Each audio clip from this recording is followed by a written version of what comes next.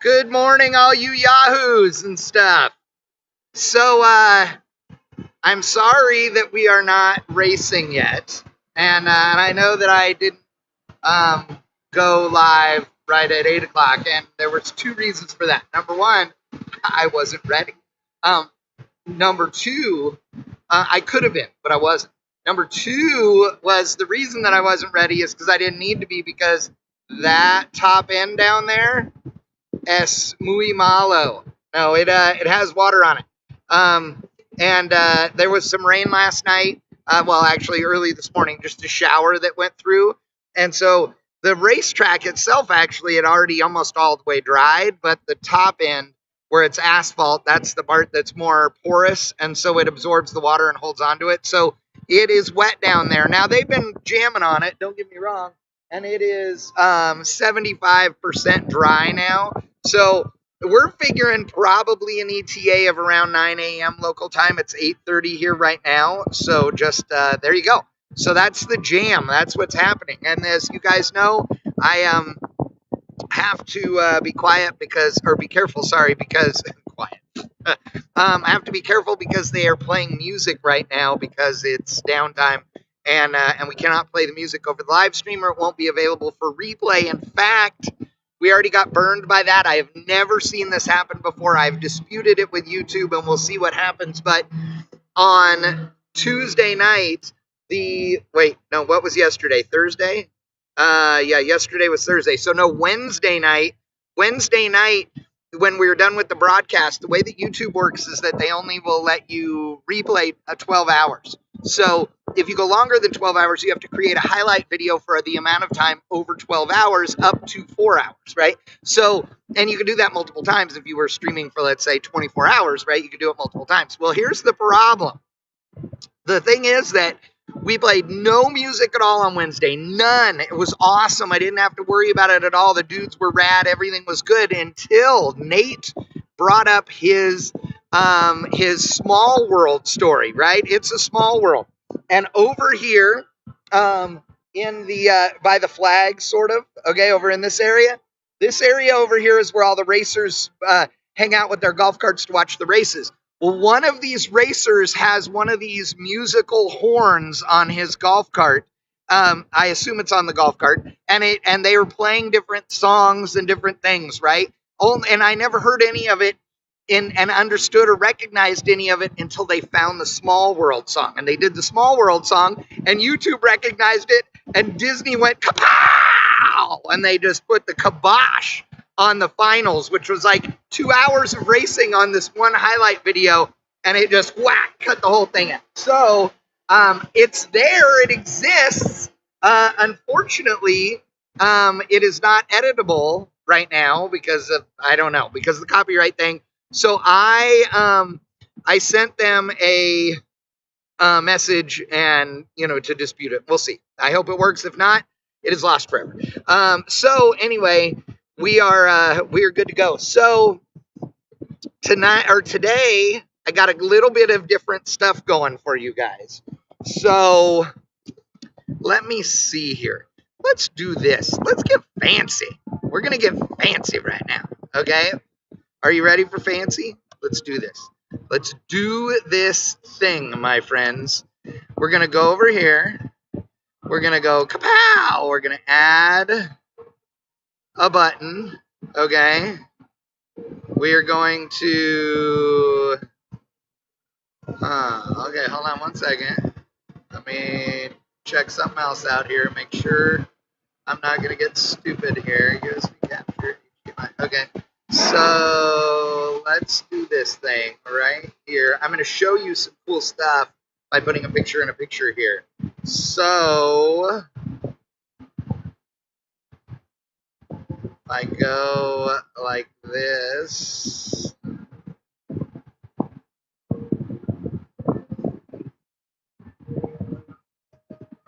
All right. Pow. Oh, yeah. Okay. So now if I, oh yeah, people. Oh yeah. This is awesome. Okay.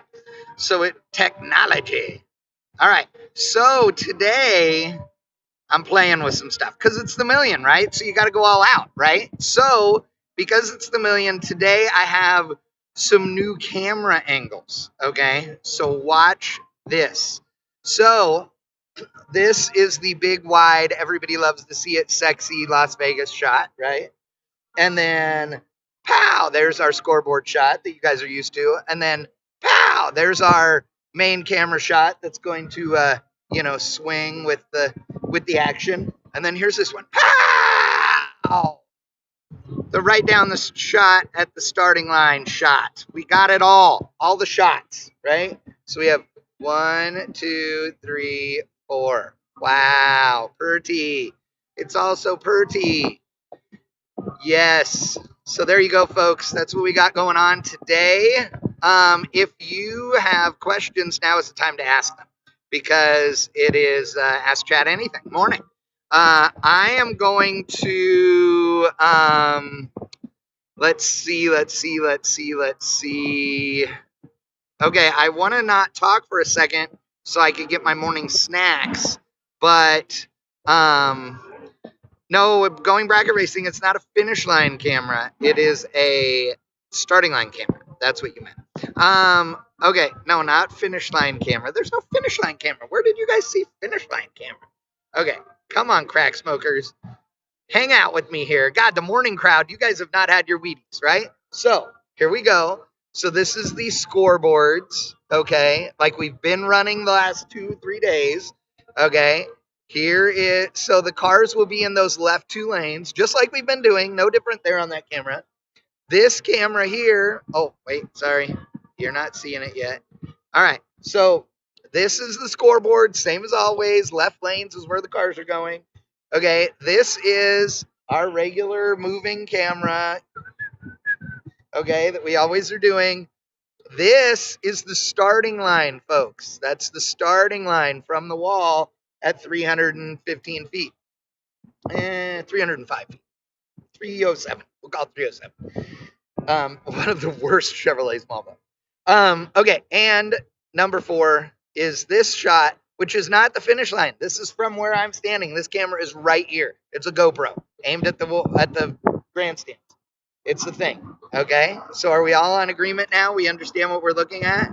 Gosh, you guys are having a hard time this morning. I'm telling you.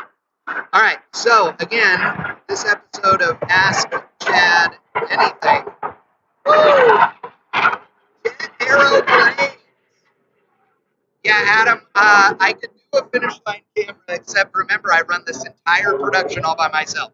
So if you want me to follow the cars and pow the finish line camera, which, by the way, then all you get is this bye, which is not great. Trust me, everybody's tried it. It's not real good.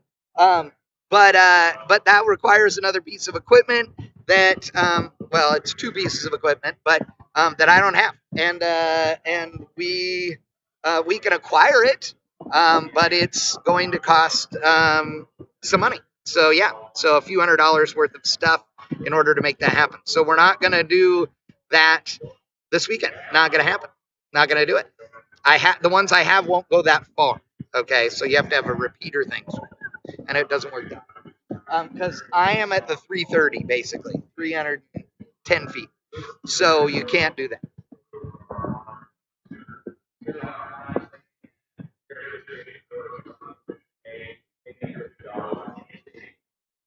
Okay. They're talking about cars coming to the lanes and whatever, giving people instructions.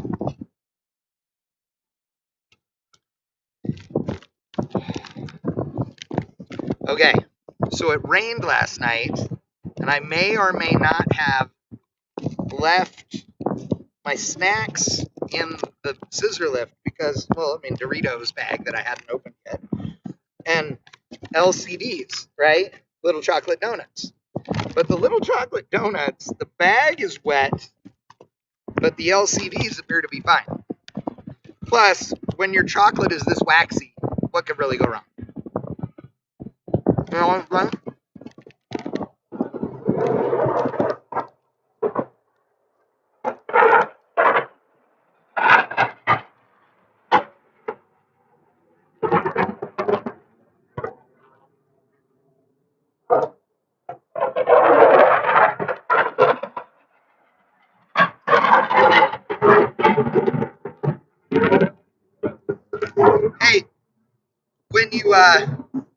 when you talk about that finish line camera, trust me, if it's not a super wide angle, you'll see this. And you'll never have a clue. If you were to stand at the finish line and look straight across the stripe, but with your hands up like this so you couldn't see the cars coming, you literally would just see this blur of stuff go by. There you go. Dude, Barn is on fire this morning. If you are in the chat bleachers on VegasShift.com, Barnalicious is the moderator of all moderators. He's like Thor, only sexier, and he is getting it on this morning. And no, I have my iced tea this morning, Del Taco iced tea. Yeah. So there you go. Okay, what the questions that don't related to a camera angle, because nobody cares.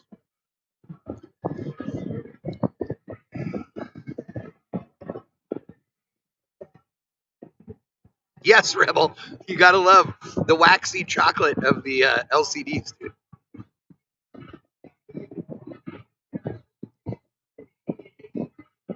Road Rush Nation, you are correct. Nothing like a bearded man eating chocolate donuts and soda. Well, it's not soda though, yeah, but yes, I'm with you.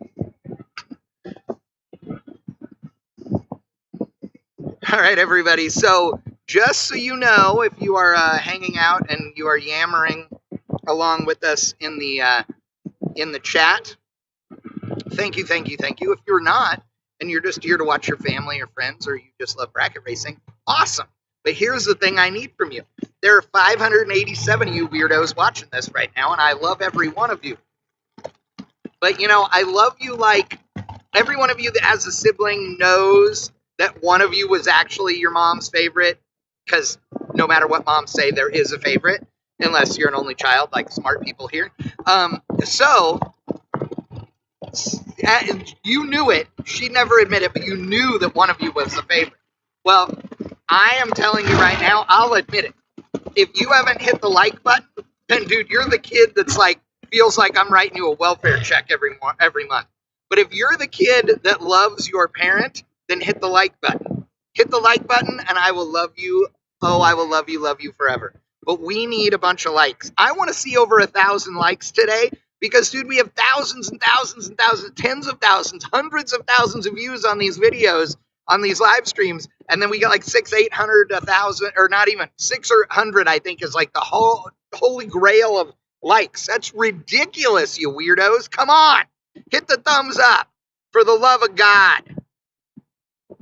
Yeah, Mike Donald, I'm gonna break your like button, let me tell you. Yes, exactly, 88 Pro Street. And Gator, love you long time. I will love you long time if you like the like button. Whack the like button. Whatever you want to say. Doesn't matter. Maybe you shouldn't say whack when I'm saying love you long time. Whatever. Yes. Finish Fireball. Funny story. I'm at Extreme Raceway Park in Ferris, Texas last weekend, announcing the Midwest Drag Racing Series alongside the wonderful, talented, and always entertaining Big Al Tucci. So I'm hanging out with Tucci and His Glory Racing. Hold tight. I'll let you know what the car count is when I know it. So it'll be a couple hundred, probably 250 or something like that. Anyway, so Tucci and I are talking. There's this guy, Banked, who's a racer there, B-E-N-G-T. And Tucci proceeds to say he's from Sweden. I, however, see the flag that he is flying on his race car, and it appears to be a Finnish flag. Now, I am not going to claim to be the flag guy of all times, like, you know, what's his face from, you know what I'm talking about. Yes. Anyway, but I'm sitting here and I'm going, I swear that's the Finnish flag. Why do I know the Finnish flag? Because Finnish Fireball in here has posted a little emoji of a Finnish flag before. So I'm like, that must be the Finnish flag if the guy's calling himself Finnish Fireball. So I'm looking at this and I go, no, Tooch, that's the Finnish flag. I'm pretty sure. No, he's Swedish. I'm like, okay, maybe I'm wrong. I'm going to give it to you because you're the voice of the Midwest Drag Racing Series and you know this guy. Fast forward a couple of days and Home Slice Binked is on watching the replay of the thing, and all of the people have told him, you know, because he was in the car racing, what it was, and we started laughing because he sends me a message on Facebook and is like, you were right, dude. Here's the Finnish flag. Here's the Swedish flag. I was like, good, we're not correcting Tucci, okay? We're going to let him go with it. It's going to be awesome. But yes, Finnish Fireball. Thank you. Thank you. Sheldon Cooper, thank you. Fun with flags. That's what I was looking for. My brain wasn't working, RTC. Not enough. Little chocolate donuts. I can fix that. I have a whole big bag of these baskets. So I think sponsorship by Little Chocolate Donut Company.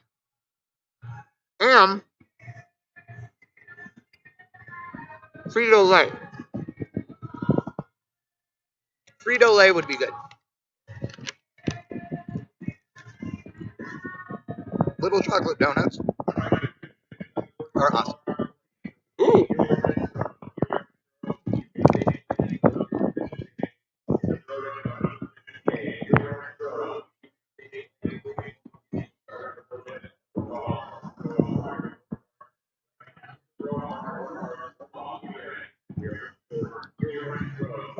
Okay.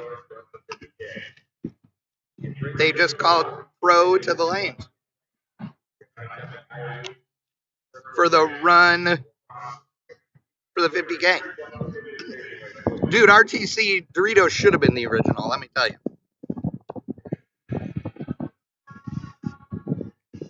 The reason that LCDs normally come in that little sleeve of like 6 or 8 donuts, whatever it is because it's all you can stand, honestly. I mean, at one time. Yes, Roar Man, I'm on a scissor lift. Ta-da, scissor lift.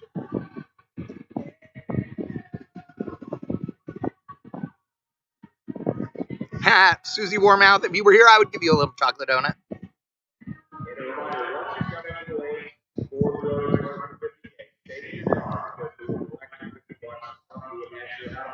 All right, good morning, everybody. They are announcing that they're calling for cars. I'm going to play some commercials here in a second. And then as soon as the run for the 50K is on, we'll roll with it. Now, if you are not familiar with the run for the 50K, I will put up the rules right here. So the rules are right here. Okay.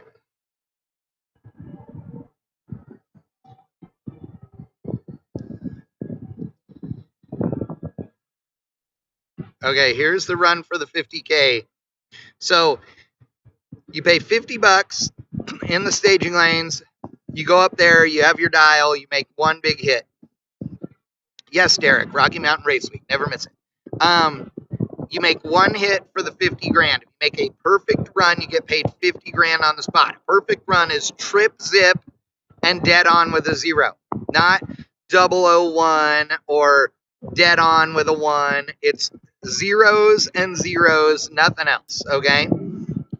If nobody gets that, well, regardless, the number 1 package gets a set of SR20 heads. The number 2 package gets 2 grand. The number 3 package gets Spring Fling Million entry for 2022. If the perfect run is not made during this time trial session, 20 grand will be paid to the first perfect run that is made during the Spring Fling Million main event. Will that happen? Who knows? For the first time ever, this happened. So for the first time ever, we actually had somebody win the Brodix perfect run earlier this year in Bristol. Or last year in Bristol. So there you go. Let's see what happens right now. Here is all the information for Friday's activities, because here in Vegas, there's always plenty of room for activities. So hang out, check it out. we will be right here, right now, live for all the racing action as soon as it gets started, and racing will be coming soon.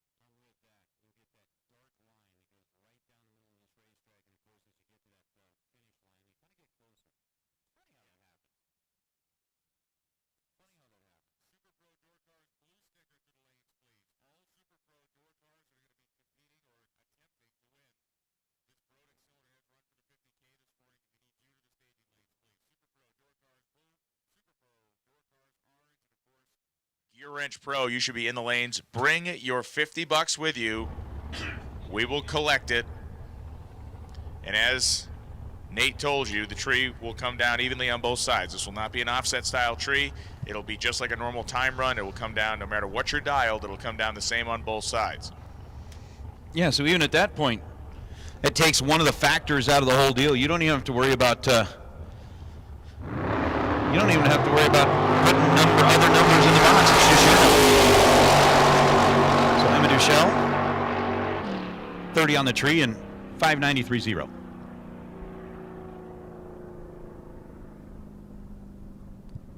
And I see Gear Wrench Pro heading this direction. Better than the stuff that kid in the movie was seeing. Right. That is definitely better than the stuff. The first time I saw that movie, the people I saw that movie with hated me. Because right off the bat, I went, he's dead. I'm like, what? You wrecked it from M. Night Shyamalan hated you too. I just started looking at him going, yeah, he's dead. M. Night Shyamalan.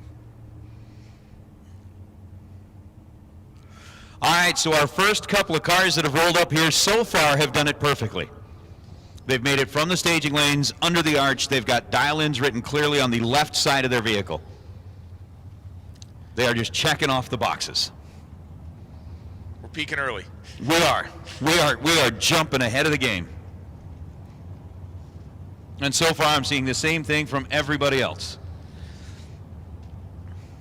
I haven't seen Michael Jackson rolling in here, who won an entry yesterday. He was an entry winner, Yeah, won his entry into the million. But again, this is the Brodix Run for the $50,000, which is not limited to just $1 million entrants. So again, if you're sitting out in the pit, want to get the car fired up, bring it up here to the staging lanes, everybody gets a crack at the 50 grand. Unlike at some other places downtown near the other strip, everybody gets cracked. I mean, yeah, I think I stayed near one of those places. I think you probably did. So Steve Lambert and Jeff DeVega to be coming up here. This is the first pair, and again, the object of the game here, perfect reaction time, dead on zero, or as close to those two things as you can to win one of three prizes that are valued in the thousands and thousands. About $10,000 worth of stuff we're giving away outside of the potential 50. Which is just pretty damn cool. Yeah. So Jeff Devy, the relapse Camaro on the right side, 631. Steve Lambert.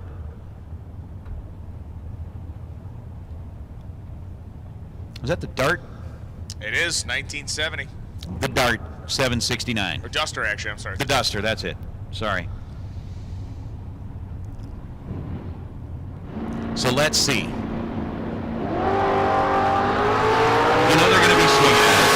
Every single time they're going to be swinging at it. So Jeff Devy misses the tree, 47 thou, goes 634 and a 631. Steve Lambert doesn't mean that they haven't stopped down by the bottom of the tower and picked up their million tech card, which, by the way, are still available. And as we'd said, the only way to guarantee that you're not going to win it is basically remain at your pit area, not enter it. Neither driver with the reaction time that really puts him in the running there. 639 on a 632 for Randy. 704 on a 706 for Jacob Phelps. Larry Pittenger and Robert Day coming up now. The Camaros a pair, 69 and 68 model year cars respectively. 635. The target for Day, 659. Mustang Citro, the 87 bodied Mustang.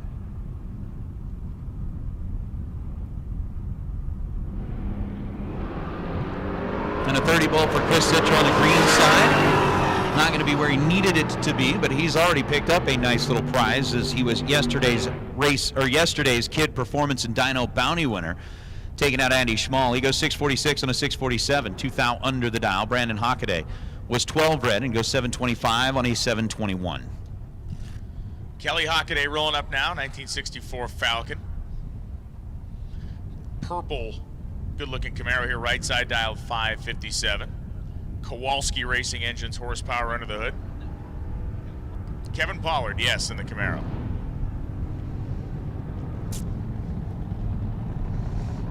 So Pollard, an absolute master off the bottom.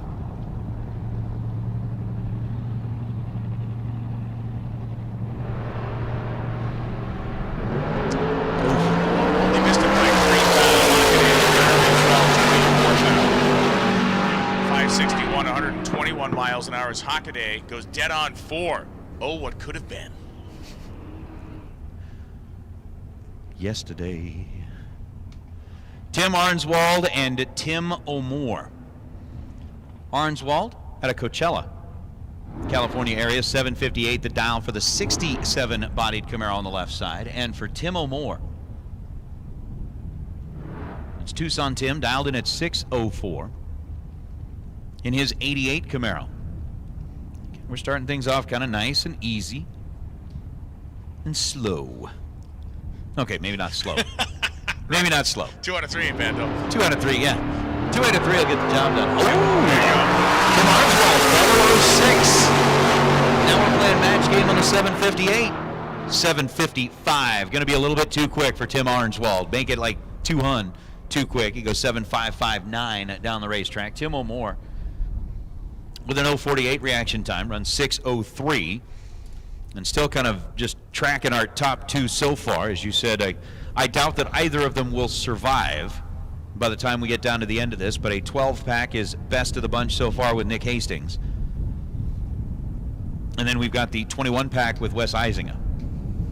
Ryan Mangus, Curtis Zenzalita coming up right now. Curtis in the 1968 Roadrunner, 658 the dial, and Mangus in the Nova, dialed 681.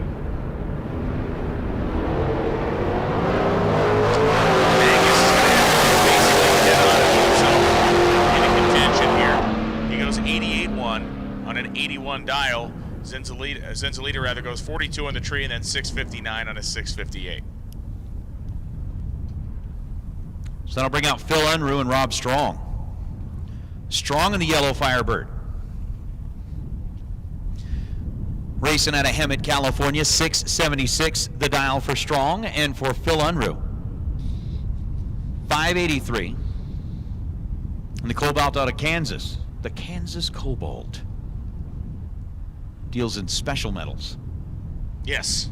Not tin. Not regular. No. Not like run-of-the-mill, average, everyday metals. They're special. They are special metals. There's something about them. Okay, Rob Strong case for himself, 007. Unruh was 20, goes 85, and Strong goes 5 over, 681.6 at 99 miles an hour on his 676 dial.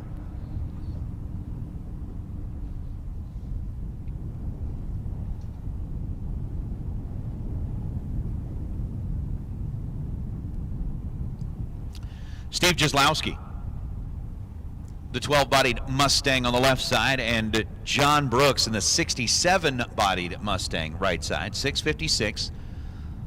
The dial for Brooks, another of the Hemet-based cars, and Jaslowski out of San Jose. Both drivers leaving early. Jaslowski red by 56,000. John Brooks red by 29,000.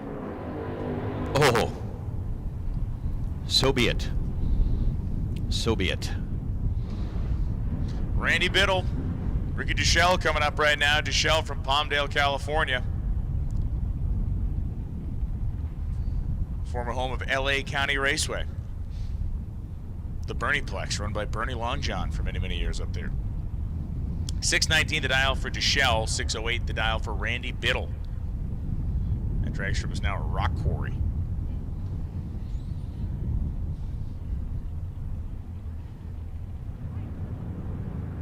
Doesn't that qualify now as politically incorrect? What, a rock quarry?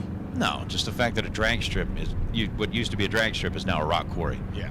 I'm offended. I am offended as well. 10 light for Ricky Duchelle. Okay. Doesn't give that 19 down there. How about 20 with an 8? Not shabby. Not shabby. Yeah, for now. It is third best for now. Third best for now. James Sturdivant and Cliff Hall coming up.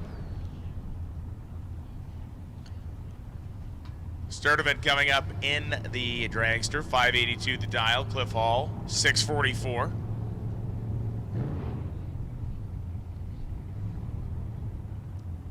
Nikki Thomas rolls to the ready line. What a night Nikki Thomas had last night.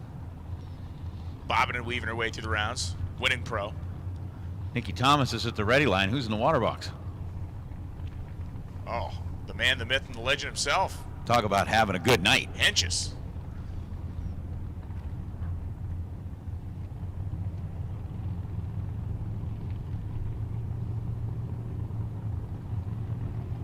Cliff Hall. 24 is Gerwin, 17. Dan Servant goes 80 with a 2, running under by 217 miles an hour. Hall runs under by 4 thou.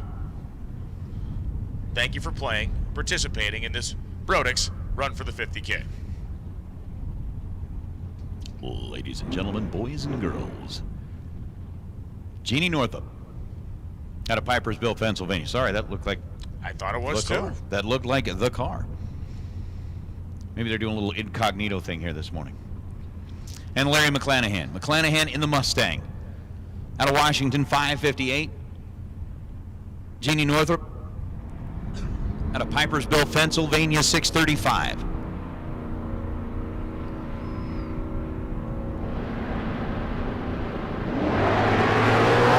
Larry McClanahan carrying the front tires in a beautiful wheel stand. Runs 561 on a 558. Was 14 red at this end of the racetrack. Jeannie was 054 on the tree and runs 636 on a 635 dial.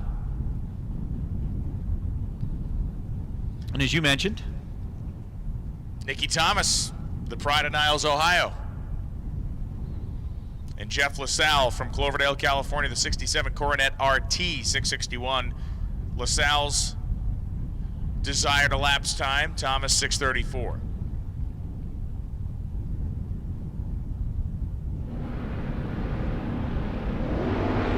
Both red.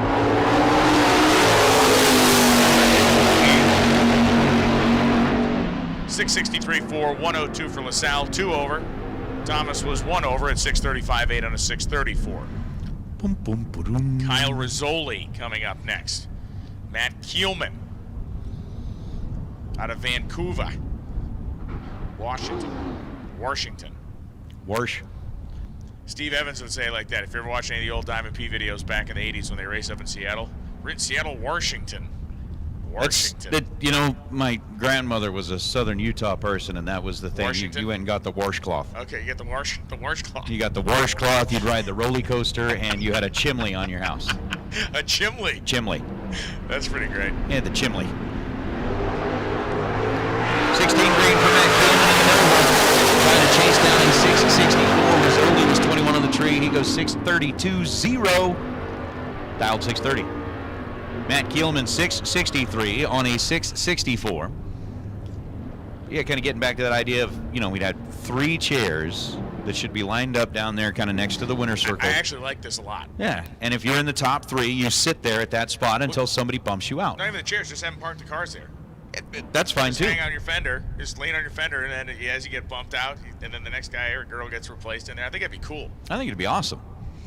You do that, and then of course, the best thing that we did when we would come out here and started doing this whole idea of running for the big money in a time run, you park Peter and Kyle right here so we can watch their faces, and every time it's a perfect light, we turn around and immediately, you know, dig it in a little bit more.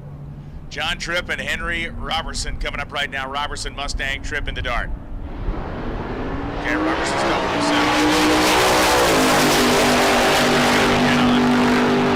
7. Isn't. Robertson is too quick by 7th out.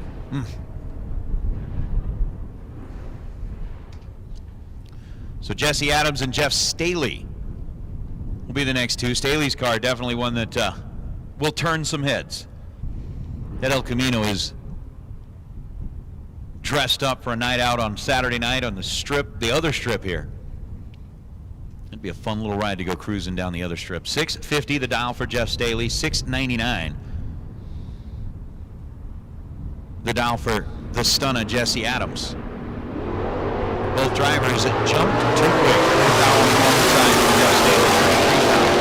On the red side for Jesse Adams as he'll go 703 on a 699. Jeff Staley 653 on a 650. As Seth McLean and Josh Furstenberg.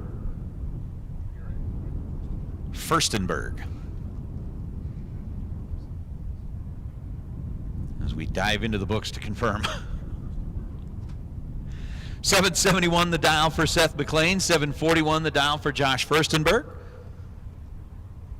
The Comet out of Washington.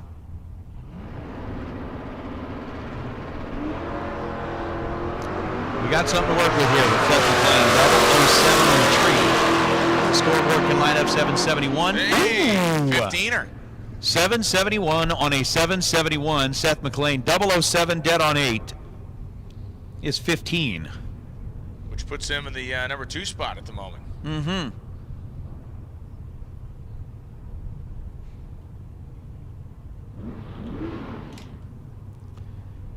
So at this point in time, if we had our chairs set up down near the side of the racetrack, we'd have our top 3 sitting there.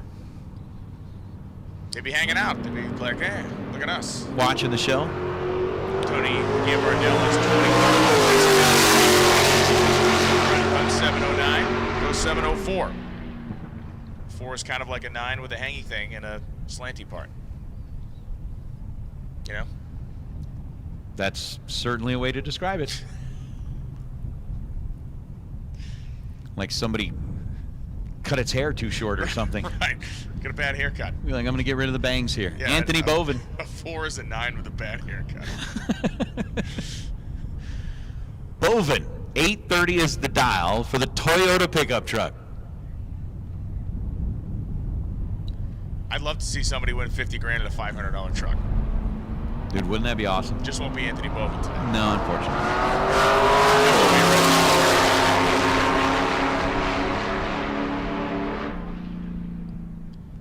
834-1, 81 miles an hour for Bovin. I think that's going to be Cerruti. You're right about that. Cerruti. Another of the Niles, Ohio Mafia. Yeah. Not sure if it'll really fit and work with his combination, but hey. He's got it. He missed the tree there, stands by 7,000 in the second. John McClellan, 24,000. The green light goes 599 on the 589. Carl Jones, 564 on the 558 for Carl. Bring out James Glenn and David Butler. Glenn's Firebird out of Ridgefield, Washington. 646 is the dial as Glenn still got the door open, letting the smoke out from inside the cockpit. Because especially at this point in time, one of the things you absolutely want to make sure is that you can see that tree.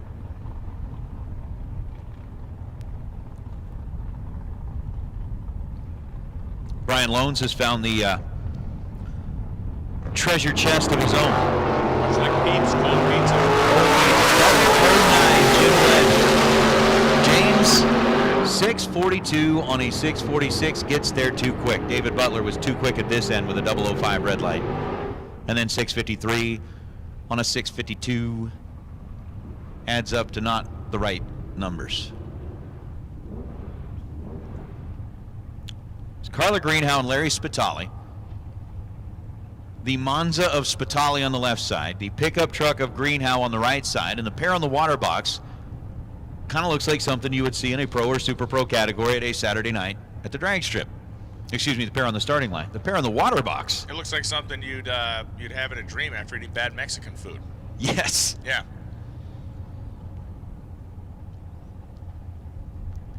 Terry Lee, the rundown of what you have missed. A lot of drivers have been very close to that perfect reaction time. Some going early, some leaving a little bit later, and many drivers are trying to match the number on the scoreboard. So far, no one has done it Las Vegas Motor Speedway. Spitali goes 5501 on the 551 dial, but both drivers are red. Carla Greeno 7085 at 94 miles an hour, but a 10th quick.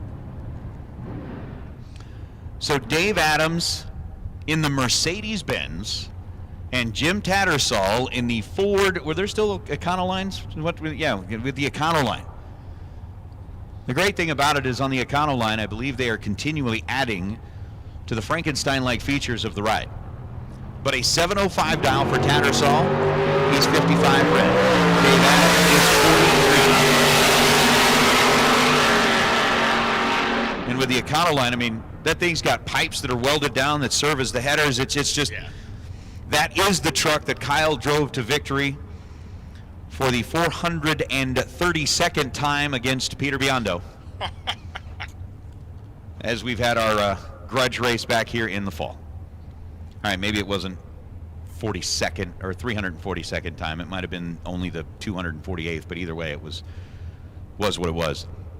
Hey, racers, just a reminder that the Fig Speed Calcutta is now open at the bottom of the tower. If you want an opportunity to get on that Calcutta, the last man standing Calcutta for today's $1 million race, you can make your way to the bottom of the tower. $75. You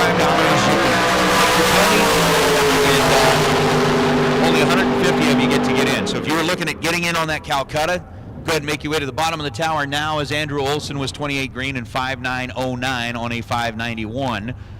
Gary Smiley was 13 green and 491 on a 493.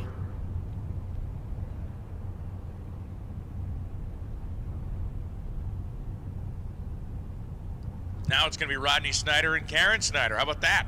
That's fun. Both racing out of Grand Junction, Colorado. And shocking, isn't it? No. Brian looks at me like, are you serious? Are you serious, Clark? 009 and 536 on a 535 for Karen Snyder. Puts her close, but not in the top three. Jeff Broussard. Dave Pratch coming up right now. Broussard, 708 dial, the 98 Sonoma. And Pratch from Woodburn, Oregon, I should say, 567. And that 72 Vega.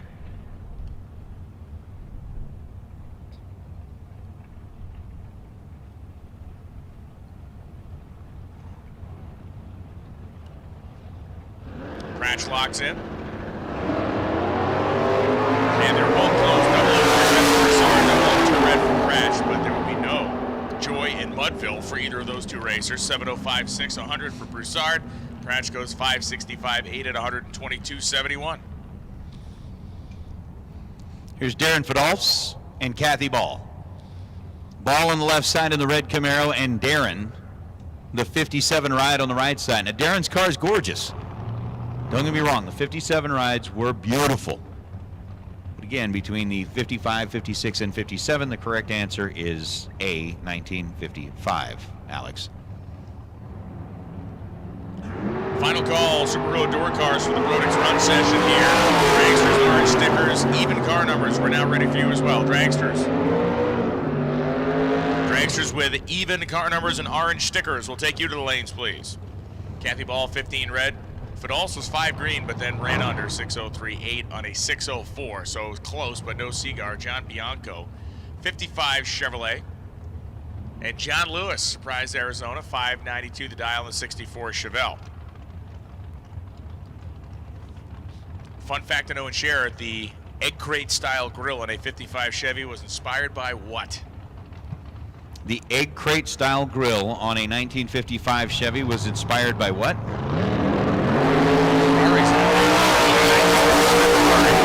That same style grill, and GM looked at it and went, yeah, we like that too. So that the egg crate style grill was actually the direct kind of takeoff from Ferrari back in 55. So 592 and a 592 for George Lewis was 23 red.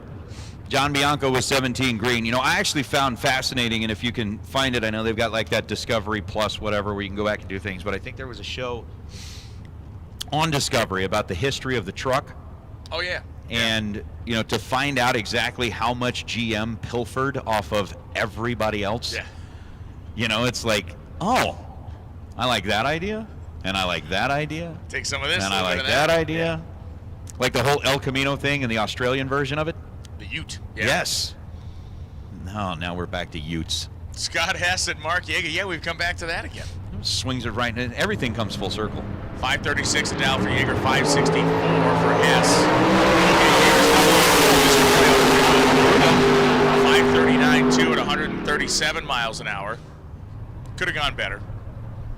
Hess was 29, then ran under by 3, going 563.7 on a 564 dial. So Roger Cotto rolling up here on just a solo shot. Roger, former Super Pro champ here at the Strip at Las Vegas Motor Speedway, and races on the stop no matter what. Always, always, always a 10:05 racer. 006. Roger. Looking for 715. 7:15 with a 1. Roger Cotto is going to jump to the top of the list. That will knock Jessica Biddle out of spot number 3. Cotto is 7 total, as he is 006, dead on 1, and takes over the top spot. So Hastings is relegated now to 2nd. Seth McLean is relegated to 3rd, as Roger Cotto's 7-pack. Got to be better than 7 total now to get your shot at the SR20 cylinder heads. So now it makes it easier, as we're watching the scoreboards. If they do not light up 15 or better, you basically do not have a shot.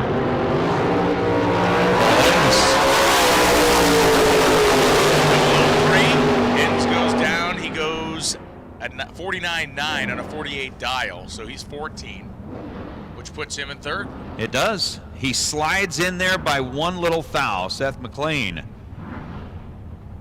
gets moved out. Now it's Robert Butler and Troy Grant.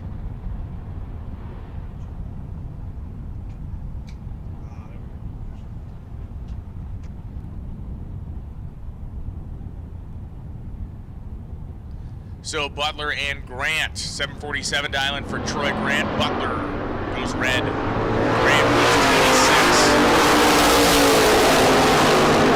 Not gonna happen. 751.7, 109 miles an hour for Grant. 644.7, 106 for Butler. I like it that now we kind of have a performance standard that you have to get there to get in. It's like having a bump spot on the board. It really is. Yeah. It's like having a bump spot on the board. It's like, all right, you know what the number is. I mean, everybody knew that the number initially is, I want to be 0. Yeah. 0 is the number that I want right now. But you'll take 6. Take 6, take 4, take 3. Take 5 as a candy bar. Kevin Shearer and Rod Taylor. Taylor in the blacked out Nova out of line 10. Kevin Shearer 13. He's got to be dead on. 537.8. Got to be more deader oner than that. 21 pack gets you our esteem and sincere happiness, a pat on the back, but nothing more than that.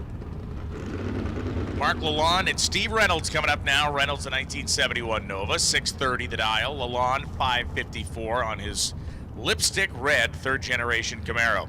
We have called dragsters with even car numbers and orange stickers. Orange sticker, even car number dragsters to the lanes. Red light start for Lalonde. Reynolds, 22. Even if he's dead on, he's still out of the prize pack. 631, 707 for Reynolds. As Lalonde, 554.3 at 123.01.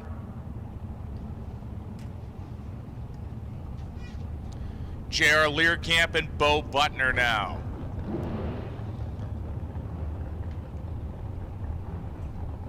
We're going to make up some good backstories for some of these people, like they're trying to save the family farm.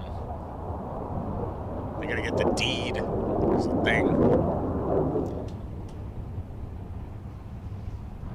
Butner locks her in.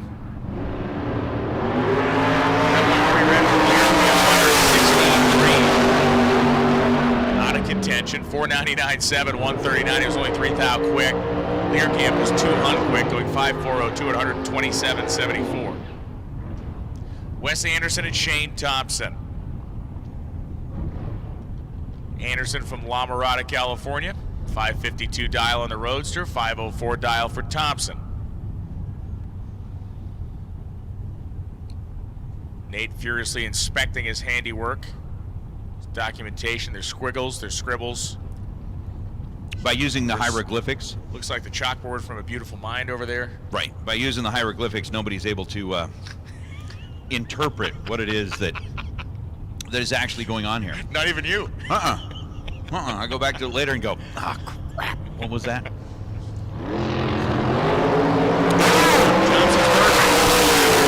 slip is shown on the bottom side of the scoreboard, and 5:03.0. The problem was the dial was 5:04. Anderson, though, goes into our top 3 with a 10-pack. Anderson was 8 on the tree, 52.2, so a 10-pack for Anderson. Shane Thompson had half of it. had the perfect reaction time, and was just a hun quick. Mike Bloomfield Jr. and Darren Taylor now.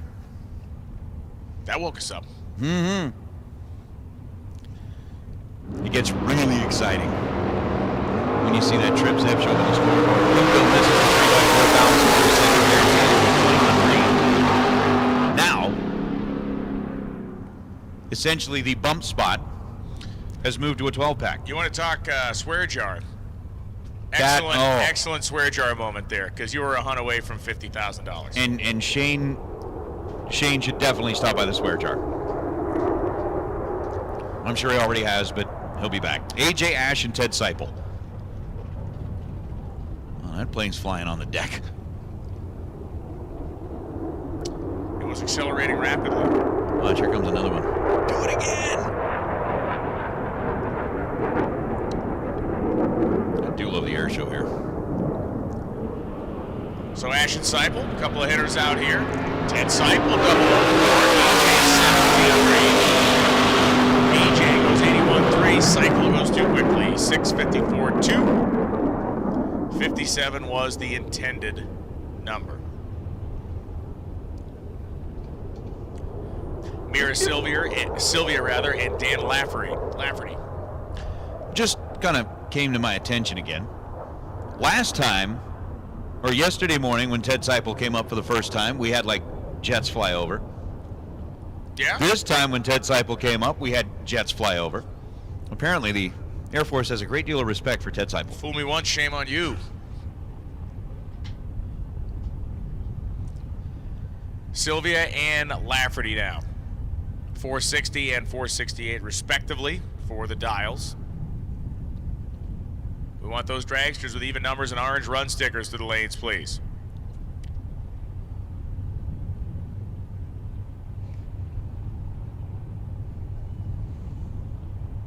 And to answer the question, yes, Terry Lee, we have several of our topless competitors that have rolled out here already today, making a swing at the tree. And these two take a swing at the tree. Dan Lafferty missed it 1,000th of a second, gets out of the throttle as that car left hard, and he is now kind of in coasting mode. Missed it by 1,000th of a second, goes 912. I'm wondering what Lafferty may have done to the car, but when he left, that thing like rocked back, put it on the wheelie bars hard, slammed it back down, and he got out of the throttle early. Mira Sylvia was 41 red and goes 461 on a 460.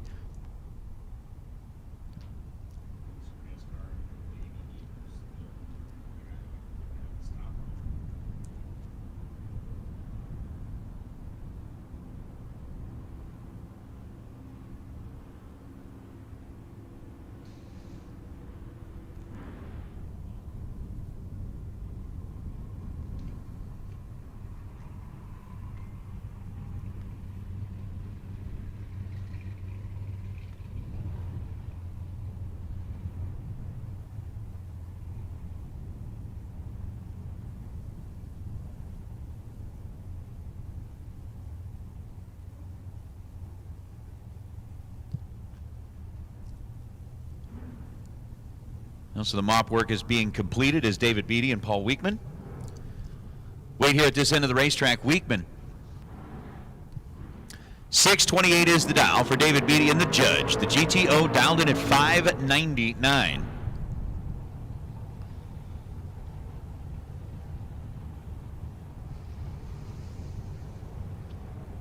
And again, you want to crack into the top three at this point in time. It's 12 total or better.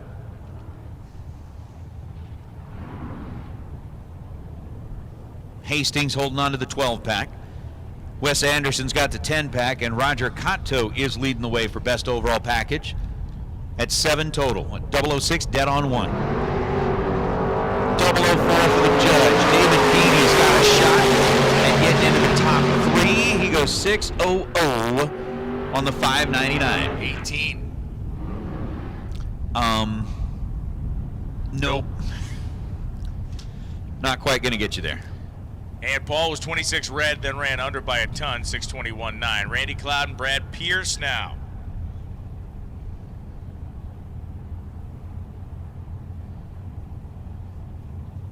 So we continue with the drag racing version of Closest to the Hole.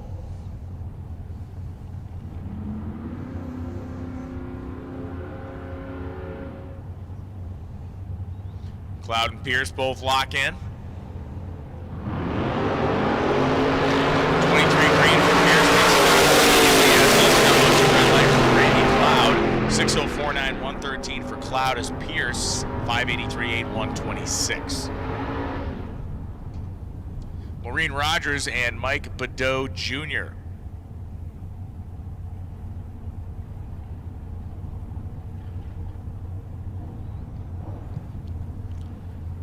Lorene in the Pontiac Grand Prix. Rough translation of that is Big Prix. Big. 712 the dial-in for Mike Badeau Jr.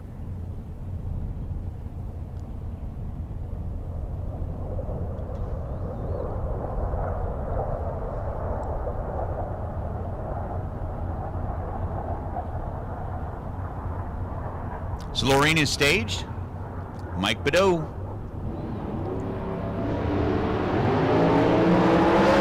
the driver's going to hit the spot that they needed in the reaction time. Badeau is double 5 red. Lorene at 48 green as she goes 491 on a 490. Badeau ends up 2 over, 714 on a 712. Dawson, to answer your question there, no, it is top 3 overall. It is a combination amongst all the categories. The top 3 best packages will get those prizes. First best package gets the SR 20 cylinder heads, valued at $5,300. Second best package gets a $2,000 stack of cash. Third best package gets a free entry into the Spring Fling Million 2022. Like we're just operating on the same page here. Crazy. Frightening. Spooky. And everything. Pete Bodie came up with his weather station earlier today, which was a stick taped to he's perfect. Bodie hit it perfect off the starting line. It goes 574.8 at 119 miles an hour, just a little bit quick. Wilson 5.806 and a 575 dial. Ryan Wilson 21 on the tree and goes 580. On the 575. Again, just a reminder, racers, that the Calcutta tickets are available downstairs.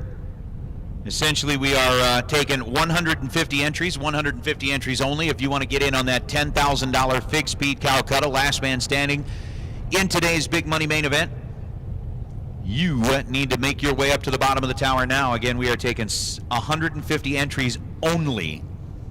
So get up and get them while they last, as Glenn Dilday and Austin Hockaday. 651 left side, 553 right side. Then it happens to be Glenn right side, because Glenn is 19 green. Glenn will take it down to the stripe, 559.2, 123 as Hockaday goes 648.3 at 104.83 miles an hour.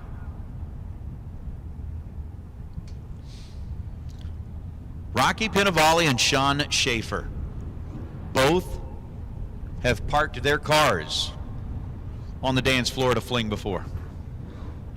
Rocky back east, Sean Schaefer right here. 5 flat, the dial in for Sean. 592, the dial for Rocky.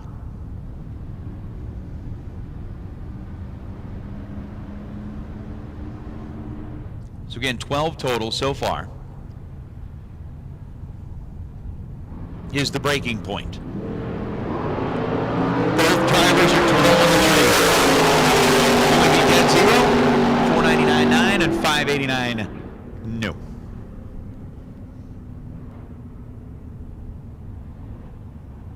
Wow, so Shane Thompson had a 503 on the car, changed the dial to a 504 at the very last second. Then he went 000 and ran 503. Are you kidding me? He placed. He put a nice little donation in the jar. Oh man. Oh my goodness. That is rough. That one right there, I would have pulled the car over at the top end of the racetrack and just made a total mess in the sand trap. I mean, I would have just man. lost every bit of breakfast and whatever was left over from dinner. I mean, it would have just everywhere. Dennis Paz and Hunter Walker coming up now. Walker dialed 622, Paz dialed 628. 037 lane for Walker. Not in contention. 619, 4111 as Paz goes 627, 8, 108, 61.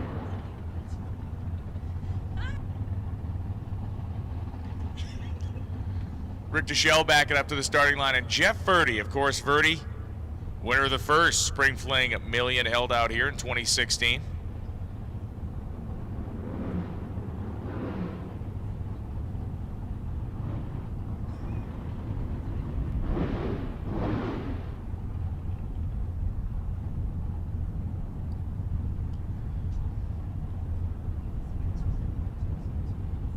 DeShell 558.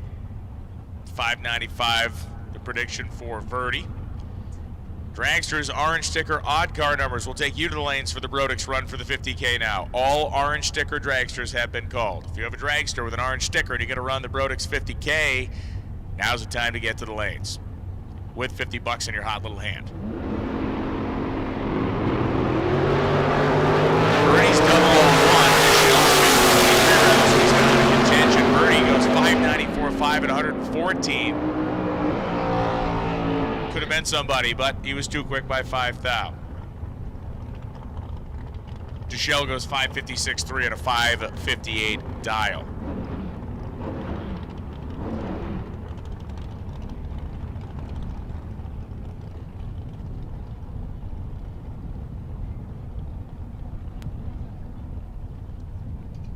Chris Galitti and Emma DeShell coming up right now.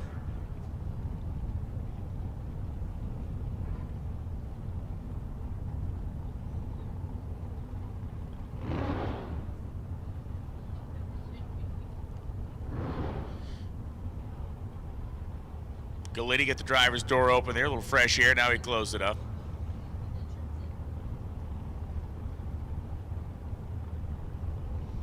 And Emma DeShell from Palmdale, California inches that Corvette ahead.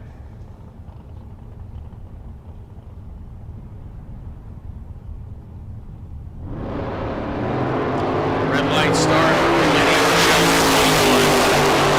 Too far off to be a contender. 588.8, 115 as Galitti goes 574.2, 121.91. Aaron Markham and Jason O'Terry.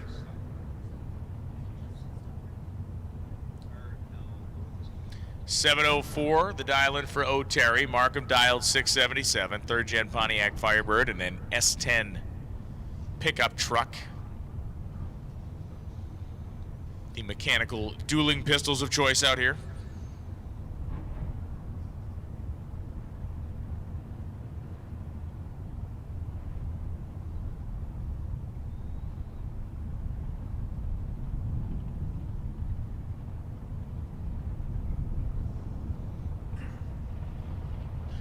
If you have a dragster with an orange run sticker on it, even or odd car number, you got to get to the staging lanes now if you're going to run for the Brodix. Run for the 50K. Sounds like a good idea. Sounds like a great idea. I mean, there's still lots of room out there. There's a 7-pack, a 10-pack, and a 12-pack. Just wish I hadn't left my dragster at the hotel this morning. Right? You know, they're really difficult. Aaron Markham, 679.5 at 99 miles an hour. Jason O'Terry, 706.3 after a 31 red light. John Corbin now and Sean Langdon. Langdon in the Camaro that I think he and Rizzoli are kind of swapping spots in the driver's seat. 631 the dial for Langdon on the left side, and for John Corbin, 564.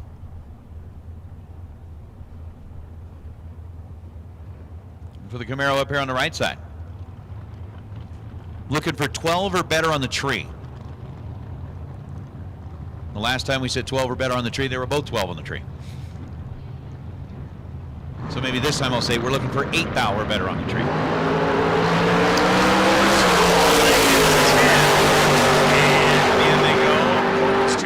Langdon's too quick. Both too quick by 4 on. 6:27 for Langdon, 5:60 for John Corbin. As now C.W. Hofer rolls up in the Nova, which it seems to me like I think he and Ryan Mangus may be swapping spots in the driver's seat. As Alan Mackham out of Washington in the 67 Nova. 572 the dial for Alan.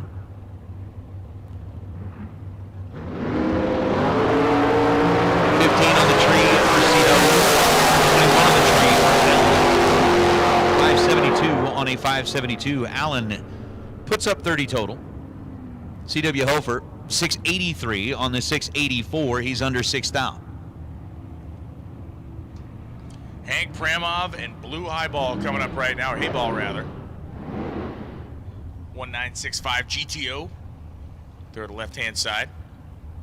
And Hank Pramov. We saw Hank put on a pretty good display for himself on Wednesday during the Maytag 30K day. That he did.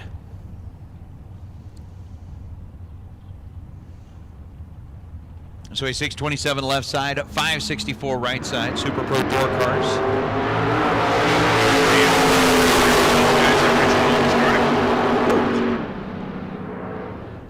That was odd.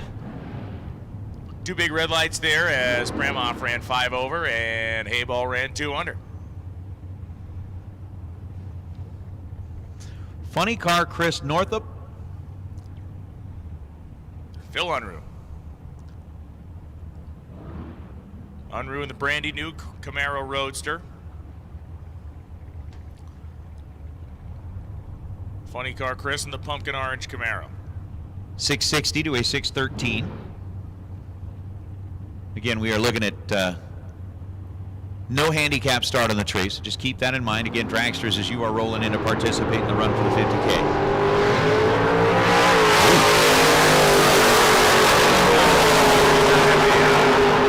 Reaction time, and Chris ends up a 25 pack. Which means no soup for either of them. Back at the line. I have to go back and try to make friends with the soup kitchen guy. Dan Northrup. On the left side, 596, Michael Pennington. It looks like we're going to get like a Pennington parade down the right side of the racetrack. I was wondering if like maybe Cassie could have snuck her way in there as well, and Michael, and you know, line up the roadsters, line up the dragster. Philip. They're all kind of hanging out there. 506 the dial on the right side, 596 the dial on the left side.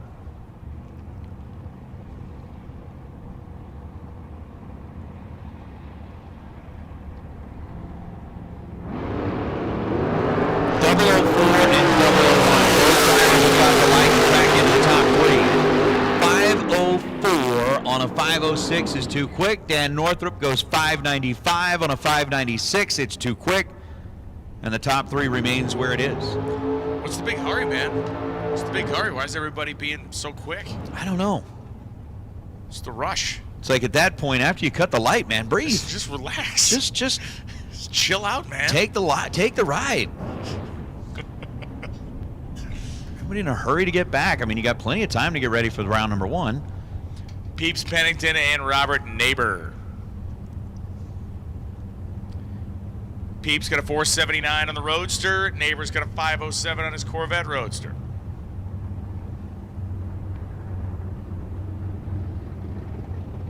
And both of them have visions of sugar plums and $50,000 dancing in their heads.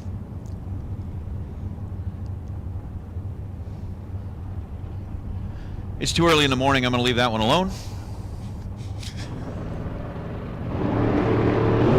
And both of them have red lights shining. 001 red for Neighbor, 006 red for Peeps Pennington, who then went dead on 3. Ouchies. Neighbor goes 505.9 as Dave Jackson and Caitlin Tripp come up. Tripp in the Dart, 595 dial. Dave Jackson, 497 dial in the Corvette. Did you say Caitlin drifting the Dart out of the water box? Might have seen that. We could look at the wavy gravy style tracks, yeah. And she basically had that thing twisted sideways and was drifting it to the starting line. That was cool. Golden, Colorado, $5.95 the down for Caitlin. Get in on the big speed Calcutta. Tickets being sold now, $75 a whack, only 150 being sold. Be in and win. $10,000 for basically sitting here watching a drag race, holding a ticket in your hand. Double on the and then too quick. $4.95 on a $4.97. Story of the day. Too quick. I think everybody's expecting it to be a little bit slower than it is out there. Breaking news, it isn't. Yeah. Beep, beep, beep, beep, beep, beep. Not faster, or is faster than you think. Faster than you think. Faster than you think. Jeff Devy. Is that Bloomfield? That is Bloomfield. Bloomfield the junior.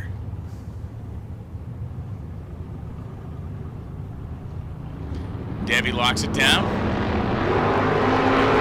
Team reactions. Team gets you a bupkis around here. 638.3 and 104.36. 637.1, 106.68. Bupkis, an underused term these days.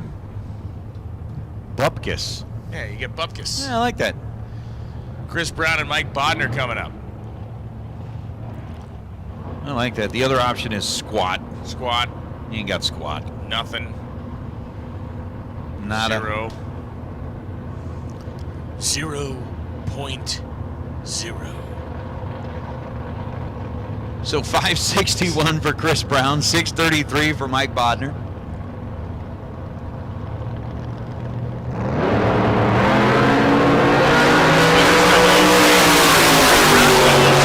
Bodner trying to go 33, goes 26.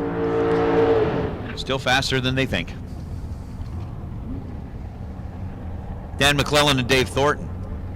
As we get down to what appears to be the end of our door cars and the beginning of our dragsters, but I still see like a whole bunch of door cars lined up back here, so maybe the door cars are...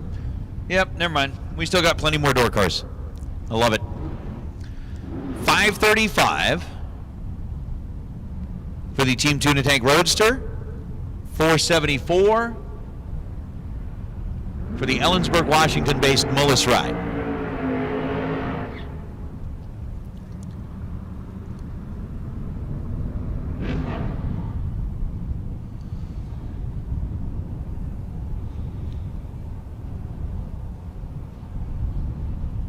And I do have to admit, I am still a bit surprised that we're still sitting on a 12. You and me both. JJ, I had done that at one point. We'll do it again. Both red. 004 red. 22 red light start for Thornton. McClellan got the memo. Dead on 6.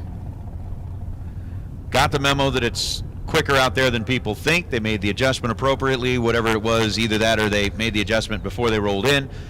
Went 535. David Thornton made a little bit too much adjustment, as he was 79 on a 74. Now we got Kevin McClellan and Cody Stevenson. So again, public service announcement from those of us in the tower. Due to the majority of breakouts, it is faster than you think. This public service announcement brought to you by the folks at Las Vegas Motor Speedway. Kevin lets her rip for a 002. Stevenson 009. Stevenson trying to go 488, goes 493. Kevin trying to go 57, goes 56.8. If we averaged it out, though, he'd be in good shape, but we don't. We don't believe in being average. Listen, speak for yourself. Just saying. Average is not acceptable. Jess Biddle and Dave Ocker coming up. I strive for a crushing level of mediocrity in my life. Middle rung. And let me tell you something. Yeah. You are on point, my friend. On point. Ocker dialed 486, Biddle 607. The fighter jets went in on the action. You know, the question is, obviously the fighter jet can't get a rolling start. Jeff's going to miss his 3 by 10,000 for the second. Davey's going to go 16 green. So back to the question that I had at hand. From a dead stop, how fast does a fighter jet accelerate? I mean, it takes them a minute to get, not really a minute, but it takes them a little while to get rolling. The trick is the catapult on their quickest. Well, I'm not talking off of a carrier, That's when Garlitz raced the fighter, like the F-18 or whatever in the 90s, or whatever year well, I guess it was with a Tomcat or something like that. They did it for Outright Magazine. They put it on they had a ground, like a training slingshot, like that they use in the carriers. So he raced his top fuel car next to the jet that was getting shot out of the thing, and he crushed it. Crushed it? Yeah, crushed it. As it should be. Yes. Now, once you get into the air, different story. But on the ground. Oh, yeah. I mean, it's the whole thing. Once you're moving, but there we go. Carrying the front tires again. Randy Middleton on the tree. And 645 on a 643. Ends up 2 above. Calvin Locke, 509 on a 507. He's also 2 above. So we'll bring out Dean Bush and Race Kid.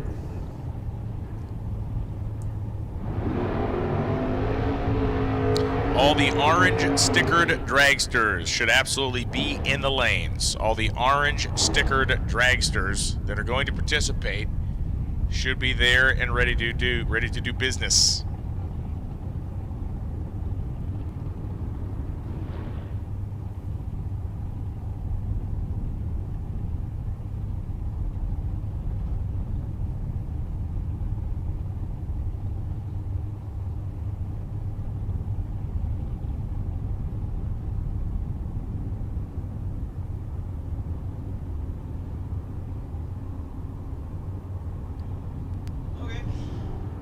So Kid dial 574, red light start, Dean Bush 59 on the street. Enjoyed his trip down the 8-mile drag strip here, but he will not receive any accolades for it. 477.7, 142 for Dean Bush. Just getting out of hand now with accolades and Bupkis and Spencer Massey and Cindy Wiggins are coming up now. Wiggins on the right side.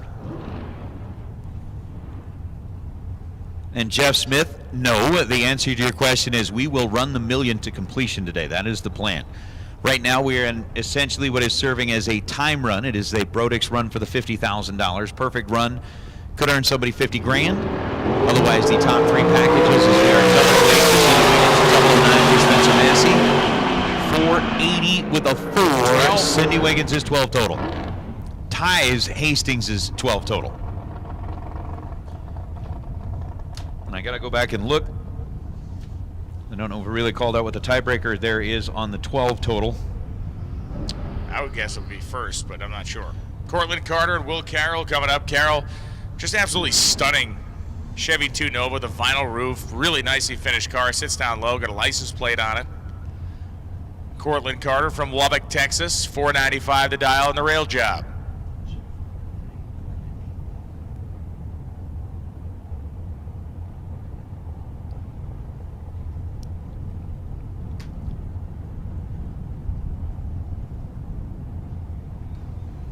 Everybody's locked and loaded here. Double O fire, double O fire. Carter shooting for a 495, Carroll a 745. Carter's too quick, and Carroll's too quick by 7 thou. Solid reaction times, but the finish work came up short.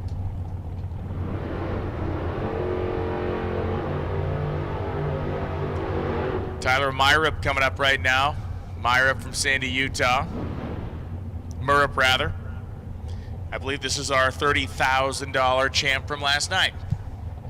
Yeah. I'll go with you on that. Since you went with me on the other one, I'll go with you on this one.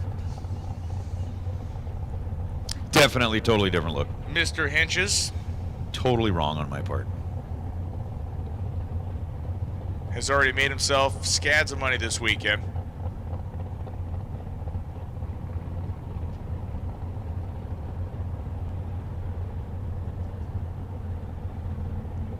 And Tyler going to find his spot on the right side. 21 and 69 legs respectively. Thank you for participating in the Brodix run for the 50K.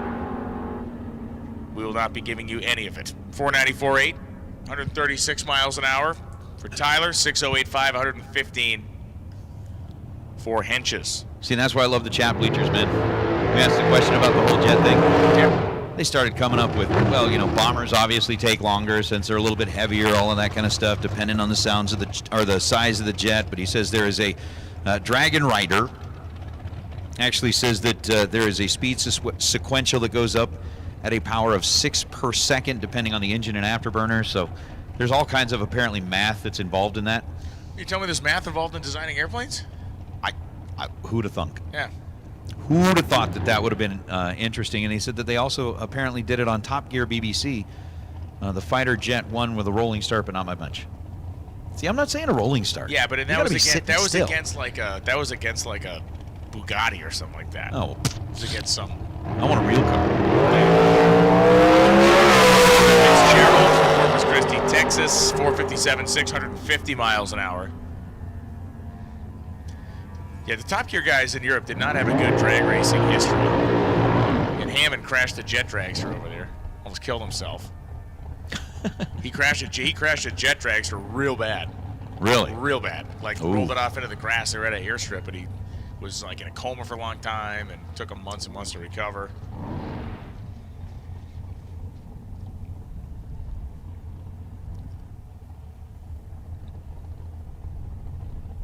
So David Kane, San Antonio, Texas. As we're going to get into some track prep here after this run. 009. 476.0. Nope. Let's go 475.4.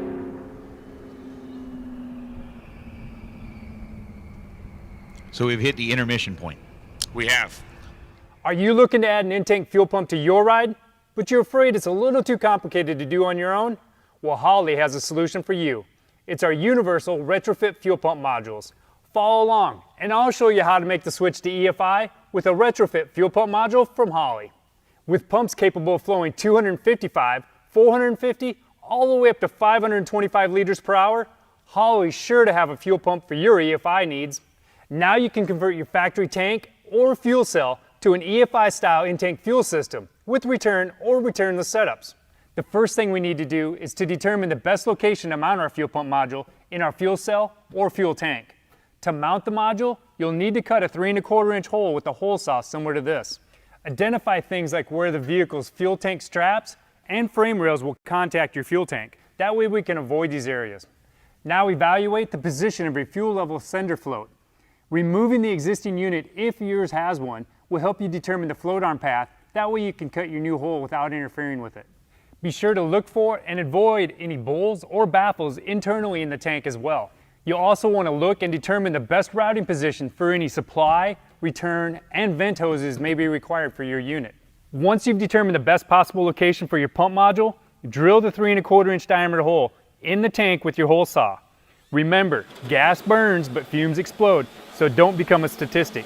If you plan to reuse a fuel tank, make sure that all the fuel has been removed and consult with a professional about degassing the tank before cutting or drilling.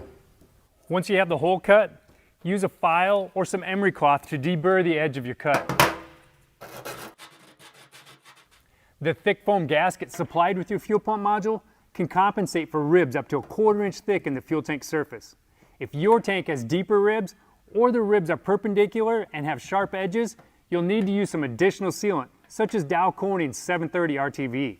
Apply the sealant between the foam ring and the tank surface to seal it properly. Remove and clean any debris that may have fallen into the tank during the hole cutting process before you start the installation.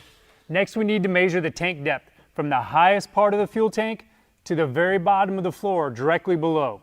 The maximum tank depths that our pump modules can accommodate vary from 12 to 13 7/32 of an inch, depending on which pump module you choose. And minimum depth requirements range from 7 to 9 inches depending on the model. Now take this tank depth measurement and insert it into the chart found in the instructions. Subtract your depth measurement from the supply hose specifications listed for your specific model to get the proper length for the supply and return hose. Now measure and mark your return hose, starting with the end of the tape at the end of the hose and pulling back towards the module. Once you have your mark, you can cut the hose to length. Now cut the supply line that's already pre-attached to your fuel pump using the same method. pulling from the end of the hose back towards the fuel pump, then mark and cut. To determine the length we'll need for our pump hanger bracket, you'll use the same measurements that we used earlier for our return and supply lines. Using your measurement, place a mark on the hanger bracket and then cut the hanger at the mark. Install the pump hanger bracket to the flange boss using the 2 screws and lock washers supplied with your kit. Install the bracket so that the groove is facing your fuel pump. You'll have to remove the foam ring in order to access both holes. Install the pump hanger bracket to the flange boss using the 2 screws and lock washers supplied with your kit. Then torque them to 12 to 18 inch-pounds. Don't forget to reinstall the foam gasket. Slide the screw clamp over the supply hose and push the hose outlet onto the hose barb found in the pump module body. In order to gain better access to the clamp screw, you can remove one of the clamping lugs. Next, rotate the pump until it contacts the hanger bracket. Then slide the hose clamp towards the pump and over the hose barb. Tighten it to 13.5 inch-pounds. Now install the 2 2-inch diameter screw clamps around the pump module and mounting bracket. Place a clamp at each end of the foam sleeve on the pump. If you've chosen an EFI system that's capable of being run returnless, why not choose one of our returnless fuel pump modules? The installation is the same as before, but be sure to check the chart included in the instructions, since the base measurements change with the returnless style pump modules. When you go to install the hydromat filter onto your fuel pump module, position the hydromat so that the shortest length of filter is closest to the wall of the fuel tank, and the longer section is pointed towards the center of your tank. You'll also want to avoid interfering with the swing motion of the fuel level sender float, as well as any internal baffles or bowls. First, remove the caps from the pump inlet and the filter outlet.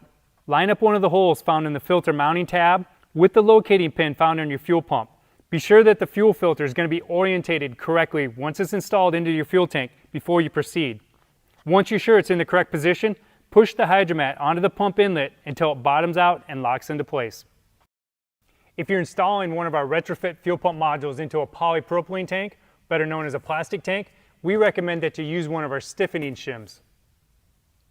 Separate the shim at the slot and spiral it through the tank opening. You can apply some adhesive compound, like Loctite 571, between the shim surface and the tank to hold it in place. Use clamps or tape to keep the shim against the inside surface of the tank opening until the adhesive sets up. Position the shim so that it's not visible in the opening and wipe away any excess Loctite that protrudes into the tank opening. Before installing the pump module into your fuel tank, install any adapters or ports needed for your supply, return, and vent lines. Now is also a good time to go ahead and install the preferred electrical connector. Now we're ready to install our pump module into our fuel tank. Make sure that the foam ring is installed on the flange of the pump module. Slide the longer side of the hydromat into the tank opening first. Then fold the shorter side, just enough to allow you to get it through the whole opening. Now lower the universal pump hanger into position. If you can, look to see that the hydromat is in the desired position and that it's not interfering with any internal obstructions. If it is, you can rotate the universal pump hanger assembly as needed. Make sure that all the swing out mounting lugs are in the closed position, then lower the module the rest of the way down into the tank.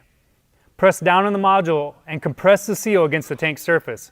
Then tighten the assembly screws in a clockwise motion to swing the mounting lugs out into the open position. Then gradually torque the 5 assembly screws using a crisscross pattern until the torque of 40 to 60 inch-pounds is achieved. Finish your install all the way to the engine bay with one of our fuel system kits. We have several to choose from depending on your needs, and they include hose, pumps, regulator, fittings, filters, and clamps depending on which one you choose. To complete your installation, make all the necessary connections for your fuel, vent, as well as electrical connections and the fuel sending unit. Once you have your tank up in place but not fully secured, it's a good idea to go ahead and power up the pump. That way you can check for any leaks. If you're leak free, go ahead and raise it in its final position and secure the tank. Make sure that you don't pinch any wires or crush any fuel lines though.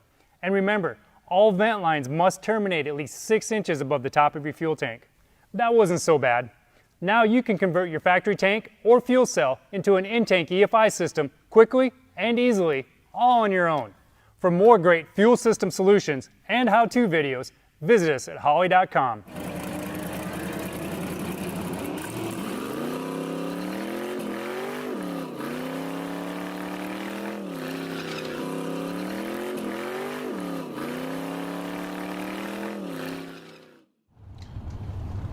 There's now Bob Siemens and Matt Lee. Next two.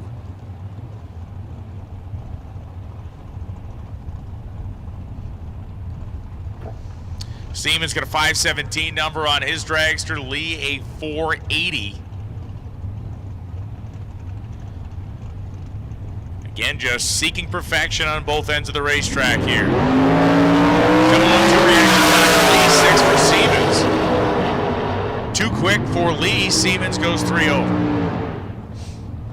So the numbers at this end of the racetrack were right to try and crack into the top 3. The numbers at the other end were not, as now Kevin Johnson and Robbie Gear. Gear who puts that burnout down to about the 330-foot mark. It's like our emotions are being toyed with here. I know. You know, you get, hey, 002, perfect. That's the name of the game. That's the name of the game here on a Friday morning, as it has been for the last several years. You get all excited about something and then disappointment. Then no pony for Christmas. Right. You think you're getting the pony, Like, no pony. exactly. It's such a terribly heart-wrenching experience over and over. You're a puddle over there, man. I see it. I am. My stomach's in knots. That's because all the fried cheese last night. That's true. That's true. That does play into the effect. Fried cheese and spicy chicken wings will have your stomach in knots the next morning. All right, now we're in set. And we just Robbie Gear was 9 thou red. Kevin Johnson was 18 thou red, and Kevin Johnson goes 504 on a 500. Robbie Gear 009 red at 479 on a 481. Now, here's the thing. I mean, no matter how bad I may have my stomach in knots right now and how terrible I may feel, there's somebody out there right now who I mean, could you imagine what it would be like? Hypothetically, you're out here, boom, trip, zip, perfect. You go down there, you run one number, and realize that in the staging lanes you had that number on the board, but you changed it. Just, can you imagine what that would feel like right now? I cannot. It would just tear me up. Would feel not the best. Yeah. So with Michael Johnson out of Arkansas, 490 is the dial. Don Sefton's got the 436 in the blow-a-car. Here in the nice little lope. See if he can turn the lope. That's a nice one. 19 green for Sefton. Michael Johnson was not in the ballpark. You know, it's funny. I thought of something last night when I got back to the hotel and we were making jokes about the fried mozzarella. I saw a show about like fair food, you know? Oh, yeah. There's a fair stand. Guy sells a quarter-pound mozzarella stick. Quarter-pound? It is a quarter-pound deep-fried hunk of mozzarella with a drive shaft running through it, basically. Could you imagine if you were to eat a full quarter pound of fried, as again, I've been appropriately schooled, mozzarella, that it has to have an effect. Dude, like liquid plumber wouldn't touch that. It has to have an effect. It'd be like 3 days. It would be very bad. The benefit to that is you could like drive across country in one sitting. Exactly. You'd never have to stop.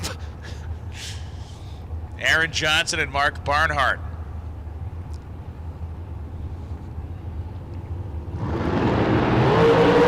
Here we go. Johnson is perfect. Goes 491.6, a 16 pack for Johnson following the perfect reaction time. Barnhart was 19 and ran 7 under.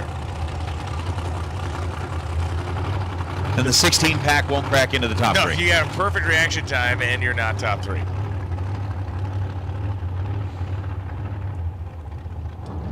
I think that was the third trip zip we've had in this session. Yes. Roarman throws in there the soft cheeses are easier to digest. Well, that's haunt my dreams for a long time. Chad Axford. Oh. Tom Bayer coming up. Nobody's making a good old fried Gouda, though. wonder if that would even work. They make fried butter, you know. Why? I don't know. You can get fried butter, I saw a thing. Look, the first time I mean, I'd heard about deep fried Oreos. The first time I tried one was at Galat a couple years ago, and those things they're legit. They're definitely legit. Tom Beer goes 50. As they head down the racetrack. 4.508, 155. Beer 5.05.6, 135. There was a guy at Virginia Motorsports Park for, I believe it was a shakedown race a couple years ago that had a, fry everything type of stand. Yep. And I'm pretty sure you could actually just walk up with something and hand it to this guy and he would fry it. Like, it was, all bets are off. But he was doing the Oreos. He brought up some of those. He was doing a bunch of stuff. I mean, I tried the deep fried bananas in Thailand. They put almost like a little egg roll wrapper around it. I think. Yeah, they put like a little egg roll wrapper around it and deep fried. I bet that's pretty good. That's really good. Because it kind of get that caramelizes it. You get the crunch and yeah. All right. Caramelizes the sugar in the banana. That thing's pretty good. Do they have any fried quarter-pound cheese things over there? No, cheese is actually hard to come. Dairy in general is hard to come by in Thailand. I'll tell you, what we used to do is Hunter Patton's got the 456, John Kalechi's got the 510. You know how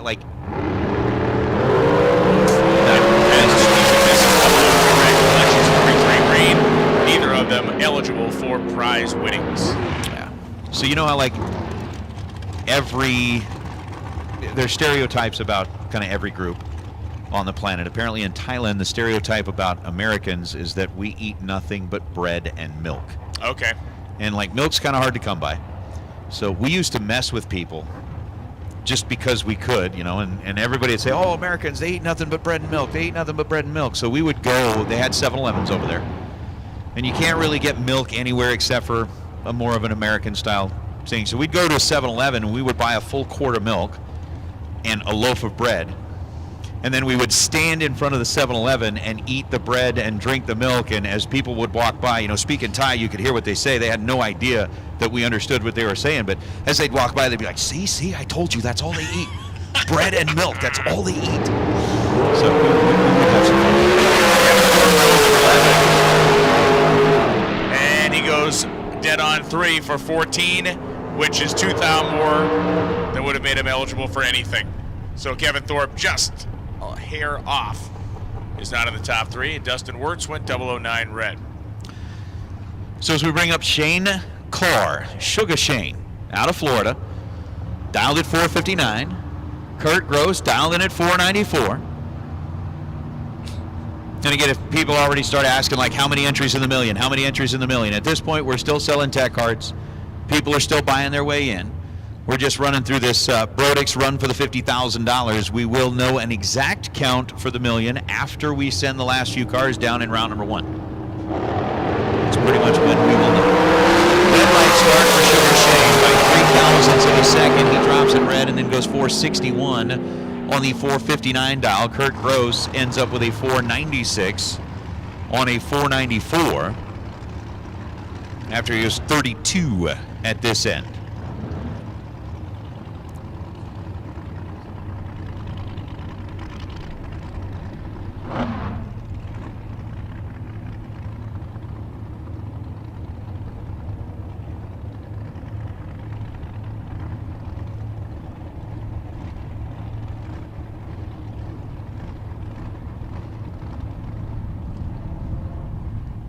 Brian with the eyes of an eagle.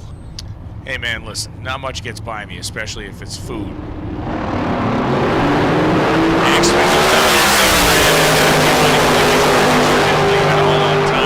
Axman runs dead on 2, but that 007 red light removes him from contention. Kalechi 503 also dead on 5, but his reaction time wasn't red. It was just far, far, far too green.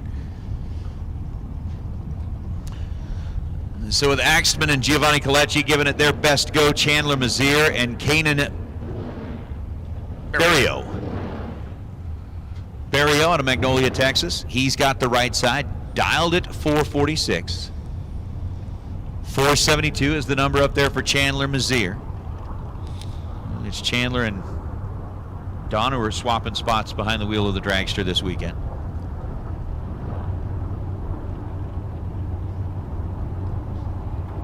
So,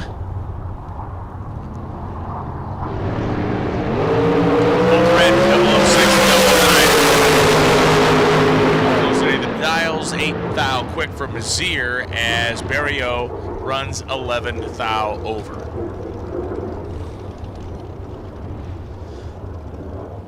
Well, Ofer. Hannah Cook and Dennis Lithgow. Dennis on the right side, 465. Hannah, who raffled her way in to today's main event. She was drawn out in, I can't remember, it was raffle 5, 6, 7, whatever it was. But she got in by way of a drawing. She's dialed in at 449.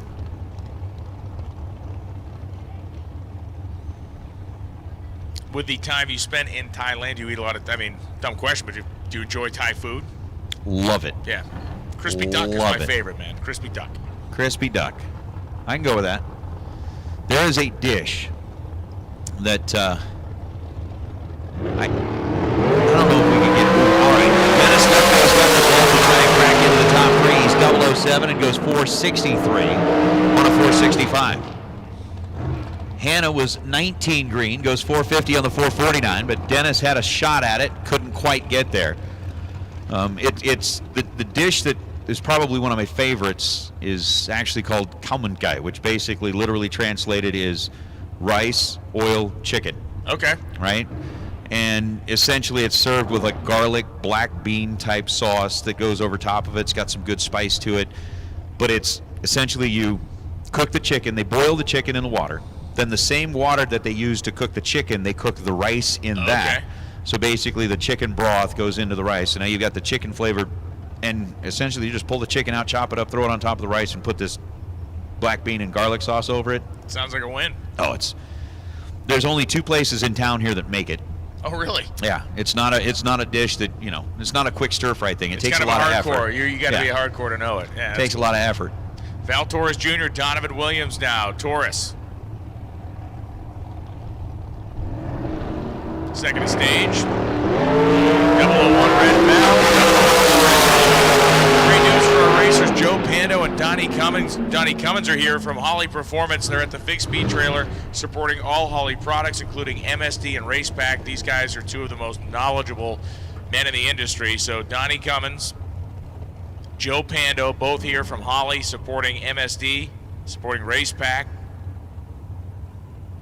And they can certainly answer and help with technical questions and or issues. Damon Bustamante and Vinny Domino coming up right now. 470 for Bustamante. 460 for the island for Domino. Hey, racers, we'll now take dragsters with a blue run sticker and even numbers to the lanes, please. Blue run sticker and even numbers. We'll take you to the lanes, please. Blue run sticker and even numbers. We'll take you to the staging lanes, please.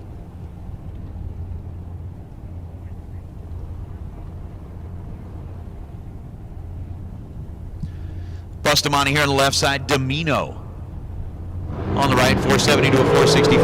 Neither driver changed ended up being a 35 for Domino, a 42 for Bustamante, as Bustamante 471 on the 470. Domino's also 1 above.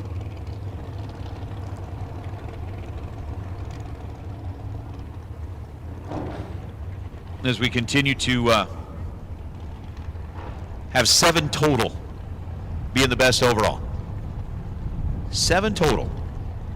Somebody's got to get inside of that.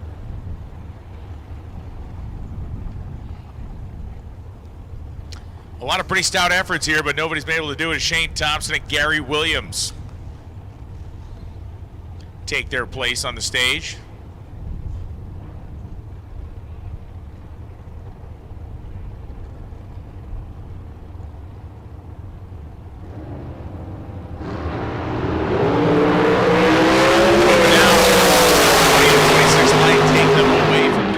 As Gary Williams goes 484.6, 142. He is about 100.5 under. Shane Thompson 457, 4.6 thou too quick on a 458 prediction. Robert Domino and Brian Cam, the next 2. Domino is rolling up here on a brand new set of shoes. Saw the stickers on the car in the water box and just disintegrated as he came out, getting a little heat in the tires. 454. Dial in on the Pennzoil side. For Brian Cam, 481.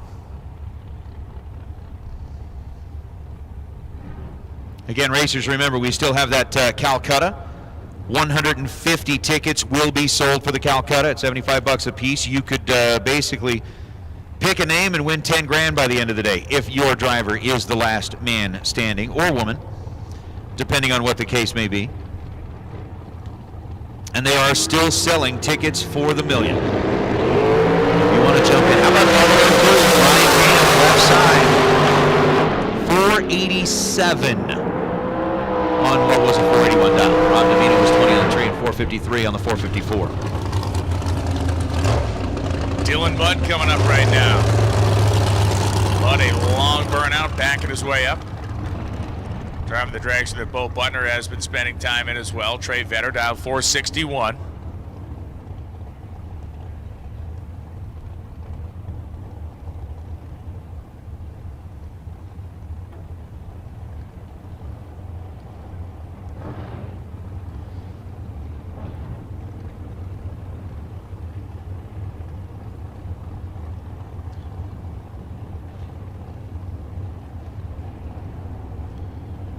Mudd's pre-staged, Vetter halfway home.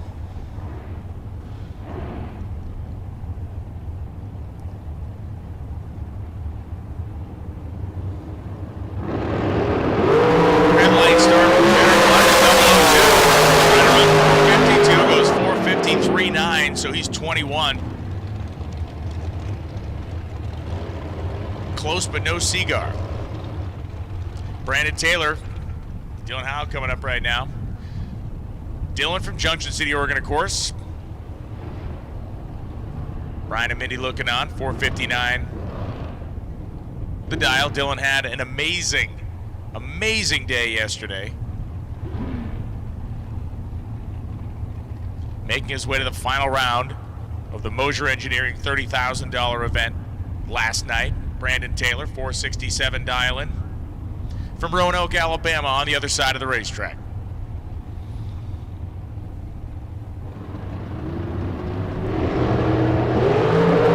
Both drivers are in. Taylor by 18 thou, Brandon by 003. 458.9, only a thou quick on the dial-in.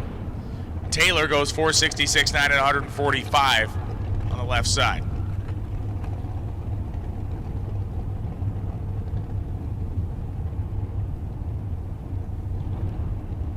Chance Parker and Chuck Babcock coming up right now. Babcock from Yorba Linda, California.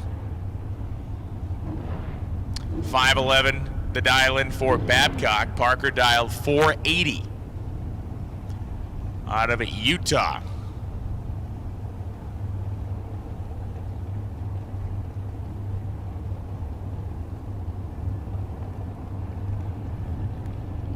And Parker's in.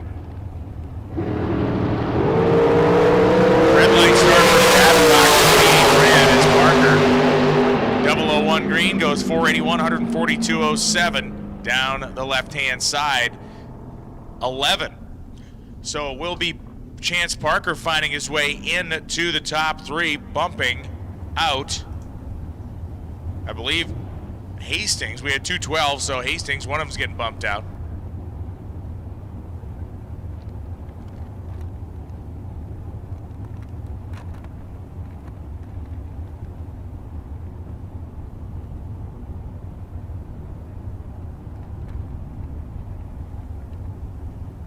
Updating the records here of Nate Hershey. We keep track.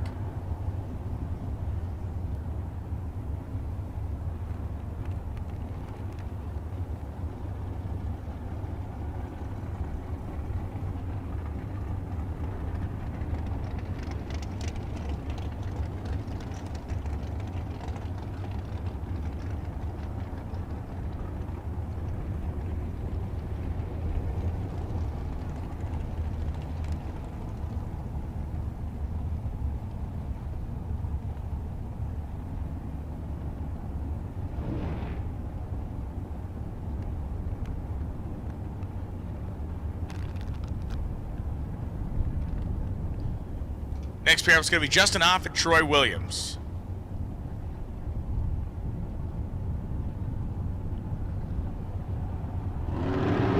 It's actually just going to be Justin Off.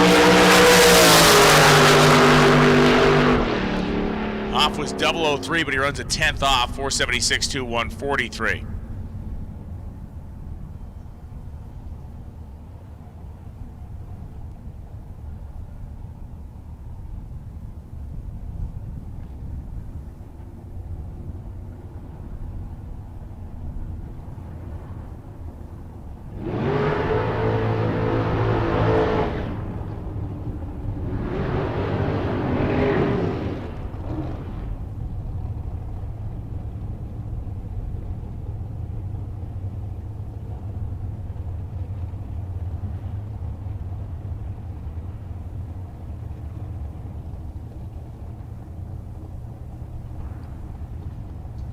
So Jesse Adams and Doug Johnson coming up next.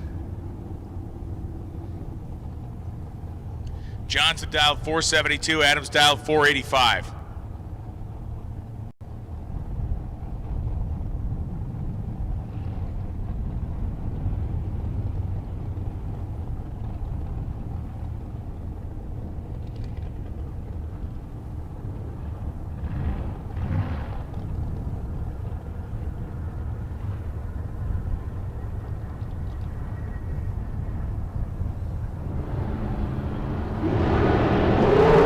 Down the racetrack they go.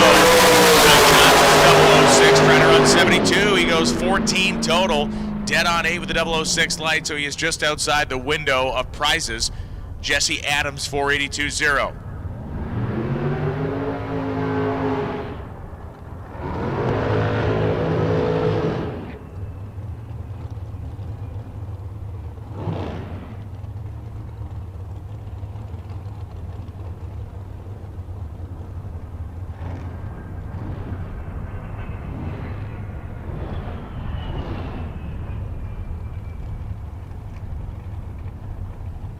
Jeremy Sears and Willie Flores. Flores 497 to dial in. Jeremy Sears dialed 491.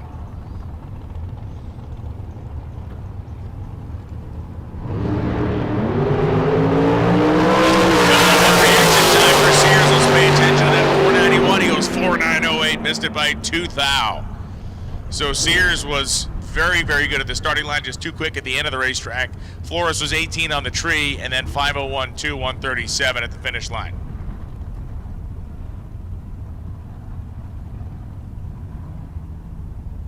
Tim O'More and Tom Clark.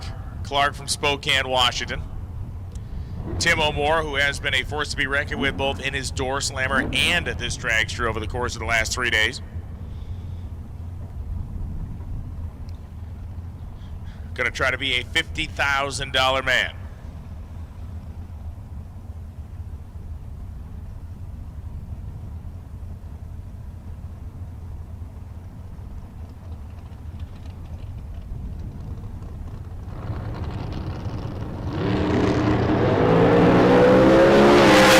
Tim O'More's 10 on the tree. Clark's 18. O'More goes 5:37.8, running 4 over his 3 over his 5:34 prediction. Tom Clark an 18 reaction time and then 2 over. Not going to be a factor here. Terry White and Ray Harshbarger coming up right now. Harshbarger dialed 499 and White dialed 471.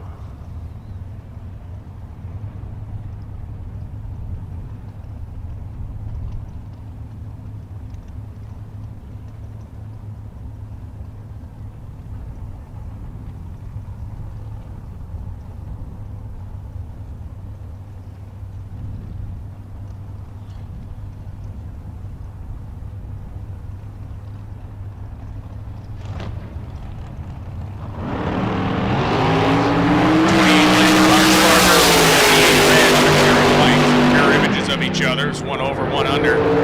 White runs dead on 4. Harshbarger runs 006 on a 499.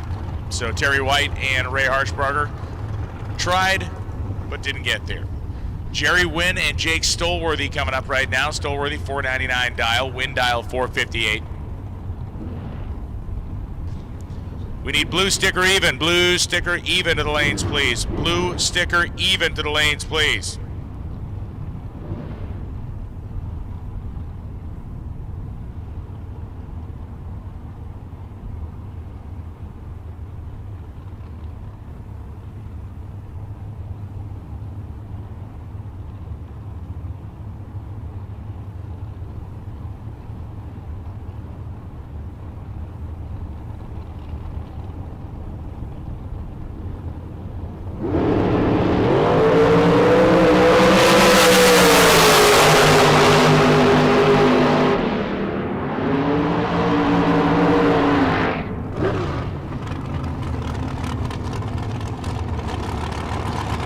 Barclay and Sean Hart now coming up next. No dice in the last pair that went down the racetrack.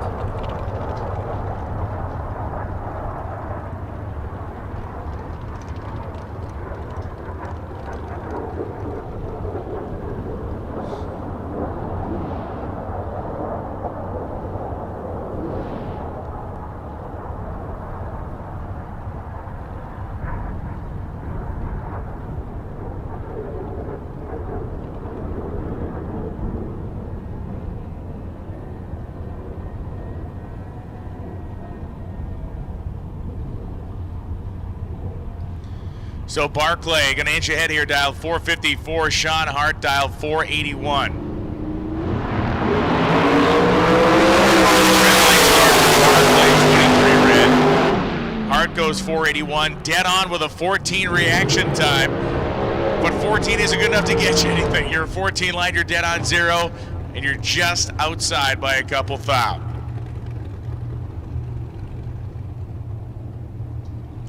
Chase Learcamp and Don Butkowicz coming up right now. Boy, did Don have himself a good day. Deep into the rounds last night of the Mosier Engineering 30 grander.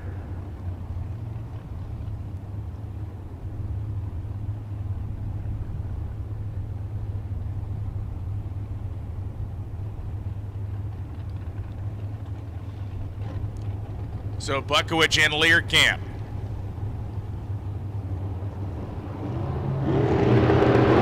Red light start for Learcamp by 3. Butkowicz is 5. Let's see how tight he can be to that 483. He goes over 11 for a 16 package. So Butkowicz just outside the window. But again, very good run.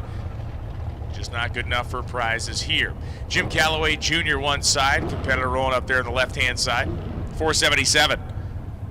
Las Vegas Travel and Tourism Board side. 496 for Calloway on the Pennzoil side.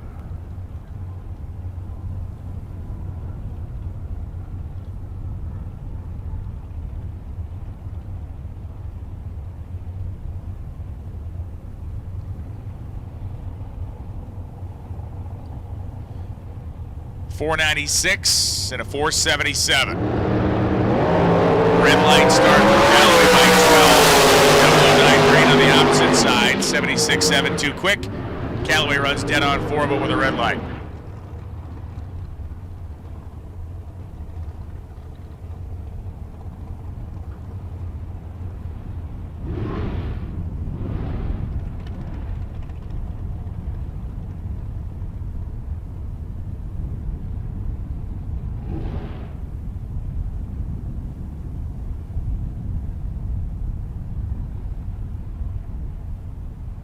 Tim Markerglue coming up on the left side.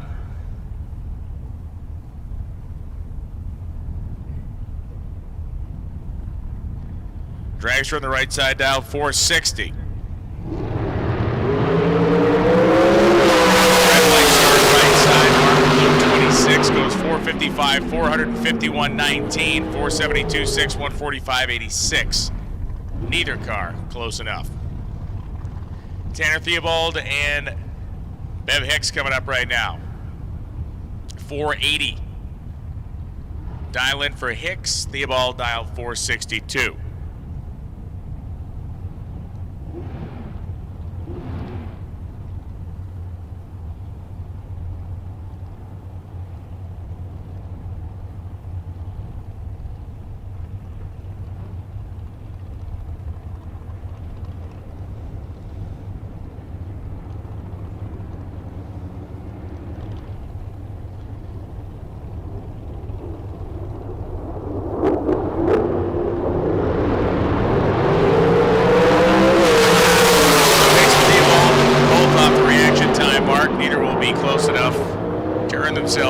Hicks ran dead on 6, but had a 78 light. Lane Savar and Logan Ward coming up next. Once again, Dragster's blue, even. Dragster's blue, even to the lanes, please.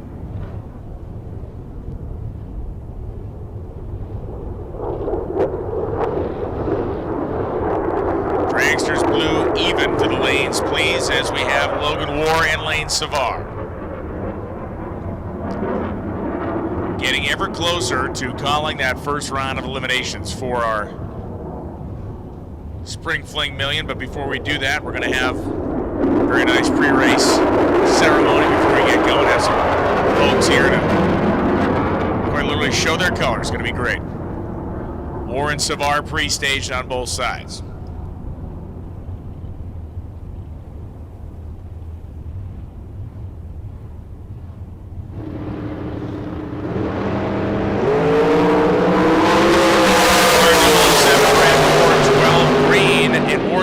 Six, giving him 18 outside the window. Savar goes 3 over, 484.4 and a 481 with a 007 red light start.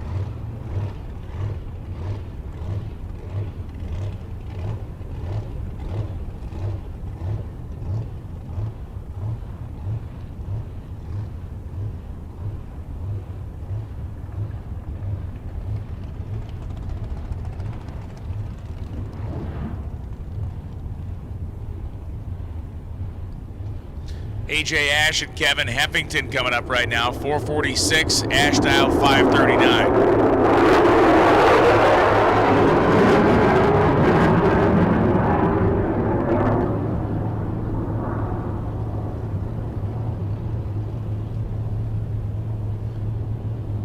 Heffington halfway there, Ash dial 539, working that brake pedal into the rear ahead.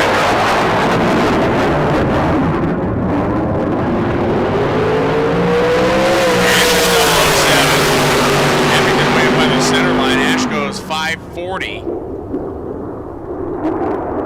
Over by 1 gives him 17, so Ash is outside. Heffington 447 on a 446. As each pair goes down, Roger Cotto gets closer and closer to a set of cylinder heads. Mark Miyashiro coming up right now. Dale Taros. Taros in the front engine drag action that was giving people fits yesterday, dial 549. Miyashiro's car not backing up, dial 492.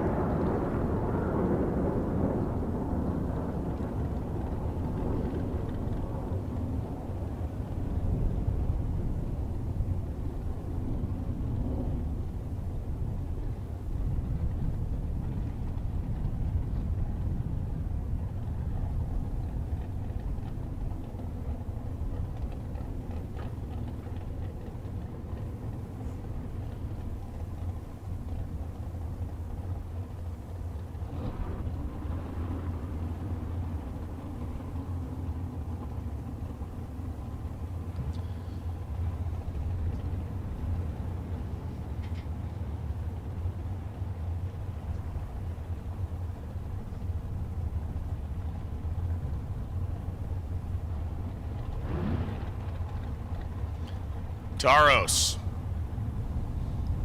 locked in. 63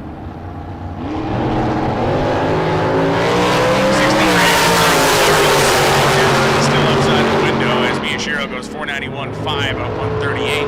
Taros goes 551, 122.16.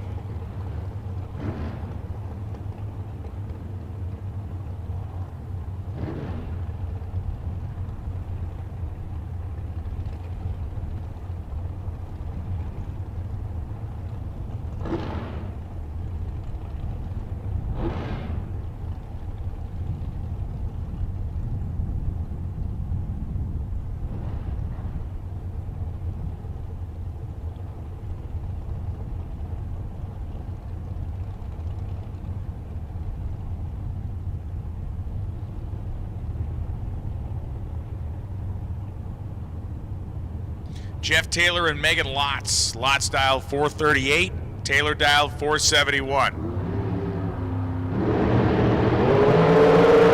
over reaction time for Megan Lotz. See how close she gets to that 83. 83-0. So Megan Lotz goes to the top of the sheet, so to speak, with a 3-pack. Bumping Kato back 1. And Nate has escaped with the notepad. So I can't tell you who's in third at the current second, but 003, the gold standard right now. You got to be better than a 3-pack to go to the top of the sheet, so to speak.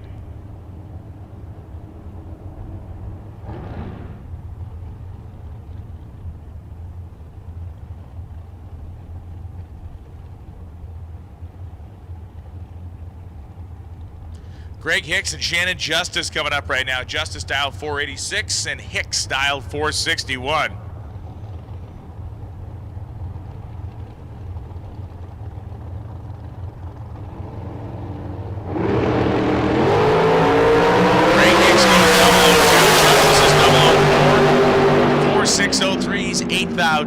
America, Shannon Justice, 86.6 with a 4 reaction time. That's a 10-pack. That may be in the running for top 3, but I'll write it down here. We'll find out.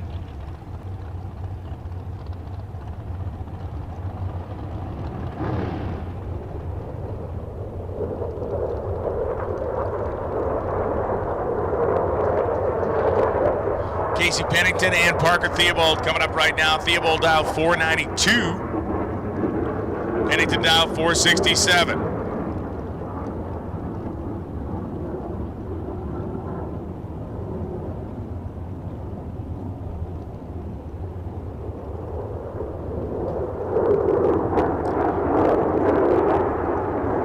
So the 492 dial here for Theobald, 467 for Pennington. Outside that 003, but can still make himself a 6-pack. Head on 2. Parker Theobald goes 6. Pennington goes under 466.4.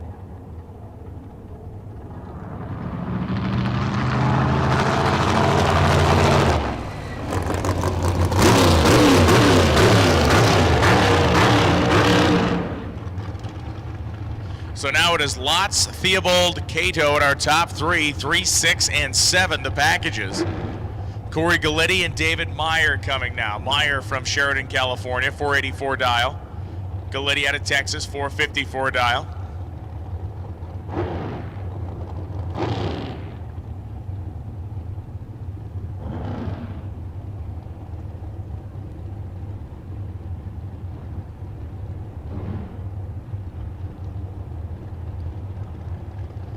So Galletti's halfway there, flickering the bulb. Almost all the way in. Meyer, 484 the dial. Has yet to pre-stage. Now Meyer's in.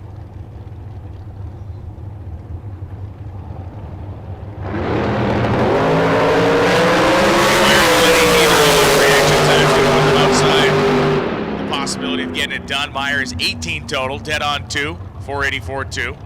Galletti goes 455 and a 454, had a 27 reaction time.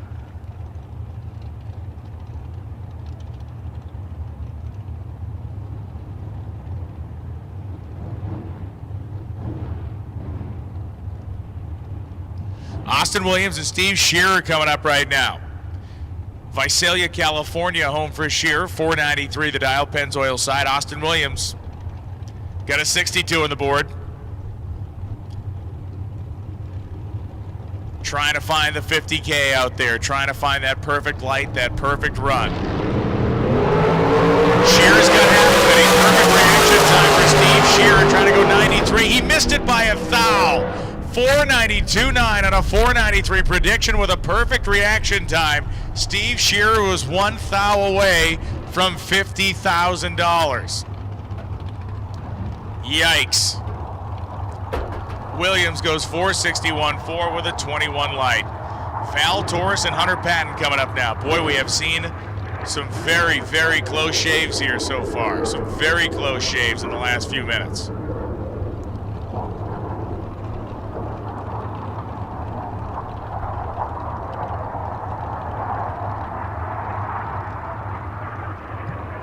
Torres dialed 469, Hunter Patton dialed 460. Can anybody do it as we continue to grind through the cars here?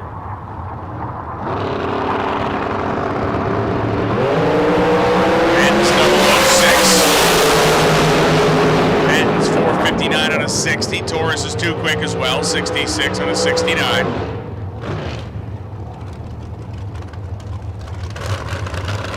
Jason O'Terry and Chris Whitfield trying to take their swing at it. Man, coming within 1 thou.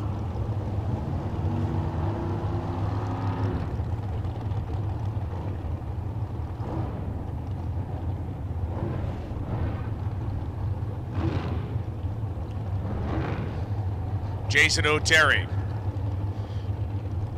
Norco, California, 449. That's where the promised land's at for O'Terry, but it all starts with a perfect reaction time.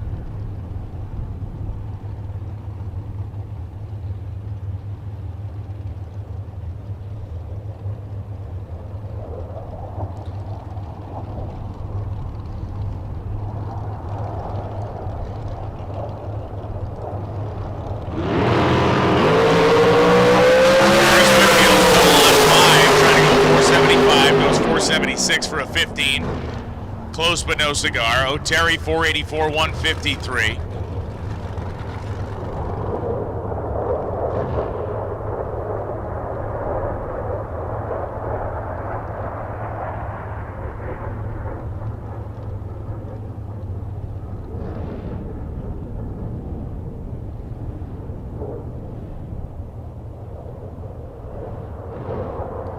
Paul Nero, Hunter Walker coming up. Walker 485, Nero 448.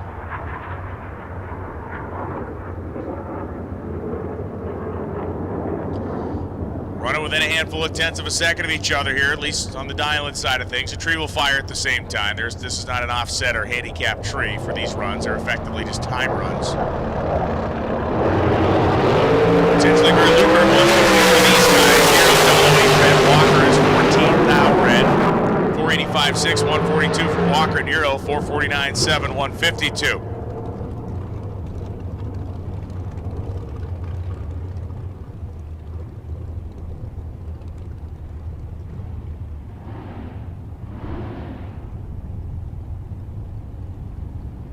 Will Carroll and Tim Thomas. Thomas 482, Carroll 437. We saw Carroll earlier in the little Chevy 2 Nova. Jake Hodge sent me a notice to say they've been driving that thing to breakfast out of the racetrack every morning, and it's a street car. It is just an absolutely gorgeous little Chevy 2. Tim Thomas trying to make it happen here. We have come within a single thou. We thought coming within 100 was close, then we came within a thou of it happening.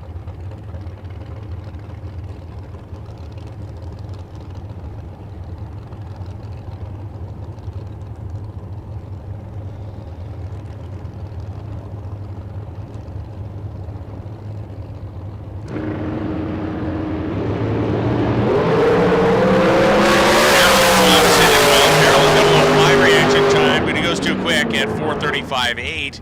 Thomas goes dead on 6 with a 13 light and 19 package. Just fun to tell your friends about, but doesn't earn you anything.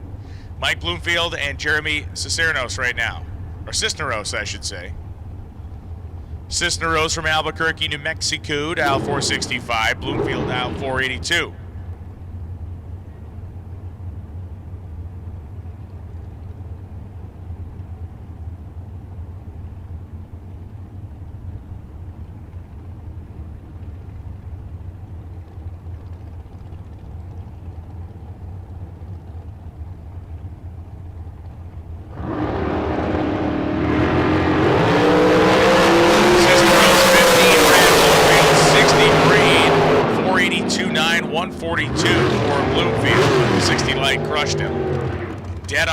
For Cisneros as well, but the 15 red crushed him. Bobby Dye Jr. and Dave Secondi coming up. Secondi from Ellensburg, Washington, 481 the dial. Bobby Dye 475 or 73 from Ontario, California. Megan Lotz, Parker Theobald, and Roger Cotto right now, the top three. 3, 6, and 7.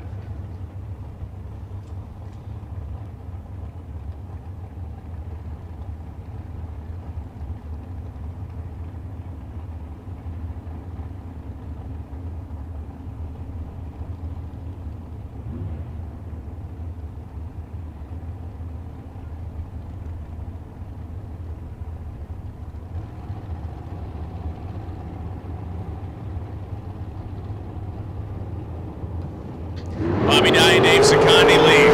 Both 008 green, which takes them out of contention. 478.6, 144. Dye 472.9, 144.75.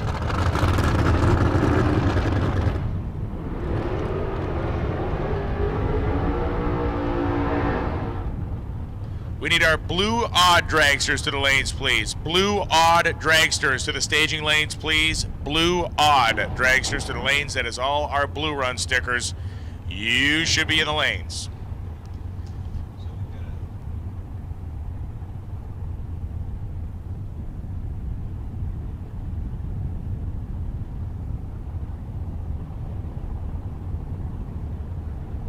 Dustin Henches and Cortland Carter. Henches $30,000 last night. bloodstream early. 6:16.3 for the 43 light gets you nothing. Cortland Carter, 5:02.6 with the 005 red gets you just as much. So at this point, Brian, we have called all dragsters. Again, if you are in for that Brodix $50,000 run this morning, you should be back in the staging lanes as Nick Cobb and Chris Brown are going to be on the line right now. Cobb out of Lake Elsinore, he's got the right side. Chris Brown over on the left side, 458 to a 483. Those are the numbers that we are targeting. So far, Megan Lotz leading the way with a 3-pack. Parker Theobald has got a 6-pack, and Roger Cotto has got a 7-pack. And Cal will go ahead and take that. We'll take that.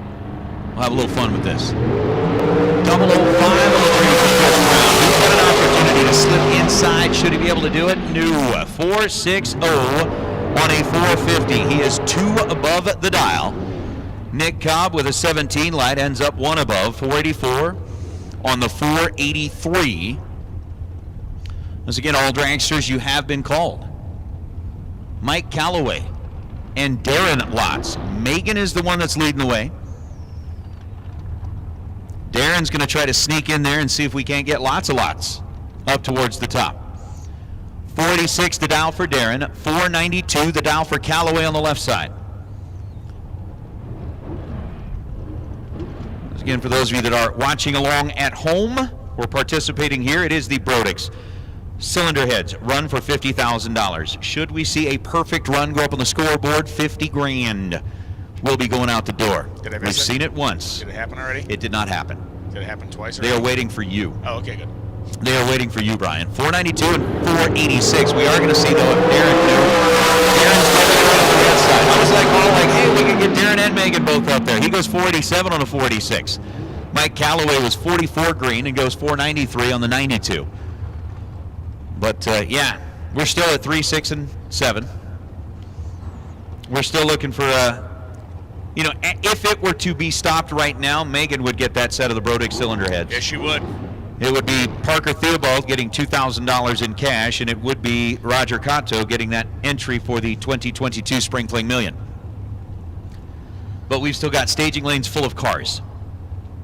So there's still a chance. You're telling me there's still a chance? There's still a chance. 450 on that Las Vegas side of the scoreboard for Dan Lafferty. Emmett McKillop with a 481. It's like seeing the scoreboard light up 00 on the green side. 15 green for Lafferty, 29 for McKillop. So neither break into the top 3. McKillop 482.8, 142. Lafferty 449.6 was 4th out quick with a 15 light. Shelby Williams and Randy Lynn Ship coming up right now. Where Randy Lynn Ship's been driving, who knows? Could crack into the top 3. We'll have to see. Shelby Williams on that left side. 511 is the dial.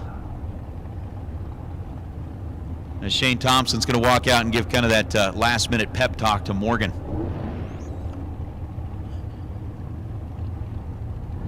I wonder what he's saying to her, leaning into the cockpit of the car. Just go with your gut. Whatever your first thought was, that's the number that should be on the car.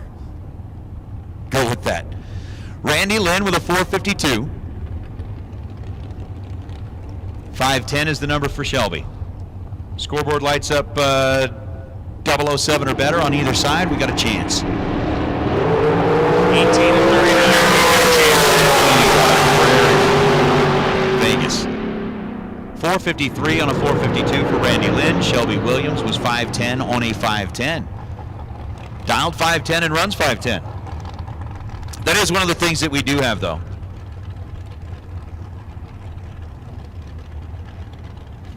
We're saying that the mics down by the cars are drowning us out. That's a better thing for you, Mr. Murray.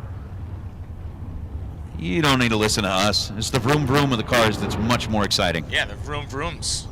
The vroomage. You got to have lots of vroomage. Morgan Rose and Kevin Thorpe coming now. Thorpe's name has been bandied about amongst the the intelligentsia here could be a factor this afternoon. All right. So you're saying he could be a contender? Contender for the big one. Yeah. Could be a contender. The race win. Certainly capable of reeling one off here. I mean, Kevin Thorpe was. Here we go. But he goes 4:56 on a 4:56. Puts up 14 total. Kevin was the guy that when we were back there running the the All-Stars, Thorpe was the man at the All-Stars. Got the golf cart. Alexis Thompson and Rodney Frazier. The trophy you can ride on. The trophy you can ride on. Thanks to the Hutto group. I really think that is kind of the coolest trophy you can have. Something that's functional. I mean, it's one thing to put something on a shelf and dust it. Like Norwalk, you get the ice cream scoop. You can scoop your ice cream with it. Exactly. Get your cowboy hat down there at the Motorplex. See, functionality matters when designing trophies. Like when you went over here at the big track, when Cobalt was running the deal, you'd get that great big wrench. I don't know what you would. You know, if you wanted to put light poles up in your neighborhood, it would probably get a handle. Herman wrench. Yeah.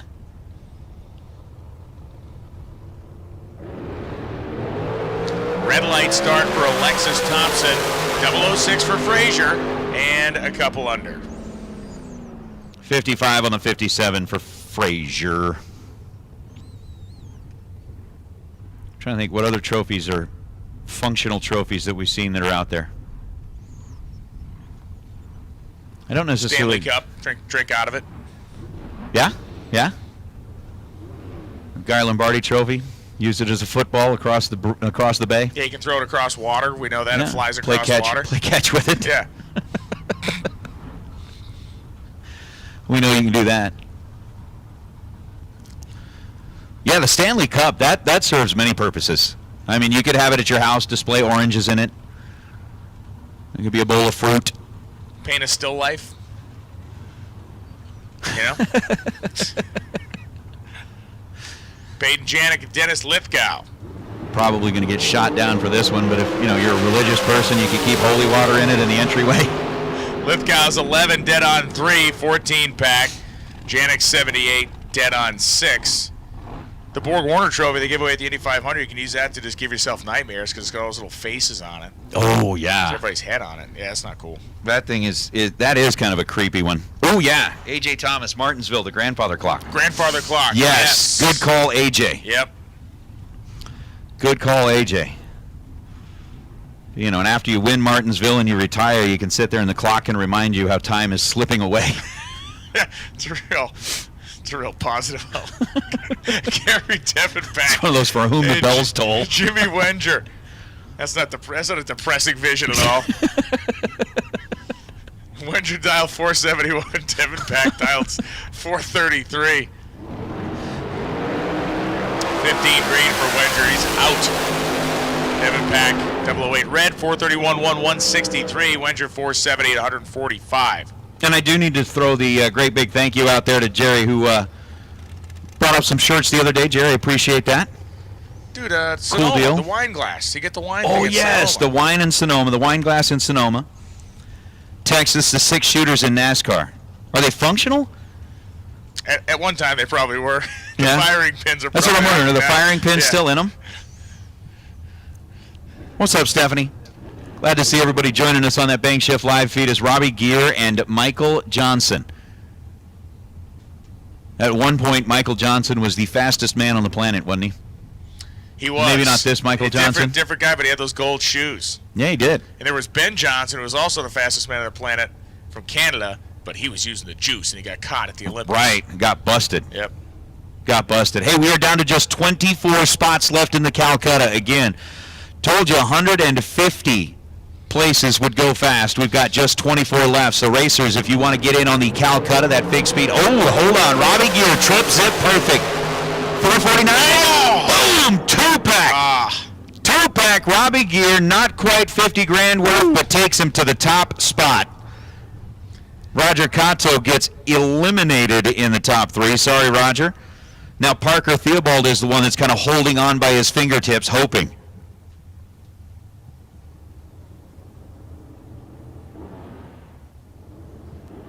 So Robbie Gear gets to the top spot.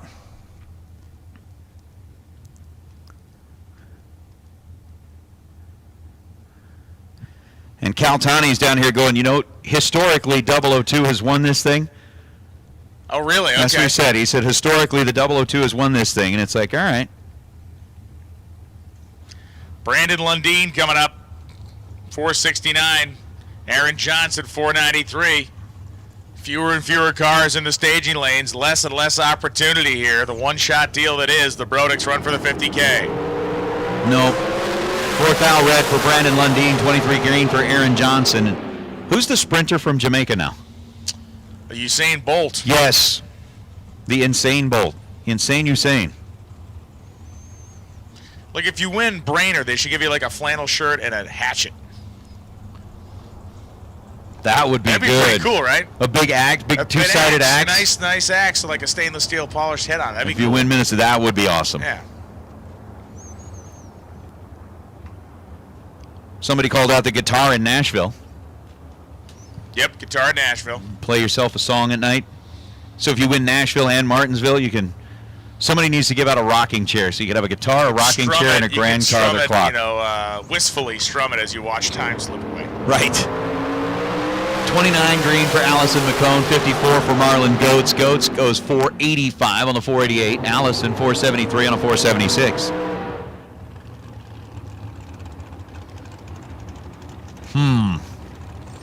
Again, racers, keep in mind that we do have the swear jar back in effect this weekend, and that swear jar, all of the donations are going to be going to benefit none other than Greg Boutte. Had some things come up over the last couple of weeks that he is going to need some help from his racing family, and we are here to give it to him. So when you are making your way down the racetrack, and if the light is the wrong color, or if you cut it a little too close, or if you made the wrong choice at the finish line, or whatever the case may be, just remember that swear jar is down at the Diva desk. Feel free to drop by there and put a couple of bucks in it, because all of it's going to be gathered up and delivered to Greg Boutte, which I'm sure we can probably utilize the delivery services of Steve Williams to make sure that he gets his hands on that. Bo Butner now and James Lee. Lee on the left side. Butner's looking strong, 002. And Bo Butner looking for a 54, goes a 55 for a 12-pack as Lee 476.6 and a 79 with a 16 light. Trying to think of other things that fit our criteria here. For trophy functionality? Yeah. Donald Long gives you a sword if you win his races. You get like a legit, like a Knights at like King Arthur looking like sword. Like a legit sword? Like a real deal sword made out of metal. And you get a Thor's hammer that he gives out sometimes as well. The Thor's hammer is pretty cool, but the sword is for real. The sword would have me a little bit concerned. Well, that's why I usually leave before the winner's circles. It's like it was all fun and games until somebody lost an arm. Somebody pulled out a broadsword and it got weird. Cooper Chun, 507 dial, 482, Pennzoil side. We had a race called the Magic 8 where he gave out crystal balls to the winner. That was actually really cool. That would be crystal ball. That was awesome. That would be cool. 005 reaction time on the right side. Got a shot at cracking the top three, 484 on a 482.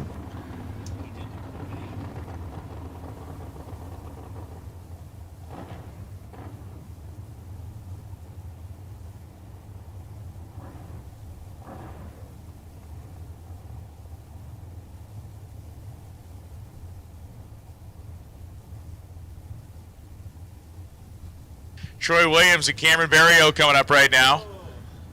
Couple of beads of sweat on Peter Biondo's forehead here as he's watching these runs. Couple of close calls. 002 for Troy Williams. And Williams puts a 463 and a 463 to be 3 total. 002 dead on 1 for Troy Williams. And I'm sorry, Parker Theobald, but according to our math, 3 beats 6. And that's not even the common core stuff. That's a good old-fashioned quick count on your fingers. Quick math. Yeah.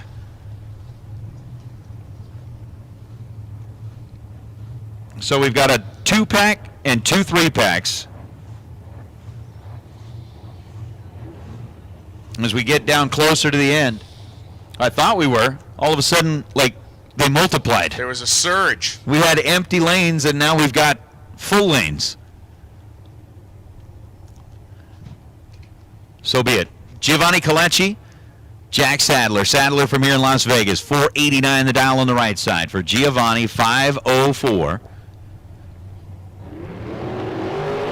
And a double one light for Sadler.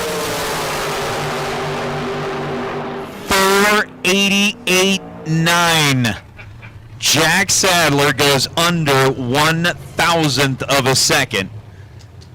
And I'm going to say this. If JJ calls out that Common Core math is dumb and that kid is like as much of a calculator as his dad, then I'm going to go with JJ. I've always thought Common Core was not the way to go. JJ says it's not, so there we go.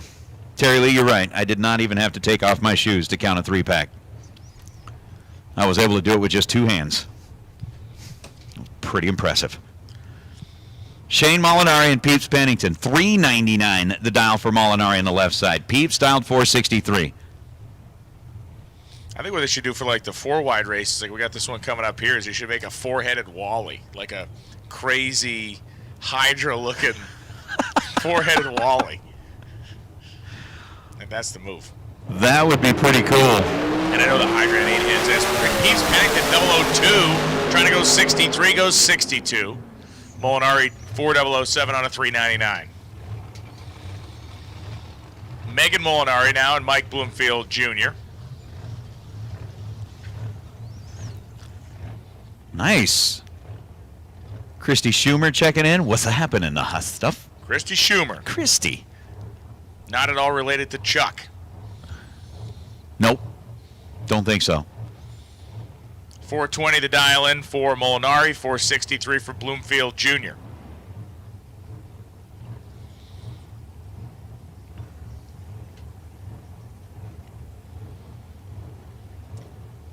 So again with our 2-pack and 2 3-packs.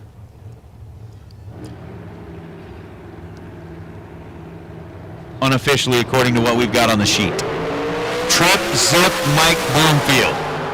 Looking for 463, goes 459.9. At 100 end at 47 miles an hour. Megan Molinari, 22 on the tree and 422 on a 420. Rocky McLean the second, 474. Philip Pennington, 488.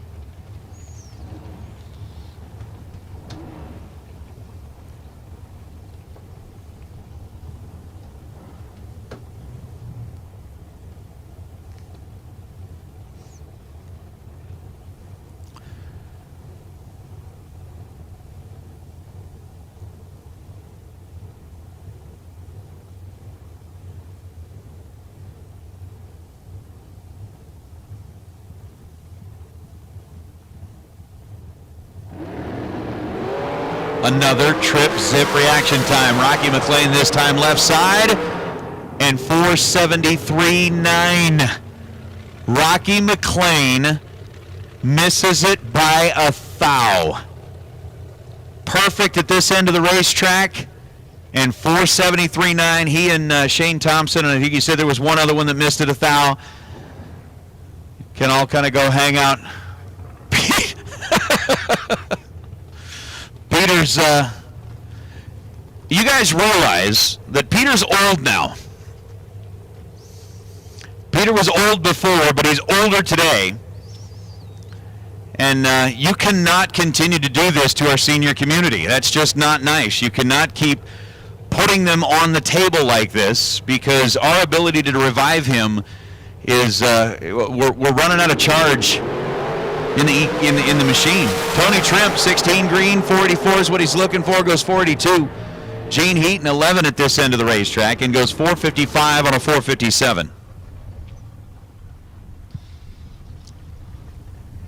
Terry Lee, I would think in that case, if you go trip zip, run down to be a thou under, you're probably saying enough swear words that you need to double whatever was in the swear jar. Several of the truck drivers on the highway were like, man, you heard a mouth on that guy?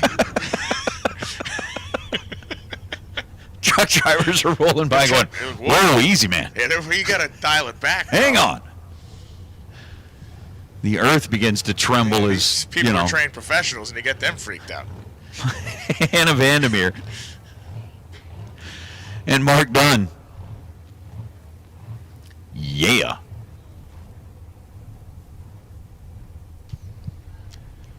So, 471, 488. Oh. It's all denim up in my business all of a sudden as we leave the starting line. Mark Dunn, double on 2.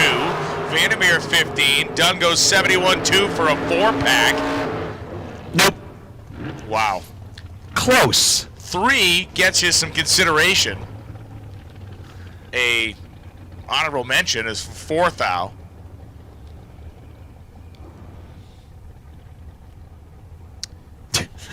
You did so good. Yeah. Great effort. Nice. We'll hand you this time slip to commemorate your effort.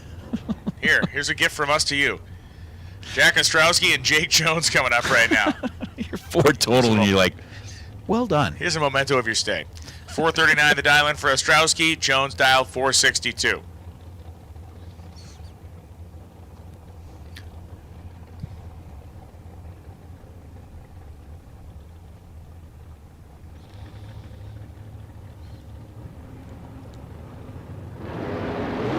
Red light start for Ostrowski. Jones is 009.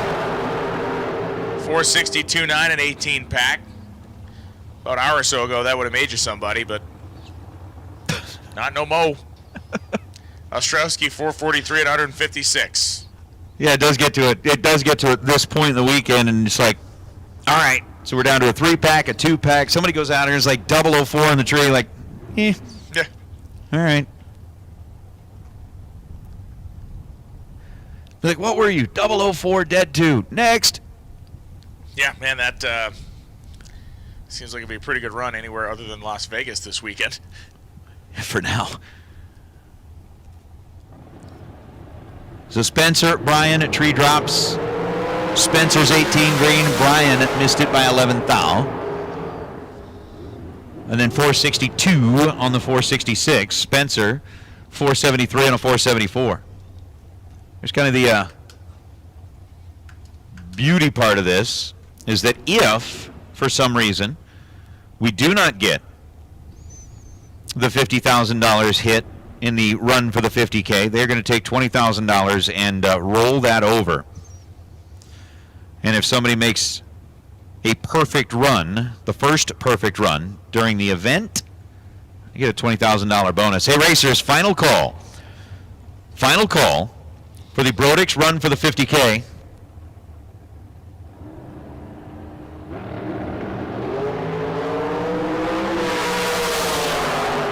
$18 for Harkoven, 008 red for Vetter, 88-2. Harkoven, dead on 9 with an 18.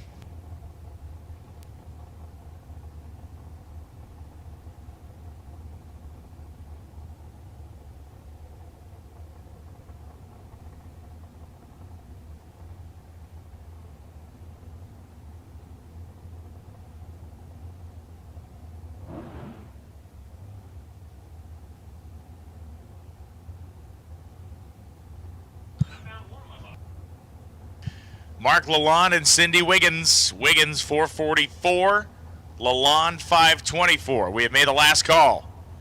For the run for the 50K, we are putting Gear Wrench Pro on standby for round 1.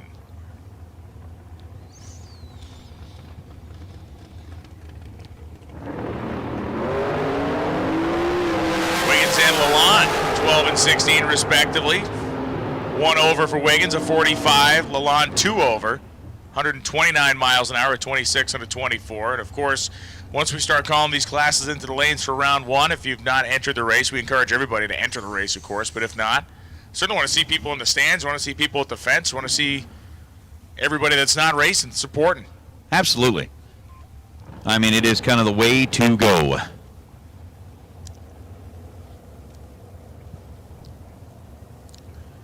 And again, if you are not in the event, still want a chance to win some money, that Calcutta, we got a few spots left down there, I think. I know they were running out fast, but last we heard a couple of minutes ago, they still had a little less than 24. So we'll see if anybody else has gotten down there and bought a ticket for that $10,000 to win Calcutta. Jerry Wynn, 464. Gary Williams, 485. Williams, again, 004 on the tree. And 484 on a 485. Jerry Wynn was 34 at this end and goes 464 on the 464. What's up, Mr. Ryan? Glad to have everybody that is listening in on the chat bleachers. It is the big day here. We've got a $1 million day here at the K&N Spring Fling Million presented by Optima Batteries. Main event day, guaranteed minimum purse for the winner of $250,000. And then it goes up from there depending on the number of entries that we end up with. We'll know that once we get through round number one, exactly how many entries we had. Terry Lee, I somehow believe that you do have your face smashed to the screen. Yeah. To watch closely. So now it's Dave Mazier and Wade Archer. Mazier 14 green, Wade Archer with a 27 thou reaction time. As Archer goes 472 on a 472, he is dead on 8. Dave Mazier 14 green and runs under by 9 thou, 469 on the 470. For Mazier's now J.R. Learcamp and Diane Pettit making their way back from the burnout.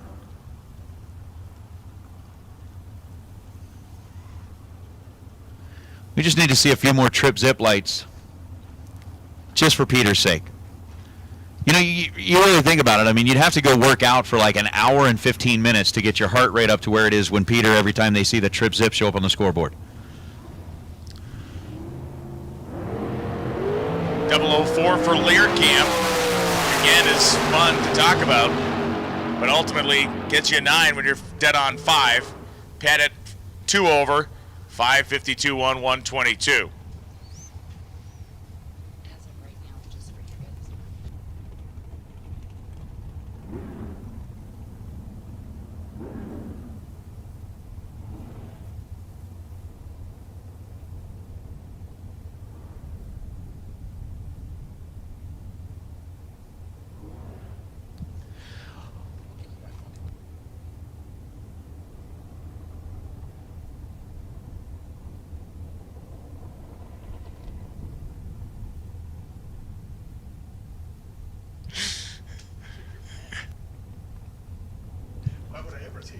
Right? So Rob Neighbor rolling up here, dialing at 466. Hey, the call has gone out. Gear Wrench Pro. Gear Wrench Pro, round number 1 for the Silver State Refrigeration and HVAC Friday main event. Let's go ahead and have you make your way to the staging lanes, please. Gear Wrench Pro, round number 1. Gear Wrench Pro, round number 1. Come on down. It's race time. Dan Northrup and Toby Payne. Trying to bring it here in the starting line. 490 the dial-in for Payne. 482 the dial-in for Dan Northrup.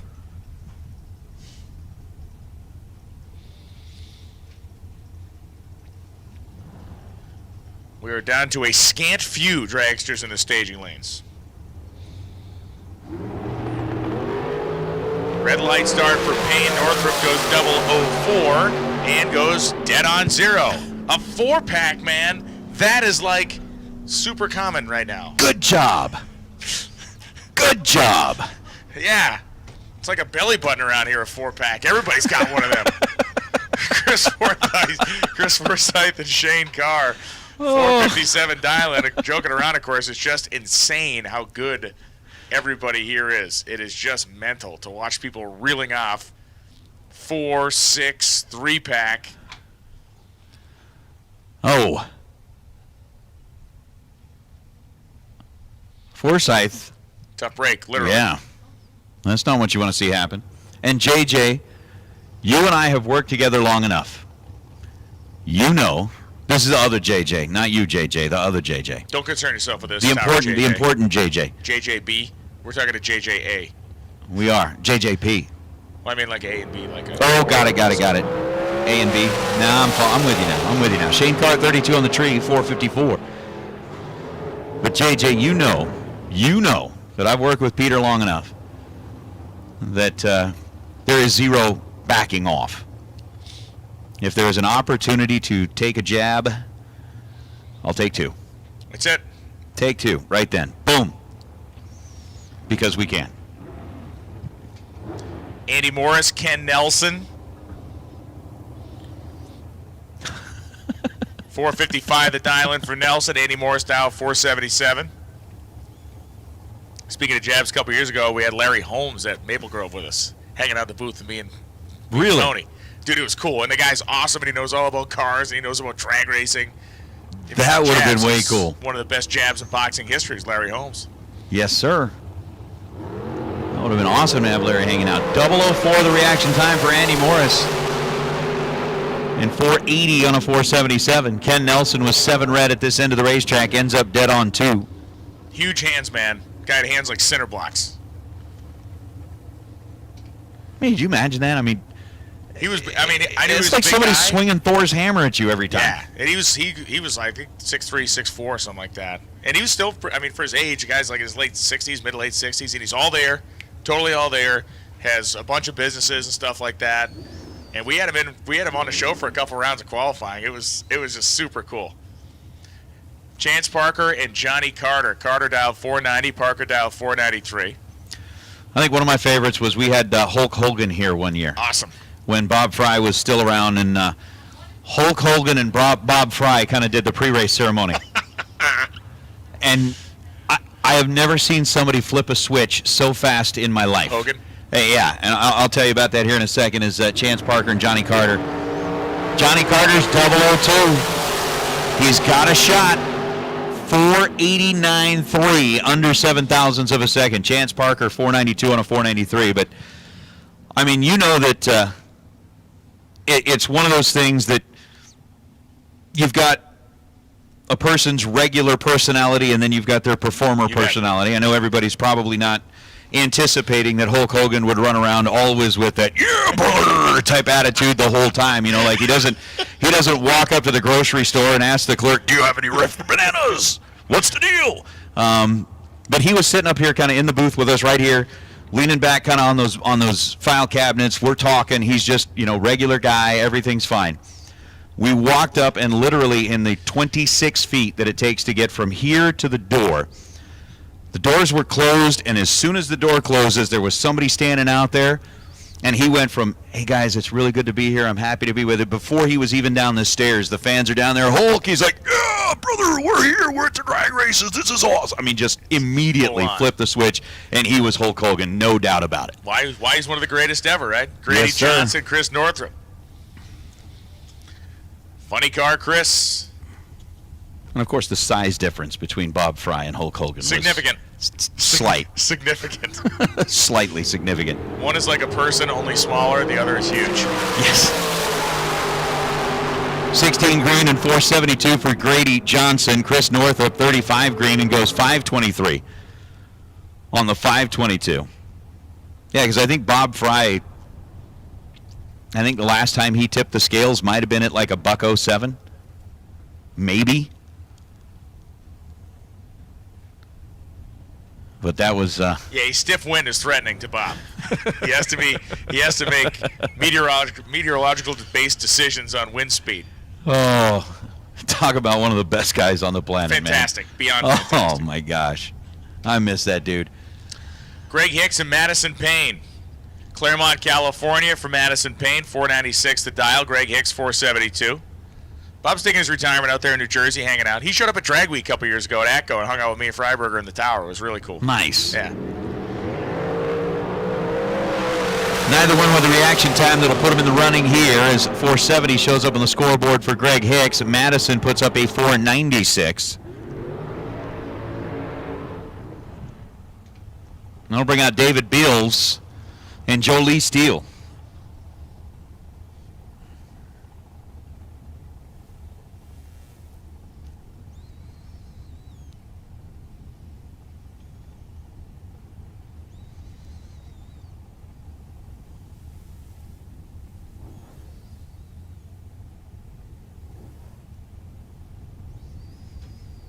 Jolie 493. Bill's dialed 478.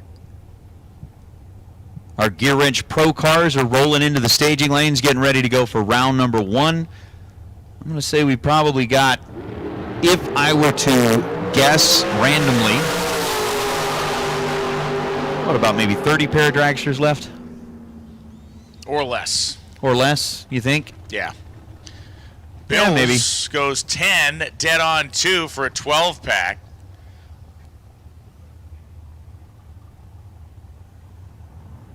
And Steele was red, then went a 98. Brittany Thornton and Ron Sears.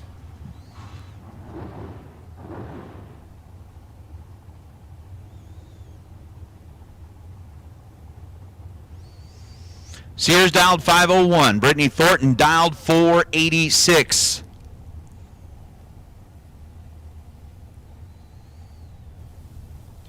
It's with a 2-pack, unofficially, with Robbie Gear still leading the way.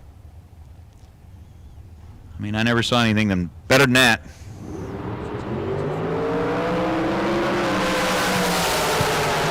So Sears and Thornton get to the finish line, 02 and an 01. Both of them went red. Thornton's dead on 6. Neither of them dipping into the prize packages. Dustin Wirtz, Chris Whitfield, 466 Pennzoil side. Wirtz dialed 502. We have called a Gear Wrench Pro. For the main event, Spring Fling Million to the staging lanes, please. Main event brought to us by Maytag Silver State Refrigeration. I'm trying to see if I can tell who the first 2 cars are sitting there. One of them looks like Rizzoli's car. Trying to figure out who's the other one. Is that the pickup truck? I know I'm trying to get a sneak peek behind the scenes to see what the Foster's first got pair these is. low-res monitors in here. That's really part of the problem. I know. We really need to. We need an upgrade. Meanwhile, most drag strip towers looking down, so you got a mail slot in the tank. Whitfield goes 466-2, 147, dead on 2 with a 25. Wirtz goes 502-4, dead on 4, but with a 28 light. Right. I mean, in this, just to talk, like you said, and no disrespect to anywhere else, but yeah, announcers' quarters are usually pretty tight. Yeah, this place is a dream come true. Really, in this place, we've got what, an 6-foot long counter, plenty of space for 2 people. On each side, you've got a mounted monitor on the wall. It's got the timing system. You've got a mounted monitor next to it. One of them's looking out kind of behind the tower. One of them looking out to the staging lanes. You can look into the front race control. You can see again.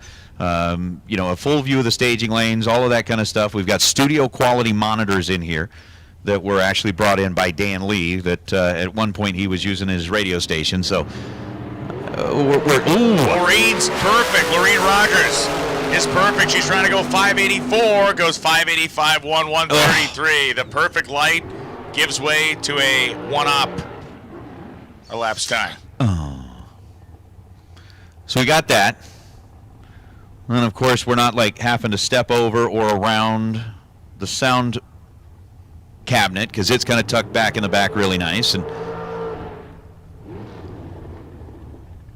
I think the only thing that might be nicer than that is, if we could get some larger, like Lazy Boys on the elevated platform here so we can sit in the Lazy Boys. Yeah. I'll work on that. Yeah, I mean, some places you go, there's a guy in a basement pedaling a bike to make the electricity to make the PA work. So this is living a dream here. David Cook, Lane Savar coming up right now.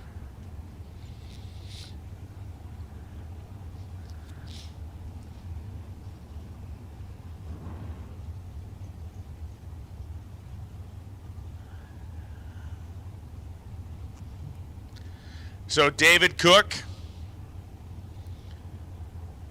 creeping on in over there.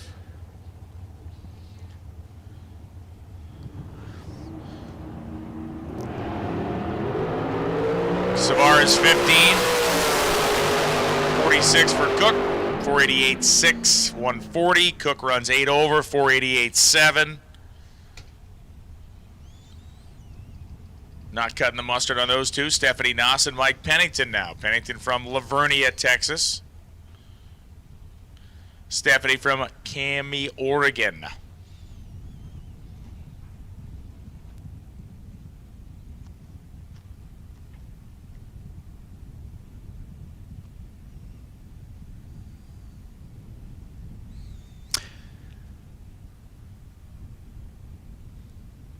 kind of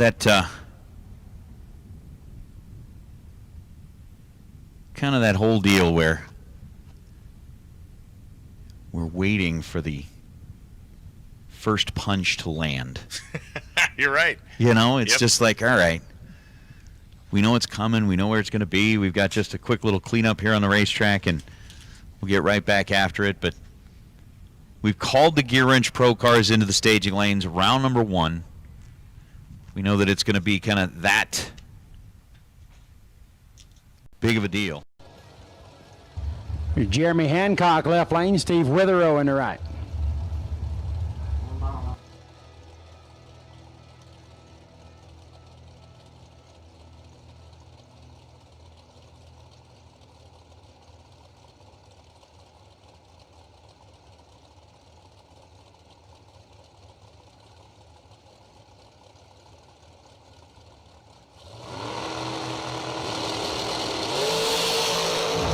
Perfect reaction for Witherow. Can he light it up? Dead zero.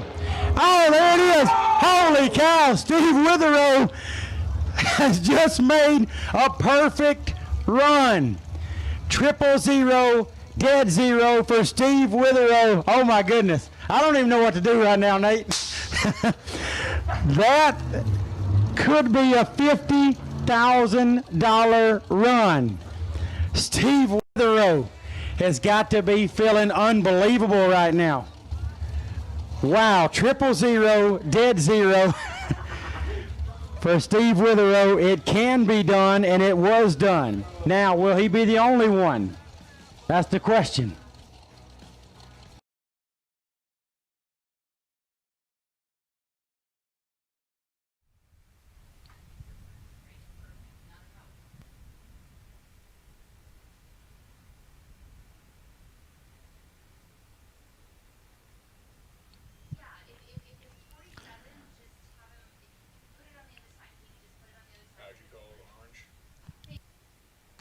Kenny, I'm going to have to say no. I have not seen the video of the Fox body hitting the tower at Wilkesboro. I'm going to have to go look that one up. Yeah. I have not seen that one. The worst that I've actually seen kind of live and in person was we had an alcohol car that was here licensing that was, and again, you know, Brian can kind of attest for this. Everybody can attest for this. You see kind of how far back from the starting line the tower is situated. The alcohol car was up in the right lane here, hit the gas, and launched in reverse. Oy. Came directly back this way and ended up pinned against the arch here. No way. I mean, that baby was. It's really kind of funny. That's as fast insane. as they leave and go forward, they do the same thing in reverse. That thing came back here fast. A comebacker. Let me tell you something. Hey, just a reminder, we are about 1 hour away from fuel sales. Again, as we've said, fuel sales are open. They opened at 7:30 each morning. They will remain open until 1 p.m. today, so we got about 60 minutes left on the fuel sales. If you are going to need fuel for the day, if you are planning to go lots and lots and lots and lots and lots and lots and lots of rounds today, you're going to need fuel. So the fuel bin is open. They will reopen tomorrow morning at 8 a.m. The fuel bin will reopen tomorrow morning at 8 a.m., but you've got about 1 hour left here today. If you are in need of fuel, get out there and see the Topals. They'll get you hooked up. 1 hour is what you have to get the gas that you need. They got the methanol M1. They got a long list of stuff. If you need it, they probably got it. Okay? Okay. Okay. Mike Kennington and Stephanie Noss refire, reburn out, and reattempt to win $50,000 in one fell swoop down the drag strip. I got this. Yeah. Keep it up, Bubba. You got one shot. We should have played the Eminem song. Yes, we should have. One shot.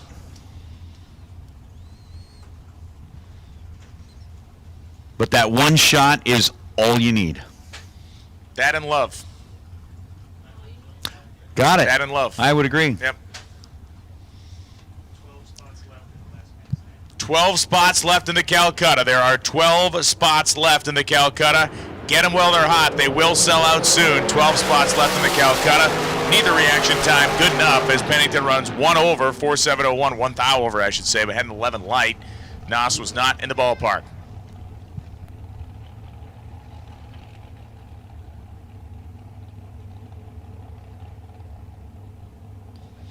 Chad Axford and Jerry Calloway. Calloway 487, Axford 487.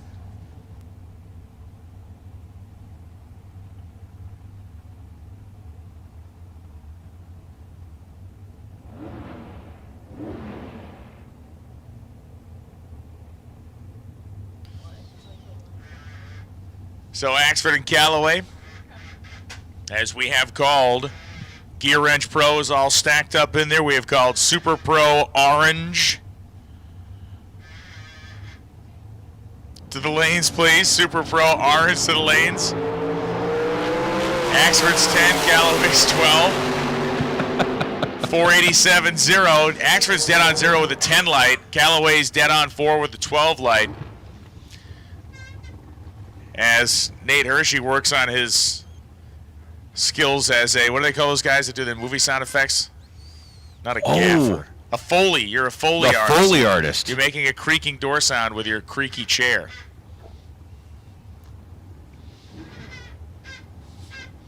It's actually the Canadian geese that were flying over my house the other day. Got more of that. Sean Schaefer and Dale Taros coming up right now.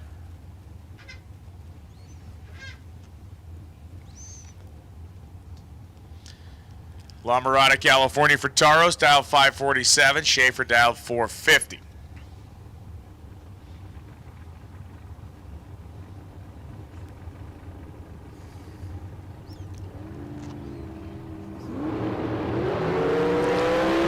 .006 to a .009. Both drivers pretty good at this end of the racetrack. And 449 on a 450 for Sean Schaefer. 545 on a 547 for Dale Taros. Victor Spitali coming up right now, the Roadster, and Shane Carr from Bradenton, Florida, in the Dragster. Sugar Shane, the 450 dial. Victor dialed 572. So Spitali and his Roadster, and I do see kind of our staging lanes now empty for the $50,000 shooters. Again, as we said, the Gear Wrench Pro field is already lined up over there in lanes 1 and 3. We've got our orange stickered door cars in Super Pro headed back this direction as Shane Carr misses it by 1,000th of a second at this side and 7,000ths of a second at that side. Vic Spitali, 24 green, and then 573 on the 572.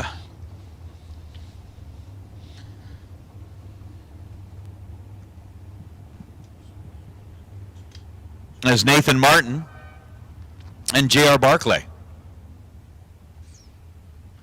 J.R. 486, Martin down 457.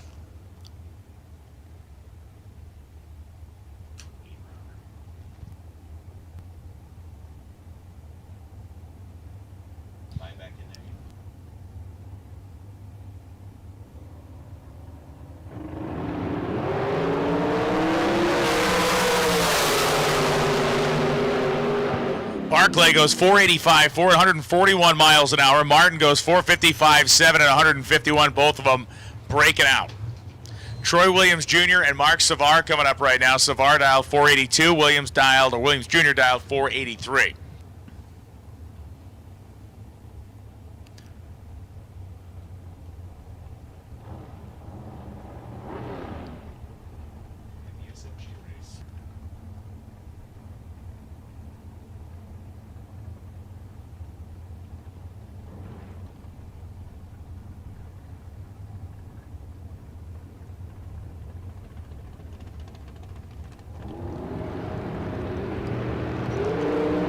.001 red for Savar as Williams Jr. goes 004, and Troy 481, 143.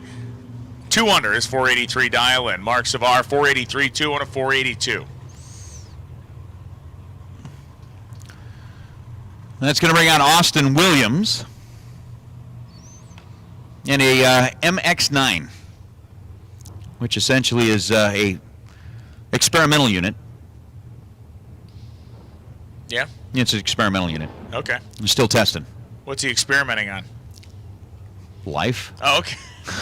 like most of us. Liberty and the pursuit of happiness. You know, it's one of those things. I mean, every day that I get up, it's an experiment in life. It is. Like, what is going to happen today? Every day is the first day. How deep? Every day is the first day of the rest of your life. So Austin with a 436. The experimental unit's trip zip. Does it experiment right? Ooh, 485 on the 486, under 7 thousandths of a second. Austin Williams was 008 on his side of the racetrack. And then 436 on a 436. Come on, we're running out of dragsters. We need just like perfect light after perfect light. Just I know two guys who disagree with you. No, that's why I want perfect lights all the time. Because I do enjoy watching Peter sweat. Jansen Melton from Gleason, Tennessee, 429 the dial, and John Edwards III, 482, Pennzoil side.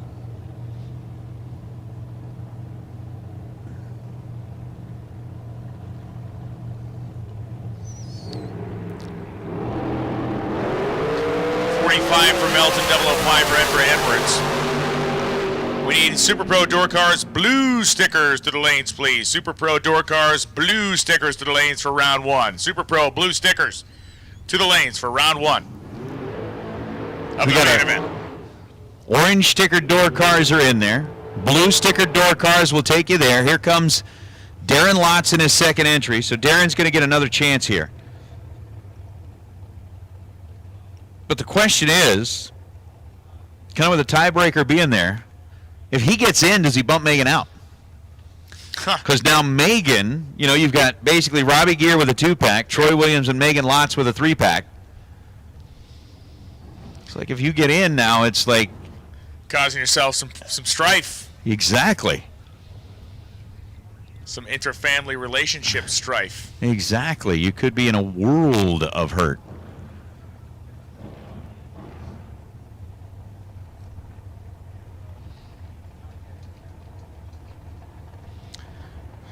So Burns 463, Lotz 473.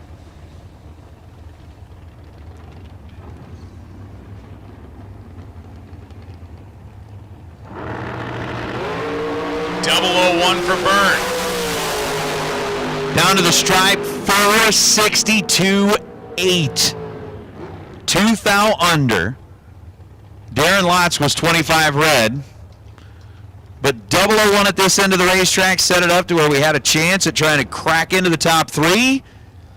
And 2 thou, too quick at the stripe. Mark Kidd, Tim Thomas coming up now, 488 the dial for Thomas. Kidd dial 457.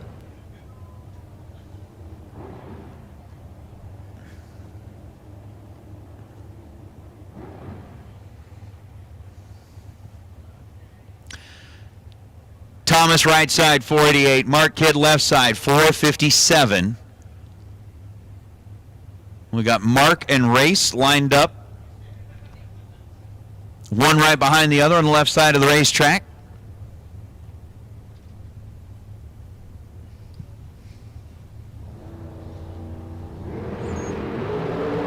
.007 reaction time for Kidd, 17 for Thomas. 56-1-152 for Kidd. Thomas goes 88-1 for an 18-pack.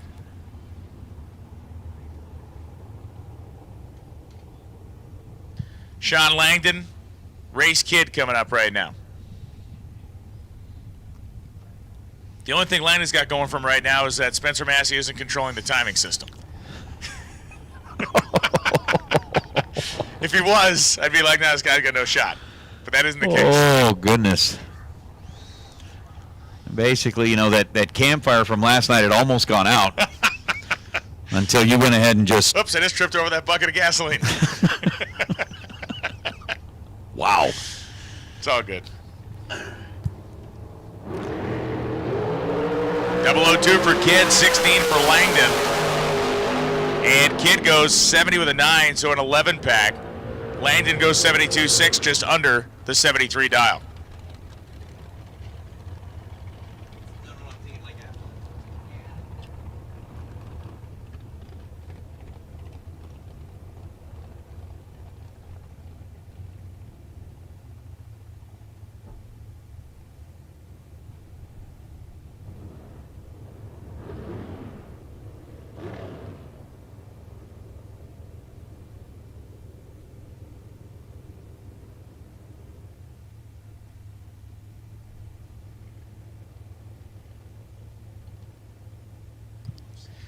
Kendall Little, 481 the dial. Right side, 459 the final 3 cars. The final 3 opportunities to get in the top 3 or to claim $50,000. I want to say it's that Rob over there on the right side. Vinny's right behind him, or vice versa.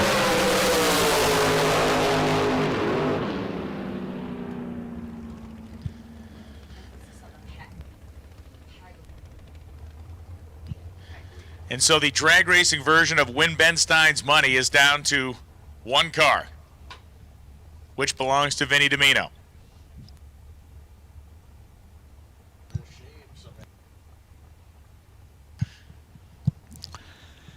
So Rob took his swing, Big Vin, who's like buddy with Pete. At this point, He would like nothing more than to liberate $50,000 from his pal. be like, hey. Like the next time they're hanging out in New York, be like, look, man, I'll make it up to you. I'll buy some pizza. I'll buy you a pie. I'll buy you a pie. He's 10. Peter is now breathing again. Kyle is now breathing again. Robbie Gear's got a free set of cylinder heads coming. Unofficially to what we got. Unofficially, Yeah. by our clock here. Megan Lotz has $2,000 coming her way unofficially. Troy Williams. Well, basically, we'll have to see on that because they were both 3. So does it come down to better reaction time? Does it come down to who did it first?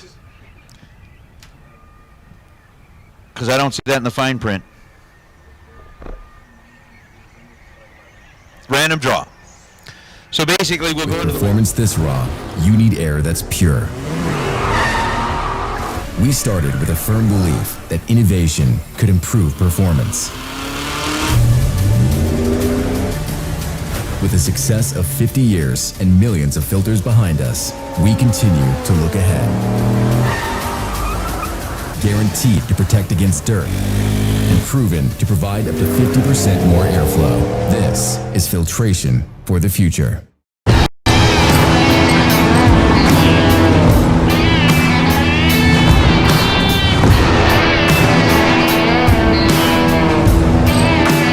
Trusted by all since 1960. Jags.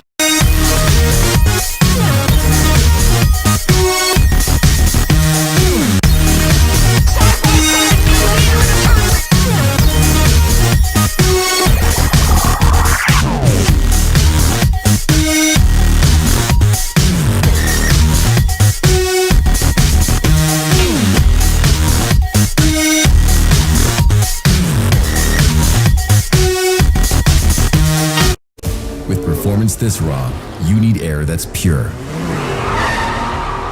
We started with a firm belief that innovation could improve performance. With the success of 50 years and millions of filters behind us, we continue to look ahead. Guaranteed to protect against dirt and proven to provide up to 50% more airflow. This is filtration for the future.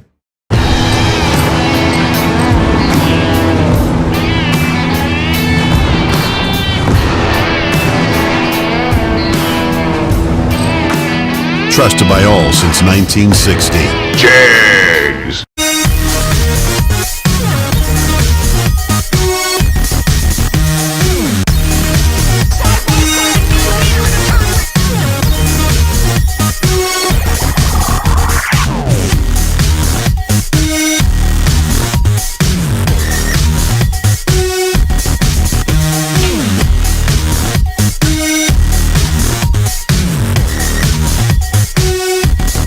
The leader in performance electronics. Racers know and depend on their state-of-the-art systems every day. Perform Air Pro and Perform Air Eclipse are the racing industry's standard high-tech, easy-to-use weather systems. Power-Light lithium batteries, the super powerful lightweight energy source for your machine. And the Data Quest Power Quest, the most innovative data recorders and touchscreen switch panels you can find. Check out ultronicsinc.com for these products and more. Ultronics, the choice of champions.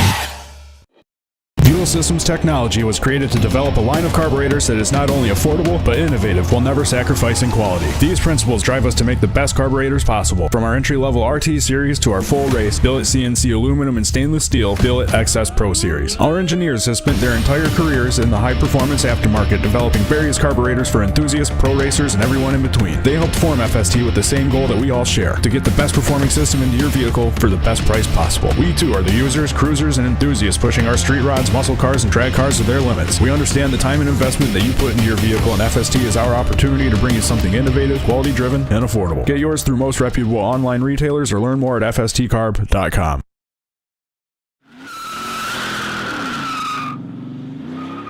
Today we're going to take a closer look at Holley's development truck, a 1999 Dodge Dakota.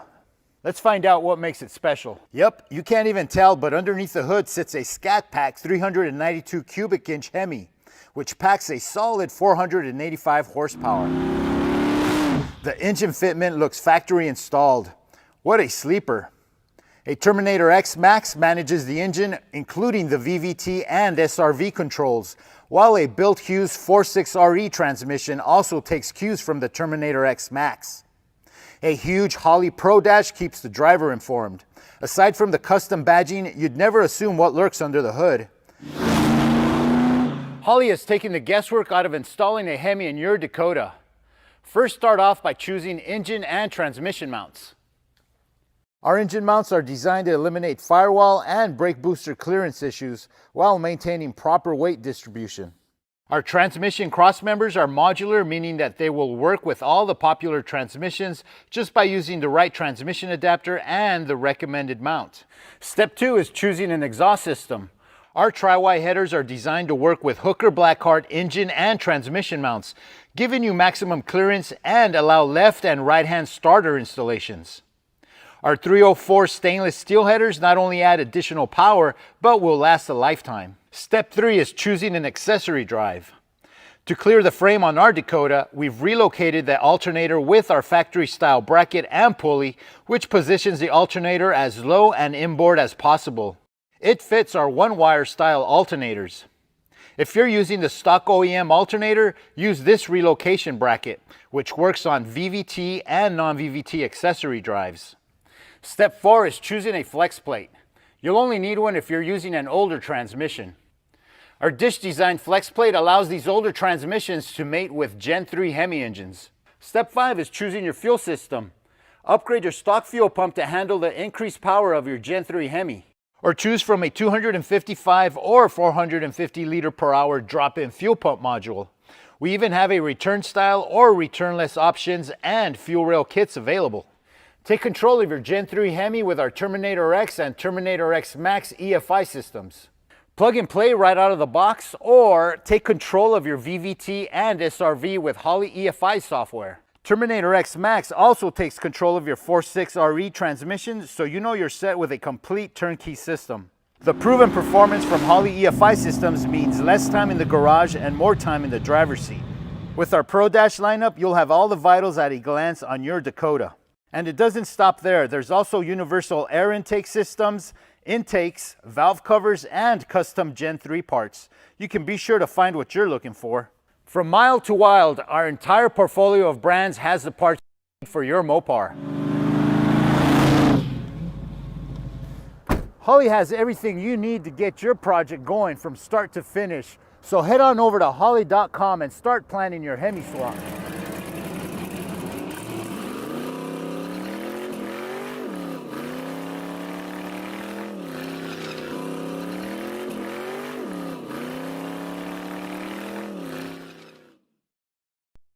With Silver State Air Conditioning, they're all about being on time.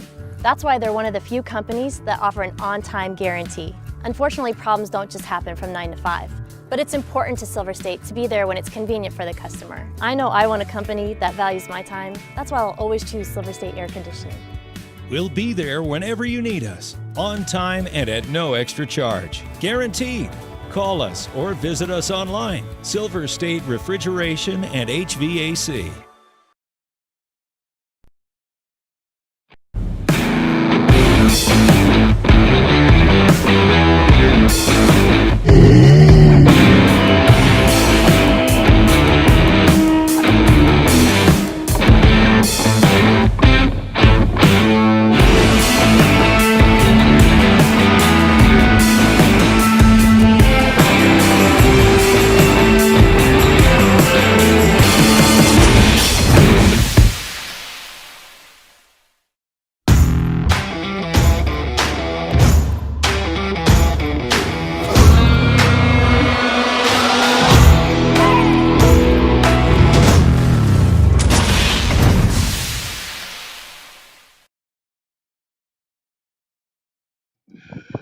Oh my God, you people are so impatient.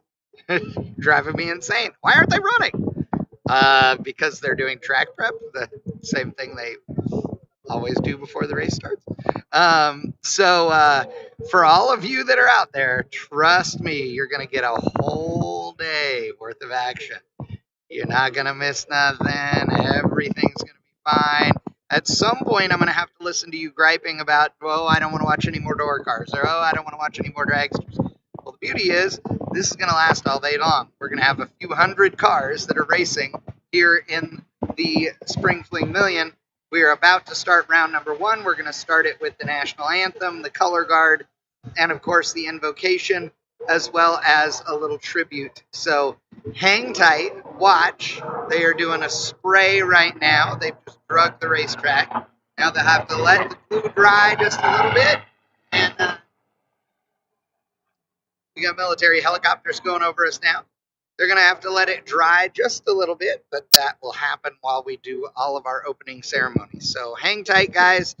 We are here. It is the Million, and I promise you we are not just going to hang out here and not show you the racing. So if there is a break in the racing action, that's when we're going to run our commercials, or it's because I am the only guy running the entire broadcast, and I got to pee. And it happens every once in a while. So, yeah, we're good. We're ready. And they are rolling the first pair of pros under the arch, which means it's about time for opening ceremonies. GE Wind Towers, U.S. military, and many more. Rad Torque Systems are also very involved in the drag race community, sponsoring many events as well as a large fleet of Rad-sponsored race cars. Visit radtorque.com. We need all drivers back to your vehicles. If you have a car in the staging lanes, you got to be in it because we need you to pull ahead. All drivers should be near your vehicles in the staging lanes as we need vehicles pulled up and moved ahead. Once again, all drivers to your vehicles. We are moments away from our pre-race ceremony beginning.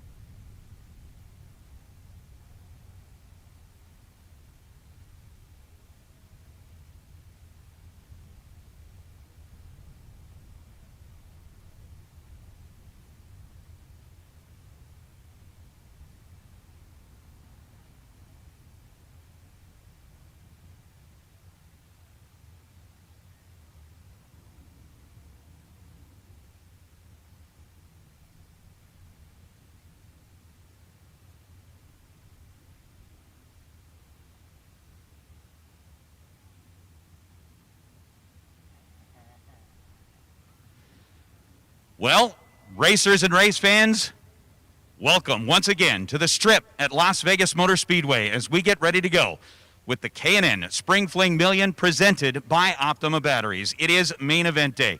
Thanks to the folks at Silver State Refrigeration and HVAC, we are out here one more time racing for a very large prize in drag racing. It is our pleasure to have the Spring Fling back once again. And as we get ready to go, we are going to turn the microphone over to Peter Biondo for a few words from him to all of the racers. Racers, from the bottom of my heart, on behalf of Kyle Seipel and myself and the entire Spring Fling and LVMS staff, I can't tell you how much I appreciate you guys and gals. I walked through the holding lot, and you guys were tired. You traveled 2,000 miles, some of you, and spend your hard-earned money and spare time to be here with us, and we couldn't be happier. We could not do this without you. We feel so blessed to be able to have this opportunity. We have lost some people this year that are near and dear to our heart. I just want, Nate and Marco are going to touch on it more, but I just want to, Big Randy, we love you. Ellen, we love you. Thank you, Peter. Ladies and gentlemen, before we get started, if you would please rise as the Nellis Air Force Base Honor Guard presents our nation's colors.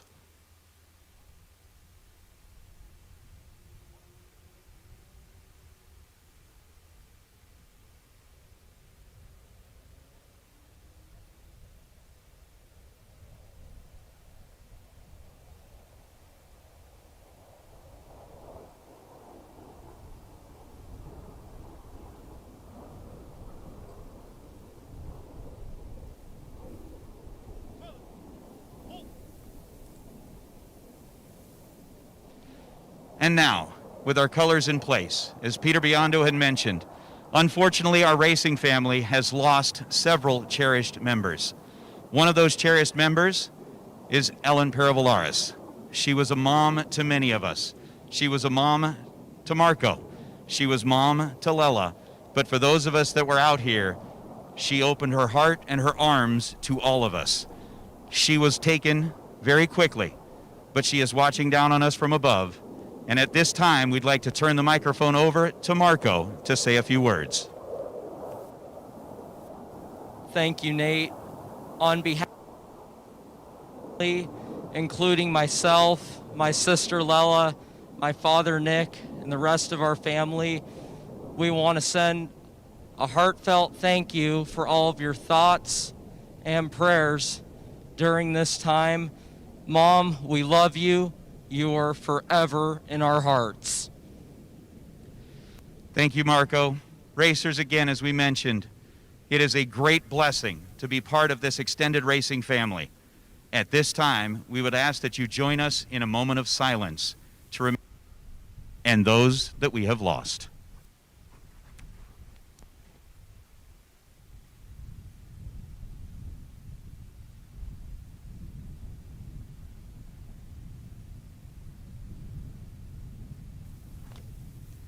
Thank you. As we get ready to go on this race today, it's only fitting that we start things off by giving thanks to our good Lord above. And to do that, Rich Trimmer from Team Racers for Christ is here for our invocation. Please, if you've not done so yet, rise and remove your caps.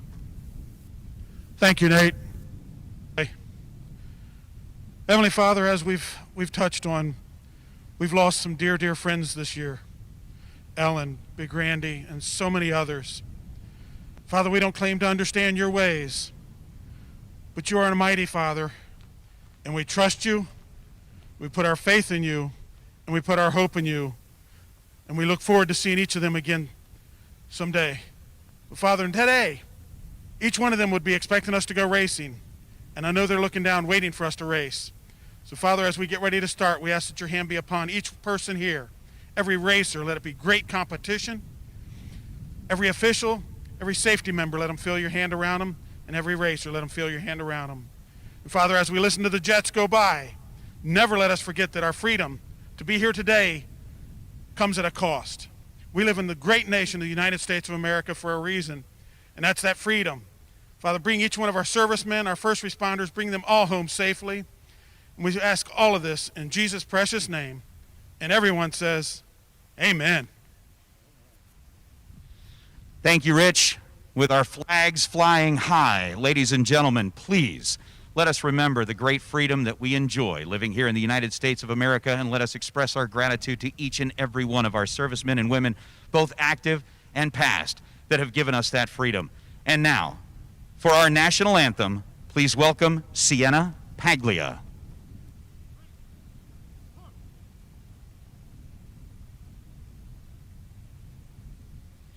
Oh, say, can you see by the dawn's early light what so proudly we hailed at the twilight's last gleaming, whose broad stripes and bright stars through the perilous fight o'er the ramparts we watch were so gallantly streaming, and the rockets' red glare, the bombs bursting in air, gave proof through the night that our flag was still there. Oh, say, does that star-spangled banner yet wave o'er the land of the free and the home of the brave?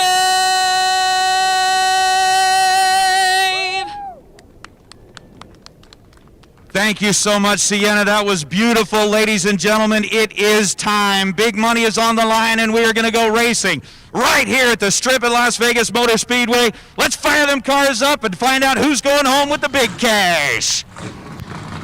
Well, what a great way to kick off this day, this main event day here on Friday at the Strip at Las Vegas Motor Speedway. A spectacular rendition of the national anthem, a remembrance of those who are no longer with us, and certainly the full attention of everybody at the facility and everybody online. It is going to be a great, great day of competition for a lot of greenbacks.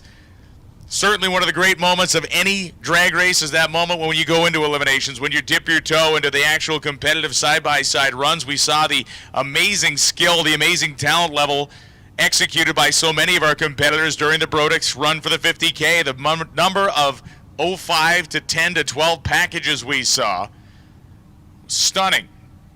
And none of them won anything. You had to be virtually perfect to win so much as hope to leave here with a prize. So we can only imagine what this first round of eliminations will look like in the main event. Nick Hastings and Kyle Rizzoli come through the water box. Rizzoli, the 1967 Camaro, and Nasty Nick Hastings' 1981 Pontiac T1000. A true heavyweight matchup here to start this program. 6:30 going to be the dial-in for Kyle. 6:23 the dial-in for Nick Hastings.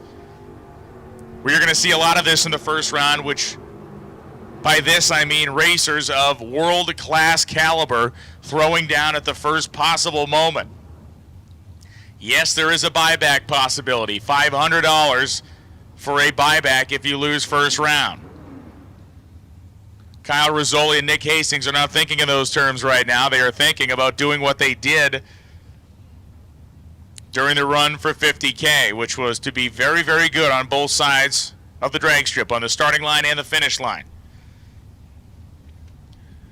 As we are in Gear Wrench Pro, these are bottom bulb racers. Yes, you can use a trans brake. A lot of foot braking going on out here as well.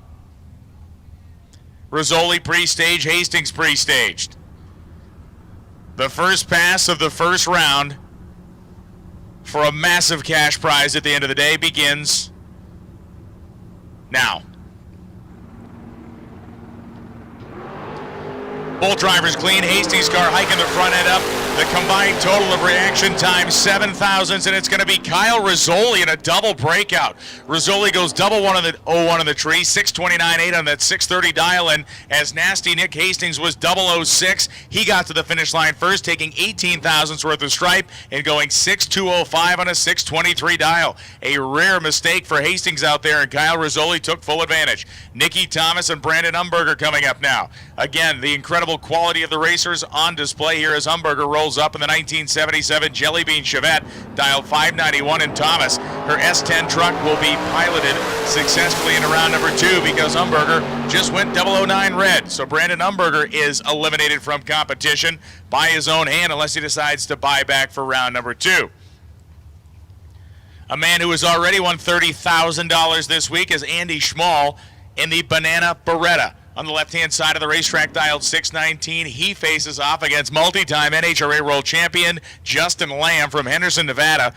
Lamb dialed 557 in the 2010 Chevy Cobalt. The only crack in the armor of Lamb we have seen is a couple of 005 red light starts out of this wheel-standing little Cobalt. Schmall will be coming out the starting line first. His car dialed about 6/10 slower than Lamb. Red light start for Schmall by 2,000. So Justin Lamb, a 14 light, a green light, and a win light.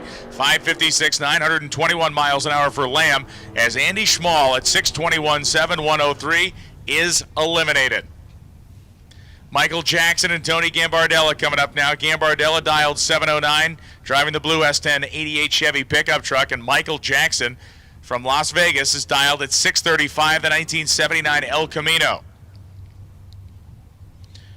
Once again in the staging lanes, we have all of our door slammers down there. All of our door slammers are in the staging lanes now. We're whittling them down. Jackson waiting and leaving. The two reaction times only separated by a thou. Neither of them are world class, but it's going to be Tony Gambardella. 7:11 on a 7:09 dial with a 90 reaction time. Gambardella gets the win light. Pretty tight to the dial, but man, that reaction time is going to get tightened way up for the next round. Jackson was 89 on the tree and then ran 4 over, going 6:39.8 at 107 miles an hour. Cliff Hall and John Fisterberg come up right now. Furstenberg, 741 dial, the 1971 Comet. Cliff Hall dialed 646, left-hand side. Furstenberg, the Grabber Blue Ford, fully staged.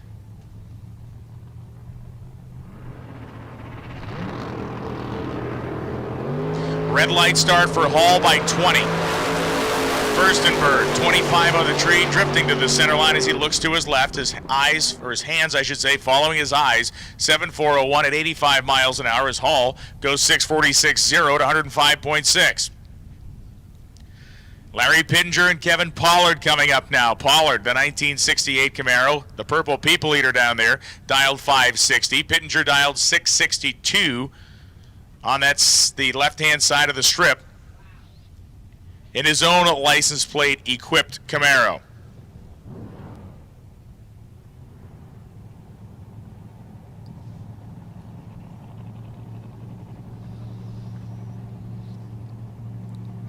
Pollard nibbles his way in. Kevin Pollard, Larry Pittenger, both proving their weight, proving their worth here in the first round. It is Pollard, double breakout win. Pollard 009, Pittenger 15. Larry Pittenger took 19 thou worth of stripe, got there first and broke out 659.3 on a 662 dial. And Kevin Pollard was only 2 thou underneath his dial, 559.8 on a 560 with a 009 light. Pollard advances, getting there second. Jeff Staley and Matt Kielman coming up now. Staley dialed 653 in the El Camino. Kielman, the 1970 Nova on the Pennzoil side.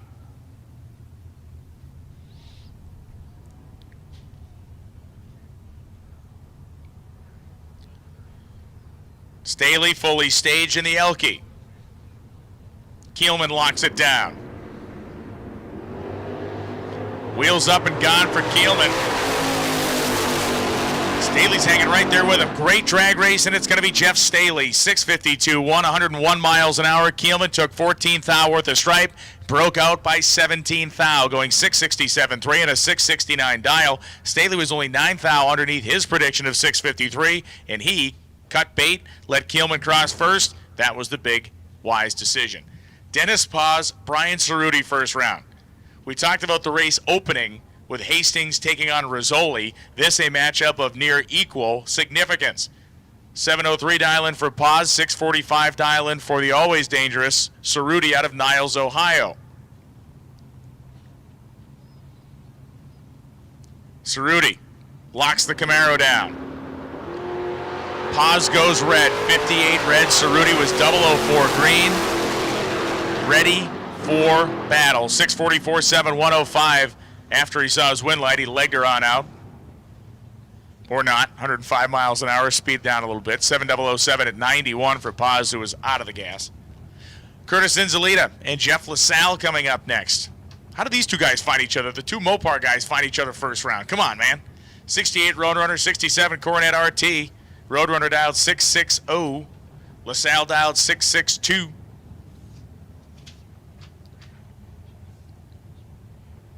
LaSalle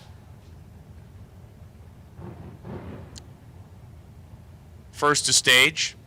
Zenzalita puts the Roadrunner all the way in.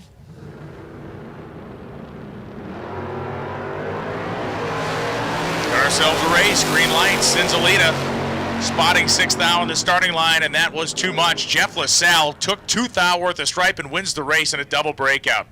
658.5 at 103 as Zenzalita ran 656.1 at 102. Jeff LaSalle doing his job. Margin of victory was 46 10,000ths as Henry Robertson and Wesley Azenga come up right now. Azenga was one of the first cars that ran during the Brodix run for the 50K. Had a nice solid package. Unfortunately for him, it got slowly bumped into oblivion as the rest of the cars ran down the racetrack. Azenga dialed 612. Henry Robertson dialed 754. 1984 Mustang for Robertson.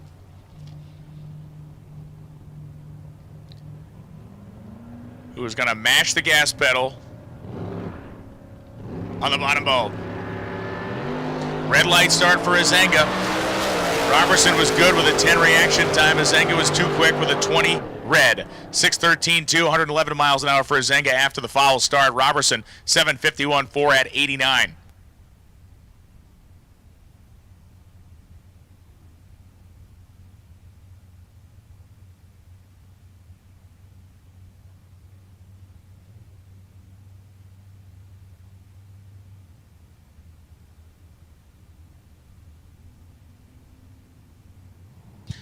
It is Anthony Bovin and Nasty Nick Hastings coming up now. We saw Hastings get bumped out during the first pair by Kyle Rizzoli.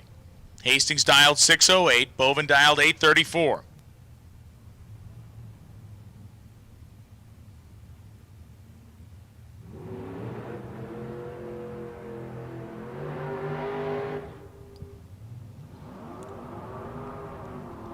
Bovin in that very unassuming looking little rusty Toyota pickup truck.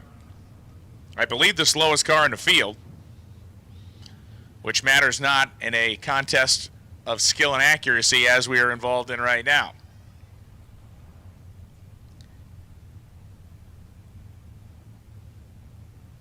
Hastings going to use that Ted Lasso goldfish memory. Can only remember the last 10 seconds because you want to get that first run out of the way. You want to get that first run out of your head. Concentrate on the task at hand.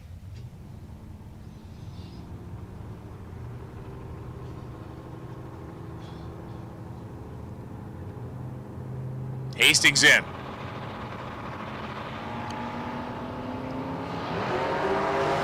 Red light start for Hastings by 9 thou. So Nick Hastings 0 for 2 in round 1. Anthony Bovin goes 835-1 and 834 with a 45 light to get the win. Hastings was just 9 thousandths too quick to leave.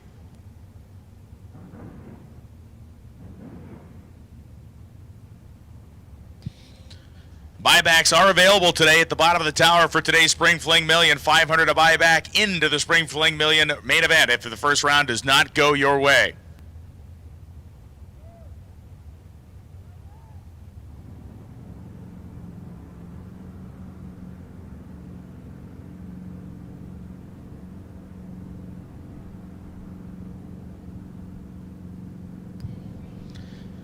Biddle flickers the beam. And Biddle leaves by himself. 11 reaction time for Randy Biddle. The Gear Wrench Pro final car goes 6:05.9 at 111.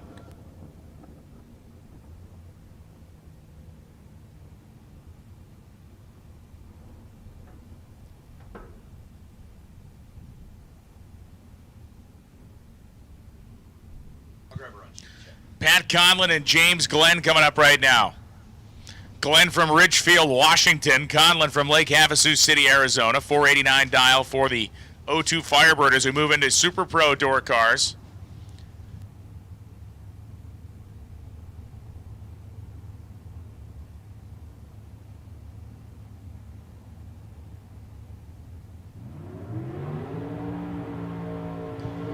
Glenn dialed 643, as mentioned, out of Ridgefield, Washington, in the 1969 Firebird.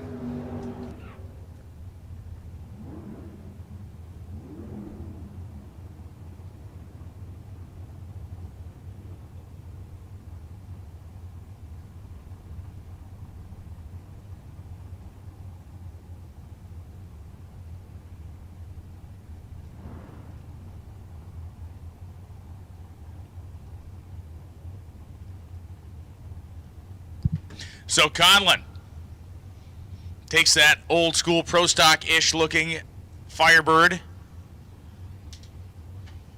into pre-stage, takes a deep breath. Saw some big upsets in round number 1 of our Main event here in the Gear Wrench Pro category.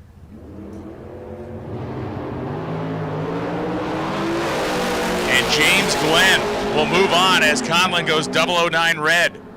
Glenn goes 641.5, 105. Conlon 492.1, 142.91. As Patrick Conlon misses the tree by 9 thousandths.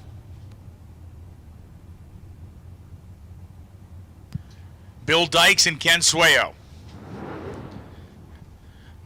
Every one of these racers has been competing for days, but you know that the butterflies are certainly on right now in this round one. 586 dial for Swayo, 571 for Bill Dykes. Especially after you've watched so many of these racers go out and hit the tree 00 and run within a couple thou of their prediction during our Brodix run this morning. You know there is zero room for error as Bill Dykes hits the tree for a perfect and goes under his dial-in and breaks out. Dykes was perfect on the Christmas tree. Swayo was 10. They both run under their dial. Swayo 585.1 advances as he crossed second. Dykes goes 567 on a 540 or a 571 dial. He has gone in round one with a perfect light. Vince Horton and Chris Northrup now.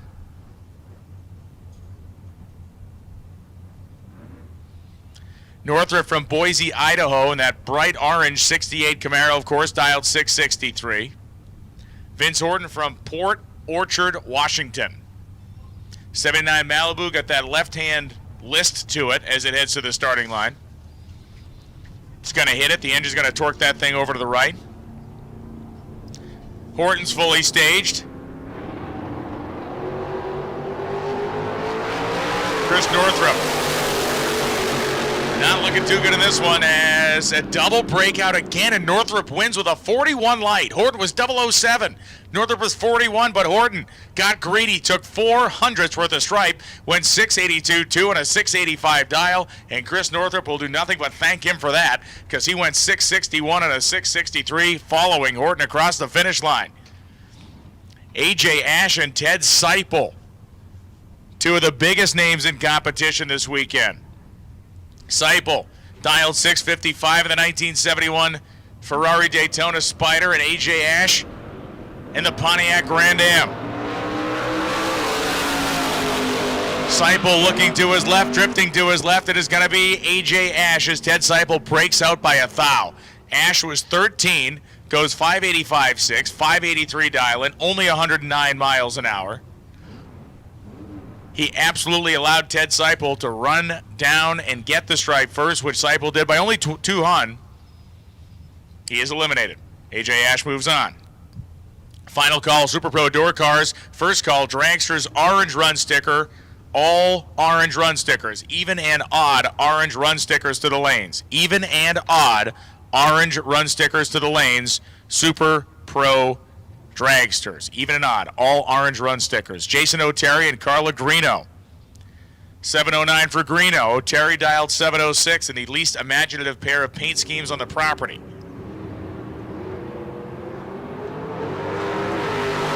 As the old saying says, chrome don't make it go, neither does paint. As O'Terry and Greeno get to the finish line, the wind light shines for Jason O'Terry. Dead on 7 with a 50 light. As Greeno was 62 on the tree, took 3 thou worth of stripe and broke out by 8 thou. The advantage O'Terry had on the starting line was insurmountable. Carla Greeno is eliminated.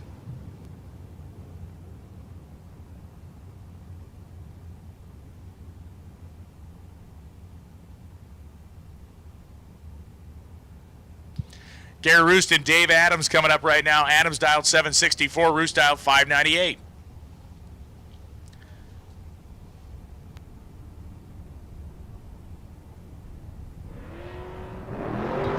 C.W. Hofer over there in the Pontiac. As Roos goes 20 red, the Pontiac goes 7608 at 89 miles an hour. Roos goes 597.6, but he fouled out off the hit of the throttle. Corey Jackson and Bo Butner. Butner was very, very good during the Brodix run for the 50,000. Ran a 5:02, I believe, on his 5:0 prediction. Somewhere there. He's doing about 2 numbers. Corey Jackson from Washington State, dial 497 in his Corvette Roadster. We need all of our orange run sticker dragsters. All orange run sticker dragsters that are entered in the main event. We need you to the lanes, please. No red lights in this game, nor any shame as Bo Butner goes 11 on the tree, goes 5:011, and advances as Corey Jackson was 28 on the tree, runs dead on 6, and gets there second because of the starting line advantage Bo Butner had amassed on reaction time.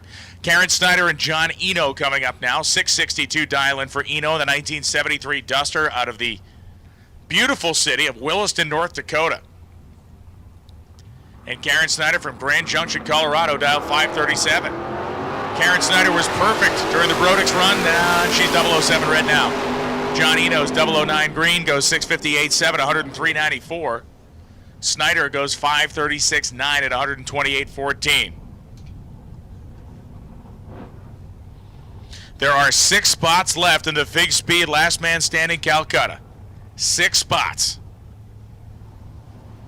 You know you want in. You're out there in the grandstands. You're watching this thing. You go, I want in on that.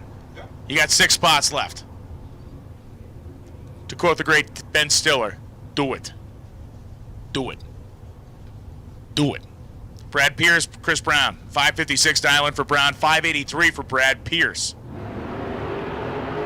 And Pierce goes 008 red. As the red lightitis begins to creep into the picture here. 557-2, 133 as Brown was 19 on the tree. The victory all but assured after the 008 red light start of Brad Pierce. Darren Fidolf's coming up right now, 604. The dial-in for Fidolf says Rocky Pinavale, Amelia, Virginia, 590. The dial-in for Pinavale. We have called dragsters, especially those with orange run stickers, even and odd. Super Pro dragsters, orange run stickers, even and odd to the staging leads. Pinavale's car leaves beautiful. Darren Fidolf's car left a little bit better on the scoreboard, left a little bit better on my reaction timer here. But it's Rocky Pinavale, 591.2, 590 dial-in. Fidolf's was 607.3 on a 604. 005 light for Rocky, 008 for Fidolf's, but it was Pinavale taking 200 worth of stripe and just simply running a more accurate dial-in down there to get the win light. Larry Spitali coming up, the 1980 Monza. That's a quick car, 550 the dial-in, and Phil Unruh dialed 612 in his Kansas-based Camaro Roadster. Spitali, you got a Petra car bright orange, you better be good at driving it, and he is, but Phil Unruh's better. Unruh, 613 on a 612. He's 1 over with a 7 with a 19 light. Spitali is going to be sick. 003 reaction time for Larry, and he breaks out by 22 thou, taking 500 worth of stripe, which at 128 miles an hour is like a Monza and a half. Joe Leavitt and Kevin McClellan coming up now. McClellan in the wagon, 657. Joe Leavitt dialed 627. Super Pro dragsters, orange stickers, even and odd. We need all the numbers. All the numbers. All y'all with the orange stickers as Leavitt and McClellan both hit the tree hard in green, and it's Kevin McClellan. 658.0, 657 dial, 14 reaction time. Moves him ahead as Leavitt was 10 on the tree, took 37 at the finish line, and broke out by 23 thou. Going 624.7 on a 627 dial, just played it a little aggressive down there. Shane Thompson and Dustin Henches. Dustin Henches is in the catbird seat. He won last night. He's got a pile of money in his pocket. He's out here to win rounds. Probably not feeling the level of pressure he would have otherwise. Dialed 617. Thompson dialed 505. He's going to start feeling some pressure from Thompson right about here as the Nova pulls up next to him. It is going to be Shane Thompson. 507.9, 505 dial-in, 18 light. The biggest problem for Henches was a 36 reaction time. He did what he had to do, which was taking the stripe. Took 15 thou worth of it, but he broke out by 4 thou. He could have pulled it off, but it was razor tight. John Bianco and Ryan Marcus now.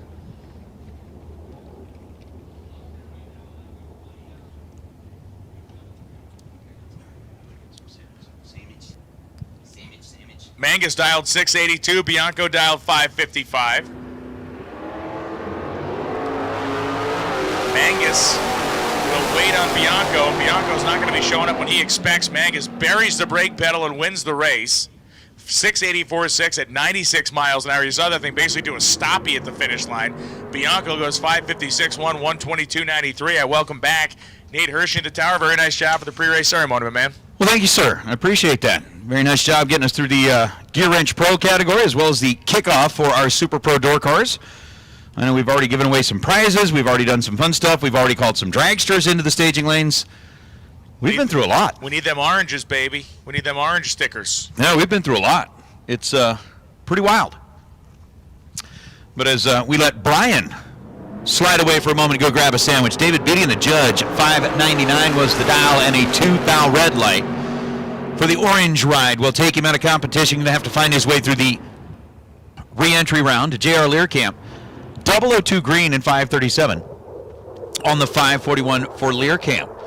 So David Beatty leaving 2,000 too quick. When it was time, ends up with a 600 on the 599.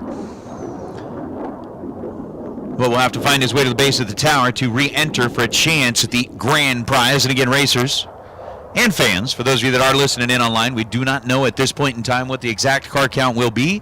Got to wait until we get through round number one. Once we get through round number one, we'll know exactly how many cars we send down the racetrack. Then at that point, we'll be able to start answering those questions. As Chris Galitti and Damon Bustamante. Galitti in the Nova dialed in at 540. Bustamante in the topless Corvette dialed in at 624. And a 624.0 on a 624. Damon Bustamante is dead on the dial and has to buy back. He was 035 at this end of the racetrack. Chris Galitti had an 11 bulb. And with that 24,000 advantage, Chris Galitti tightening it up to a 9,000 stripe, goes 541 on a 540. Bustamante, headed to the buyback window with a time slip that said dead zero.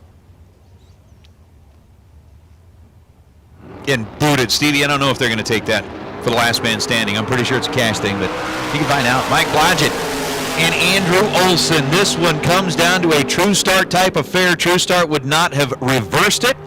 Mikey Bloomfield leaving first on a 639 dial was 20 red. Andrew Olson leaving second on a 591 dial was 7,000 red.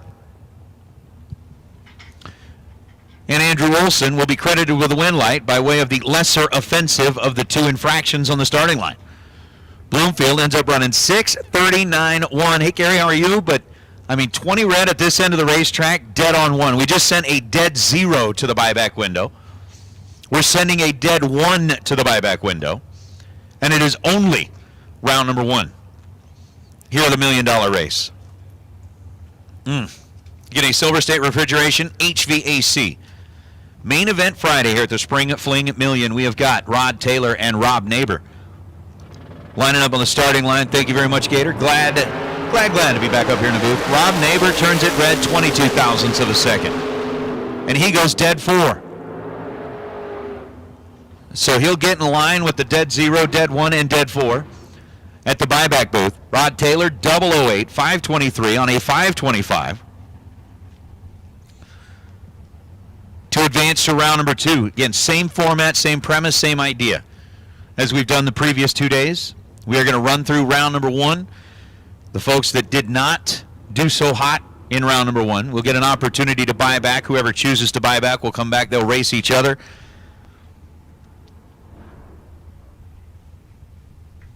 Lela, I did not do that yet.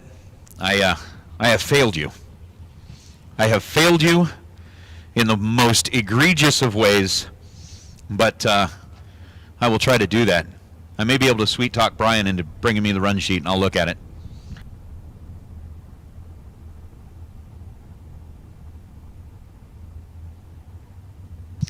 Jeff Verdi and Ricky Duchelle. What's up, Youth Rock?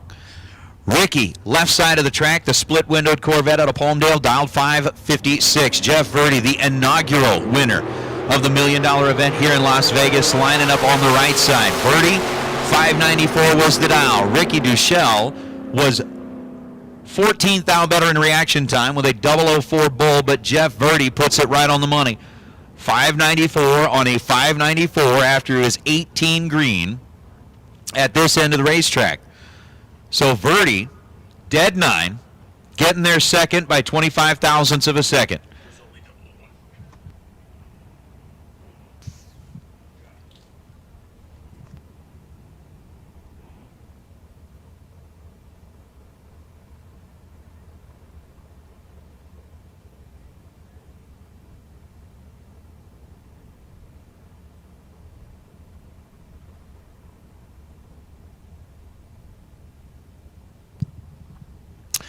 So with Kevin Shearer and Mark Yeager rolling up next. Yeager's $539 on the right side. Shearer in the Roadster, dialed in at $538. 1 hun, the difference in the dial. 2 hun, the difference at the finish line. And Kevin Shearer is moving on. He had a 23 thou advantage in reaction time. Mark Yeager, 33 green and 539 on a 539. He was dead 5 to be 38 total. Kevin Shearer was 10 on the tree and dead on 7 to be 17 total. So the winner, the mover, the shaker out of that pair is Kevin Shearer. Kevin the Shaker Shearer. Here's David Prott and Spencer Massey. Massey, the Nova out of Texas, dialed it at 634. Proctor the Vega, dialed at 566.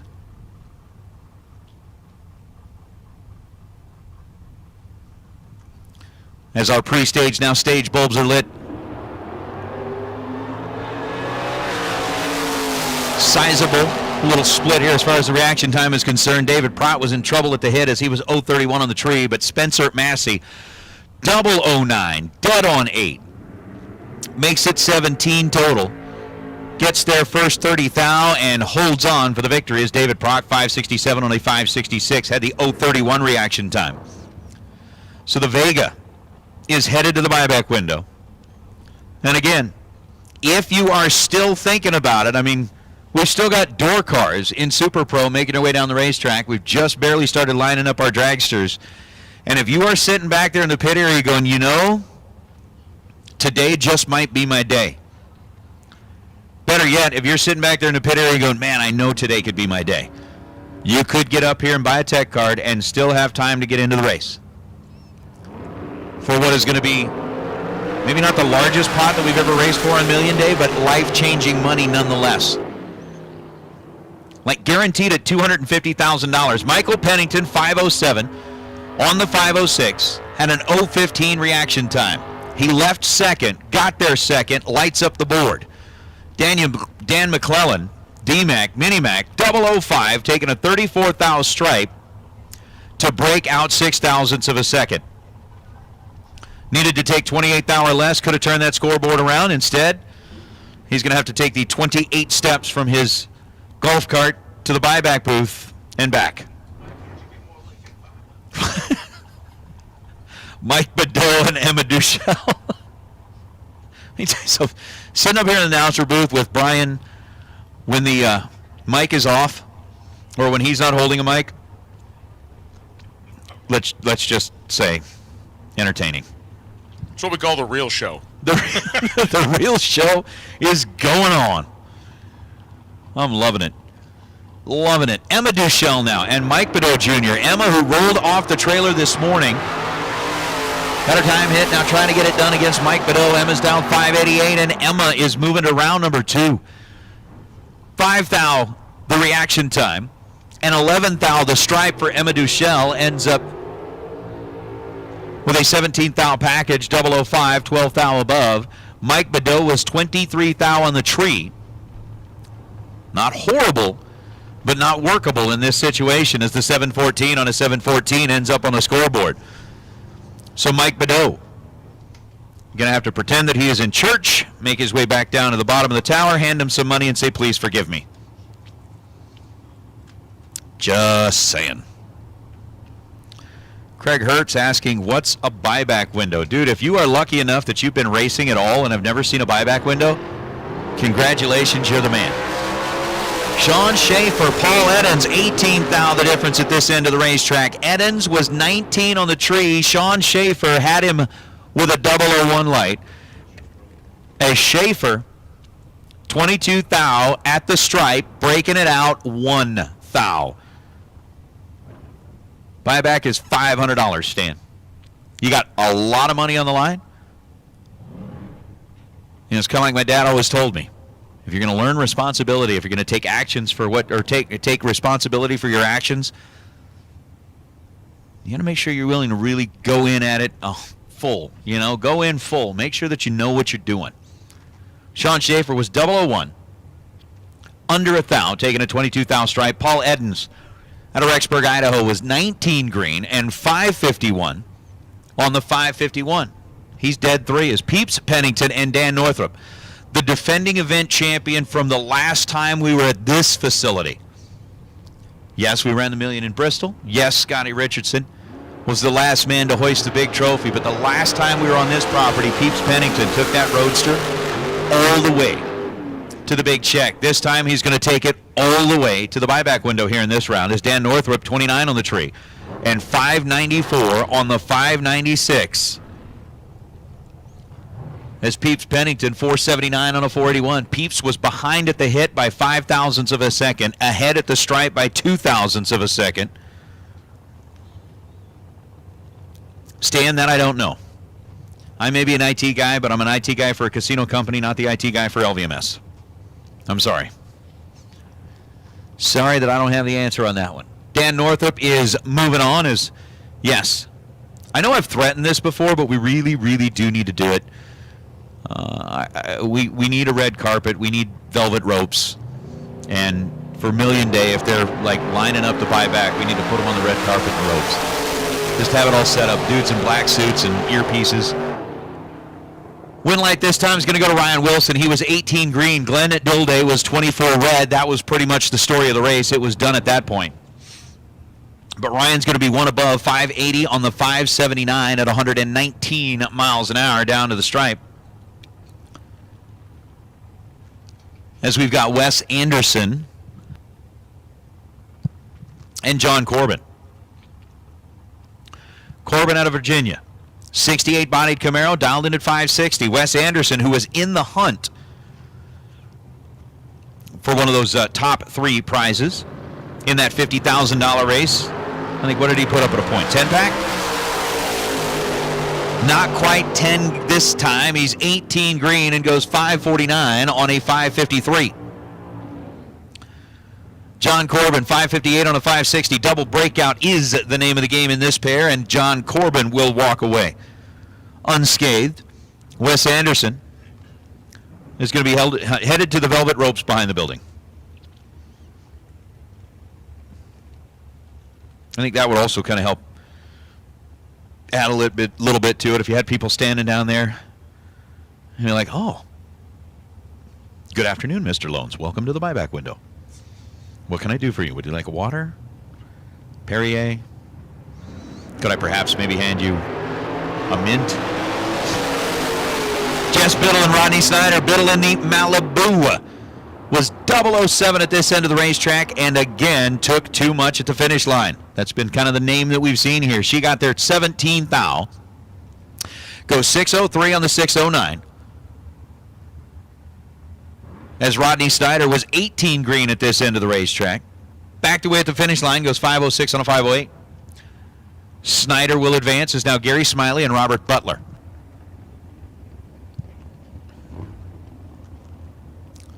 Welcome in for those of you watching in the southern hemisphere. Way down there in the land down under. 492 for Gary Smiley in the pickup truck. 644 is the dial for the Chevelle and Robert Butler. Whoa, 34 thou the difference between the two at this end of the racetrack, and Butler, the second time we've seen a perfect reaction time go up on the board and get booted. 6:43 on a 6:44. Butler taking a 43 thou stripe is under 10 thousandths of a second. Gary Smiley was 34 green, going 491 on the 492, under a thou. Butler was under 10 thou, and Gary Smiley with an 0:34 reaction time survives a trip zip on the other side of the race twice now. Perfect on the tree, and thanks for playing. Makes that cringy face emoji face. We did that. It does. The teeth thing. It does. Sean Langdon and Justin Lamb. What?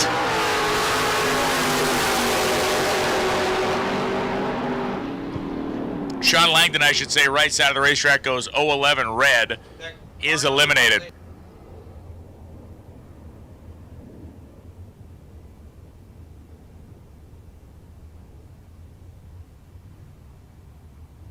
So Justin Lamb driving Jeff Devy's car goes 6:41.7 for the win, a 21 reaction time. Langdon 11 red in the Camaro he's been splitting with Rizzoli. Will Carroll and Race Kid coming up. As mentioned, they've been driving Carroll's car to breakfast every morning, literally, right out the gate. I mean, how cool is down that? the road, it's great. You can take that thing, go get breakfast, put the ice in the trunk, and drive it back. 576 the dial for Race Kid. Two very different ways to do a 1967 Nova here. Two very functional ways to do a 1967 Nova here as Kid plants those big rear slicks and drives to a win light. 008 reaction time for Race Kid, 579 on the 576 dial. Will Carroll was just too far off on both ends, 23 in the tree and 4 over, 748 on a 744. Dave Jackson and Chris Johnston. Jackson, 497 dial. Johnston dialed 610.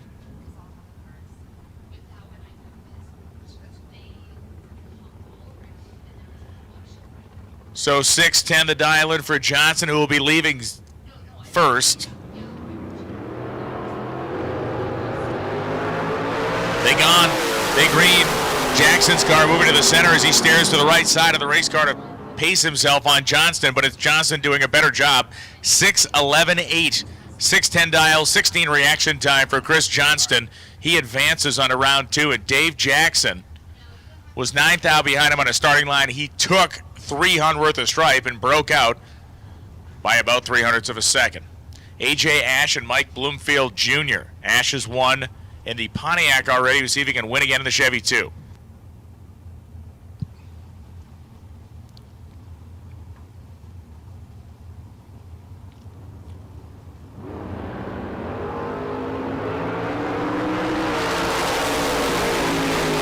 Bloomfield and Ash leave almost even with each other. Bloomfield 639.4, dead on 4, taking 2 thou worth of stripe down there on the brakes.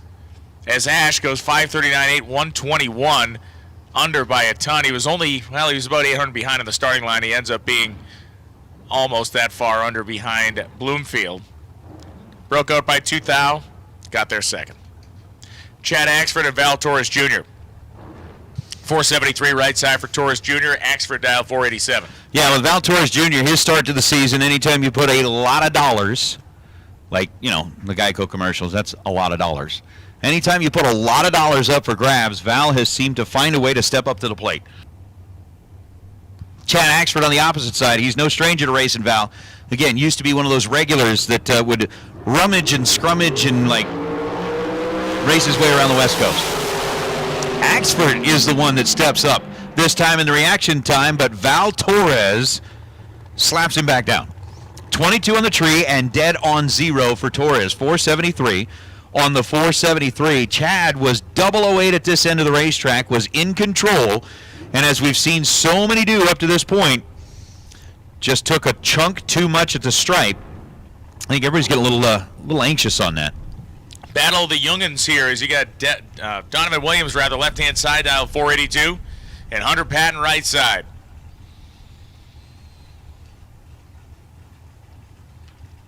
Two men that are young and hungry out here during main event Friday. Brought to us by Maytag and Silver State Refrigeration.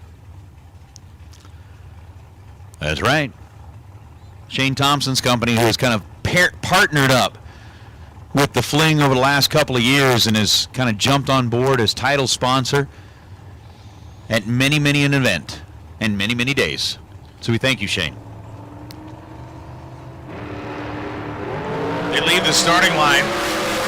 They leave the starting line with 2 great and strong and even reaction times, and it's Donovan Williams dead on 2 with an 18 light. Gets the job done, so a 20-pack for Williams, enough to put Patton away here in the first round, as Patton was 2 over, 4:59.2 with a 14 reaction time.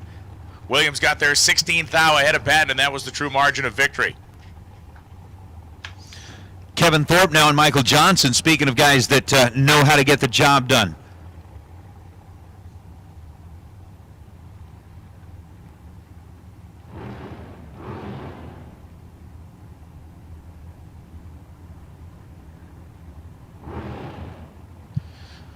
With Kevin Thorpe, a former winner at the Spring Fling and Fall Fling events, and as we are looking at that, he was also the winner of the All-Stars event when we had that little bit of fun down there in Bristol. Last year, as Michael Johnson dialed in with a 490, Kevin Thorpe dialed in with a 455. Stage is set, tree has dropped. An advantage on the tree this time, going to Kevin Thorpe by 4 thousandths of a second. He's going to go 454 on a 455, under 9 thousandths of a second. Michael Johnson gets there second, breaks out by less. Let's see, have we talked about that before? Get there second, break out by less, get to the next round. No, I don't think we mentioned that before yet today. 13th thou on the tree. Michael gets there second by 6 thou, breaks out 2 thou less, and moves on. We need our dragster blue sticker, even numbers to the lanes, please. Blue sticker, dragster, even car numbers to the lanes. Blue sticker, dragster, even car numbers to the lanes, please. So with Nick Axtman and Greg Hicks, Hollywood sitting on the left side of the racetrack. Axtman coming in out of Wana, Washington. Is that how you would say that? Wauna? Wauna? Wana? All right, well, that's how I want to say it. That's how I want to say it, so that's how I'm going to say it. How about a little true start affair? 2 thou the difference between the two in the red lights. Hicks was leaving first, dialed at 471, goes 10 thou red. Axtman was leaving second with a 423 dial, goes 12 thou red.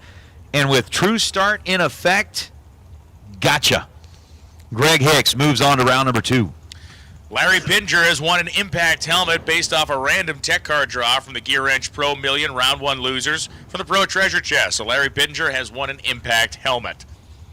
Nice. Troy Williams and Vinny Domino coming up right now. Domino, dial 468. Williams, dial 465. Man. These guys just absolutely getting aggressive, and it's Domino. Dead on 4 with a 5 light 9-pack. Williams dead on 6 with a 14 light 20-pack. 9 beats 20 every time. Okay. Thank you. Thank you for believing in me. Unless you're at a blackjack table. Look, man. You just said 9 beats 20. I think you're so cool. Every time. I work in gambling. I'm in the gambling industry. I'm going to show this guy a thing or two. I'm just saying. Fine, man. I get it. I'm just saying. I'll just stay over here and be quiet. I'll tell you what. If you want to believe that, let's go play blackjack. You stick with your 9. I'll take the 20. Let's do it. We'll do that every time. Let's do it. 500 says you're wrong. Oh, Shannon Justice on the right side of the racetrack and Aaron Johnson on the left. 491 the dial in for Johnson. 487 for Justice. The Justice League rolling up on the right side out of Lexington, North Carolina. I mean, come on, it's an American dragster. The guy's last name is Justice. It is the Justice League. That is a superhero in the making.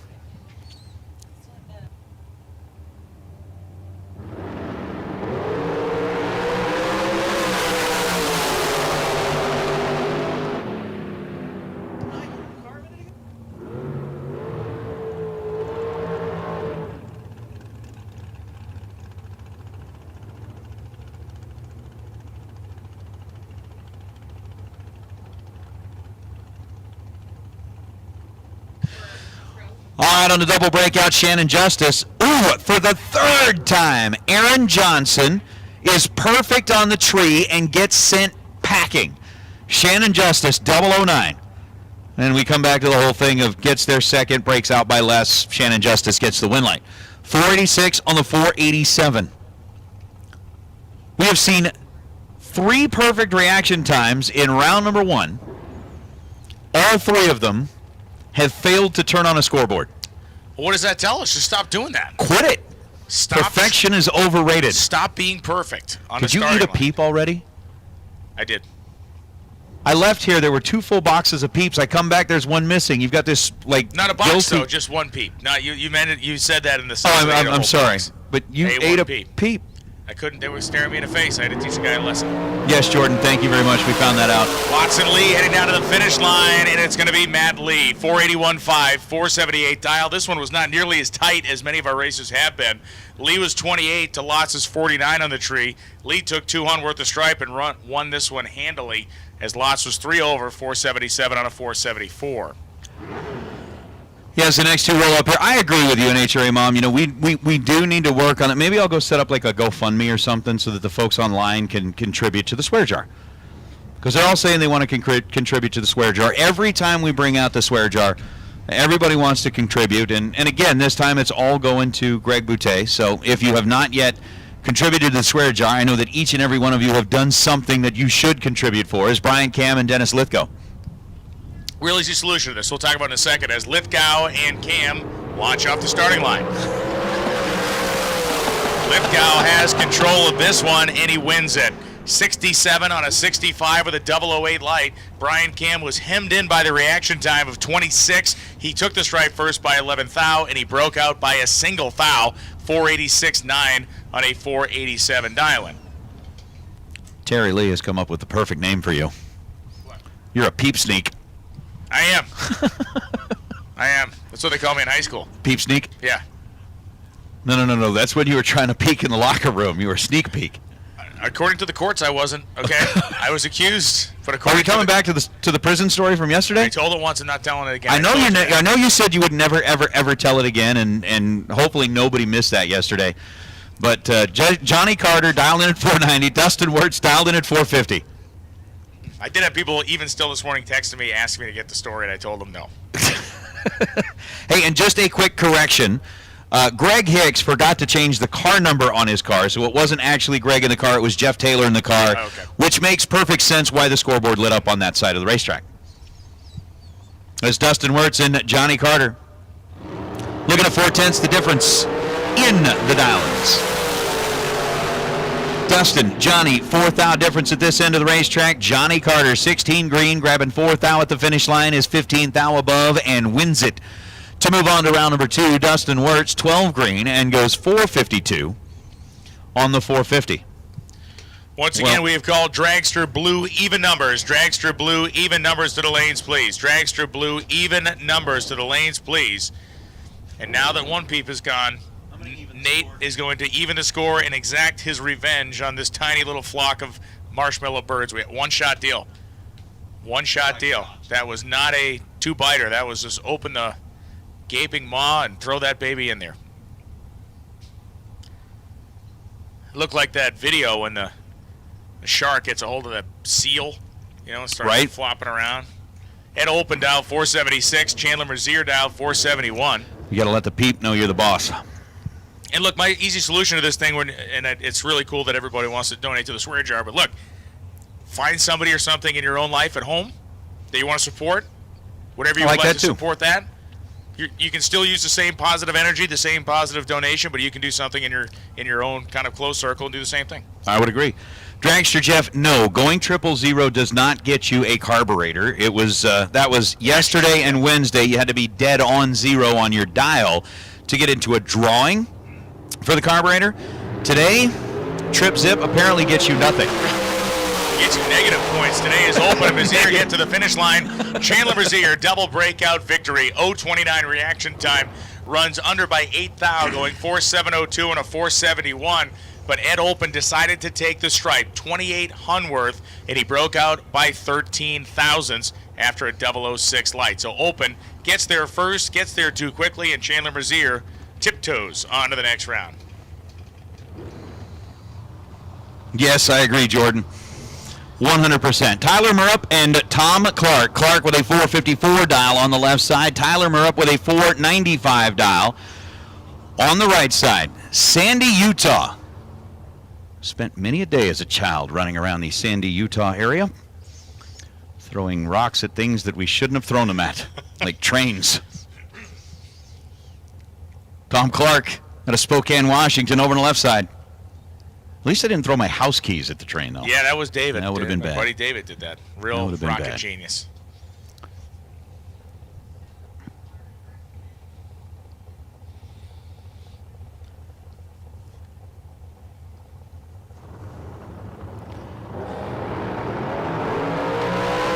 Tyler Murrup trying to break the streak of 000, and he does. He has a perfect light, and he finally wins around.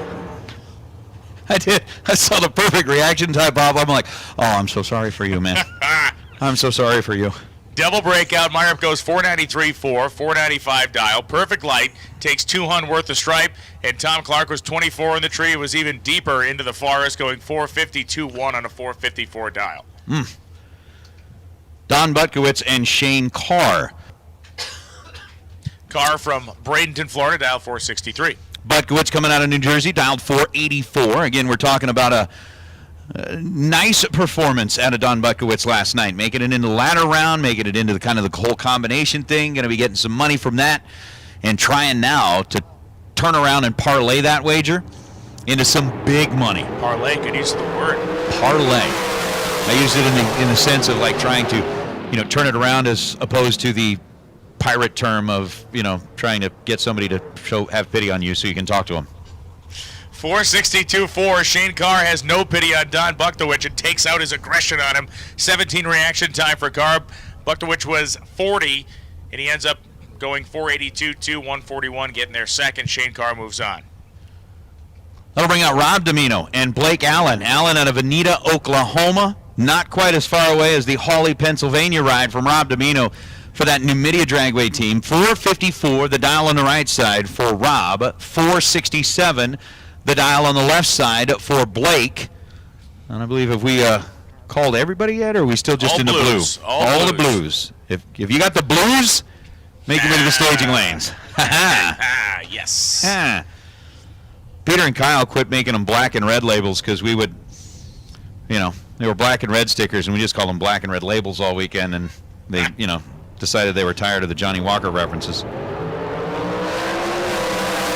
did not come all the way from Hawley, Pennsylvania to be denied in round one, and he won't be. Dead on 4. 007 reaction time, taking 2th out, the finish line stripe. Domino, 11-pack. Blake Allen was 23 on the tree and just had nowhere to go. 466.0, 146. Allen got there second and loses. Jim Calloway and Hannah Cook, who is here by way of a raffle. Yeah. Reached into the cup, pulled out the number, and Hannah's name happened to be sitting next to the number that was pulled from the cup. So a 451 dial in now, trying to kind of capitalize. I don't know exactly, how much they spent to get in the raffle or whatever the case may be, but, if you I can... think she was in one of the 50. I think she was in one of the 50s, yeah. I'm saying, even if you bought like 3 spots in the 50 raffle, you had $150 into the whole thing. And now you're here racing for well over that. Hannah's making the most of it. Yep, making the most of it. 001 at this end of the racetrack. How about one take 4th out? To go 452 on a 451 for Hannah Cook, the youngster out of Novato, California. Jim Calloway was 14 green at this end of the racetrack, and essentially by a thou was locked out as Hannah put up a 13-pack. Cook's car was wiggling like a Jell-O mold down there, just on and off the throttle, and it worked. You're making me self-conscious over here, Brian. Jerry Wynn and Mark Barnhart. Listen, if there's Jell-O, I'll find it. Barnhart 456 dial-in, Wynn 458 over there on the left-hand side. All blue, even and odd. All blue dragsters, even and odd to the staging lanes, please. All blue to the lanes, please.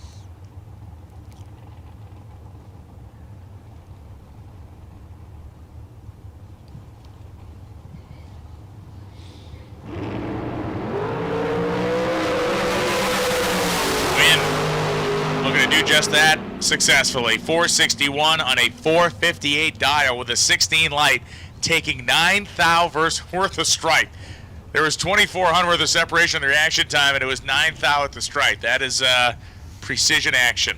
Got it. I'm like that whole. I'm just going to dial it in and leave this right here. Tim O'More, 536. Brandon Taylor dialed 479. Taylor left side. At a tomball, apparently that's TX. Yeah, it's a TXs. Because they're, it's the TYX, TXs. 479 is the dial. Across the way, Tim O'More has shut off and is getting pushed back off the starting line. You talk about like round number 1 break and getting pushed off the starting line, that's one thing. Round 1 in the million for a guy like Tim O'More who has been on it throughout the last couple of days. But, oh man, a little puddle there under Tim's car as they push him back out of the way. Ends up being an 059 light and a 475 for Brandon Taylor.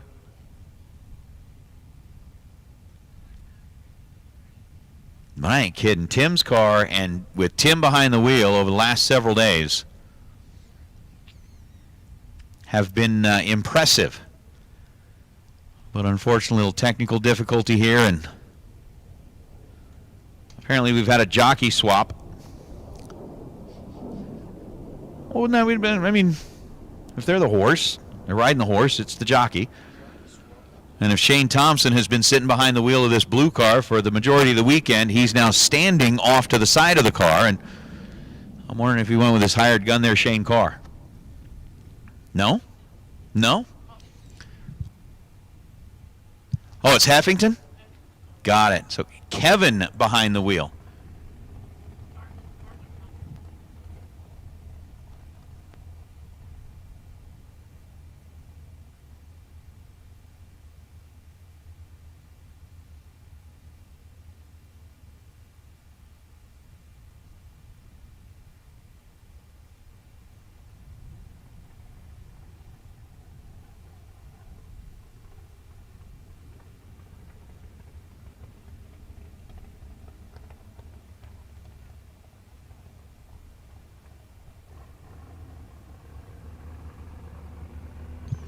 So as we take care of a little touch-up here on the track.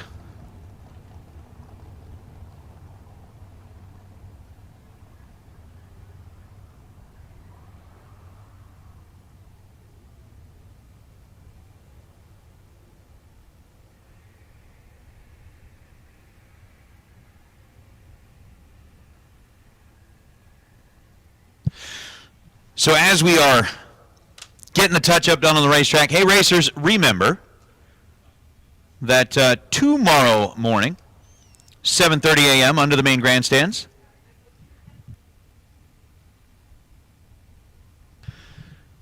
we are going to have a non-denominational chapel service. Team RFC is here. They are going to be offering that up for those of you that would like to start off your Saturday morning, especially since several folks may be traveling on Sunday. You might not be able to get in your chapel service for the week. Team RFC, Rich Trimmer, who gave us our invocation this morning. And again, we thank you very much, Rich, for doing that. There'll be a chapel service under the main grandstands tomorrow before we race again for another $30,000. Again, we've got main event Friday happening right now. We're not done racing for the weekend. We've still got more to come tomorrow. But tomorrow morning, 7:30 a.m., Team RFC, Racers for Christ. Well, they're celebrating 50 years this year, right? Yes. 50th anniversary for Racers for Christ. They've been out here taking care of the racers and making sure that whether they're on or off the track, that racers are well advised, both spiritually and emotionally, and it's just appreciate the organization and all that they do. Jeremy Sears and Shane Carr. No. Kevin Heffington. That's what I meant to say. I know. When you put together the S-H-A-N-E, that spells Kevin. Okay. And the C-A-R-R spells Heffington. Yeah, see, the silent R is what threw me off. I understand. Yeah. That's it. And it's not even the last R that's silent. Yeah, it's right, the first R that's silent. Yeah. That gives kind of that Ington sound. There's an umlaut over the A. Yeah. That's the weird part.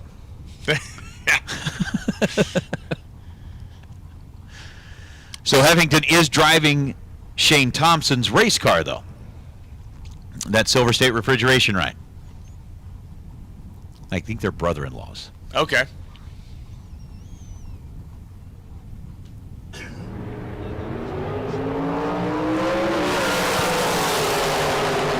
Jeremy Sayers with a 20 reaction time, getting off the starting line first, goes 493 on the 491. He is 23 thou above the dial with a 20 thou reaction time and gets their first 18 thou. Heffington was 49 green, missed it at this end of the racetrack to be 456 on the 455. Yeah, Terry Lee, that's not the case. That is certainly not the case. In this case, I am the apprentice to Loans. Nah, man. In this situation. Nah. Justin Hoff Yes. coming up on the right side. Trey Vetter on the left side.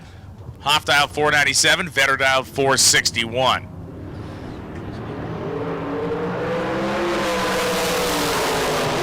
So at the finish line stripe, it will be Trey Vetter, 462 and a 461 dial, 39 light, as Justin Hoff was 61 on the tree. Got there second, going 496.9 at 134. So Hoff just didn't get off the blocks fast enough. Trey Vetter did. Trey Vetter moves on.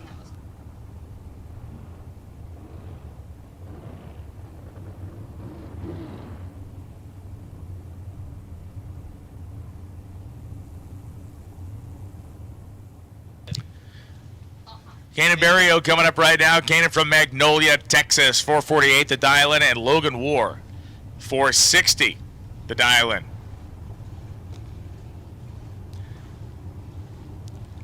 Barrio, just 12 Hun separation here. Ooh, man. All right, couple guys loaded up. Barrio whacking the throttle. Wind light for Logan War. Dead on 7, 15 light, 22 pack.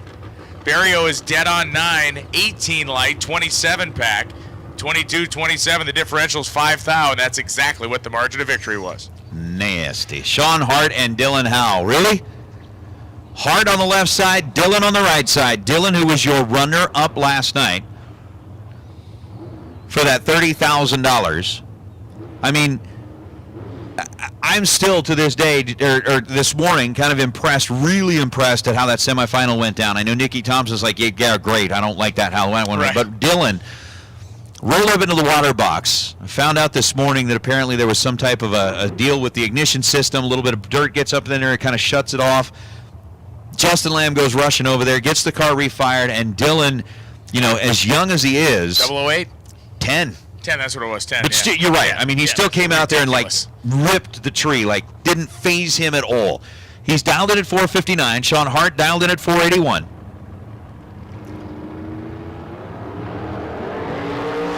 And away we go. Oh. Dylan was in trouble at the hit. I mean, he was, you know, unfazed last night, but this morning, I think it's the first time all weekend long that I could say that Dylan missed it. He did. He missed it. Yeah, there's no other way to say it. Sean Hart didn't miss it.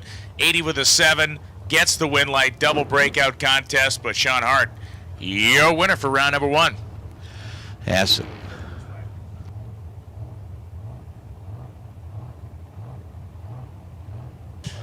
Don Sefton and Timmy Markerglue coming up right now. Markerglue from Staten Island, New York, 455 dial. Sefton 437. The dial-in on the side of the dragster.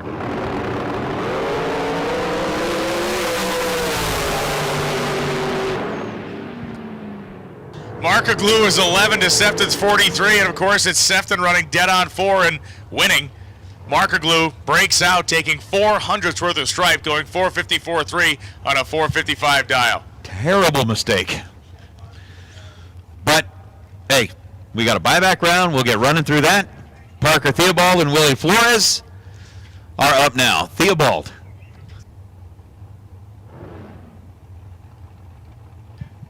$492 dial-in for Parker, $502 for Willie Flores. Yeah, Kathy, and for those of you that are listening in kind of on the chat bleachers, I'm going to just say this. We talked about jockey swaps. We have had a lot of drivers that have swapped to a lot of different cars that are still using the same numbers. So we're going to have some of those where it may not be that person behind the wheel, but we'll try to keep our best eye on it. We will try. Parker gets a win line here as Willie Flores left on Parker Theobald by 5 thou, but then broke out, taking half a tenth of stripe, running 499.5 and a 502 dial-in. Theobald, who was 2 over at 494.5, gets the win. It's also one of those things where somebody will come up and they'll be like, hey, I'm going to change the car number, I don't know, 47. And then if they put 47X and not 47, it gets things like a little bit weird because they don't really give us which car they're actually going to be in, and then they show up in something different and put it. It's going to be a little different today with everybody kind of swapping spots behind the wheel, but we will do our best to stay on top of it. As again, we've got gear and lots separated by 0.03 of a second on the dial.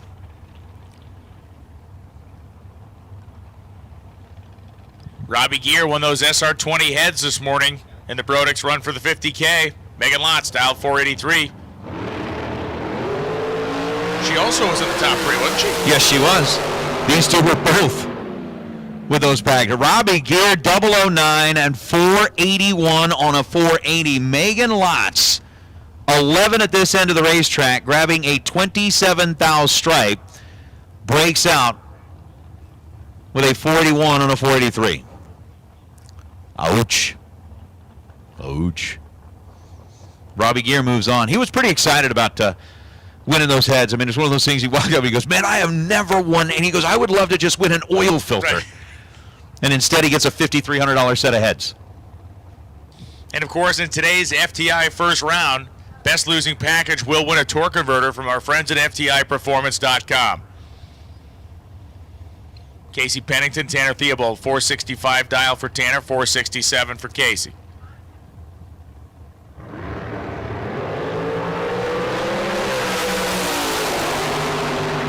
Uh-oh. Cassie, 22 on the tree, goes 466 on a 467. Gets there first, 0.04 of a second. I think Tanner may have given it back a little bit. He tried to whoa up the car, goes 463 on a 465.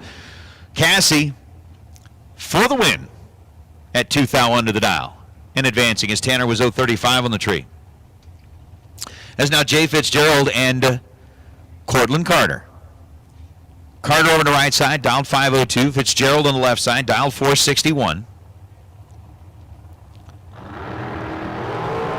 And yeah, honestly, it's like whenever you go from day number 2 to main event day, it's like all night long they play music. And then in the morning when we shut the music off, everybody has to stay in the car that they're in.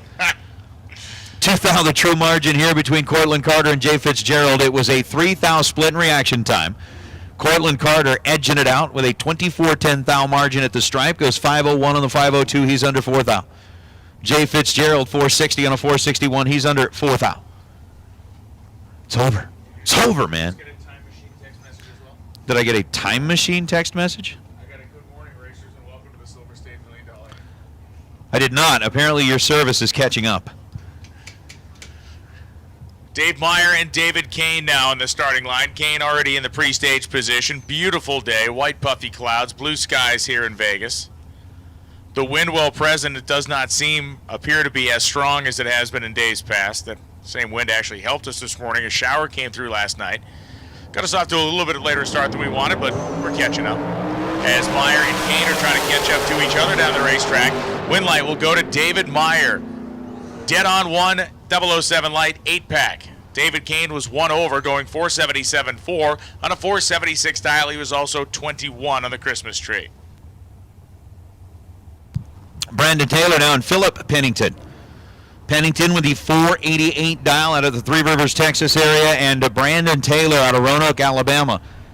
I do need to go look that up.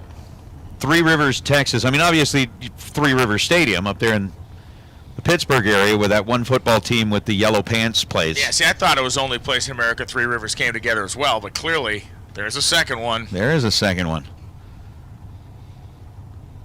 I would have thought that, I don't know, maybe it's farther down south in Texas. They would have called it like Trace Rivers or something like that. Maybe some guys from the Berg moved down to Texas and like, hey. Well, we're bring it with us. Yeah. Brandon Taylor with that 467 dial. 8 thou is the difference between the two at this end of the racetrack, and whoa, 489 on a 488. Philip Pennington gets it done on a hole shot. He was 11 thou in reaction time. Brandon Taylor was 8 thou behind with an 019 reaction time. Taylor's dead on 7.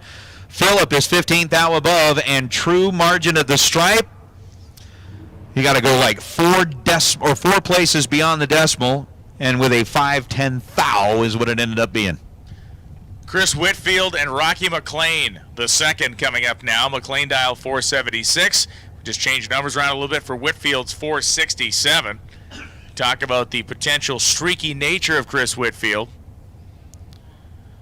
One of those racers that builds momentum behind themselves over the course of a race, and Whitfield has done a nice job. Final call, Dragsters round 1. Final call, Dragsters round 1. Gear Wrench Pro, you're on standby for the buyback round. Whitfield, if he's streaky, he is on a streak right now. 006 light, dead on 6, 12 pack. McLean, 21 light, dead on 3. Oh man, just nasty. 24 pack. I mean, it's just, what do you do? We talked about it yesterday and today. You're 24. You're winning races at any track in America today except here. I mean, the guy next to you is going 12. That's it.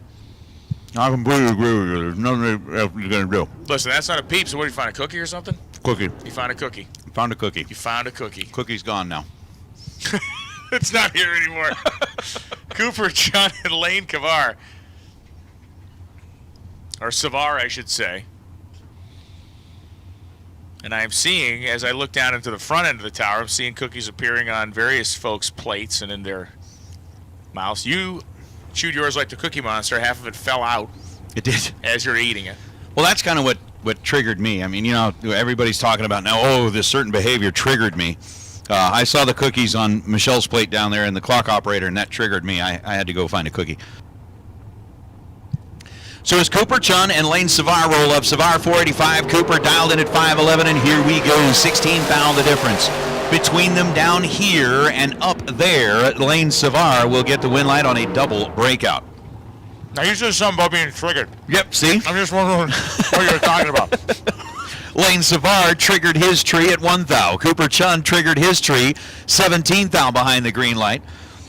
The double breakout pops up. Cooper Chun is 8 thou under, bowing out here, and Savar will advance as now Randy Lynn Shipp and J.R. Barclay. Barclay out of Tennessee, 453. Randy Lynn out of Indiana, 453. Lynn, who's already made an appearance in a final round, like day number 1-ish. Day number 1 of the actual racing, not counting the test and tune and the shootout day. Ended up bringing her dragster up to take on Andy Schmall in that one.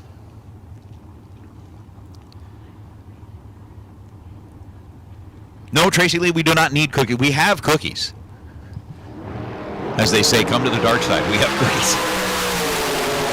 Barclay go to the finish line stripe, and it's Barclay.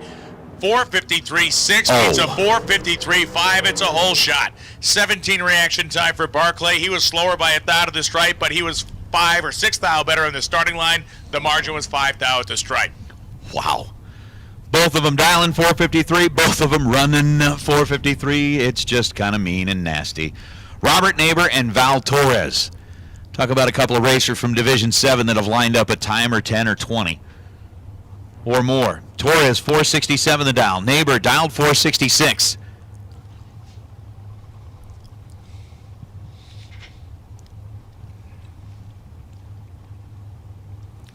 Terry Lee, you're right. It didn't take a minute, but I do wish I had some milk.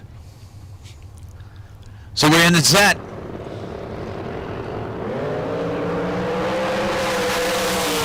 Torres and Neighbor see a lot of each other on the West Coast, and as they say, familiarity breeds contempt, and Torres was first off the starting line, 006, runs 1 over, 68.4 on a 67 dial-in. Neighbor's problem was the reaction time was good, 17 of course is great, but unfortunately 3 over the dial-in, 69 on a 66. Left Torres way too much room to operate. Val took 3 on stripe in the win. As now Austin Williams and Alexis Thompson. Williams rolling in out of the Texas area, 462, the dial-in for the multiple-time champ, and for Alexis Thompson, 463. for the junior dragster graduate from here at the Strip at Las Vegas Motor Speedway. Pre-stage bulbs lit both sides of the racetrack. Williams rolls in, lights up the second set of bulbs. Alexis puts her front tires in the beams, and here we go. Not a lot of difference at this end of the racetrack. Austin gets the win light. 17 green and 11 above. 463 on the 462. One above. 63 on the 62 gets the job of moving to round number 2. Alexis Thompson was 23 green, taking a 13th thou stripe and breaking out 8th thou.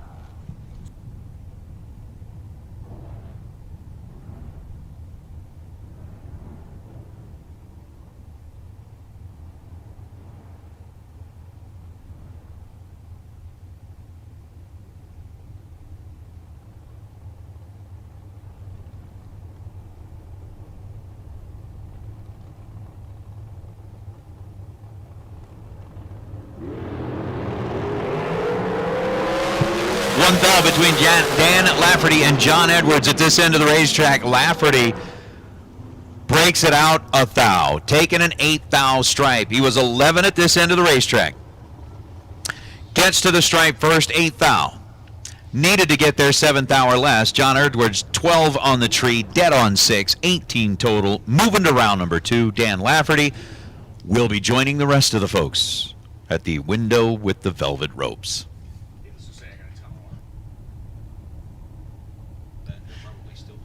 Giovanni Colecci, and here comes Honey Wayne, Hunter Patton.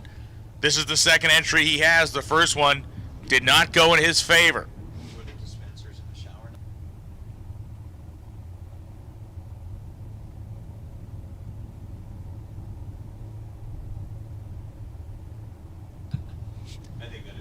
Patton goes in.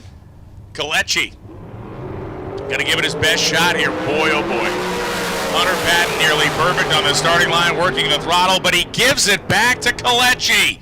Holy Christmas. It's 003 reaction time for Hunter Patton. Colecci was 35, and that seemed like the end of it. Hunter was working the throttle down there, goes 463.9, scrubs off too much, and Colecci goes 504.1 at 134.48. That is a shocker. So let me recap. Hunter's run twice this round. Yes. And he's won how many? 0 times. Nasty Nick Hastings ran twice in his round and won. He won 0 times. Ooh.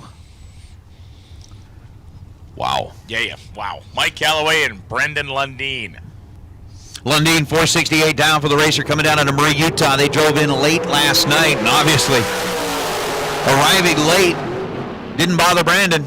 004 and 471 on a 468 for Lundeen. He takes a 14th thou stripe. Mike Calloway was 37 green, runs 494 on the 493, and Brandon Lundeen is able to slip by at the finish line to pick up the win light.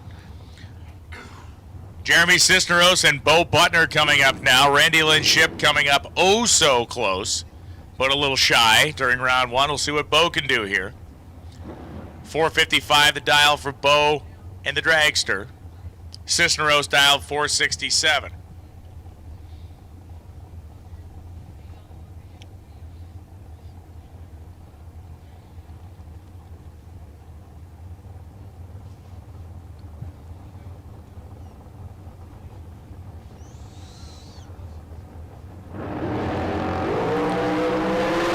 They're gone now. Butner launching off, whomping the throttle, goes 56 on a 55, 1 over with a 16 light for the win. Moves on to the next round as Cisneros took 13th thou worth of stripe and got there first. He was 800 behind off the starting line, runs 466.0 on a 467. You probably already took care of this because you are a responsible adult, but Dragster's final call. Dragster's final call. Gear Wrench Pro, you are on standby for the buyback round. Gear Wrench Pro, you are on standby for the buyback round. J.R. Learcamp and Mike Bloomfield. Bloomfield, the white dragster on the right side with a 482 dial. J.R. Learcamp, the silver and red dragster on the left side with a 472 dial. 1/10 of a second the difference is what we'll see in the tree as it drops from right to left or left to right. Great drag race. Win margin goes to Learcamp by 65-10 thou. 73.2 on a 72 dial-in with a 21 light. Bloomfield was 484.2 on a 482 dial-in with a 17 reaction time. So Bloomfield got a little piece of the starting line, but Learcamp got all the finish line and took the win. I'll bring up Val Torres Jr. and Will Carroll. Carroll over the left side. The drag strip operator out of Ardmore, Oklahoma, 437. Carroll was up earlier in the Nova. Trying to remember if he lit up if he's like headed to the buyback there or not.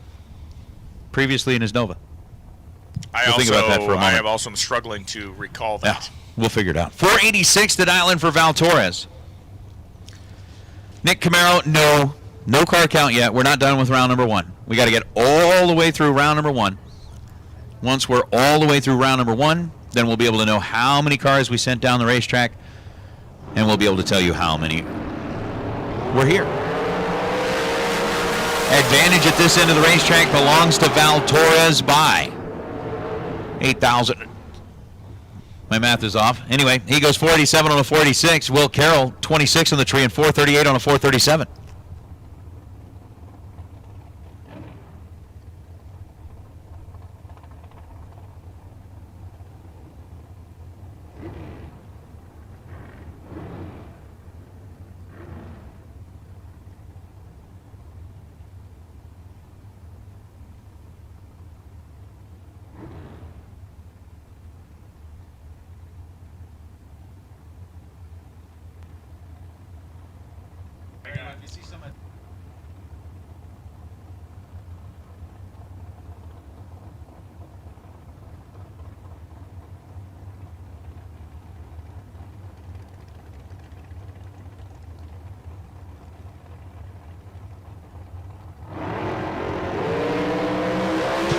Peeps Pennington and Jimmy Winger going down the racetrack right now, and it's Pennington dead on 3, 003 reaction time. Pennington, hateful 6-pack out there, gets the win light as Wagner runs 469.8 on a 70 dial. But Peeps Pennington making back his first loss that we saw earlier. Jack Sadler now and Spencer Massey. Massey on the left side, dialed in at 474. Sadler on the right side, dialed in at 488. If I'm remembering correctly, I think Sadler was like so close. Yes, he was. To putting up that perfect run. It was like 001 and then missed it a thou or so, something like that. He's 11 this time, but Spencer Massey. Spencer is like rolling in here with that whole anything you can do, I can do better. Jack Sadler was 11 on the tree. Spencer Massey went, oh yeah, I'm 10. Jack Sadler goes 489 on a 488. He's 11 thou above. Spencer Massey goes, well, I'm going to just be 3 thou above. And I'm going to win. Okay, that's what we're going to do. I'm better. Kevin Thorpe and Gary Williams.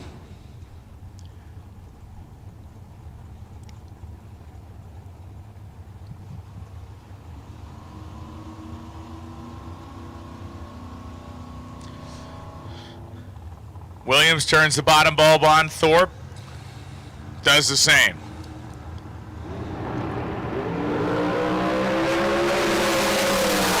So Thorpe and Williams go to the finish line stripe. It's going to be Kevin Thorpe. Dead on 9, 002 light 11 pack for Kevin Thorpe.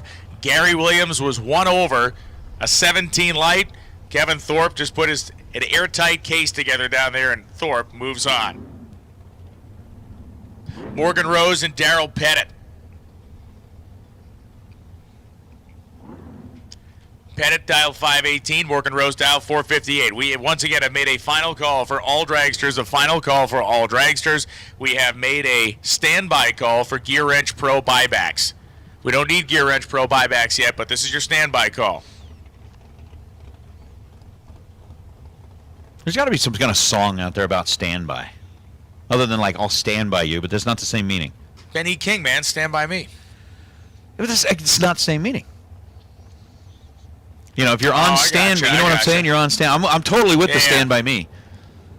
Or I'll stand by you. But something about being on standby. Darrell Pettit, unfortunately, is not going to make it out of round number 1. Missed the tree by 0.02 of a second. Goes 5.16 on a 5.18. Morgan Rose, 006 green, 4.57 on the 4.58. I mean, they had it right where it needed to be. 2 thou off the dial, 006 at this end of the racetrack, and that is a nice little trip into round number 2. Stand by your man doesn't work either. We'll have to toss that one to the Wolves in the chat bleachers and say, okay, find me a song that has to do with being on standby, not like standing by somebody. Wade Archer and Chris Brown. Brown down 459 and Archer 473 is his ticket to the promised land of round 2. Wade Archer, a slim advantage, gives way to a loss to Wade Archer as Chris Brown does a better job at the top end. 458, 150. It's a double breakout with Brown running 1 under, Archer running nearly 2 under, and taking the stripe by 14 thou. So Wade Archer has eliminated Chris Brown. Moves on to the next round.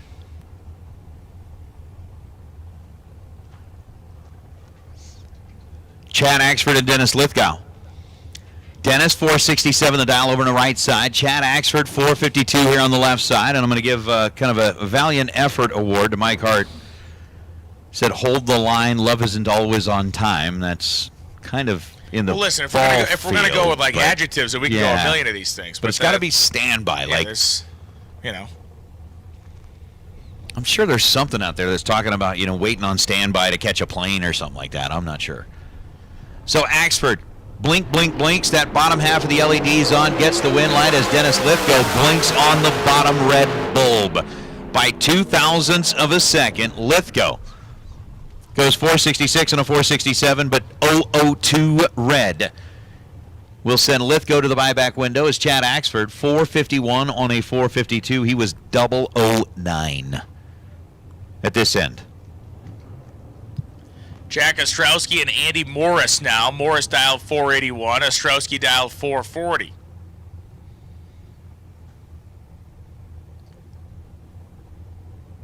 Duryea, Pennsylvania, home for Ostrowski.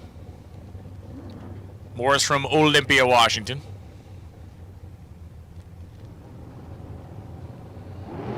We are very, very deep into this first round of eliminations here in the main event as Morris and Ostrowski leave green. Ostrowski has the better light in the win light. 442.6, 157 for Jack Ostrowski with a 009 light as Andy Morris takes 300 worth of stripe and breaks out 479 and a 481. I have bad news, sir. I have bad news. Just because you run when you fetch the cookies does not mean the cookies are just washed away by the running. You're a liar. I mean, I saw you run the 18 feet combined total back and forth. Quickly. But the two well, cookies somewhat are gonna, quickly. The two cookies don't bring the... I am burning the calories here. Shane Molinari and Diane Pettit right now. Diane Pettit from Sumner, Washington. Molinari from Battleground. This is the Battleground right now. Molinari dialed a blistering 4 flat. And a red light start by 1 thou for Shane Molinari. Knocks him out. Pettit goes 552, 122, because what's your option here? If you're Diane Pettit, you're just going to keep your foot glued to the pedal. Molinari 4023 after the red light. Nick Cobb and Gene Eden. Gene with that 457 dial on the left side. Nick Cobb 484 on the right. And JJ, to answer your question, when you said how many dragsters are left, and you say, please say not a lot. All right, it's not a lot. It's just many. So with a 484 number showing for Nick Cobb, the dragster out of California, going up against Gene Heaton coming down out of Vancouver, Washington. Again, fighting for that opportunity to get into round number 2 unscathed. Everybody else is going to have to mosey their way down to the buyback window, which is located at the bottom of the tower. And in that buyback window, you're going to have to extrapolate $500 to get back in. Like Nick Cobb's going to have one thou on the red side, and Nick Cobb will be making his way to the buyback window. Nobody's got time for extrapolation down there. Just hand him the money and leave. Well, I got to give Stevie Wong that credit. When I was sitting here working with him one time, he was the first one that I heard him say, extrapolate. as far as the buyback cash was concerned. And I was like, wow, that's big words. I hear you. That is a good word. Yeah. That is a great word. Yeah. Rodney Frazier and Sean Langdon. Langdon going to try to reverse his fortunes from earlier where we saw him come up short in the Camaro. He has fared better in the dragster overall the last couple of days. He's going to try to keep that trend going.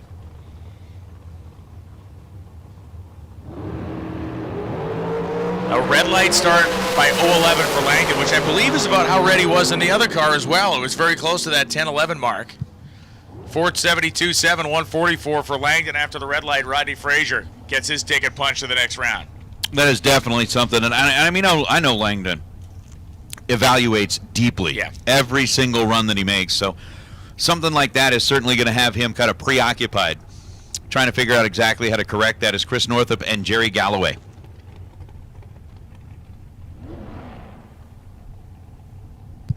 Galloway with a 487 dial, Northrup with a 524.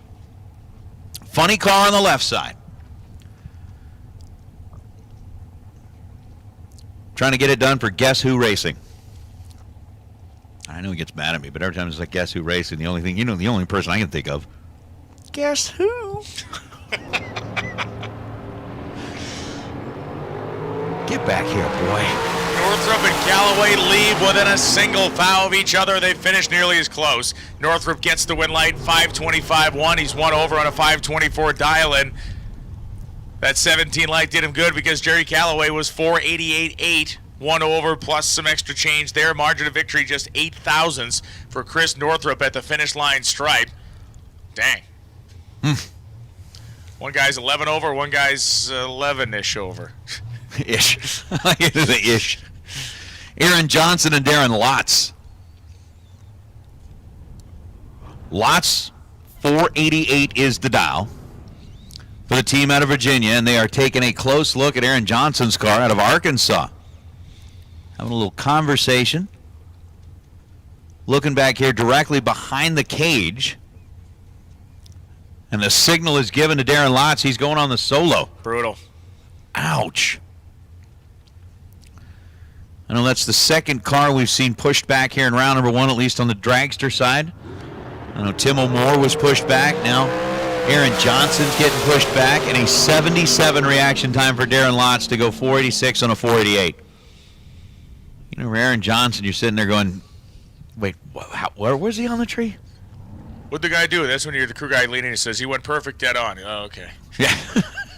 It was perfect. Ron Sears and David Bills, that's how good a friend you got to be. You got to be like, man, yeah. Right. Sears dialed 503, Bills dialed 480.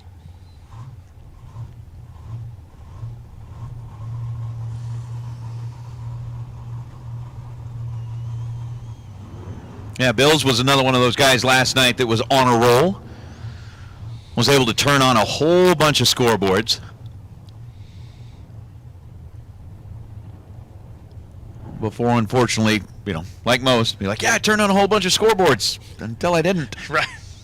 It all comes to a very quick end in drag racing, a very screeching halt.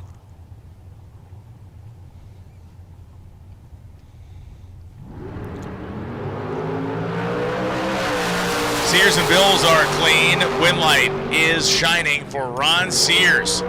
Dead on 521 light, 26 package. David Bills was better on the starting line, 015, but he decided to be the aggressor at the stripe. Takes 17 worth of stripe or 1700 worth of finish line and breaks out by 6 thou. Totally pull that back to the whole Cobra Kai thing. Strike first, strike hard. No mercy, sir. No mercy. Strike first, strike hard, no mercy, sir. Tim Thomas here on the right side.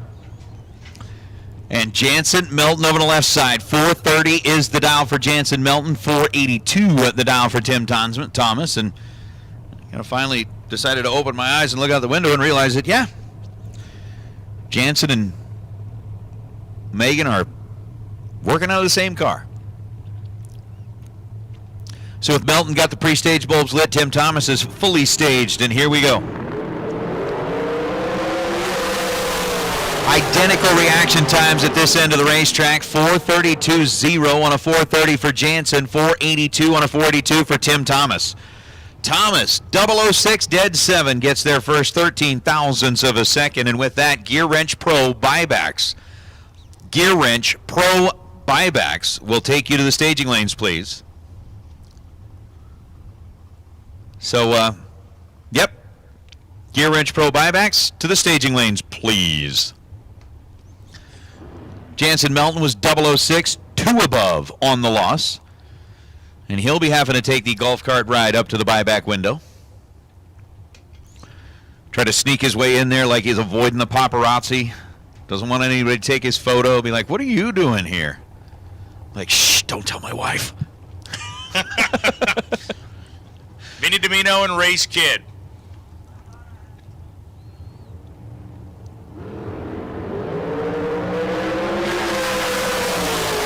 Race Kid not messing around, neither is Domino, but it's going to be Kid dead on 7. Beats a dead on 1 because of a 005 light for Kid versus a 24 light for Domino. The margin, 13 thou at the finish line stripe as Race Kid 472.7 on a 472 dial.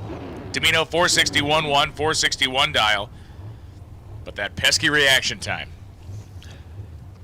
Why do they have to count that part? I know, really? I mean, it'd be a whole lot easier if you just say, look, that doesn't count. This guy was dead on 1. This guy was dead on 7. I mean, why? Well, if we have true start, why can't we have true end? That's what we need. We need Jeff Foster to develop true end. True end sounds so final. Kevin Heffington on the right side out of Moxie, Washington. 447 is the dial. Trevor Harkema out of Coeur d'Alene, Idaho. I guarantee these two have lined up a time or two up there in the Idaho and Washington area. 5 thou is what separates them at this end of the racetrack, and Kevin Heffington, 18 green, goes 448 on a 447. He is 14 thou off of what he predicted, getting there second. Trevor Harkema got the jump on it at this end of the racetrack with a 13 thou reaction time, gets to the stripe first by 27 thousandths of a second, and then runs 486 on the 487, needed to get there 19 thousandths of a second before Kevin Heffington, but got there 27 thou, and that's no good. True end would not have fixed that. Wouldn't have fixed it, nope. Dave Mazier and Mark Dunn.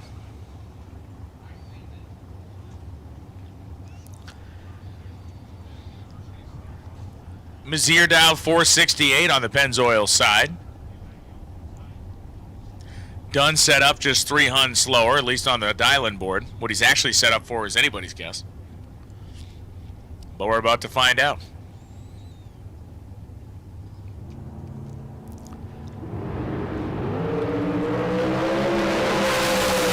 Mazier holding sway on the starting line and holding sway on the win light line as well. Dead on 0 for Dunn, and he loses because Dave Mazier was 005 to leave and Dunn was 22. The margin of victory, literally the reaction time differential of 17 ten-thousandths of a second. Yikes. That is painful. Yeah. Hannah Vandermeer and Jesse Adams and Michael Beard, I appreciate that. That is really cool. But again, it's kind of that same thing like that stand by your man. What's Beard saying? He said, stand by your man, and then it says, LL Cool J, I need 2 to stand by me when the chips are... I mean, it's, yeah, that's... You're standing by with somebody versus standing by like for an event to happen. Like waiting, like you're on standby. Like you're I'm on your side, I'm standing by you. That's the part we understand. It's like is there something that, you know, I'm on the platform standing by for the train to arrive type thing. I don't know. Jesse Adams, 31 green, with a 1 thou margin at the stripe, goes 42 on a 42. He is dead 7. Hannah Vandermeer was 25 green, so Vandermeer had the 6 thou advantage at the hit, gets to the stripe, and is behind 15 ten-thousandths of a second, so it is going to be Jesse Adams who will take the TNA ride into round number 2. There may be a 2 Live Crew song I'm trying to remember that has... Don't Google that. Vinny Domino and Ken Nelson coming up now. Ken Nelson, the second most famous Ken Nelson in drag racing. The late Ken Nelson used to drive the cool bus. Remember that thing, the wheel-standing school bus? Oh, absolutely. Yeah. Vinny Domino, 460 the dial into the racer out of Staten Island, New York. Well, we may be onto something. Waiting for a miracle. We may be onto something. But the word standby isn't. Well, I don't know if the standby is in the lyrics.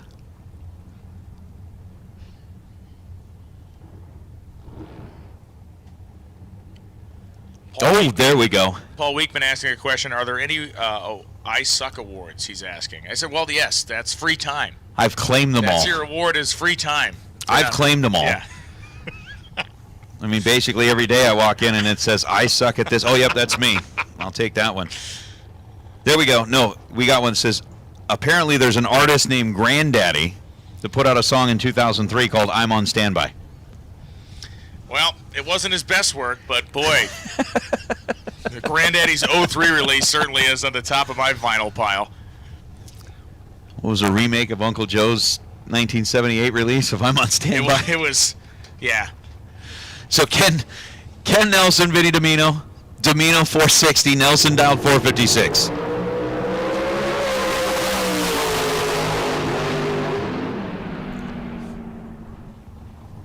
Wow. They're both dead on 3 for Nelson, dead on 8 for Domino. Nelson had a 19 light, Domino had a 15 light, and Ken Nelson gets the win because he was just a little bit tighter. He wins by 15 10,000ths, the exact amount of stripe that he took down there in the finish line. Ken Nelson advances on to the next round. Vinny Domino put together a 23 pack and has nothing to show for it.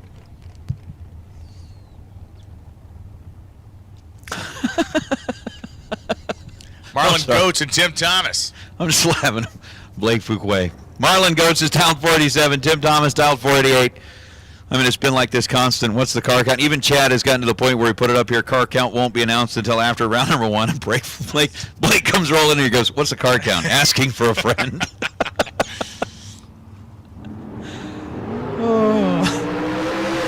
Here we go. Green lights are on. Both drivers 00 at this end of the racetrack, and 003, one above for Tim Thomas, is going to move him to round number 2 by way of a 12 thou margin at the stripe. 3 little ones at this end of the racetrack, 1 number at that end of the racetrack, 489 on the 488. Marlon Coates was 008 and 88 on an 87. Tim Thomas advancing to round number 2. Corey Galletti and Sean Schaefer coming up. Schaefer from Boise, Idaho. 450 the dial in. Galletti from Tomball, Texas, also dialed 450. Look back into the staging lanes. Our last few dragsters making their way out. We got our buybacks for the Gear Wrench Pro category in there as well.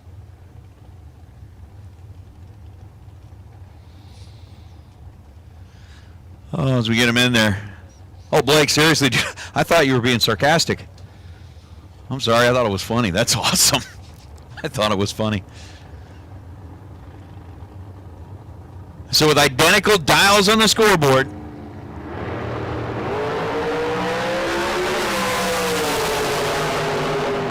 not quite identical dial or not quite identical reaction times, but just a 3 thou split. Corey Galletti, 450 on a 450. He is dead on after he was 11 on the tree at this end. 11 take 11 gets the win light of Sean Schaefer, who was 14, and give back 11. Mike Bloomfield Jr. and Jeff Burns. 11 in Texas, home for Burns, dialed 464. Mike Bloomfield Jr., the Ohioan, 462 the dial.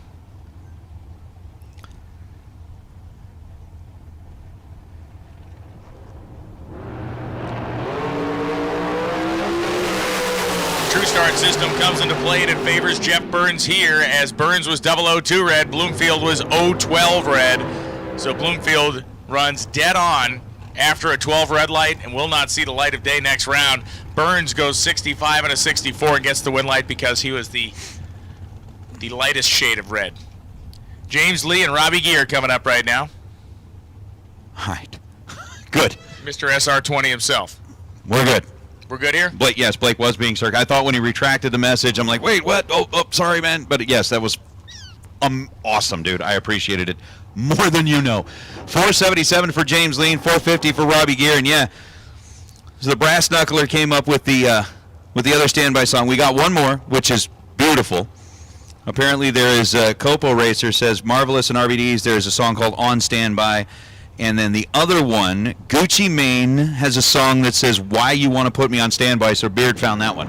So we found a few. I can imagine Beard sitting around listening to some Gucci Mane in his free time. 449.3 at 153.13. Robbie Gear gets the win light as James Lee goes 001 red, 4.806 at 142.85 miles an hour. It's in the same mix as like his Crystal Gale. He's got Crystal Gale, some Dan Fogelberg, some Gucci guy. Every once in a while, throw a little B-sides of John Denver in there. Yeah. Got it. Throw a little ABBA. little Jay Denver in there to mix it up. Dan Northrup and Shane Thompson.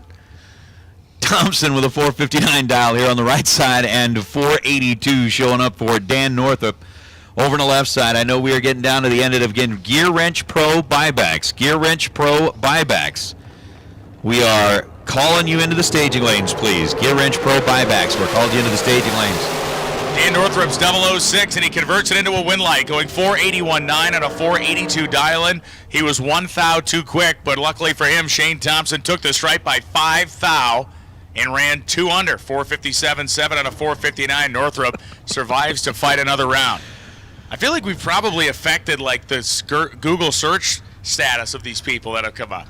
I know we did. People are searching it to look it up, so all of a sudden it's like the grandpa guy's like getting pinged on his phone. He's trending. Dude, we're back. He's trending, going, yes, we're here. Gary Williams and Cortland Carter coming up now.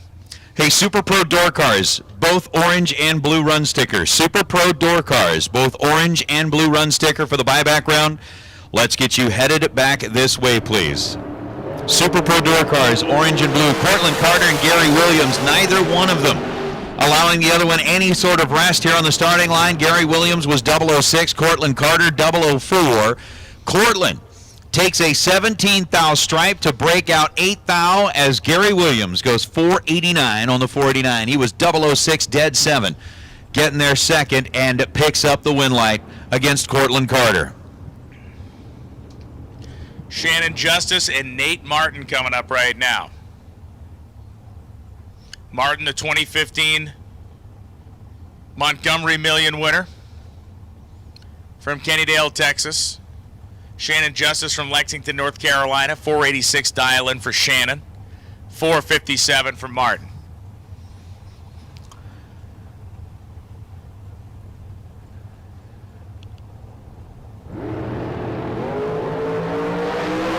Shannon Justice is highly unimpressed with Nathan Martin's resume and shows him in every way possible. 14 reaction time, 1 thou off the dial, a 15 pack, 486-1, 486 dial, taking 4 thou. Martin's like, I don't know what you want me to do with that. He was 31 in the tree, went 455.8 and got there second. So Dylan Howe and Peyton Janik, I love this.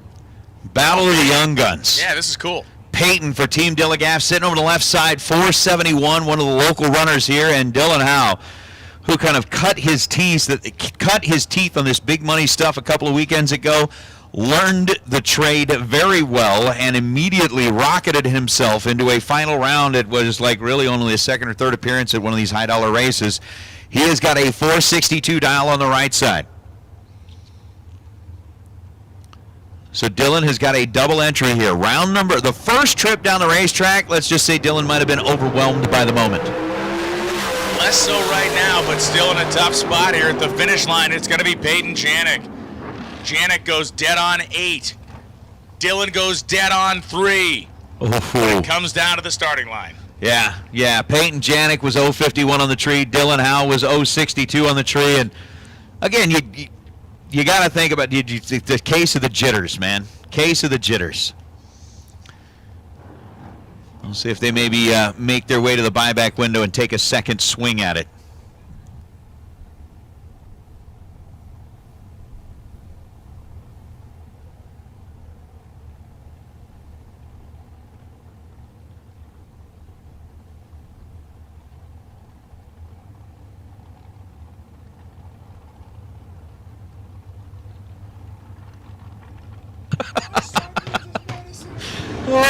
Wynn and Pennington going down the racetrack. Michael Pennington, I should say, right-hand side. It is going to be Michael Pennington. Dead on 0, 20 light. Thanks for playing Jerry. Jerry was 27. He goes 1 over a 466. It's all well and good, but Michael Pennington just owned it. Took 2,500 worth of stripe and advances as the wind is really flying around out there now. It blew over one of our stanchions. Yeah, it's starting to pick back up a little bit. I mean, this morning was gorgeous.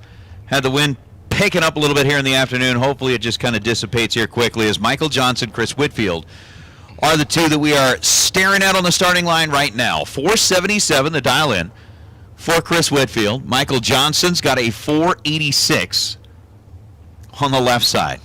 We need Tim Fletcher out there to repair that thing. You know, this guy's he's the director of starting line signage. Not allowed to be the director yet, because right, then he sits down and points. That's right, too. Like Not the Seipel. director. Manager of. Engineer. Engineer. He is the bike fence banner engineer, or let's call him the bike fence messaging. We got a code 268 out there right now, man. We got a broken zip tie. Chris Whitfield gets the win light. 475.4 with a 20 light as Michael Johnson went 10 red and eliminated himself immediately, so Chris Whitfield advances. But yeah, we're going to call on that 268 to the starting line. Zip tie failure. I'll go ahead and open the service case. We'll get that logged. Yeah, I'm running a clock right now, see how long it takes to get repaired. We'll put it all on the report at the end of the day. Yeah, we'll get it into the queue. Get into the queue. Kane and Barrio coming up right now. Barrio, Pennzoil side.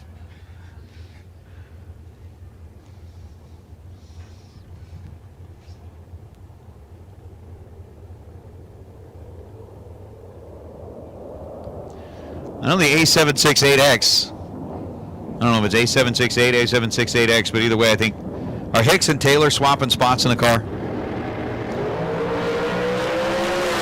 Might be. Looks like it. Might be. Might be. Wow. 17, dead 9, no good. Over on the left side of the racetrack, Kane and Barrio. 21 green and dead on 4, 25 total to get the win by a thou. We need all Super Pro door car buybacks to the lanes, please. All Super Pro door car buybacks to the lanes, please.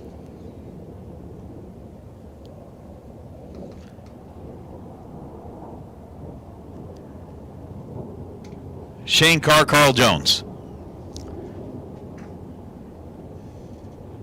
So pretty much if you got a door car, whether you're running in Pro, Super Pro, if you're going to be going through the buyback round, you should be in the lanes.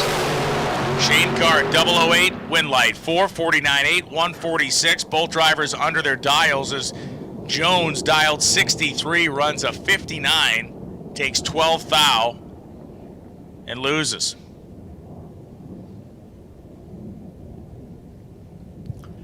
Shane Carr advances on to the next round. Down here to the last few dragsters. We got some door cars coming around the end of the staging lanes now. Officials conversing on the radio momentarily, and then we'll fire off this next pair.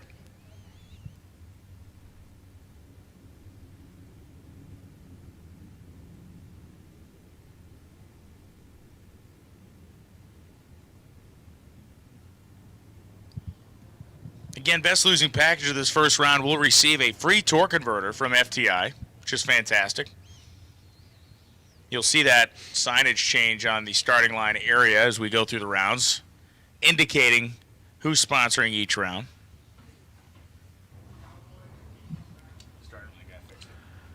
Did he? Yeah. Yeah, that was not... Whoa, wait a minute. That was not a Fletcher repair. Cliff was the one that Cliff stepped put up. the banner back up there? Cliff stepped up and fixed it. You may see it as stepping up. I see it as a union violation. Well, we'll see if Fletcher files a grievance. We'll have to chase that paperwork. The man's got a job to do. Somebody else coming in and taking his job. I'm going to document that. Corey Galletti and Dustin Wirtz on the way up right now.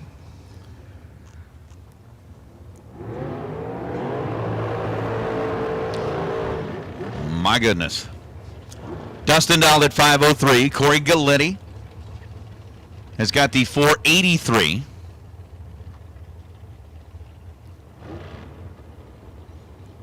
And they are headed back this direction from the burnout. Again, we've got our Gear Wrench Pro buyback cars behind the tower. We are wrapping things up with the FTI round number 1 of the Spring Fling Million main event. Brought to you by the folks at Silver State Refrigeration and HVAC. Of course, the whole deal presented by Optima Batteries. All of it. All of it. Wirtz Galletti. Thinking about it here for a little while in the pre-stage position. Thinking about it for a little while longer here in the pre-stage position. Now Wirtz rolls in.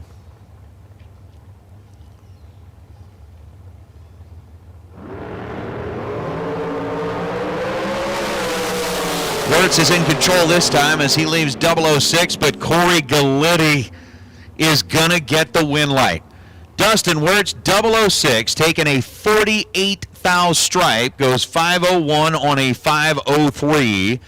Corey Galletti, 25 green, and is able to somehow survive the round with a 44 and a 43. Snatched victory from the jaws of defeat.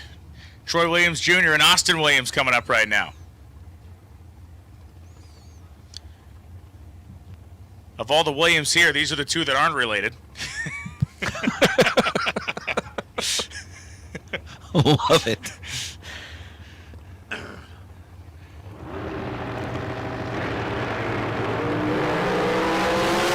They are fighting like it as they get down to the finish line. It will be Troy Williams Jr., 87 on an 85, 006 reaction time. Austin was 13 on the tree, took 300 worth of stripe and broke out by just 12 thou. J.R. Barclay is going to wrap things up for us here in round number 1. Once we send JR's car down the racetrack, we will be able to go back, get the official car count, and make the announcement. However, we are going to withhold the information until there are more likes on Bank Shift. That's it, yes. More likes. We will withhold the car count, and I'm gonna give credit for that. Dustin Jones says basically we are gonna, let's get more likes on the board. So if you guys want to know the car count as soon as we get the number, that number, there's like 1,900 people watching. We need to see at least 250 likes. Yeah. Thumbs up. That's got to go to 250. There's 1,900 people watching, and we've got like 175 likes. So that number needs to go way up, and then we'll release the information that you are so desperately needing. Yeah. At some point, I almost feel like we're withholding the antidote. I think we call this quid pro quo. I believe this is what we call this exchange here. I love it. I love it. And I'll just, still not seeing that number of likes move, so. Huh. I'm not going to see my lips move with the car count number then. But does it actually move real time, or do we have to refresh? I don't know. I don't know if I'd have to refresh. JJ's saying they've already got like 343. Mine's only showing 175. Okay, then it needs to be 450. That's the case. This is what's called moving the goalposts. Right. Wesley Azenga and Larry Pittenger come up. This is the buyback round of Gear Wrench Pro. Not that many cars have elected to buy back in. It is a rather rich buy-in buyback, I should say, at $500 a chance. They're going nuts. Like, dude, now it's at 400 likes. By the way, both my friend and I that I was asking for have both liked it. All right, guys, I promise. It's going up. Keep it going up. And as soon as that number hits this desk, we will tell you. Yeah, Race Control will get it to us in a couple of minutes once they finish getting their tabulations done. Red light start for Wesley Azenga. 12 thousandths red as Larry Pittenger is back in the game. 6.604, 104 on a 6.59 dial-in. Azenga definitely going to be disappointed with that. Nick Hastings, talk about disappointed. This guy got knocked off twice. Cliff Hall, 648 to dial in to the 64 Falcon. Cliff went red earlier on. I think the term was in one case he got punted, the other case he was drop kicked. Yeah. Yeah, neither good. No. Neither experience was one that you really wanted to have. So with Hastings dialed at 622 and Cliff Hall dialed at 648.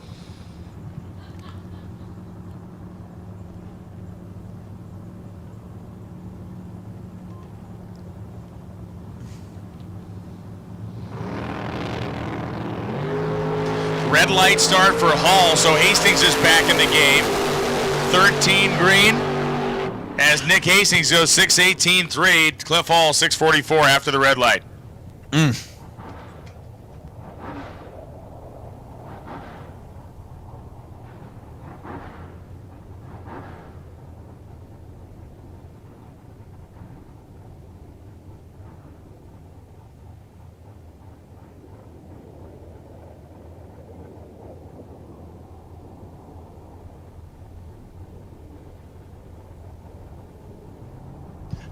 Brandon Umberger and Curtis Zenzalita coming up right now. And again, this is essentially a fight for life in the competition here. You win, you're back in. You lose, you're Dunzeroni. Brandon Umberger is on the wrong side of the reaction time, but he's on the right side of the win light. Double breakout win. Umberger takes the jelly bean back into the fight here. 587.4, 112, crossing the finish line second. Zenzalita took 4 hun worth of stripe and ran under by about 4 hun, 652.3 on a 656 dial-in. So Brandon Umberger is back in with the Chevette. Andy Schmall and Dennis Paz coming up right now. Looks to be our last pair of buybackers here in Gear Wrench Pro. Schmall and Paz.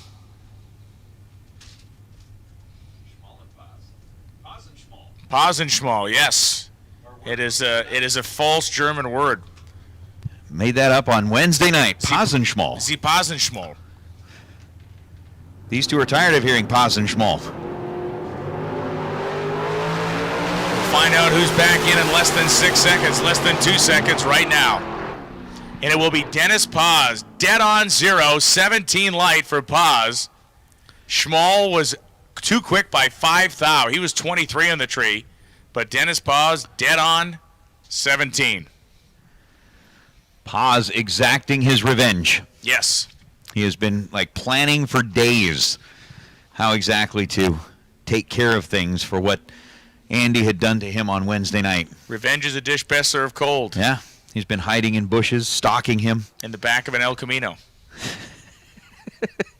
Revenge is a dish best cooked on the exhaust manifold of an El Camino, I believe. Yes. Saying. In tinfoil and ground beef. Yeah.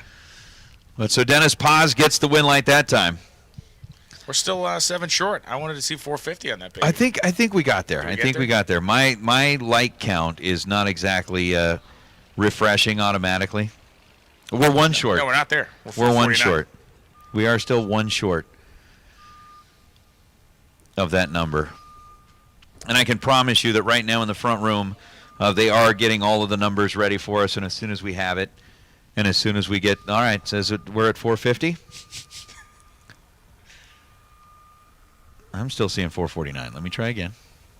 Oh, it didn't actually do that.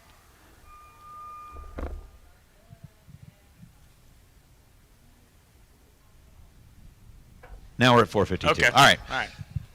So as soon as we have the information from the other room, we will release it. We'll let you know.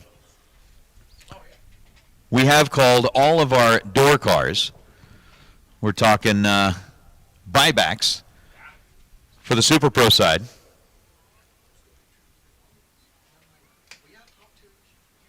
We need to go ahead and get you back into the staging lane. So again, door cars for the buyback round. Michael, you're right. So again, for everybody that's listening in, we have now gotten to the point that we will share the number as soon as they hand it to us. Yeah.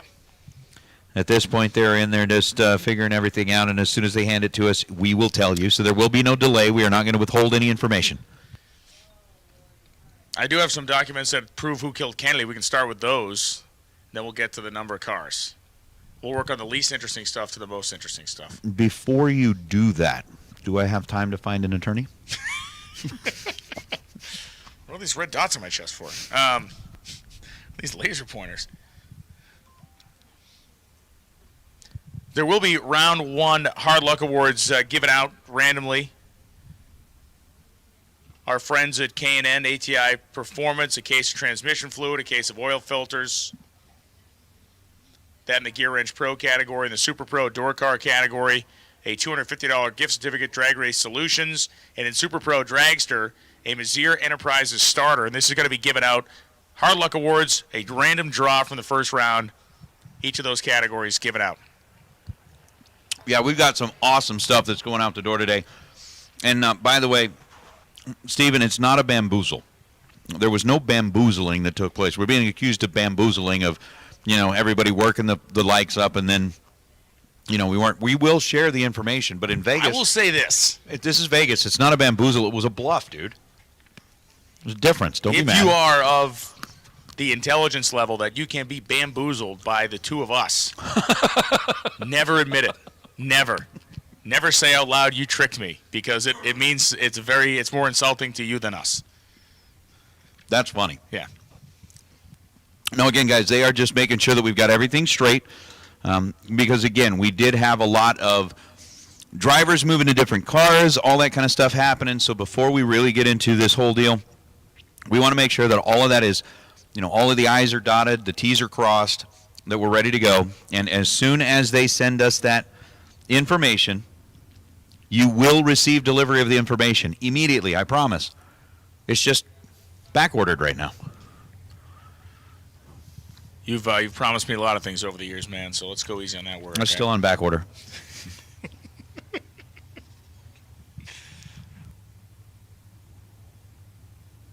Beverly Cleary has passed away. The child author. Wrote all those books. 104 Usually years what old. authors do. 104 years old. Write a lot of books. Final call, Super Pro door car to the lanes. First call, dragsters with orange stickers for the buyback round.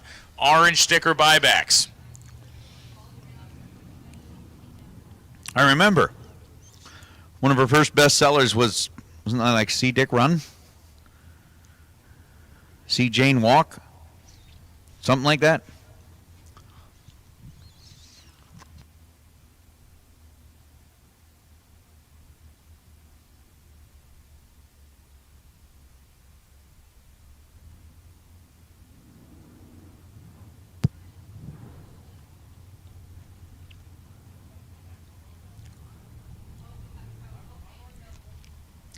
All right, so Super Pro buyback.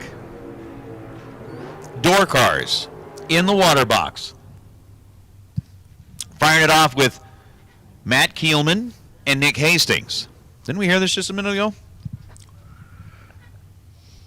Maybe. Kielman dialed at 664. Nick Hastings dialed in at 608. Hastings in the Mustang. Kielman in the Nova. As Brian had said earlier, this is like for all the marbles. Actually, I guess I should say this is for like your survival. It really is. In the race for all the marbles.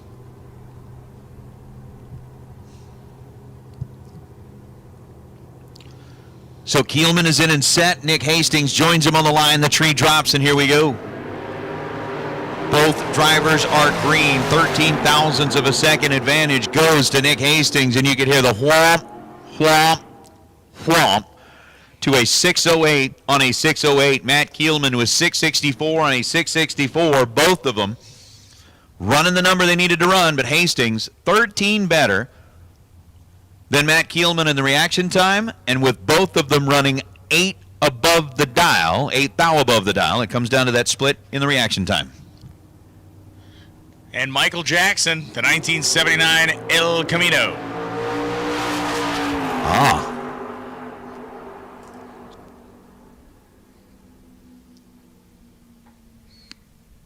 For a second there, I was like, wait, what's going on? I remembered we still had the one pair of the Pro because Nick Hastings was doubled in the buyback.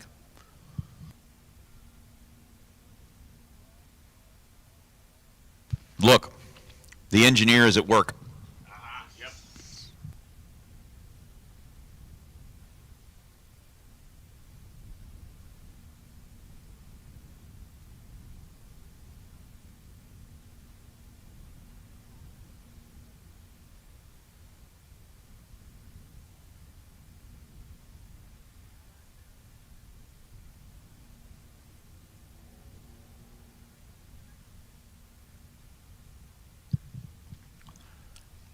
You know, Rich, we have kind of mentioned that, but I'll be happy to measure it or to mention it again.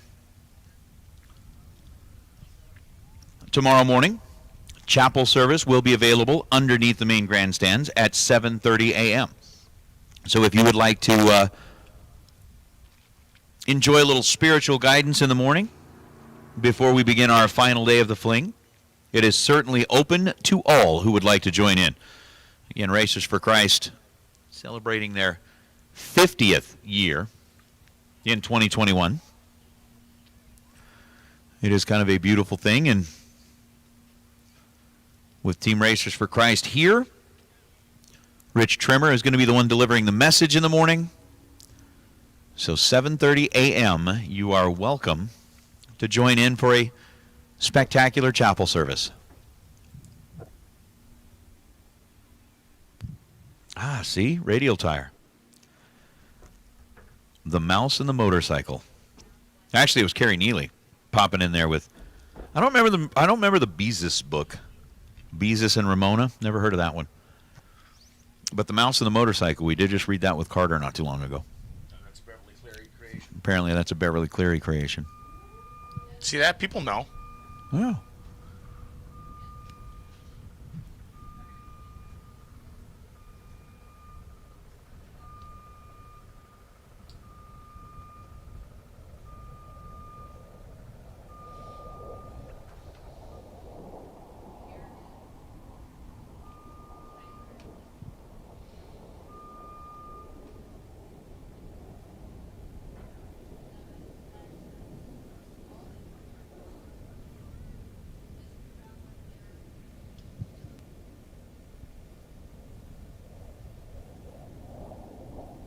So our Dragster orange sticker buybacks, Dragster orange buybacks. We need you to the lanes, Dragster orange buybacks.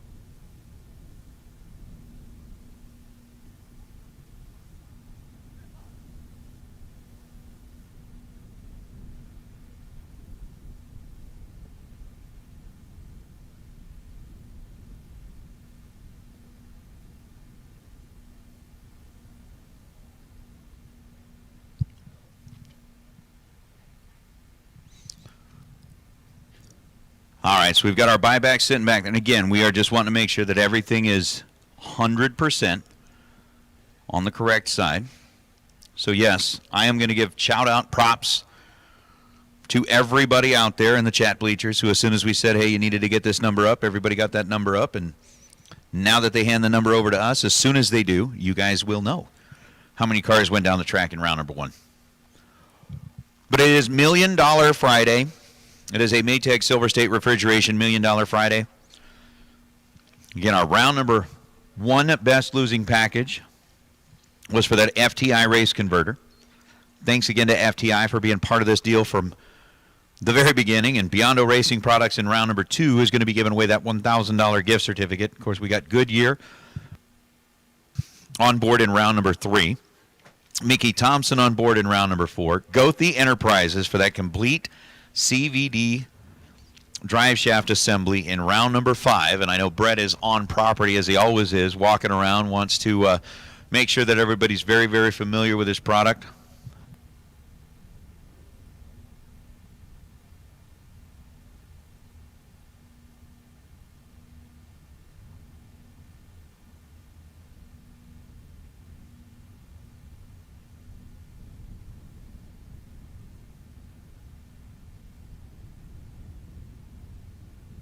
Once in my life, I got the good shit. Nah, man, let's not get ahead of ourselves up here. This guy makes one right decision. He thinks he's the king of Siam over here. Come on. I should be.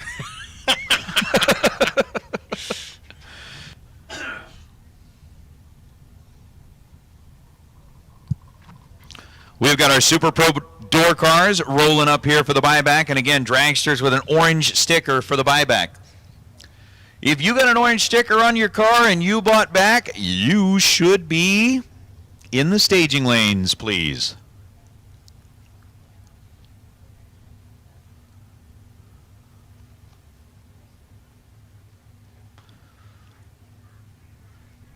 At least that'd be a good place to be. Twould, yes.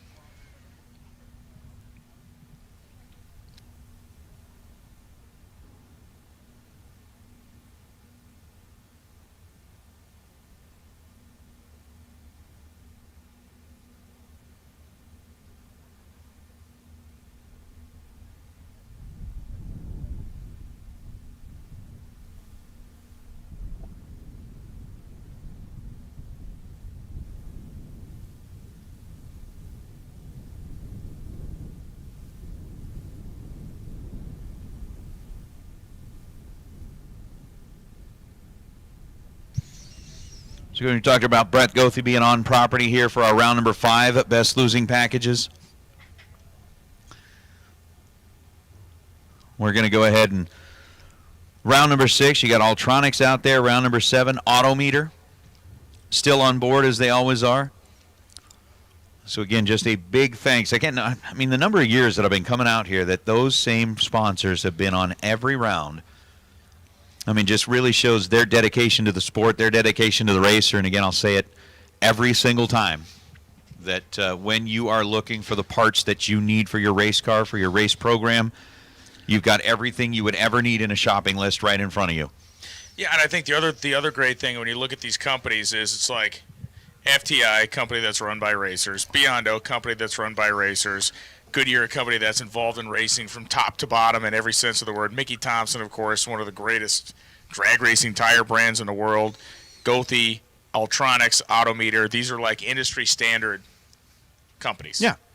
Yeah, I mean, they're the ones that do that get the job done, and their products truly help people win races. I mean, I remember seeing a little side note there. So I remember seeing a little side note in there when Brianna Weens, I think, held up her first Wally last weekend here in Top Dragster, and it's got to go through drive shaft in it. So, all right. So are we going to do the whole drum roll thing? Are we going to do this? Are we going to do that? Because, I mean, like, the folks in the chat bleachers have been, like, going nuts. Everybody wants to know, what was the car count in round number 1? The car count was more than 2.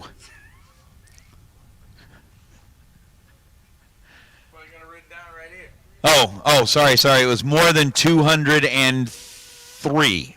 No, it was 231. 231. The car count in round number 1, 231 cars, which when we look at on the sheet is going to leave us pretty much at that $250,000 purse. So 231 cars made the call for round number 1 here this morning.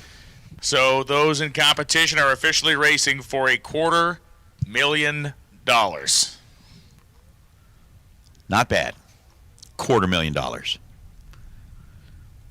So as promised to those of you in the chat bleachers, as soon as we got the number, we would share it with you. We shared it with you. That's what it was.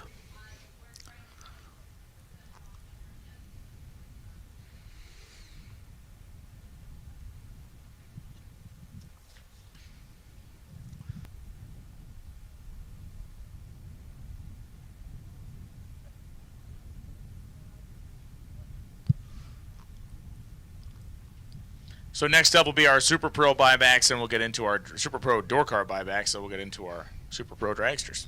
Yeah. And then we will go the same rotation throughout the day.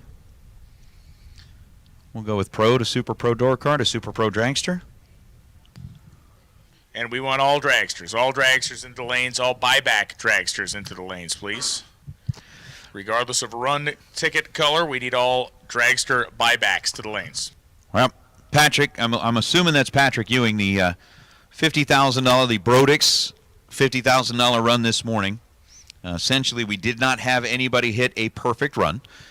We did have a 2-pack that belonged to Robbie Gear that ended up getting him the Brodix heads, and we had a couple of 3-packs that basically netted them a $2,000 prize and a Spring Fling Million entry, which went to, I think Megan Lotz had one of the 3-packs, and I think it was Troy Williams that had the other 3-pack, wasn't it? If I'm remembering correctly. But what that does mean, and again, one of the things that we do need to figure out, or at least keep an eye open for, should one of those like perfect runs happen to show up on the board here. $20K.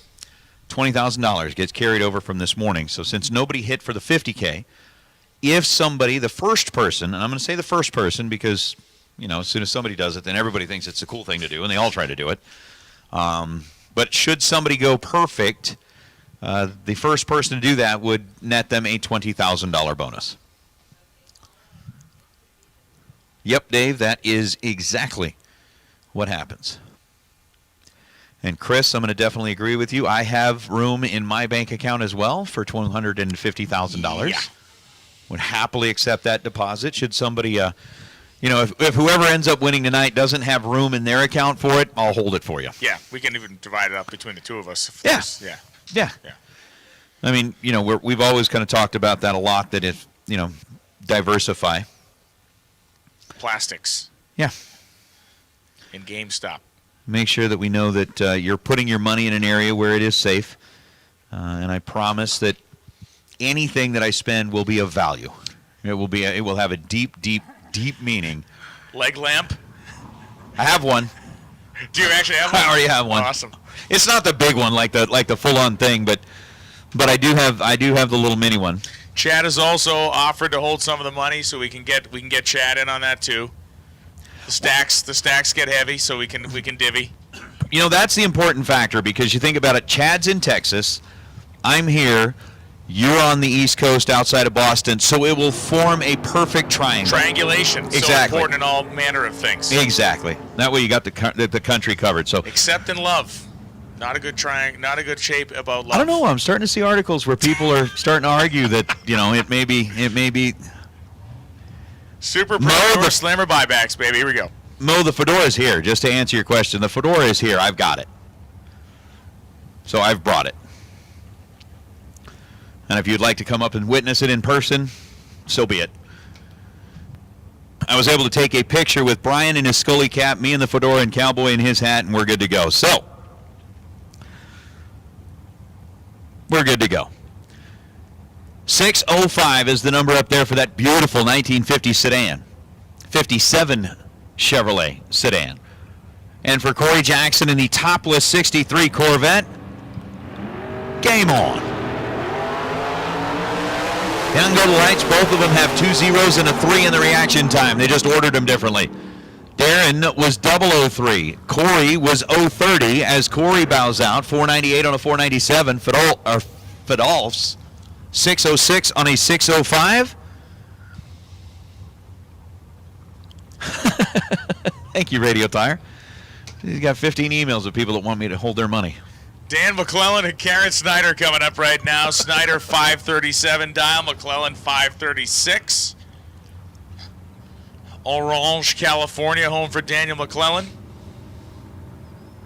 Grand Junction for Karen, who has been very good earlier today on the starting line. She's strong here at Dan McClellan, a little better, and a little better at the top end of the racetrack. 537, 824 miles an hour, 536 dial-in. McClellan was 32. Snyder was 37, but runs about 3 over.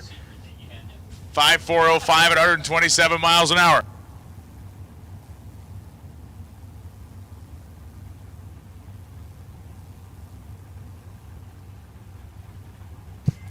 So as Bill Dykes and Ted Seipel roll up here, Seipel in the Ferrari Spider, dialed 655. Dykes in the Corvette, dialed 568. Ooh. Hold on. Hold the phone. Only one person has had a perfect light and won a round today, and it's not Bill Dykes. But here's the thing. Bill Dykes lost this morning with a perfect reaction. Yes. He did it twice in the same day. He won the torque converter because he was the first perfect light of the day.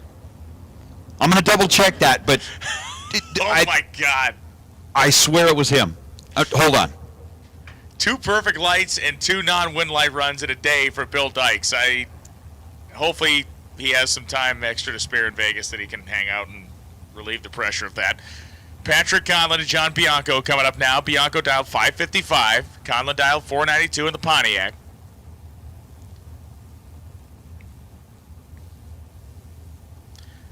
Super Pro buyback door slammers up right now. Red light start for Bianco in the 1955 Chevrolet going 10 red, which means that Patrick Conlon is back into business. 4905, 142.5 miles an hour for Conlon. And Bill Dykes did have 2 perfect lights today, losing both times. 557-1, 124 for Bianco after the red light as Dave Pratch comes up in his 72 Vega. Wes Anderson, the 1927 Ford Roadster. Wow. Literally something I've never seen in drag racing before. That I'm just baffled, befuddled at this point. So isn't he? Yeah, I think at this point he's sick to his stomach. So we talked about Anderson and Proc. They are on the line right now. Again, the remainder of our Super Pro door cars for the buybacker in the staging lanes. Our dragsters are headed back this way as well. Jenna and Radial Tire, I think we are working on that. So Anderson and Pratch get down to the end of the racetrack. Dead on 9 with a 14 light for Wes Anderson, 23 pack. Dave Pratch was 11 on the tree. He was better than Anderson's 14, but he took 200 worth of stripe, breaking up by 9 thou in the process, going 67-1 on a 68. So, sorry, I'm still digesting that myself. Sheesh. 555, the dial for Ricky Duchel. 6 flat, the dial for David Beatty. Beatty in the judge. Lining up here on the right side, dialed in at 6 flat. Ricky Duchel in the split-windowed Corvette. Now, Duchel has been driving like his other Camaro through most of the 30Ks, and I'm kind of wondering, I don't remember if he double-entered, if he brought in both the Camaro and the split-windowed Vette, but I would jump into the Vette for this one. I feel like he's got that 3rd-gen Camaro, right? Yeah, the black one. Did he put them both in? I can't remember. He did today, but he has been in previous days. But today, obviously the entry's a little bit richer for today's event. That it is. On a red light start for Ricky Duchel by 9 thousandths of a second. He exits here in the re-entry round. David Beatty, 599 on a 600. Beatty was green, 39 thou. And that will earn him the bid into round number 2. Dustin Henches won the big money last night. Moser Engineering 30K Thursday. And he was knocked out first round. He is bought back in, diving into some of the cash that he will be celebrating his victory with. 616 is dial-in. His Biddle is dialed 604.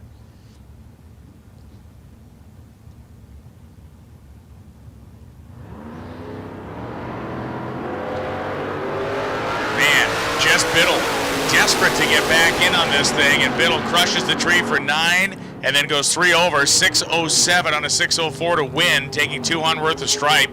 Dustin Henches was 56 on the tree and only 1 over, running 617 on a 616, but massive starting line advantage for Jess Biddle. Unfortunately, Henches just couldn't catch up.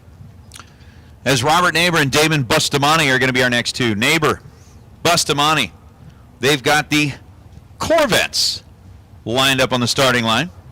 Thank you very much, Miss Carey. Appreciate I got the message a moment ago, but 505 going to be the dial for Robert Neighbor. 624 the dial for Damon Bustamante. Neighbor going to be the first to find the pre-stage bulbs as we continue to slide our way through the buyback round for the door cars. Dragsters, we've got you headed back in this way as well. If you are going to be buying back, I believe we've stopped at just the orange sticker for now, didn't we? Make sure. Yep, orange. Nope, blue sticker will take you as well. Yeah, all. So all y'all. 10 thou the difference at this end of the racetrack between Robert Neighbor and Damon Bustamante. Advantage to Bustamante as he goes 626 on a 624. 007 was the bulb at this end of the racetrack. He gets there second as Rob Neighbor outruns him to the stripe. 14 thou is what Rob Neighbor took down there as he goes 504 on a 505. Taking 14 thou, needed to tighten that up to 2 thou or less, or 10 thou or less if he wanted to light up the board. Now we're going to bring out Sean Langdon.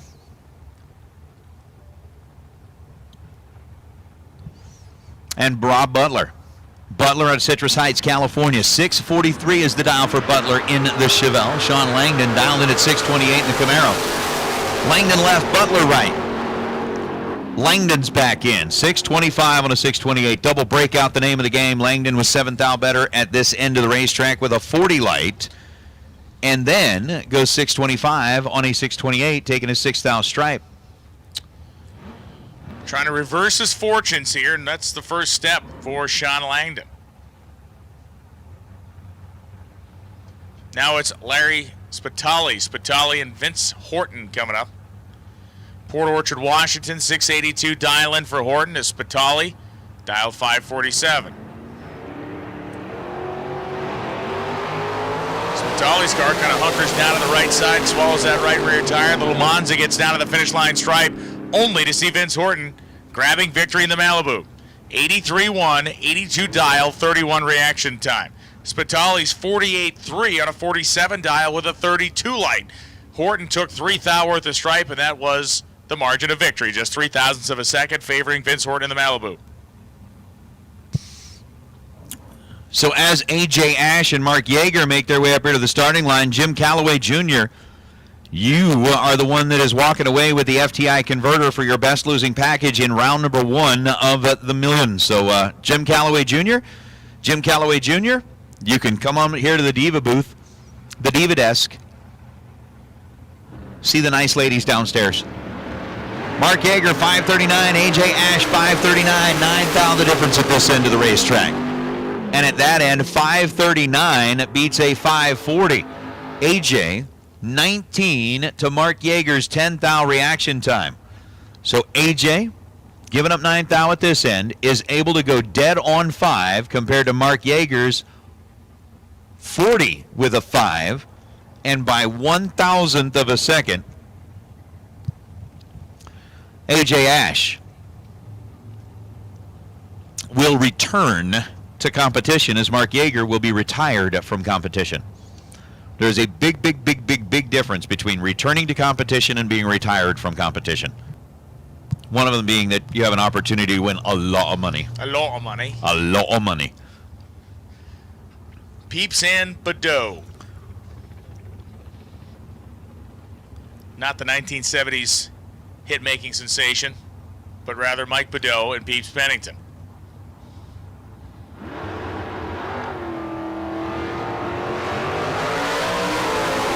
Peeps Pennington may have stumbled in the first round, but it doesn't appear he's going to do it again. 4804, 479 dial, 003 reaction time. Takes 12 thou, wins. Badeau, 7-12-5, getting there second. That'll bring out Joe Levitt and Sean Schaefer.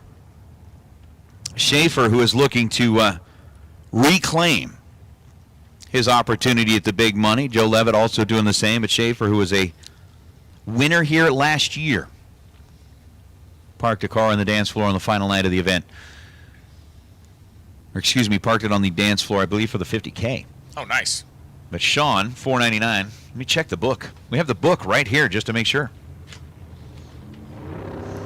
Schaefer down $4.99. Levitt down $6.24. Away goes Levitt. Here comes Schaefer.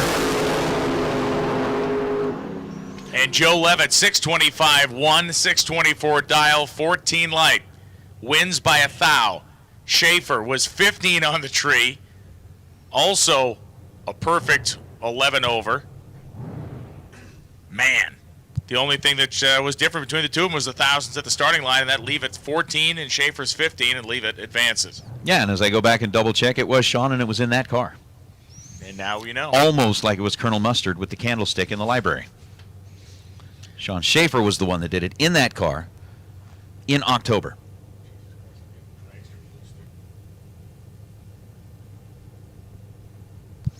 Glenn Dolday and Will Carroll, as I believe we are down just about to the end of our door car buyback round for the main event.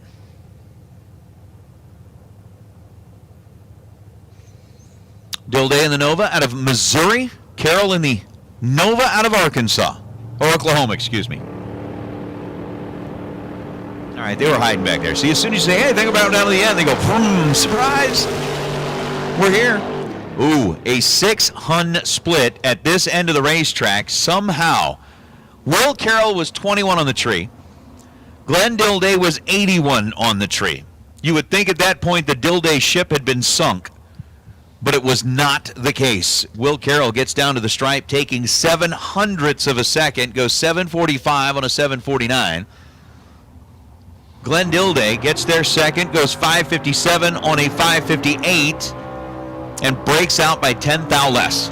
Part of me kind of wonders, honestly, Carroll being one of the slower cars in the category, if he was waiting, if he was had the slow car fright, if you will, just thinking, man, he's going to be showing up any second now, and just didn't, because he took a lot. That whole there it was. I get it. Carl Totally get Jones and Mike Bloomfield Jr. Now we get the long, skinny cars coming around the corner. Jones and Bloomfield. Wheels up launch for the pickup. Carl Jones, 19 on the tree, and that leaves him 19th out behind Bloomfield, who loses with a perfect light.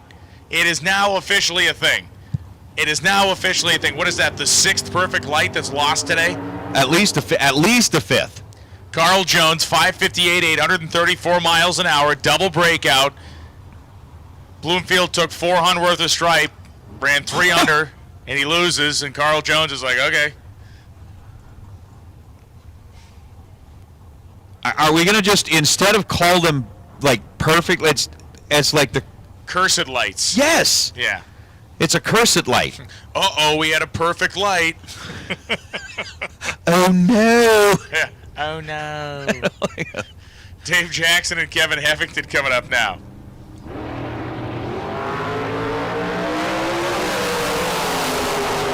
Right all the way down to the finish line stripe. Heffington's dead on 5, 32 light. Kevin Heffington moves on.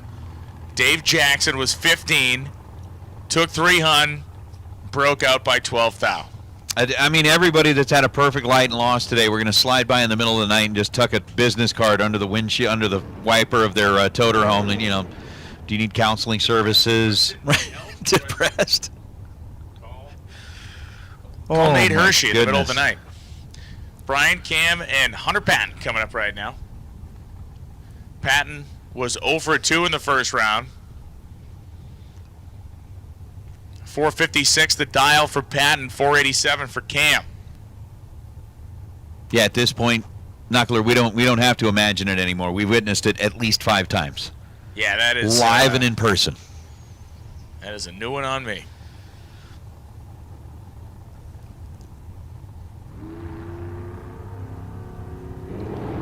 Green lights both sides between Thorpe and Cam. 6 thou was the split at this end. Advantage went to Thorpe. Win light goes to, Hunter Patton. Is he driving Thorpe's car? Anyway, Patton dials 456, runs 458, bows out. Cam was 28 on the tree and 487 on a 487. It's a tough day for Patton here as Cam punches his ticket dead on 1.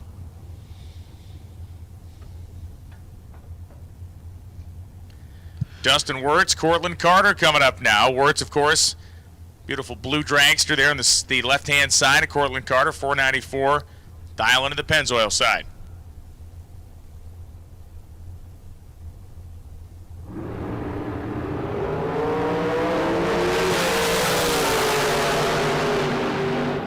Real tough drag race here as it's going to be Cortland Carter, dead on 6. 8 light, 14 pack, taken 3, moves on.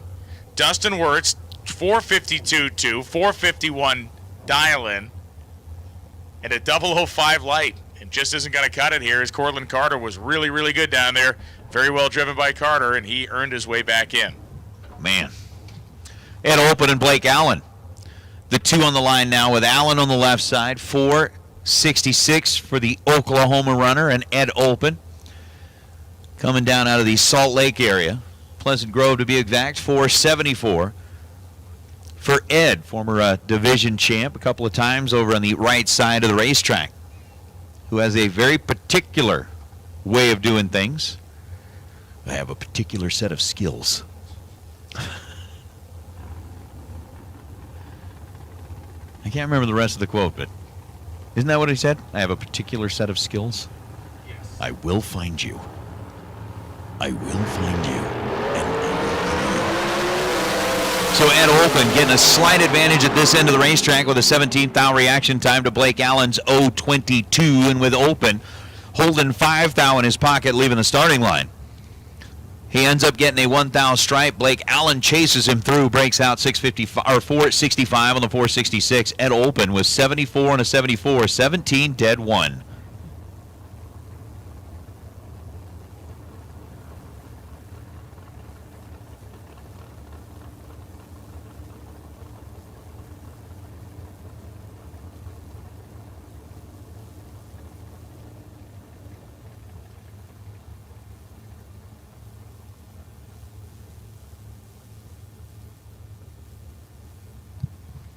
Sorry, it sounded like it's somebody's phone was ringing up here for a second. I was like, it sounded like an ice cream truck. All right. So thank you for the clarity there. Justin Hoff and Brandon Taylor, and looks like Hoff is in trouble.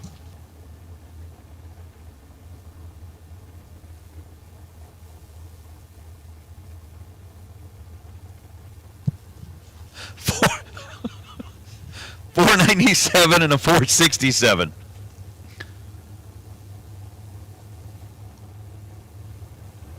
I do like that. We'll have to see if it happens again.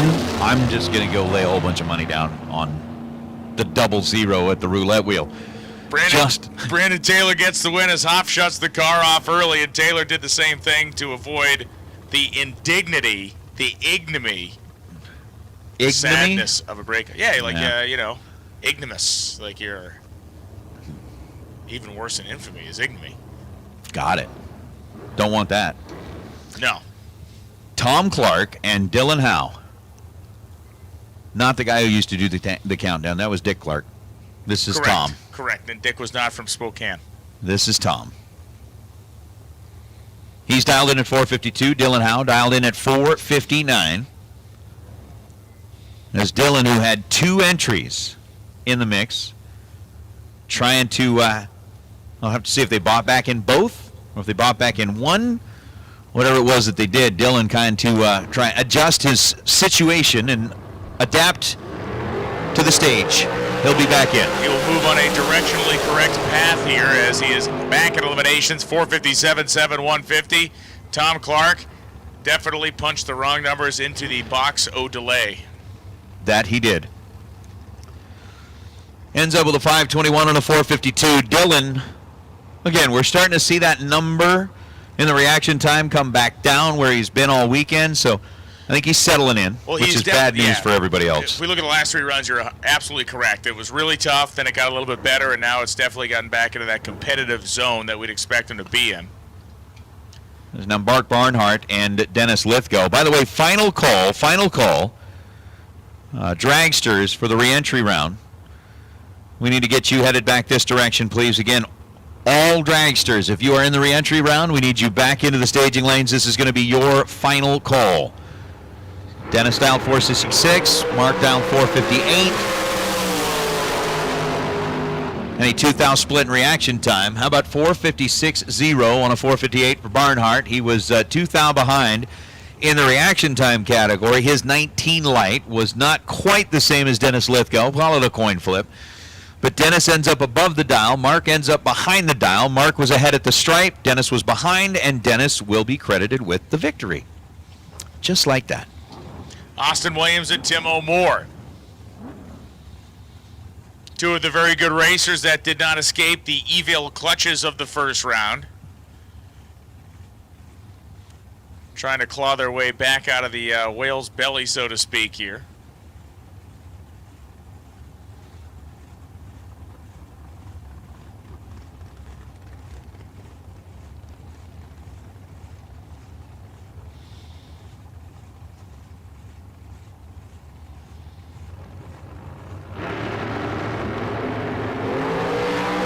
moving on. Williams and Moore into the finish line, and it is going to be Austin Williams. Perfect reaction time, and shockingly, a win light for Williams.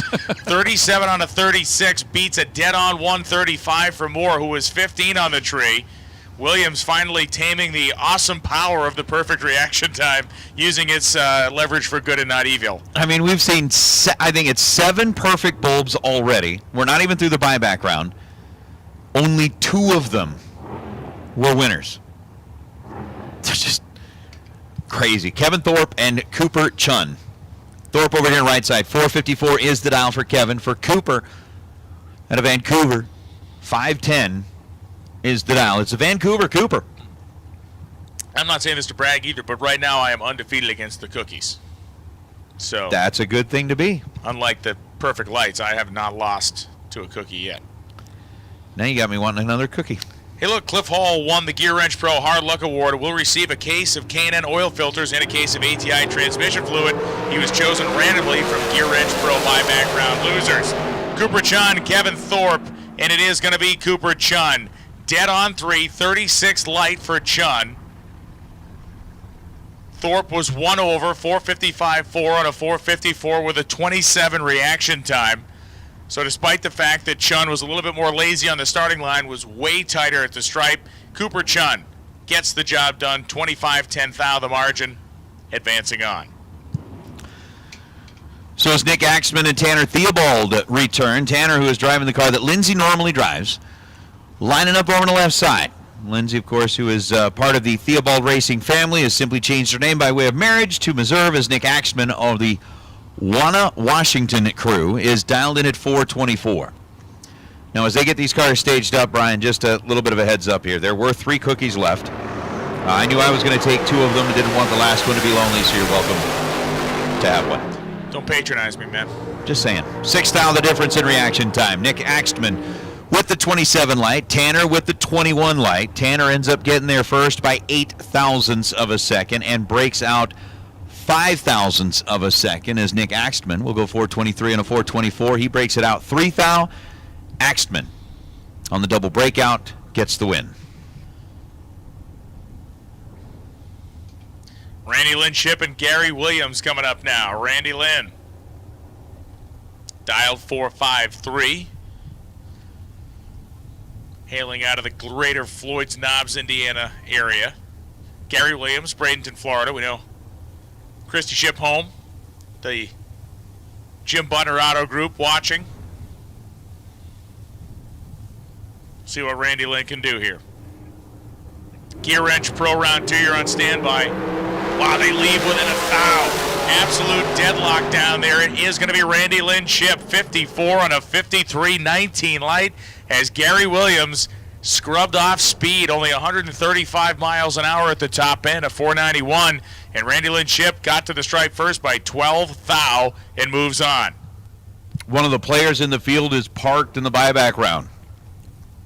They're all players. I'm just saying. That is nice job of driving there by Randy Lynn Ship. As Aaron Johnson and Willie Flores, Johnson over the left side. Out of Arkansas, Willie coming in here out of Texas. I know there are a lot of Willie Flores fans that are watching online because every time Willie comes up, everybody's like, yeah. You know, you get a lot of folks that are rooting for certain people. A lot of Cooper Chun fans out there, a lot of Willie fans out there. So we'll see if Willie can hang on against Aaron Johnson. 488 to a 499. Willie is in control of this one. He has 004 in reaction time and ends up 2 above, 501 on a 499, getting their first 35 thousandths of a second. That will light up the board for Flores. Aaron Johnson is 1 above, 489 on a 488, but had given up 44 thousandths of a second advantage in reaction time at this end of the racetrack by way of an 048 reaction time. Flores back in. Vinny Domino and Don Butkowicz coming up right now. How about this? 2 guys from basically the same area, guys who likely race at the same racetrack. Butkowicz from Perrinville, New Jersey, dialed 483. Domino, of course, Numidia Dragway displayed on the side of his race car, dialed 460.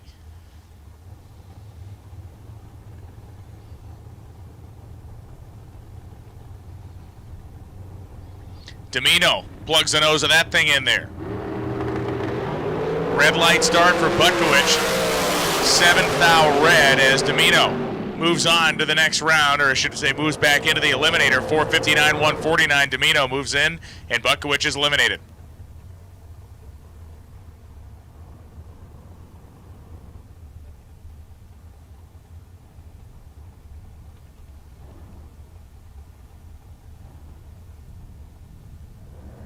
Chad Axford and Robert Domino. They travel in pairs. They do. It's for their own protection. You know, kind of like that whole thing. If you travel in a pack, the idea of somebody being singled out and harassed is much smaller. Hey, it's the old World War II shipping convoys, man. Exactly. Yeah. Exactly. Of course, there again, World War II shipping convoys, they put the less valuable ships on the outside. Oh, exactly. They were cannon fodder, basically. Exactly. It's like, wait a minute, we're supposed to be shipping. Why? Yeah. Why do I have to be the one on the other? Anyway, so Vinny has picked up a win light. Rob is trying to do the same thing. Chad's not going to make it easy on him. Both were 00. Axford 007, 487 on a 486. He's 7 and 13th thou above. Domino is 6 and 14th thou above. And it comes down to 6/10,000ths of a second. Axford gets the win. 7 and 13 to 6 and 14. It's a wicked small amount of time, as we'd say at home. It's wicked small. Kanan Barrio and Troy Williams leave the starting line. Kanan Barrio, 005 in a win light. Dead on 9, 005 reaction time, 14 pack. Troy Williams was 12 on the tree and then 2 over, 467.7, 134. Kanan Barrio had that one end to end. That's going to bring up Daryl Pettit and Jay Fitzgerald.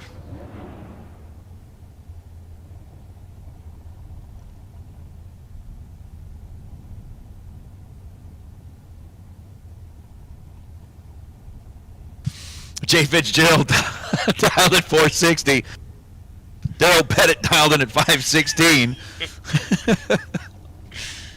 We get a little Texas versus Bonnie Lake, Washington.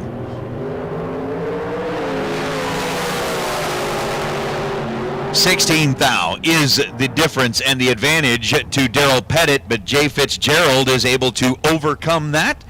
He was 17 green, goes 460 on a 460, 17 and dead 5, getting their first 0.005 of a second, and it may have been that Daryl Pettit might have handed it back a little bit. 001 and then 518 on a 516, might have scrubbed it just a little bit more than he sneezed. The math still says 001 is as bad as 000. Yes, it does. You don't want to be either of those things. Yes, it does.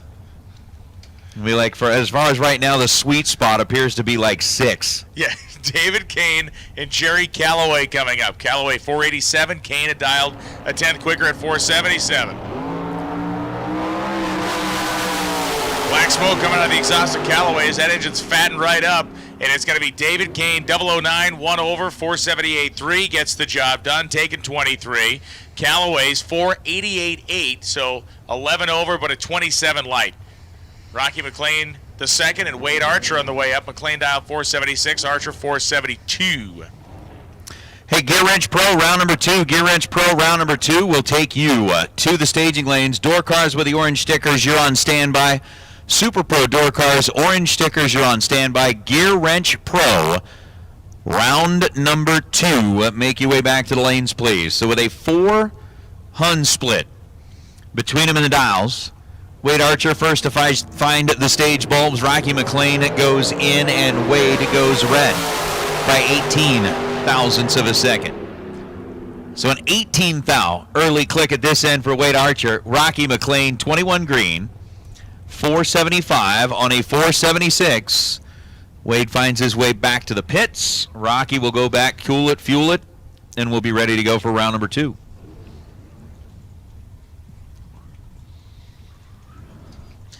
Dan Lafferty and Hannah Vandermeer, 488 the dial in for Vandermeer. Lafferty dialed 451.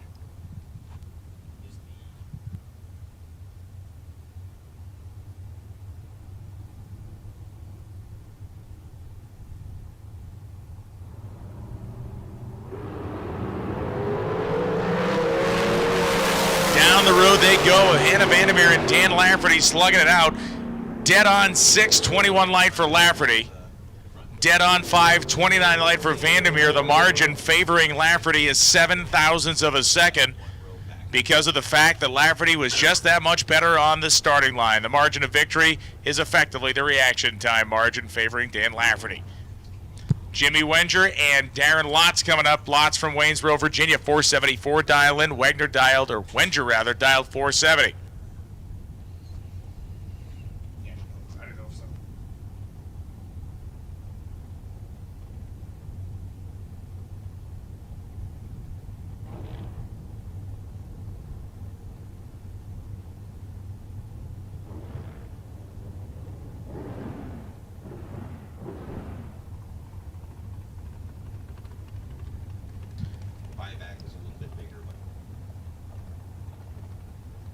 Gear Wrench Pro round 2 to the lanes, please. Gear Wrench Pro round 2 to the lanes, and door cars orange sticker on standby.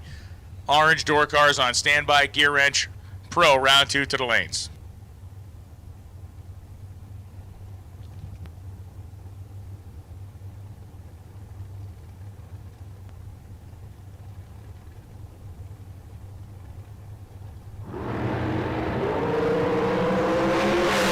Advantage this time to Darren Lotz. And Darren Lotz is going to help to continue to wash the stench off the perfect reaction time curse. Darren was trip zip perfect this time. 474 on a 474. He gets the win light. Darren Lotz was 28 on the tree behind at this end, and we're starting to even that out. Even out that perfect reaction time deal. And it starts to bring back maybe that hope that somebody might be able to put up the perfect run. Again, with that $20,000 carrying over, Lotz was just 6 thou away from putting up a perfect run with being trip, zip, and dead on 6.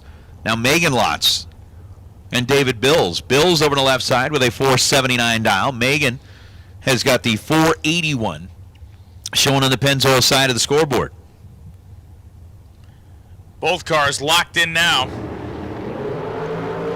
Let's see if Megan Lotz can help reverse the curse. Megan Lotz perfect on the starting line, and she wins. 482.8, 481 dial, perfect reaction time, taking 14 at the stripe. David Bills was 33 on the tree and then ran 478.9, crossing the finish line behind Megan Lotz. So back-to-back perfect lights. Both of them winners. As opposed to what we saw before. Yeah. James Lee and Alexis Thompson. Thompson, the purple ride for Silver State Refrigeration and HVAC. 462. Dial in over on the right side. And for James Lee, out of Seneca, Missouri, 481, going to be the number of choice that will appear on the left side scoreboard. So with James, Alexis, in and set. Again, looks like we got the majority of our Gear Wrench Pro. Well, maybe not the majority, but a good portion of the Gear Wrench Pro cars making their way back into the lanes for round number 2. Again, door cars with an orange sticker. Door cars with an orange sticker. You're on standby. We'll see. Yes, we will right now as Thompson and Lee. Not the two best reaction times of the round, but two fairly tight ones as Thompson goes dead on 8 and wins with a 43 light as Lee got aggressive, took 2300 at the finish line, got there first obviously, and broke out 4804 and a 481. Jeremy Cisneros and Nick Cobb. Cobb from California, dial 484, Cisneros dial 467.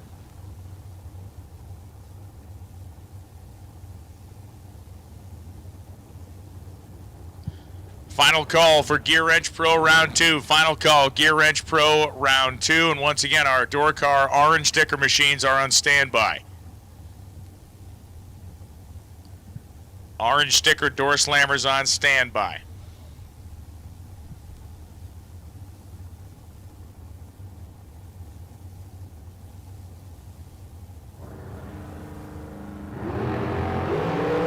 Red light start for Cisneros by 2 thou. So Nick Cobb, 482.9, 141.89. advances.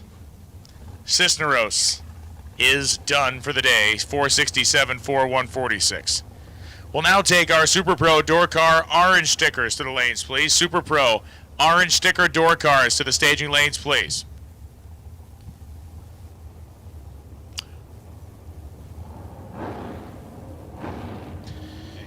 That's all. That's all. I notice you staring awkwardly, quite awkwardly out the window. Any idea what that was about? It's a personal thing. It's a personal thing. Well, that makes it worse. Makes it even more awkward at this point in time, doesn't it? Awesome. I'm just going to note that. 480 and a 465. Andy Morris has got the 480 on the right side of the racetrack. Jerry Wynn has got the 465. Red light start for Morris, 6th hour early. Jerry Wynn will take it all day long and multiple more times today. 465, dead on 3-7 light is a 10-pack, so he was ready to go, but Morris just 6th hour early on the leave. And that's going to bring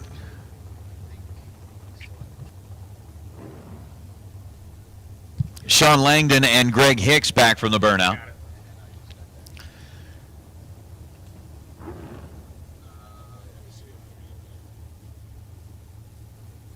If we have the right number on the car this time.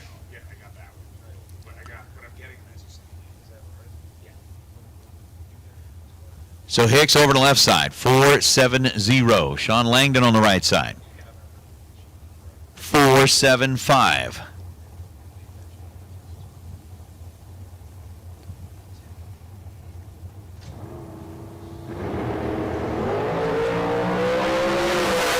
Again, both drivers with 2 zeros and a 1 in the reaction time, and Greg Hicks, 1 total.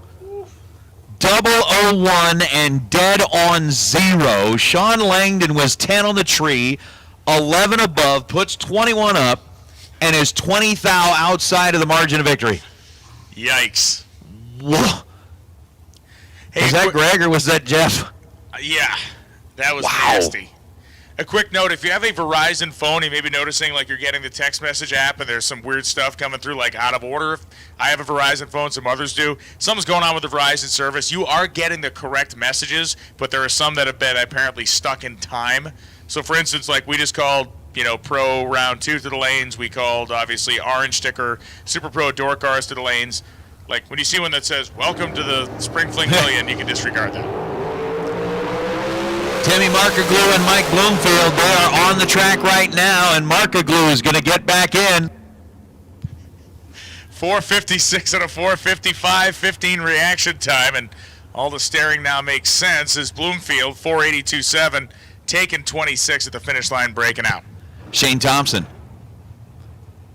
and Mike Callaway. Callaway, 494, the dial on the left side. Shane Thompson dialed in at 458 on the right.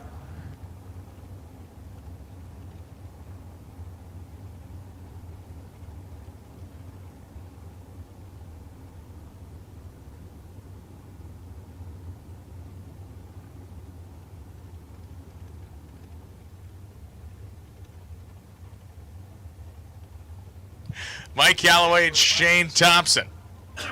94 and 458 the dials.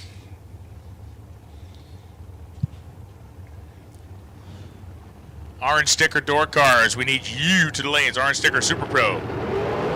Red light start for Mike Callaway by 3 thou. So Shane Thompson, 455, 851.19. Moving on. Shane Thompson will be welcomed back into the fold with open arms. Like the prodigal son returning from... Nathan Martin and Mike Bloomfield Jr.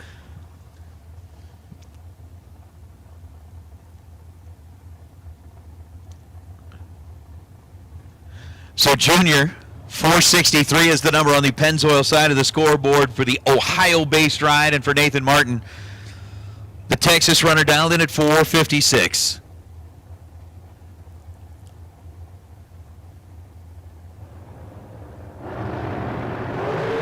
Red light start for Martin by a single foul, so Mike Bloomfield will be back in the field. 462.0141. Getting down near the end of things Here in our re-entry round, we'll jump into the Biondo round number 2. Coming up in a little while, but Trevor Harkema, 486. Well, we've got showing up on that left lane scoreboard, and Aaron Johnson, 493. And we got showing up over on the right side. So with a 7-hunt split between the two. Trevor will be leaving second. Aaron Johnson will be running for his life. So I don't know if I can do this thing. I'd be down there screaming like a, stuck pig, knowing that somebody's pulling up alongside of me. 10,000 split at this end of the racetrack, and Trevor Harkema, 486 on a 486. He was 22 on the tree. Aaron Johnson had the better reaction time, took too much at the stripe, got there first 14th thou, and breaks out 2th thou with a 492 on the 493. Actually, I think this is the pair that I would be screaming like a stuck pig. Yes. Because I'd be down there like, 2-3 car lengths, knowing that friggin' Jansen Melton or Shane Molinari or Megan, whoever's inside the car, and that thing's going to be coming by like a buzzsaw. Like a rocket ship. Mark Dunn over there on the left side from Odessa, Texas. 471 the dial. Jansen Melton, 434 the dial. So there will be some speed differential down there at the big end.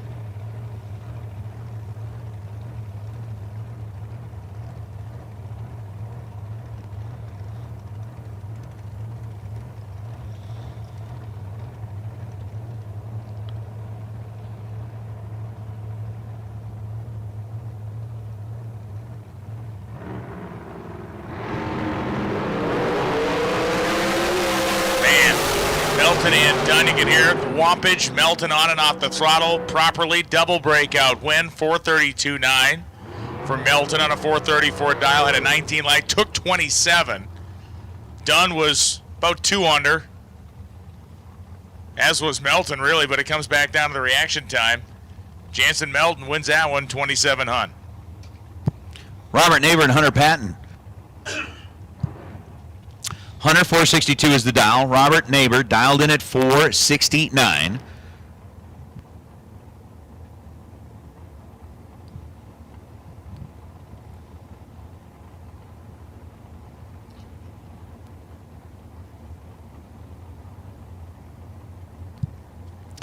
So Hunter Patton, who luck so far is non-existent. He's got the luck of the Titanic's captain so far. He's found 3 icebergs. Looking to avoid the 4th. We'll find out. Neighbor will be happy to provide a little ice. Yeah. If necessary. 469 to a 462. Both drivers sitting in the pre-stage position. Hunter at this point, Rob at this point, neither one of them really budging. And I want you to see if I can see tires even begin to show the, there we go, to show the notion of motion. Look at that thing. It's like a slow flight. So shallow. That is the shallowest I have ever seen. I've never seen that before. That is insane. That thing was starting to go, then stop. I mean, he must have a fly crawling around on the front of that wheel. Neighbor goes in, and he finally turns that thing all the way on. Holy cow! At the finish line, it's going to be Patton. 65 on a 62 with a 12 light. Neighbor was 30. Goes 3 overs, 40, or rather 72 and a 69. Patton, 18 thou, taken to the win. I have never seen somebody be able to stage it so shallow that it flickers that bulb like that. Yeah, Patton's 12 reaction time certainly helped him there. I mean, crazy. That was crazy. Wow. Both a perfect 3 over. Hey, Super Pro Door Cars blue sticker, Super Pro Door Cars blue sticker. For round number 2, we'll take you back to the staging lanes now, please. Super Pro Door Cars blue sticker will take you to the staging lanes now, please, as we are down to the end, just about. How about Shane Molinari and Marlon Goetz, both 00. Shane was 008, runs 492 on the 493. Marlon was 006, runs 49 on a 47. Shane taking a 23 thou stripe, breaks it out 4 thousandths of a second. Ooch. Will Carroll and Sean Schaefer now. 451 for Schaefer. Will Carroll dialed 437.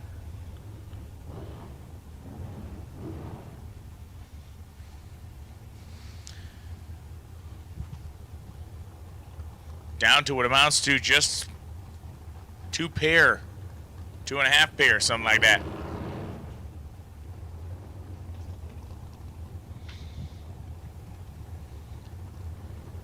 Will Carroll.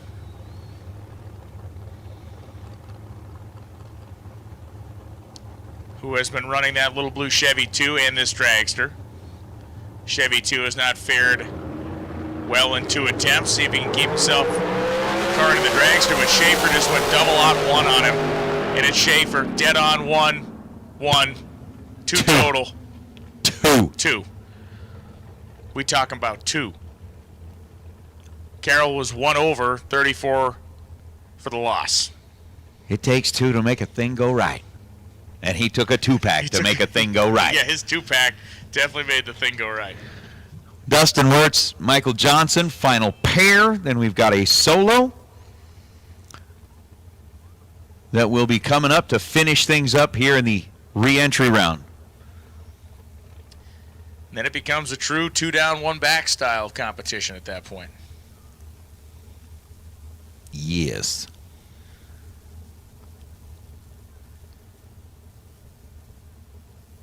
We'll have to see. So with Michael dialed in at 484, Dustin Wirtz dialed in at 501. Little Nampa, Idaho versus Arkansas.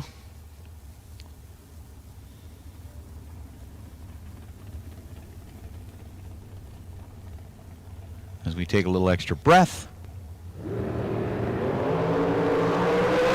An advantage this time to Michael Johnson. 009.46 on a 44 for Michael.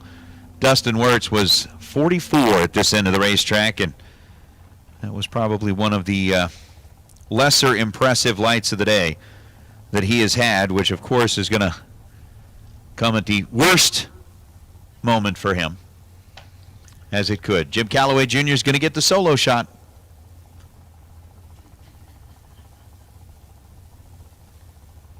And then we're rolling into Biondo round number 2. Yeah, a little track prep, and then round number 2.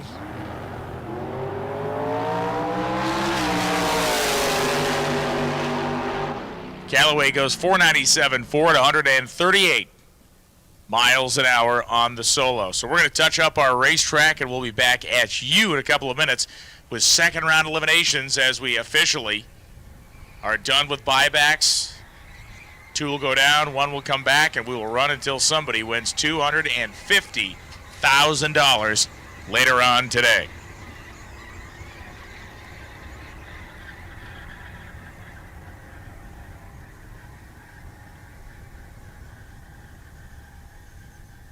K&N has been a proud sponsor of the K&N Spring Fling since year 1. K&N Engineering is the world's leading manufacturer of washable performance air filters and revolutionary nut-driven oil filters. Whether you're looking for a filter for your daily driver or your hot rod, K&N has what you need. Keep it clean. Choose K&N.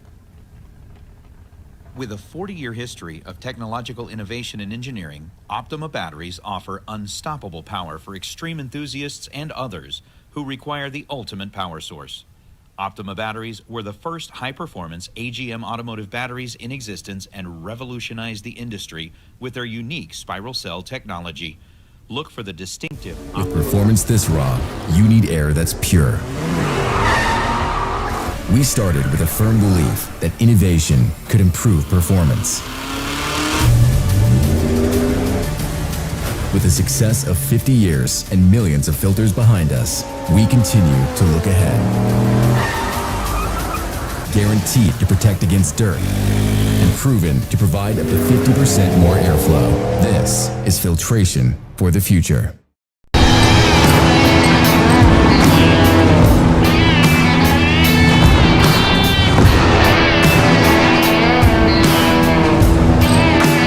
Trusted by all since 1960.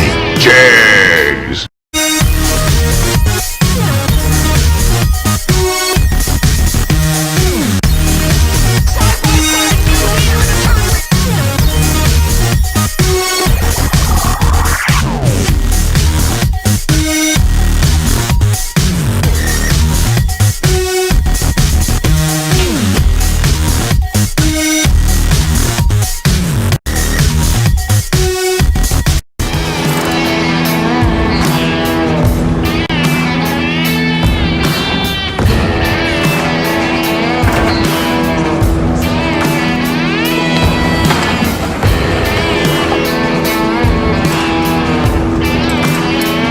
Trusted by all since 1960. What you want, when you want it, at a price you want to pay. Jays!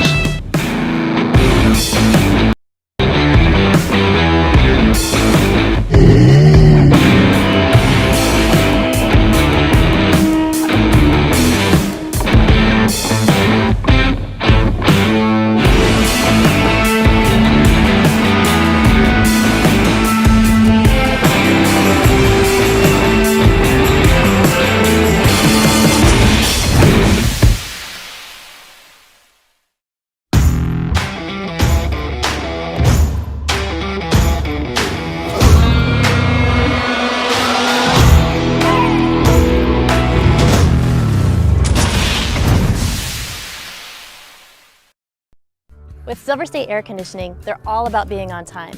That's why they're one of the few companies that offer an on-time guarantee. Unfortunately, problems don't just happen from 9 to 5, but it's important to Silver State to be there when it's convenient for the customer. I know I want a company that values my time. That's why I'll always choose Silver State Air Conditioning. We'll be there whenever you need us, on time and at no extra charge. Guaranteed. Call us or visit us online. Silver State Refrigeration and HVAC.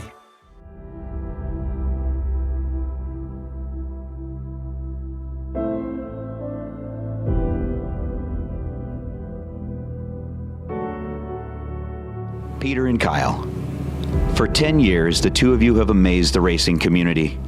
From that very first Fling in Bristol, a decade ago, to this richest payday in bracket racing history today, these events have become the gold standard in our sport, and we all owe you both a huge debt of gratitude. It has the makings of an instant drag racing classic. Race it, experience it, bring some of the best in the business together, offer a huge purse, and let them rip. You probably had no idea just exactly what you had on those 10 sheets of paper. We hope you still have them because they probably belong in a Hall of Fame somewhere. The first event didn't go exactly as you had planned. Both of you worked your guts out, lost money, and wondered if you would ever attempt this again. You stuck with it though. Spent a few more years in Bristol, building up the brand. Then, you ventured west, added the strip at Las Vegas Motor Speedway for the left coasters, and after a few years, you doubled down and you two upped the ante. It's like I can't even think about it. It's like I don't even know what to think. It's amazing. It's right now. I don't even believe it. I mean, it's a long race. It's the best in the world, and I want it. So I mean, it kind of doesn't make sense in a way with these guys that race for a living, and I build countertops and cabinets, you know. So $1 million race. For the last 4 years, that event has made headlines in the bracket racing community and made household names of guys like Jeff Verdi, Luke Bogacki, Randall Reed, and Peeps Pennington. Not to be outdone on the East Coast, you took your brand to a new place, the state-of-the-art Galat Motorsports Park. There, you sold out the pre-entries in record time and showcased a world-class facility. Let's don't forget about the event that was the birthplace for the Spring Fling experience, Bristol. Which brings us back to this moment in time, a special moment, the Fall Fling 500K, a race that will no doubt live up to the 10th anniversary of an event dreamt up by two best friends. Over the last decade, there have been hundreds of thousands of dollars awarded, thousands of passes down the track, more products given away than one can count, and most importantly, countless memories made from these events. You two always say thank you to the racers, the staff, and the sponsors who've helped to make the Flings the events and brand they've become. Now it's our turn to say thank you. On behalf of every member of every staff at every track, for every sponsor, and for every racer who's ever walked through your gates, thank you for daring to dream big, for sticking with it through those first few years, for believing in the brand. And above all, thank you for your commitment to bringing the best bracket races in the world to all of us. You have left an incredible mark on the sport. For anyone who dares to follow in your footsteps, you've set the bar high. Here's to 10 more years of the Fling. We can't wait to see where you take it from here.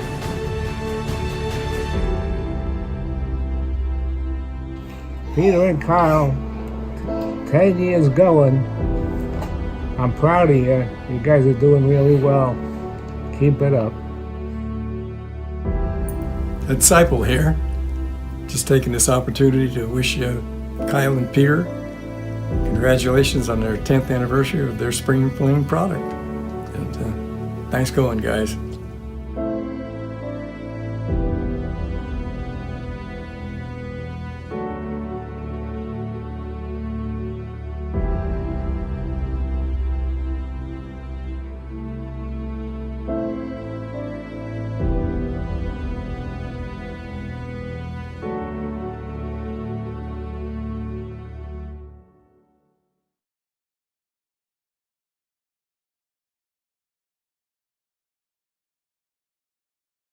So you like the looks of a classic carburetor, but you want the benefits of modern EFI with the versatility of an externally mounted ECU? Then Terminator X Stealth was designed for you. Terminator X Stealth is an easy-to-install standalone EFI system with the option of a 4150 or 4500 throttle body. Stealth throttle bodies give you the old-school carburetor look, but inside, they're packed with all the benefits that today's electronic fuel injection has to offer. Our 4150 throttle bodies come in two versions. The first holds 4 fuel injectors. That's enough for 650 horsepower on a naturally aspirated engine or 600 horsepower if you're pushing boost. The 8 injector version can handle 650 horsepower naturally aspirated, but really likes boosted applications, pushing upwards of 1250 horsepower. And if you still need more power than that, then the Terminator X Stealth 4500 is the choice for you. It boasts 8 100-pound-per-hour injectors and can flow 1440 CFM. That's more than enough to keep most large cube engines happy. And it's definitely not shy on power either, with horsepower numbers pushing 1500 naturally aspirated and 1250 on forced induction setups. They don't just look good either. We've packed them with industry-leading technology. With our Terminator X or X Max ECUs, you'll get onboard diagnostics, full control of your ignition timing, configurable inputs and outputs, as well as a wideband O2 sensor that's capable of fuel map self-learning. This all adds up to better idle quality, improved reliability, and all-around better drivability. And in our 4150 throttle bodies, you'll find kickdown provisions for GM's TH350 and 400, as well as the 200R4 and 700R4 transmissions. It's also set up for handling Ford's C4 and C6 applications. And Mopar friends, you can always add our throttle lever extension to connect your 904 or 727 kickdown. Put some excitement back into your classic ride. Upgrade it with EFI. For more information on Terminator X Stealth, visit us at Holley.com.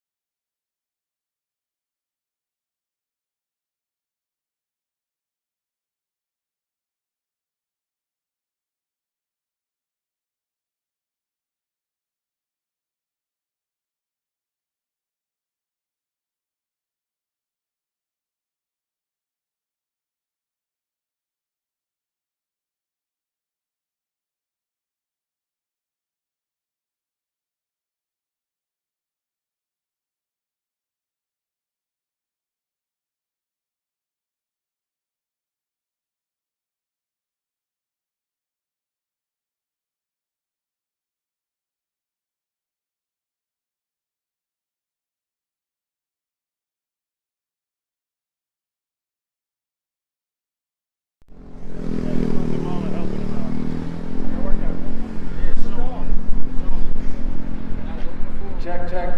Right, works. All right, so I'm standing here in the winner's circle. It's FST Tuesday with none other than the young gun, Corey Galiti. Corey, I watched every single lap you made down the track. You drove with confidence, but you have to tell me what was in your mind when you were going into the final round against what a lot of people consider one of the best. Well, racing in the final round against Gary Williams, anywhere, no matter where you are, is an honor, to be completely honest with you. I've looked up to him and Troy as racers from the time I was young, and like I said, it's just an honor to race with guys like that at such a young age too, so I'm very thankful for that. And how old are you, Corey? I'm 20 years old. 20 years old. I think I was still driving a family station wagon in Street Eliminator, so you're leaps and bounds ahead of me. That's bad news for the rest of you guys and gals when he gets leaving a little more experience under his belt. Corey, in the final round, it sounded like you guys were playing musical instruments down there. There was a lot going on. Can you share with us from your vantage point how it went down? Obviously, you guys both killed the tree. You guys both holding numbers, and you guys both were making it your choice down there. Apparently, you made the right one. Yeah, I knew going into the final, he was set up pretty hot, and I was a little bit closer to honest than he was, so I was hoping if I could hit the tree right, maybe get behind a little bit, that I could break him out, if not a little bit more, and that's what happened, luckily. But it doesn't always work out that way when you're racing a guy like that, so I'm very thankful. Yeah, anytime your light comes on against Gary Williams, that's a big feather in the cap. He's a great racer, the Galiti family. Your girlfriend is here? Yep. Do you have anything to say? Anyone to thank? I'd like to thank my girlfriend Caroline for coming, and I'd like to thank my mom and dad for giving me this opportunity, because without them I wouldn't be nowhere close to this level that I'm on now. So I got to thank Rad Torque Systems, Torque Tools Incorporated, Fuji Transmissions Converters, Wilson Racing Engines, and I'm sure I'm forgetting more. But American Race Cars, obviously, for putting this car up for us racers to race for. Yeah, that's it. Well, that's enough, because when you turn that wind light on in the final, you just won yourself a $40,000 dragster. And what do you think about the rest of the weekend? You're going into Wednesday with a lot of confidence. Are you going to change anything, or are you just going to keep ripping it? Just going to try and keep going, man. I've never really had the best of luck at these Fling events, so hopefully this can turn this one around for me. Well, you certainly started off right, so congratulations, Corey. Thank you. And family, Caroline McCarty and Papa and Mama Galiti here, everybody and the kids. Thank you for a great day of racing. Tomorrow we'll start things off on FST Wednesday, $30,000 pro, gear in pro round 1, 8 a.m. Good night.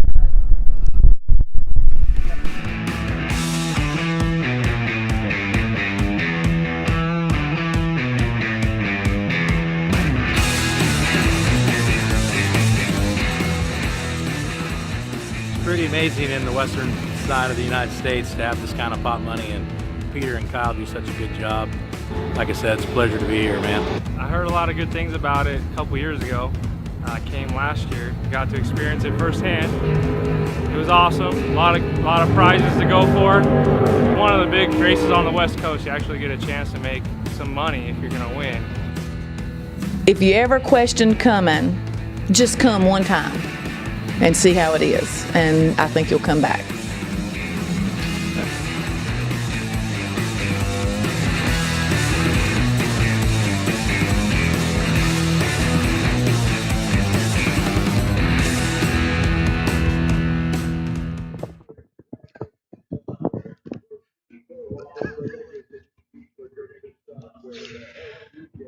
Bless your little hearts. I swear to God. Oh, I worry about you people. I worry because I think maybe I think we're bad for you guys. I do. I think that some of you apparently watch too much Bang Shift Live video over the last, 12 years, whatever it's been, instead of paying attention at work or school or wherever it is that, yeah. Anyway, thank you. Appreciate you guys being here. I often say to Otis, I look at him and I go, "You're an idiot, but you're my idiot." Hugs to all of you guys out there. Woo! All right. So So, yes, we have just finished round number 1 and the buyback round. So now we are going into a round numero dos. And for all of you guys that are Door Car fans, that means Gear Vendors Pro round 2 is going to start it off with.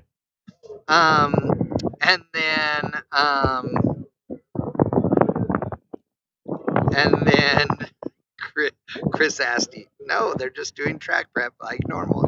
Go around, do prep. Go around, do prep. That's how this works. There's always 10 minutes in between. Totally good. Also, everybody else needs to have a break of some kind, and I don't get that. So, here we are. Guess what? Guess what? I'll bet you can't guess. Are you ready? There's Door Cars in the water box. From Mullis, say.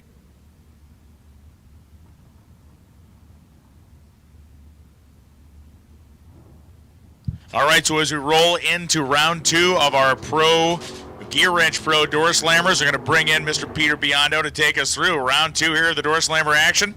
What a day. What a day.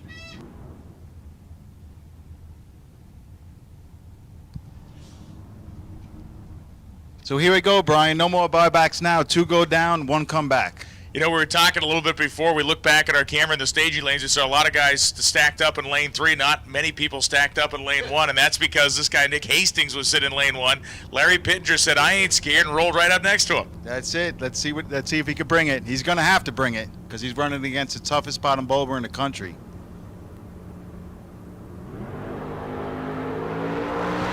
Well, Nick has already caught Larry. They didn't even get to the Christmas tree yet. Hastings plays this one like the pro that he is. 626, 103 off the gas, obviously at the top end. Pittenger runs dead on with a 0, but just got 8 up in a starting line. If that swear jar is open, I think Larry will be there. The car did the job dead on with a 0, just got left too much on the starting line. So Josh Furstenberg coming up right now. Furstenberg driving that Grabber Blue 71 Comet. Brandon Umberger in the Jelly Bean, his 1977 Chevette. And Peter, it's always interesting. You get through that re-entry or buyback round, you get into the second round, and it really does feel like you've kind of rounded a corner. You know that 2 are going down, only 1's coming back. Absolutely. From a racer's perspective, when it gets to round 3 and 4, that's when the whole vibe of the staging lanes changes. And we can see Furstenberg go down 7,401 on a 739 dial. He was 008 on the tree. Umberger was over by almost the same amount. He was over by 14, had an 11 light, so a 25 package total. Furstenberg won by just 62 10,000ths at the finish line as Mike Jackson and Nicky Thomas come up. Nicky Thomas had a great night last night. We've talked about it several times, but it bears repeating. She went late in the rounds in the pro category last evening. And went into the main field, as went very deep as well, as Nicky Thomas and Michael Jackson head to the finish line, and it's going to be Thomas dead on 3, 39 light. Jackson broke out by 4 thousandths, taking 26 at the finish line. Stripe had the better reaction time, but just got too aggressive over there on the left-hand side in the El Camino. Tony Gambardella dialed 710 in the S10. Justin Lamb dialed 557 in his Chevy Cobalt. So the Cobalt creeping ahead. Lamb is a man to be feared, of course.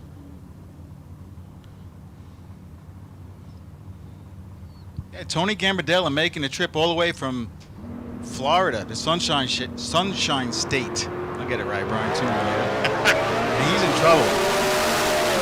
Justin Lamb, the former NHRA 5-time world champion, pounded him end-to-end, 005 to go 2 above his dial. Tony was another one, dead on with a donut. That's a 710-0 on a 710 with an 066 reaction time. You cannot leave Justin Lamb 600s. We have seen 2 guys so far go dead on 0 and leave empty-handed, which is like the same thing we've seen with perfect reaction time so far today. The number of perfect reaction time losses far outweighs the wins over the course of this day as we move on to Dennis Paz and Randy Biddle. Dennis Paz, I've always respected as a racer. I see him in the NHRA West Coast events, but man, this guy's really showing his stuff this weekend.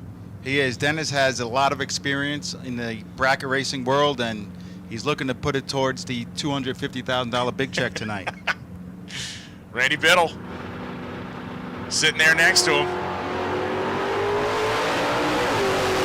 And Paz is going to make it difficult on Biddle. Biddle running up next to him in the Malibu, and man, 1 over, 606 on a 605 dial. He's 15 on the tree, and Dennis just got aggressive. He took 3,700 at the stripe, broke out by 3 numbers. He sure did, and he had some help from Randy. Randy hit the brakes pretty hard. The car actually darted back and forth just a little bit down there, and he was living on the edge, turned on the wind light.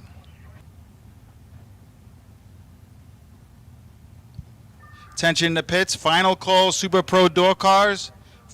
First call, Super Pro dragsters with an orange run sticker for round 2. So Jeff Staley and Kevin Pollard coming up now. Pollard dialed 558. Staley, the absolutely stunning 1966 El Camino, has that really cool graphic paint job on it, dialed 651.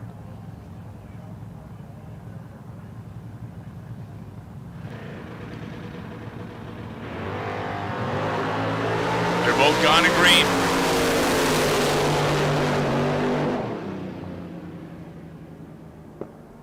You heard a womp, womp, womp there for Kevin Pollard. He's one of the best, making a trip from Maryland, making him pay. 006 got there first by 12 thou, broke out by 100th. Now, Staley had a chance. He was behind at the tree.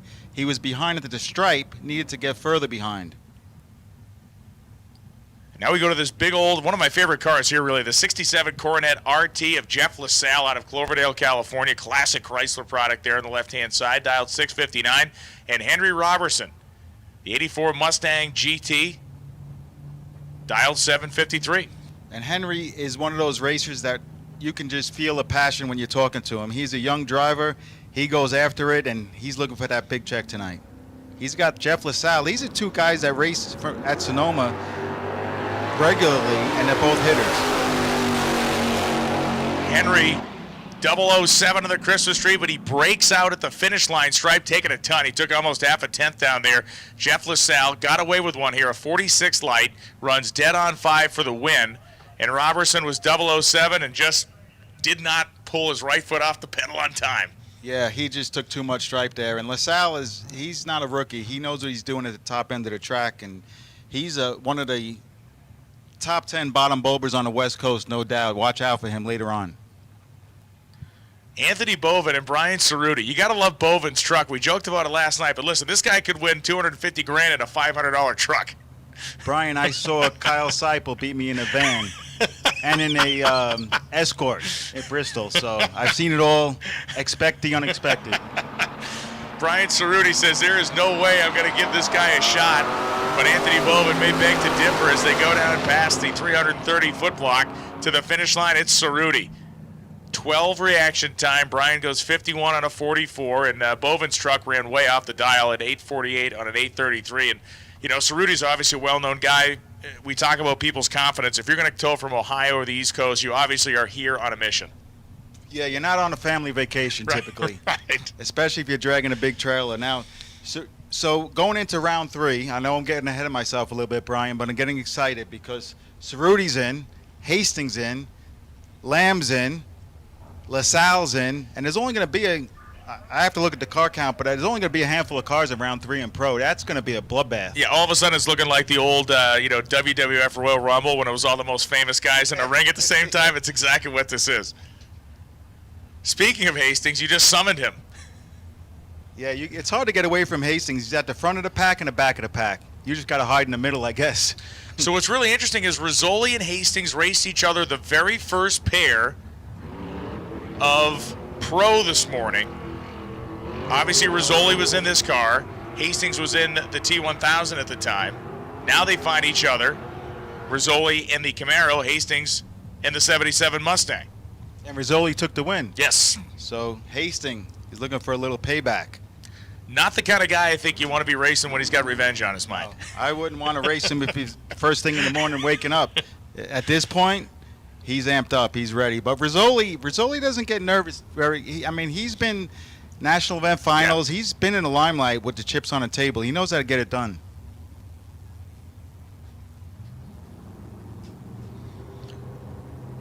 So both machines sit in pre-stage. You can hear the drivers up on the torque converters as they bring them in.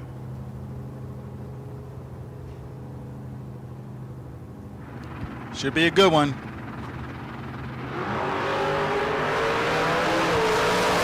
Neither driver going to give each other an inch. They're staring at each other through their windows, and it is going to be Nick Hastings get one back. Dead on 4:17 light, 21 pack for Hastings.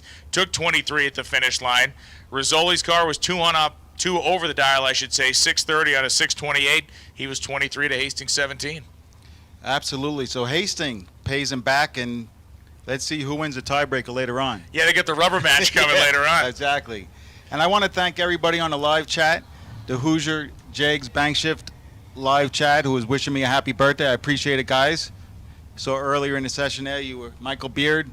Appreciate it. No better way to spend a birthday in Las Vegas. I mean, I could be like in a suite gambling or something, but yeah, I mean, there's a couple, but yeah. Let's call this top 5. Top 3. I'll give it top 3. Now we move into Super Pro, and it's Patrick Conlon and James Glenn coming up. Conlon in the 2002 Firebird. Little sideways burnout there for Conlon, 491 the dial-in. Glenn is dialed 641. And Brian, this 69 Firebird in the right side, he won $100,000. He was the dragster slayer, we were calling him, in the shootout in the Fall Fling West here in Vegas in October. That's awesome. Yeah, we talked. Cool story. His wife was actually, I watched the whole thing play out in the last couple of rounds. His wife was on a Zoom call in the staging lanes with one hand and a cell phone, had the weather station in the other hand because she was working and trying to dial him in at the same time. I mean, she earned it. That's fantastic. So much family effort out here, all classes, all categories, of largely these cars being fielded by whole families, and if they're not here, they're in constant contact, watch it online or not.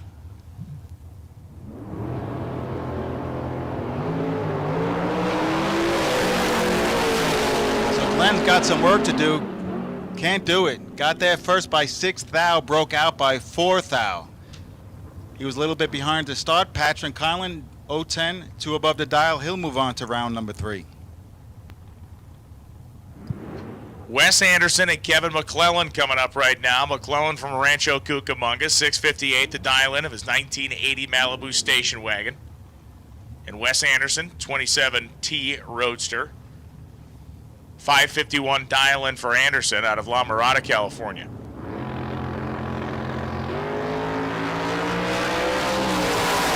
Little Malibu wagon playing catch-up off the starting line. McClellan gets to the finish line second. Wes Anderson wins the drag race. Takes a stripe by 3/10,000ths. Both of them broke out. Anderson by 7 thou. McClellan by 12. It was McClellan 29 in the tree and Anderson was 24. Appreciate it, Jared Pennington. I don't know if that's you or JJ. And I wish you could be here singing me happy birthday. It's pretty funny, Brian.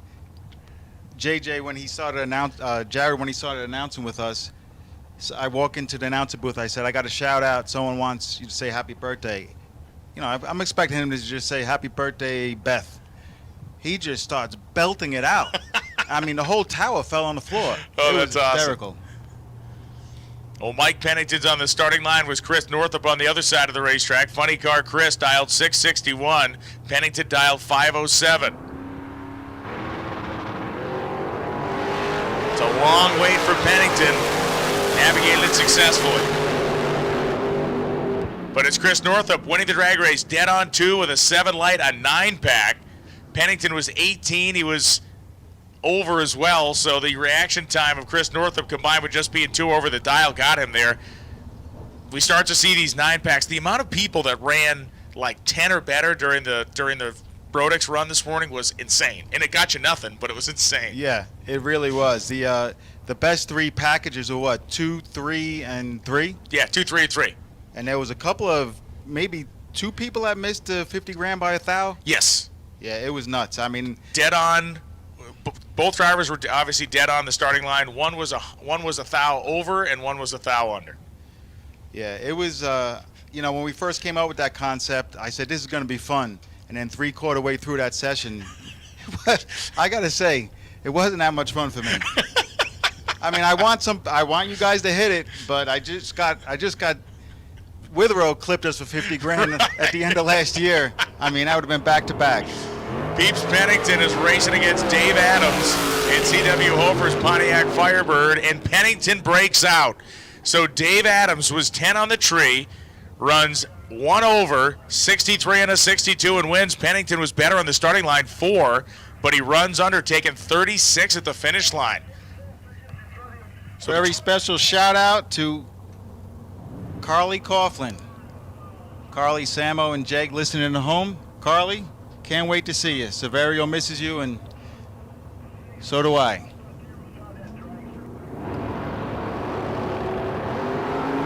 And here comes Vincent Horton and Chris Brown. Brown of the El Fresco Chevrolet Camaro heads down the left side, but it is going to be Vince Horton in the Malibu. 003 goes 2 over, 684.2 and a 682 dial. Took 12th out at the stripe. Brown didn't do much wrong there. He was 16 on the tree, but he was also 2 over, and he just did not have the starting line prowess that Horton had. Horton advances on. Glenn Dilday and J.R. Learcamp as we continue to hustle here in round at number 2. And let's not forget, since nobody hit the 50K bonus this morning, if someone goes 000 dead on with a 0 any round today, it's 20K. Yeah, there's $20,000 floating out there.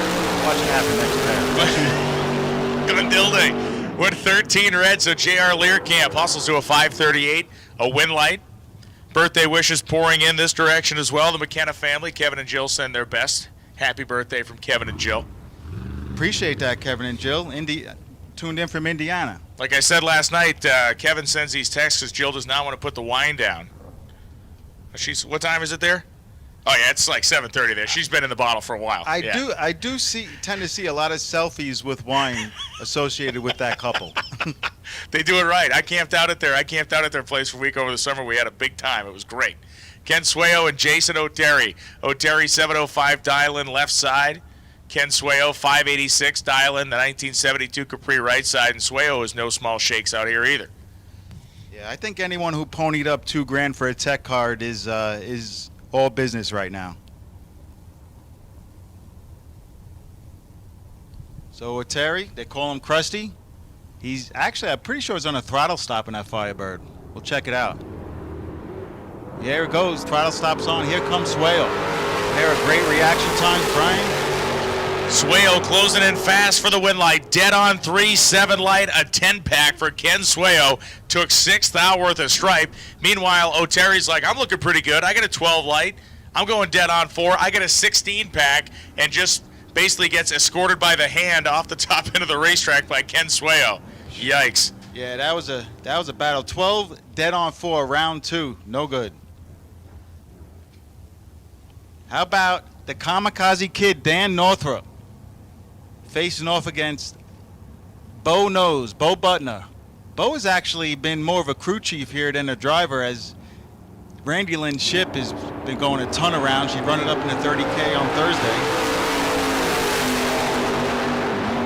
Dan Northrup took the fight to him. They were both 007. Bo decided to take the stripe, and Northrup laid back, and it was Dan Northrup at 116 miles an hour getting the victory. 594.9 on a 595 dial-in as Butner goes 5001 on a 502, carrying 20 miles an hour more speed. So Northrup woed her down, and that was the move.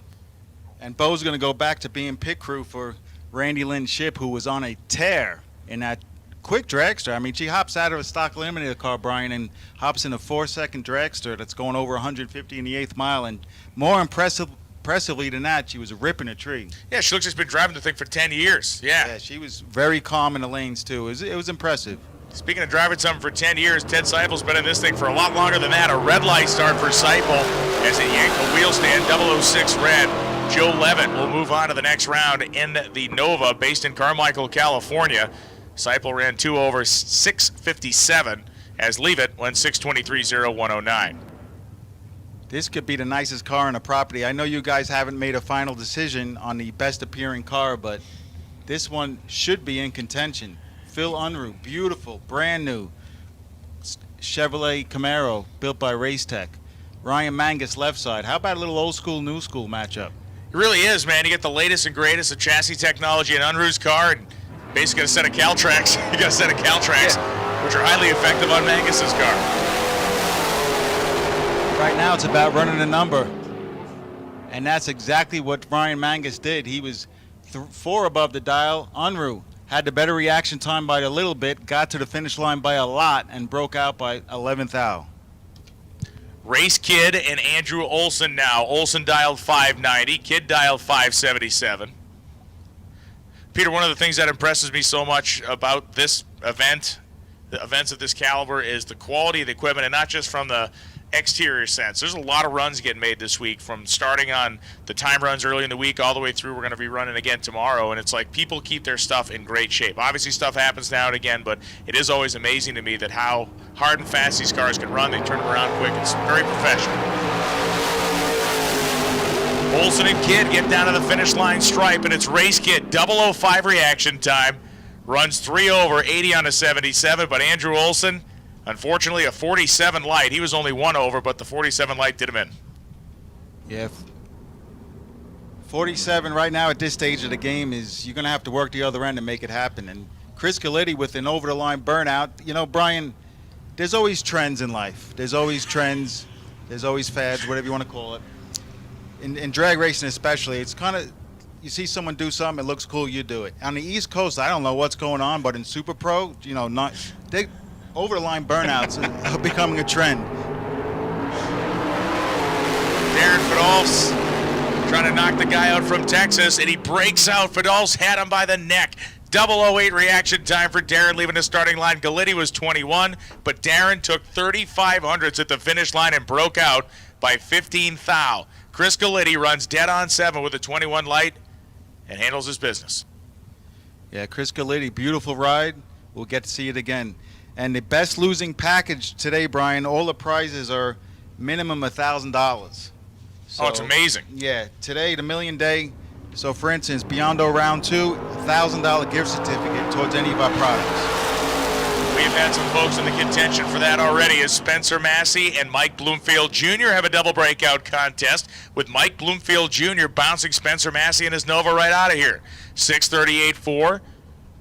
Bloomfield takes the win. Spencer only took 17 thou at the finish line. It wasn't like he was way out there, but he was 13 thou under his dial-in, running 632 and a 634. And it's really cool watching Spencer Massey, Sean Langdon. You know, you get to mix it up with the big guns here, even if you're a local bracket hitter. Yeah, it's great. And it's, I mean, obviously, you know, people that love this sport, you love it on every level, and it shows those guys are not just, you know, collecting a paycheck doing what they do. They really love drag racing. Red light start for Dave Beatty, 004 red, as AJ Ash, 009 green, takes a little Pontiac to the next round, 578.9, 117. Shocking how few red lights we have seen so far through the first couple of rounds. Yeah, no doubt. I'm thinking later on, when they start clicking numbers out of the box and their adrenaline heightens, you're going to see a little bit more. You got to take a shot at it in the late rounds. You know your opponent's taking a shot at it. And that last pair, Chris Galitti, he moves on, and he's going to be one to watch. So here comes Jeff Verdi and John Eno. Verdi on a mission to make his career winnings at this racetrack more than $500,000. He's already won this event once, and he wants to do it again. John Eno is not too thrilled with that idea. The racer from North Dakota knocks Jeff Verdi out in the second round. 590 or 659.2 and a 658 dial. Eno had a 16 reaction time, took 3 thou at the stripe. Verdi runs 1 over, 96 and a 95 with a 21 light. Yikes. Yeah, Brian, that's bad news for Verdi, but good news for the rest of the field, because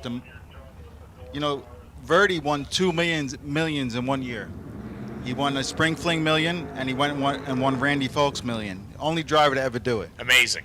So I think everybody, just a little sigh of relief. We don't have to deal with that Pontiac for the rest of the day. Tell you what, Eno goes rolling back to Williston, North Dakota with $250,000 in his back pocket. You're not buying a house there, you're buying an estate. You'll get a couple acres with it. Dan McClellan and Emma Duschel coming up right now.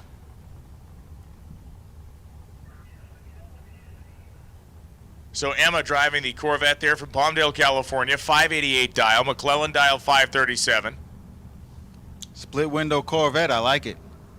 Neat car. They came in the late entry. They made their one-time shot this morning, as the car had never been down the racetrack this week.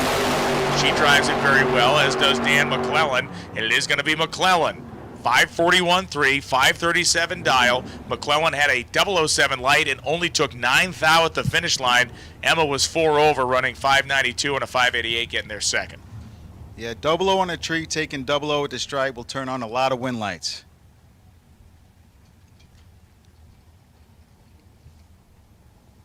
Oh, Justin Lamb going off the bottom bulb in Super Pro. How do I know? Because he has the dash sign on the scoreboards. That means no crosstalk. He's hitting the bottom. He says, I got a knife. Bustamante, you have a gun. Let's duel. If there's anybody that can do it, Justin, he's one of the few guys that can hang with the top ovals without a delay box. So the hands fly on Bustamante when the top oval came on. He let go on time. He's 10 on the green side. Lamb, 10 on the red side. So Bustamante moves on 10, 2 thou under, has the car dialed in as well. We are coming up with our last several pairs here. Super Pro door cars, Gary Smiley, Shane Thompson. Thompson from Henderson, Nevada. Smiley from Iowa. 492, the dial-in for the Iowan. Thompson dialed 504. Yeah, those 67, 66 Novas, they have been dominating bracket racing the last couple of years. You witnessed Steve Sisko win the big SFG race. Oh, yes, I did. And that just started a fire. They all started clicking on wins after that.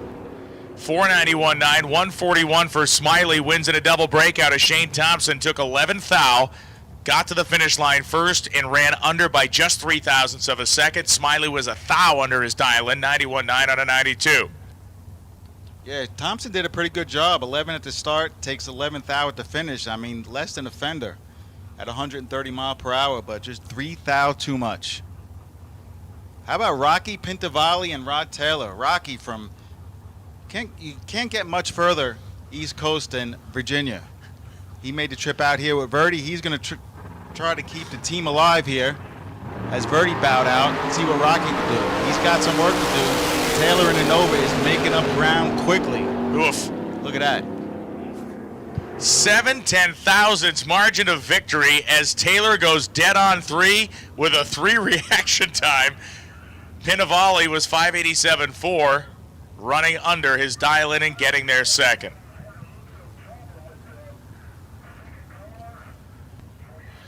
Kevin Shearer, Chris Johnston coming up. Johnston from Cartersville, Georgia, 612 the dial-in. Shearer dialed 539.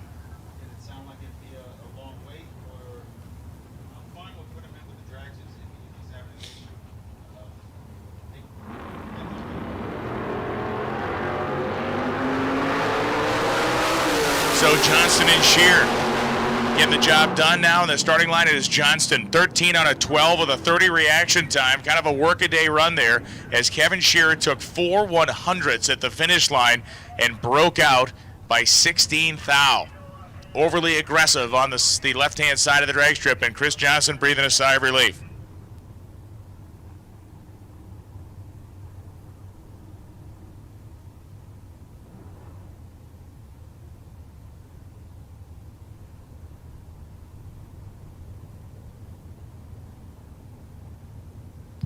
Rodney Snyder and Jess Biddle coming up now.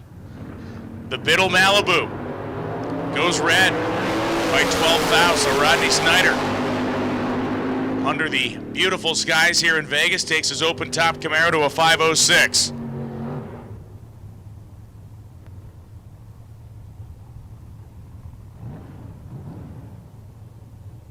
Now it's Paul Edens and John Corbin. Corbin from Waynesboro, Virginia, trying to stem the tide of Virginians getting bounced here.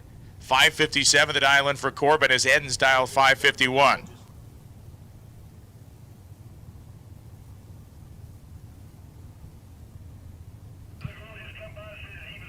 And Paul Edens from Rexburg, Idaho, is being pushed off the starting line, so that means John Corbin will turn the tide for the Virginians and get one back.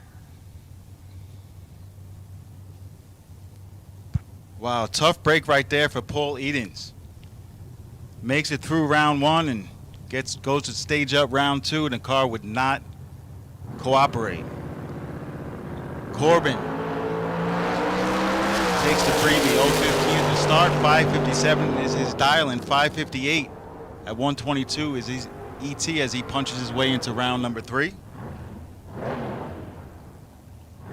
Appreciate you guys, Bankshift. Bankshift.com. That's a cool name. How'd you guys come up with that name, Brian? We literally sent emails for like a week of just all these different names of just words and back and forth, and there was a bunch of different ones we had ideas on, and that was just the one that at the time it was Chad and myself and David Freiberger when we got the thing started, and we all just like, okay, that one sounds good. So we just locked it in. We sent these email chains of all these potential names, and that was the one that stuck out. I don't even remember who actually had it or who came up with it first. As Langdon and Wilson get after it, and Ryan Wilson is way outside the groove. That banana-shaped run is going to scrub a couple of hunt off, and it's going to allow Sean Langdon to run for the hills and get a win light here. 627 on a 625 dial with a 22 light. Langdon advances as Ryan Wilson had a handful of a ride out there, the car launching and pushing right. Yeah, you could still see the tire tracks from Ryan Wilson. That was a good driving job to get it back, keep his foot in it, and get it back in the groove, but scrubbed off just enough ET for Langdon to close the deal. We talked about it yesterday. It's like the stock car guys. He's trying to make an outside groove there. You know, they like to wear a couple of grooves in their racetrack. He's trying to work on a new one. You know, it's funny, Brian, as the week progresses with the amount of cars we're running, sometimes you'll see the racers start to develop a new groove a little bit to one way or the other. Yes. Yeah, the left side cheats into the right because the guy's like this, and the right side cheats into the left because the guy's wearing his left side out looking over. Yeah. Yep. I've been there, done that. It's a fascinating thing, man. We joked about this the other day, but I was just such a horrible bracket racer for the years I did it. It always stuns me that people can be so good because it's just I was so awful, which I guess is like everything else. If people are terrible at something, somebody's got to be great at it. That's how everything gets balanced. You know, it's kind of contradictory a little bit in my mind. You have so much knowledge of the sport, of the cars, but yet I think maybe you're just humble. You can't be that bad. Come on. Tell me what makes you so bad as a racer. We joked about this, and it was a mentality. I did not get it that when I rolled in on Sunday morning to New England Dragway with my pop, and I was just there to have a blast and have a good time, everybody else showed up to win the race. Well, there you go. And it's funny because, after watching enough of this stuff and hanging out, it's like, the mental aspect of this sport is so incredibly important, and there's nothing wrong with showing up to have a good time, but just make sure everybody else is showing up with the same mindset. Otherwise, you're doomed. Yeah, you're dealing with thousandths of a second. You're dealing with making split decisions at 150 mile per hour and talking about inches that separates winning 250 grand or more. Yeah. By not. I mean, I've been read 1,000th for a world championship on the line, and I could tell you, it's mental. You got to stay laser focused throughout the whole day, and sometimes that's not so easy to do. Yeah, well, and over the course of it, these are days that aren't short. We have a lot of cars here. We run a lot of traffic down the racetrack. Everybody's doing everything efficiently, but this stuff takes time, and you get into a situation of events that range over a course of days. The cool thing about here is we got each day as a race in and unto itself, so you're able to maintain that high level of focus over the course of a single competition day.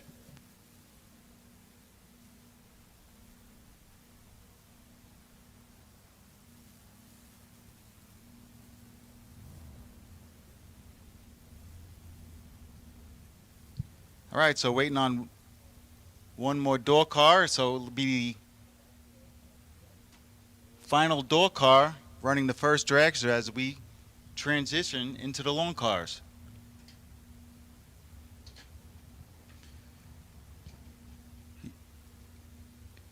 And Brian, in 2010, when we started the Fling brand, the big buck bracket race scene was flooded by dragsters, it seemed like. Yeah.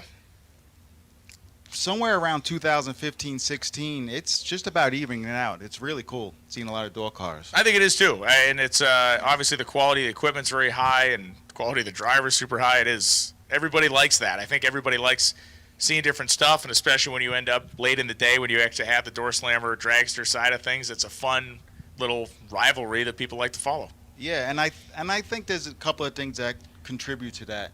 One being the 8th mile. I mean, that kind of led to a lot of door cars feeling like they had a little bit more of a chance against the dragsters. They're obviously on the longer the track, the more you're affected by the weather variables like the wind, and the dragster obviously cuts right through it. You run a shoebox Nova, you're going to get affected. In the 8th mile, not so much. I think that's one of the reasons, and I like it because it's bracket racing. You don't need to have a $100,000 budget for your car. I mean, you'll see a car that wins tonight. It could be worth $8,000 turnkey. Yeah. It doesn't matter. You just have to let go on time and do your job. Yeah, it's been fun over the years of doing a lot of different racing at a lot of different racetracks and seeing, especially in the sportsman categories, especially in the foot brake bracket race categories, how many racetracks have a guy that is multiple-time track champion that has a car that looks like it just got pulled off the pages of the Want ad yesterday. And it's consistent, and the guy can drive the wheels off it, and it proves that it does come down to raw talent. You can have great equipment, you should have nice, solid equipment, but if you have the raw talent, you can drive anything. Yeah, people say it's, you got to have luck, it's all luck. I tend to disagree with that. Luck does play a factor, of course, but at the end of the day, the cream of the crop rise to the top. Fact.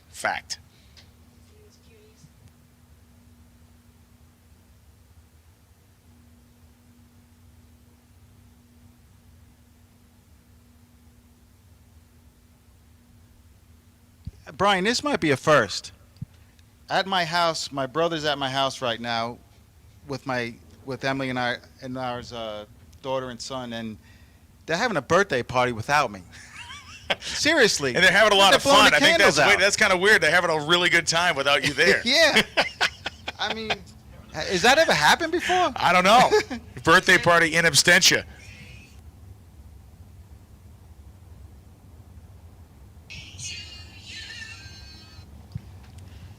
Oh, I love it. That's pretty great. That is really good. Thank you, Gigi. Thank you, Uncle Sal, and miss all you guys. Severio, Olivia, I love you guys. Mommy and Daddy will be home soon. Save some cake for me, Severio, please. I know you. Yeah, good luck with that. So AJ Ash rolls up in the Chevy 2 Nova. Kanan Barrio coming up on the right side. Both these guys very familiar with each other. Ash has already won in his Pontiac Grand Am. Get Nate Hershey back up to speed. He went off and did God knows what for a while, but he's back. He's finally returned. He went drink hunting. Yeah, drink hunting in Vegas. You could get in trouble doing that. Not that kind of drink hunting. Yeah. AJ Ash. I got to know AJ pretty well. He came to the Galat Fall Fling and won the MVP award, the Todd's Extreme MVP award. And to qualify for that award, you just have to show up. That's how you qualify for it. But anyone on the property could win it. Kyle and I were looking through run sheets and watching the action, obviously, and his numbers were, I'm not going to say they were off the charts, but they were so consistent. Kanan Barrio going to try to knock AJ Ash right out of the ballpark here, and he does it with a double breakout. 4:47, 6:009 reaction time for Barrio. Ash was an uncharacteristically late 48 on the tree, runs 5:38.1, showing up second. Yeah, AJ's out in that car. He was 0:48, and that is not a typical reaction time for AJ Ash. He might be a little upset, and that's bad news with his second entry when he comes back in the other car.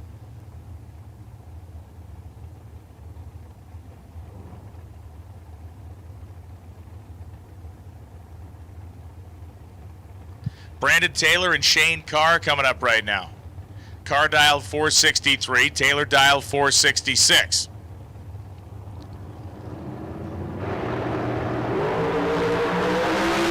Just what we'd expect in this round of competition. Brutal reaction times, lots of chess being played out there.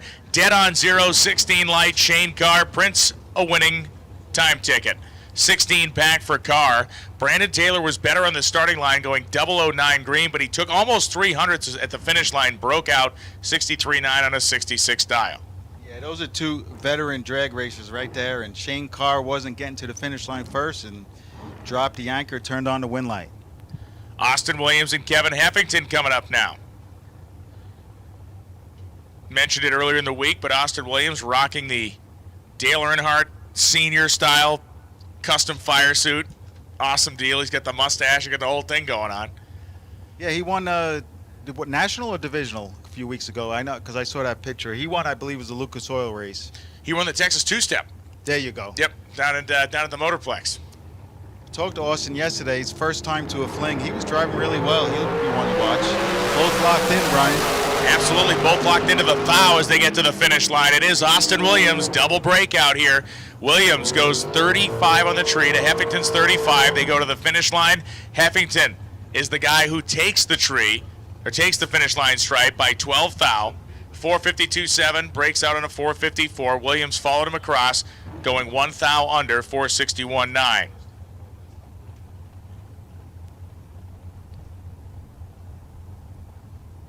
Beautiful day here at the strip at LVMS. We've had a lot of wind earlier in the week, and for the primetime show, we got the best weather so far.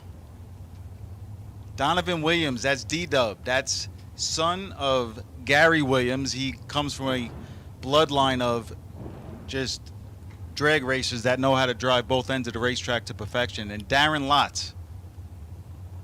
So if your father's Gary and your uncle's Troy Williams, there's just a lot of pressure before you even get down, before you even start. You know, the expectations are high.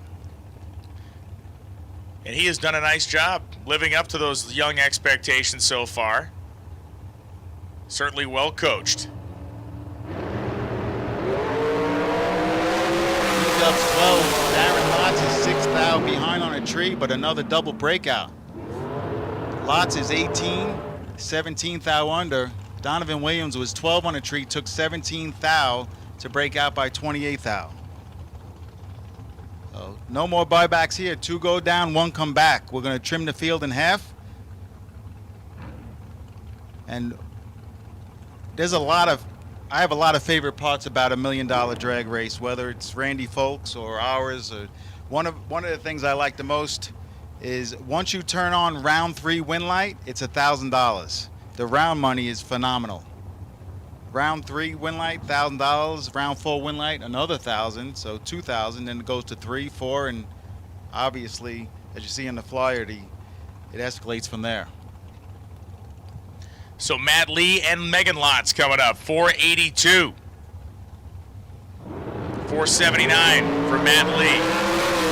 Red lights on both sides. True start in effect. Matt Lee advances. He was 006 red. Lotz was 10 red. Yeah, both drivers were amped up for that one. The lesser of the 2 reds, Matt Lee moving on.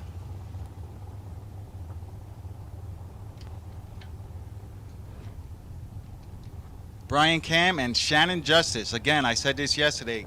If you make the haul from North Carolina, you mean business. Shannon went a bunch of rounds last night in the 30K. He's just getting warmed up. Right now, Brian Cam, the West Coaster, is going to duel it out. Both drivers, heads up 487 dialing.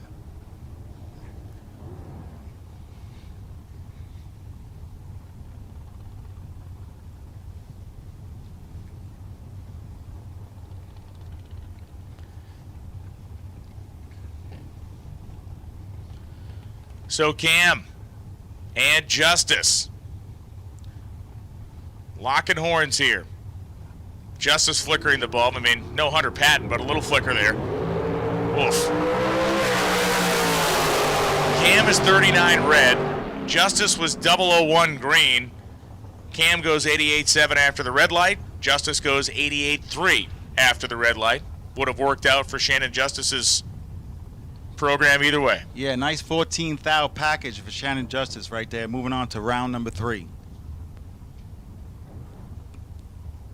Chad Axford and Cortland Carter now. 502 the dial-in for Carter. 487 the dial-in for Axford.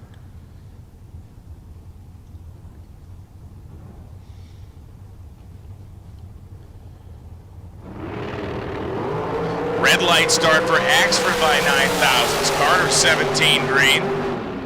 5:02, 237.64 was about 15 minutes ago. I said, man, we've not seen many red lights, and now all of a sudden they're falling out of the sky. Yeah, drivers are getting amped up, and we're gonna see some tight packages, and some of these drivers are gonna end up on the wrong side of the red, and just the way it is. You got to live on the edge sometimes. You got to be aggressive, and some of the best drivers I know, Brian, are aggressive. Gary Williams, Troy Williams, yeah, they do red light a lot, but they also win much more than they lose. Seems like you got to be. It's almost like being a home run hitter in baseball. Swing the bat. Morgan Rose, 456 the dial. Dennis Lithgow, 466.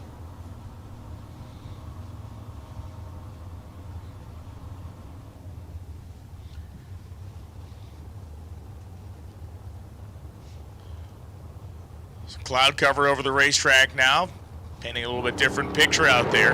Darkening the skies as Lithgow goes 003 red. Megan Rose, 457.9, 150.05 as Lithgow goes 465.6, 141.28. I've always wondered, when you see a situation like this where you get a lot of repetitive red lights, is any of it psychological? Like, is any of it just people sitting there going, or no? Absolutely. There's, I mean, that's the time you got to really just focus on your own deal. But yes, it's psychological. You see 4 or 5 red lights in a row, it starts getting in your head. Well, is the track maybe getting better, or is it the sun that's hiding behind the clouds right now? And it could get in your head. Val Torres Jr. and Michael Johnson now. Johnson dialed 489, Torres dialed 473.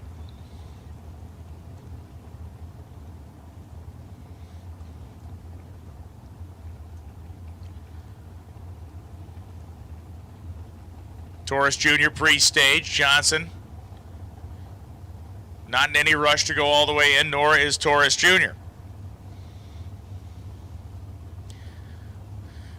We have seen a couple of good staging duels here, and this one is starting to move into some interesting territory. Neither car moving yet. There goes Johnson.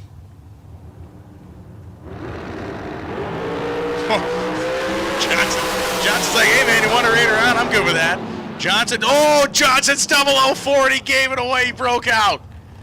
Val Torres was 24, and he ends up winning, beating a guy that was 004, and he goes dead on 6 at only 130 miles an hour. It's one of those cases when, I mean, I always tell people, the race isn't over till you cross the stripe. Even if you feel like you missed a tree a little bit, don't throw in a towel. You still can make a good decision at the other end and turn on a win light. And that's exactly what happened to Val Torres Jr. He cut Michael Johnson loose using really the only tool he had left in the box to use. It was effective as Johnson runs under, breaking out by 17 thou. Robbie Gear and Ed Olpen. Olpen, of course, not a guy who ever stages or pre-stages first. His staging routine is well known. He always lets the other guy stage and then rolls in both bulbs. I know he does that in the super classes. Same thing here? I haven't watched him yet. Wow.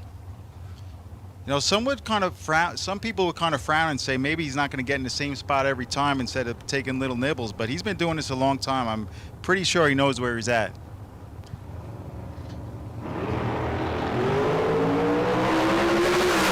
Robbie Gear, who won our best package, a set of Brodix SR20 cylinder heads, starts racking up round wins now. 82.2, 81 dial in, 19 reaction time. Took 42 at the finish line and wins it as Olpen ran 3 over, 476 on a 473. You weren't here when Robbie Gear came in earlier before he actually won the best package, but he said, man, he goes, I've won round money here. He goes, I've never won anything. He goes, I don't care if it's an oil filter. I just want to win something. Well, today he won $5,300 worth of cylinder heads. Yeah, he's playing with house money here on in. And I watched Robbie. He sent me a text. He said he was coming a few weeks ago, and his Facebook post had a picture of his garage with everything disassembled. He had like a week to get it done. Jay Fitzgerald goes 11th thou red. Corey Galletti marches on. He's already won a dragster. Now he's on the march to win $250,000. Willie Flores and Jeremy Sears coming now.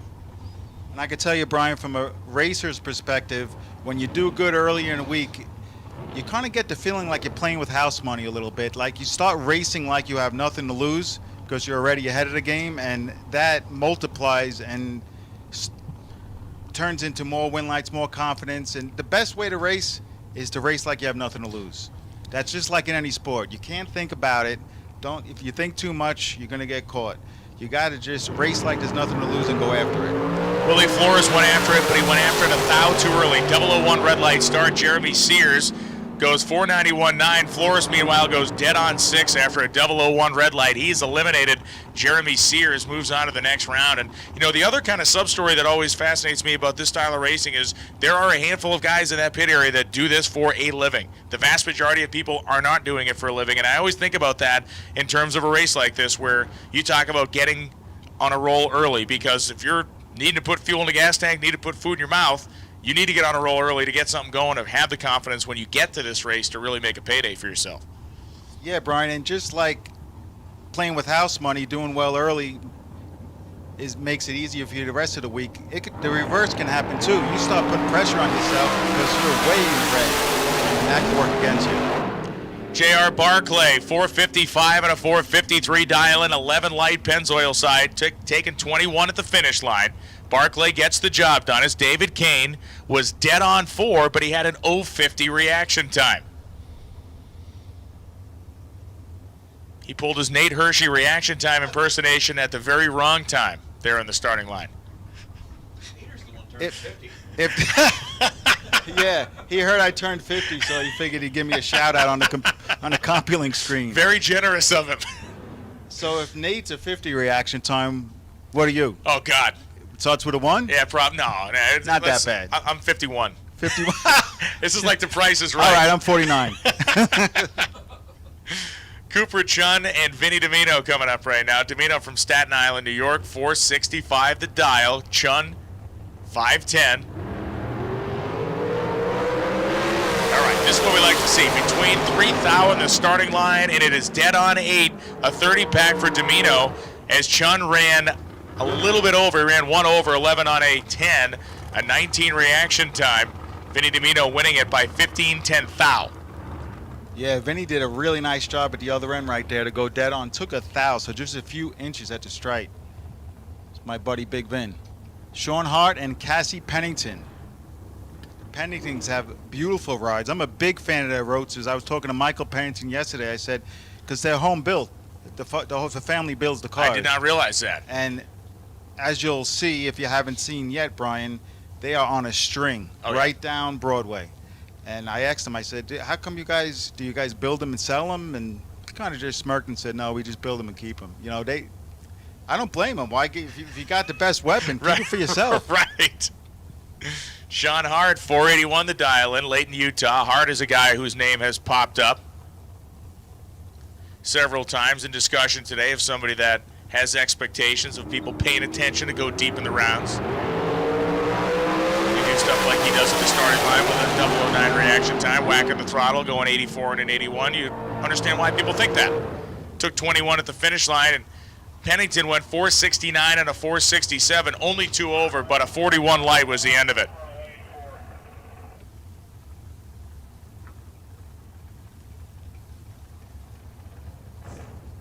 So it's going to be up to the boys in the Pennington family as Cassie bows out, and here's a good one. Robert Domino and Chandler Mazier.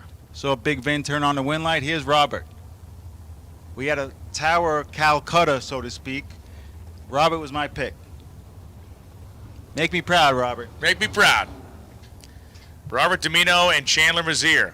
I will say, I will not disclose the names, but both my pick and Nathan's pick had to enter the re-entry round, which they did, and successfully worked their way back in business. So both of us still have our hopes alive. Did you read the fine print? Of course not. There's no fine print. If you're lost first round, you're in the re-entry round. You're not eligible anymore. First lose light counts. Just kidding. Domino and Mazier. Domino, 456.9, gets a win light, had a 57 light. Chandler Mazier just kept the hammer down and took 400s at the stripe, breaking out by 2 thou, but took a dragster length down there. Yeah, I wonder if Robert knew he was late and hit the nitrous and dropped down there, because he did a really good job of making up for a poor reaction time. And I could say that because he's my buddy. Good friends of mine. Hannah Cook and Philip Pennington. So we'll see if Philip can keep the Pennington name alive. And Hannah Cook has been, I tell you what, she's a youngster from Novato, California. She has been driving really well here at the Fling. Pretty sure she put up a great pack first round. See how she fares with just a little bit more chips on the table against one of the best in the business.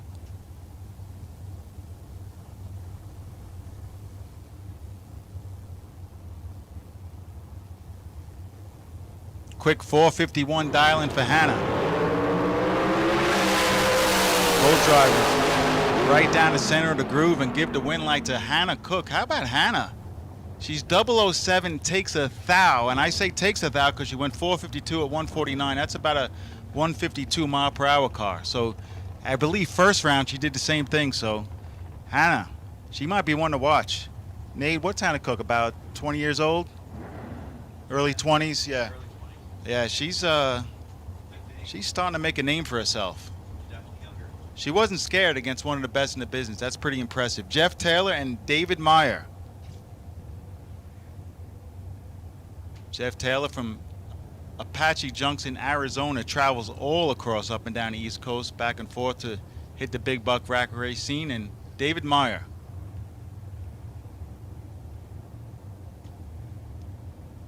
Have you ever driven a dragster, or was it just? No, Beck, I actually made a couple of runs over the course of my time working at Epic. I have made a couple of runs in a dragster just for fun. Yeah. You stumped that too? It was honestly, I was driving my buddy's car at Test and Tune Day just to make some laps to get a Super Comp license back in the day for fun. 484, 3140 for Meyer advances, and in a competition situation, I guarantee you I would have sucked in that too. 471.5 at 144 for Taylor. It's just hard for me to wrap my head around. You know so much about racing, and you're a smart guy, and you're a quick thinker. I think part of it's because I never, you know, you never gave yourself a chance. I don't. Well, think. I enjoy driving a car, but I never really wanted to be like a race car driver. Like, it was never my thing, and it was just like, so I've never really pretended to try to be one. I've always loved every aspect of the sport, so it's one of those things. It's the same thing between theoretical and applied physics. Yeah. One talks about it, the other one actually does it. Yeah. We should have a match race as your initiation to as a Fling announcer. We'll get you versus Hunter Patton. Yeah, that'd be great. And then I'll box a grizzly bear for fun after that. Chris Whitfield goes 14, dead on 2, 16 package. Williams, unfortunately, 005 of the tree, which was good, but then 3 over. Chris Whitfield was brutal, and Williams, at only 129 miles an hour, was doing everything possible and just did too much possible and slowed it down too much. Yeah, Troy just made the wrong move at the stripe. He had the reaction time advantage and just dropped the anchor a little bit too soon. 487, 3 above at 129. Trey Vetter, whoa, speaking of, look at this matchup. Pair of young guns. Trey Vetter and Hunter Patton. This could be a final round at any big buck break. Try that again. At any big buck race, anywhere, anytime. And there goes the flicker. So Trey doing what Hunter usually does. Living up to the standards of these two great drivers. Give the win. How about Hunter Patton? 008 dead on donut. That's a 463.0 on a 463. Vetter was 005, drops the anchor to go 1 above. Kevin Thorpe and Jerry Wynn. So Hunter Patton just was 8th out package, just in case you were wondering. If you want to get warmed up for your match race. Yeah, I'm ready. Let me take some notes. You're only like 600s behind him package-wise right now. Because you said you were 51. I can narrow that gap. gap. You a 1 over. I can narrow that gap to 400. It's real easy. Jerry Wynn and Kevin Thorpe coming up now. Kevin Thorpe won the King of the Flings. The King of the Flings in 2019 at our 10th anniversary Fling event. We had all of the drivers, Nate was there, all of the drivers that have ever won a Fling event, and we put them in, basically put him in the ring, and he was the last one standing right there. 032 on the tree is not what he was looking for. It was slightly better than Jerry's. So neither driver doing a great job in the starting line, but Jerry Wynn goes dead on with a 1, turns on the win light.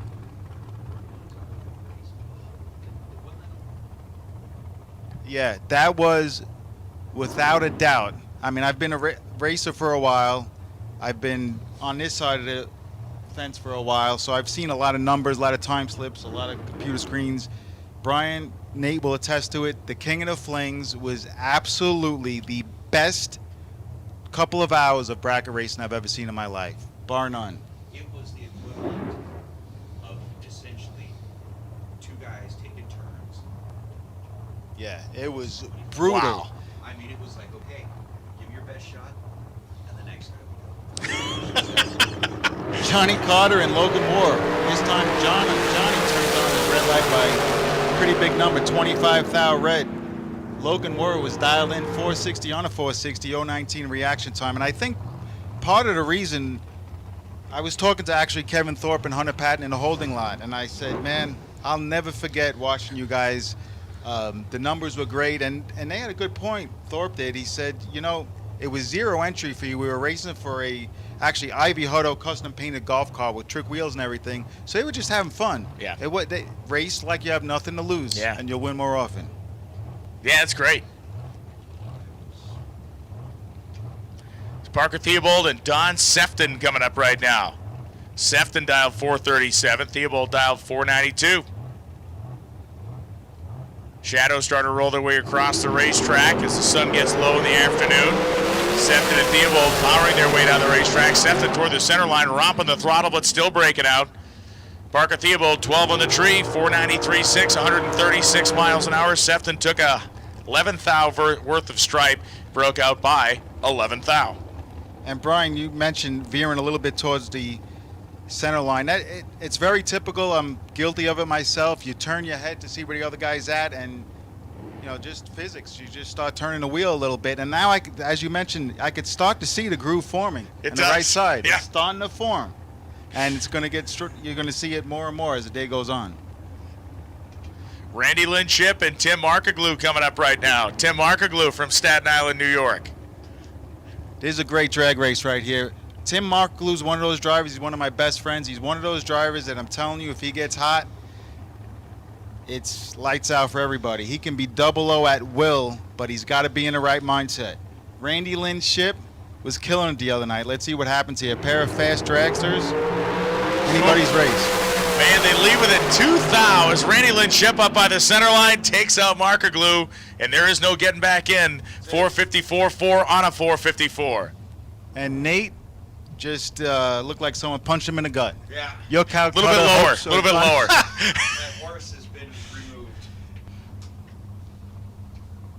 Randy Lynchip, nice 15 on a tree, dead on with a 4. See if she can carry some momentum on in the biggest day of the weekend. Marlon Goetz and Val Torres. Torres 467, Goetz 488. And we talk about trends back in the 80s and 90s in bracket racing. It was all upswept headers, all upswept. Someone, I don't know who started it. One guy put a downswept set of headers on, and the rest is history. Marlon Goetz, Val Torres, 009 to a 14. Give the win this time to Val Torres, who made the right move at the stripe, but was a little bit behind the tree. Dropped the anchor to go 2 above. Goetz was 009, took 32, but needed to take 27 thou or less. J.R. Learcamp and Jim Calloway. Little New Mexico versus Washington matchup.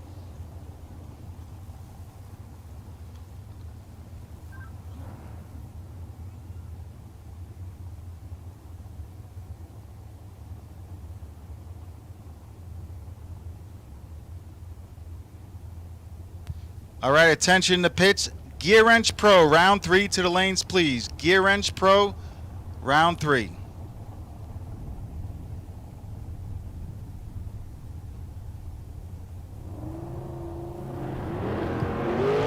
So Calloway and Learcamp both go red, and Learcamp only 004. Calloway was 008, so Calloway's gonzo. Learcamp 473.3 at 144 miles an hour.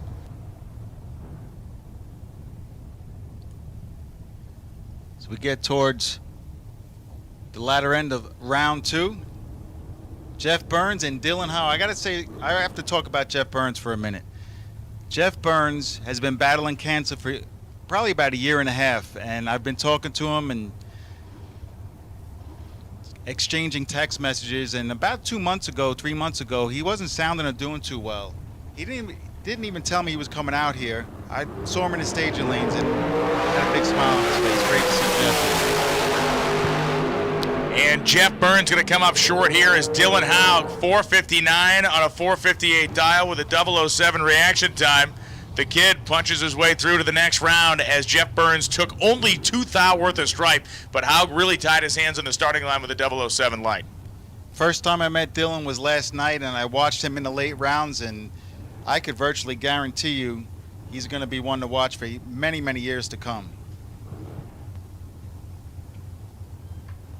Dynamite Dan Lafferty and Sean Schaefer. How about 451 on both scoreboards? Little Idaho versus Idaho here, so I'm pretty sure these guys have dueled out a few times in their lifetime. You know what Lafferty does for a living? I don't. Blows up mountains with dynamite. That's a good stress reliever. Yeah, I would get it. Man.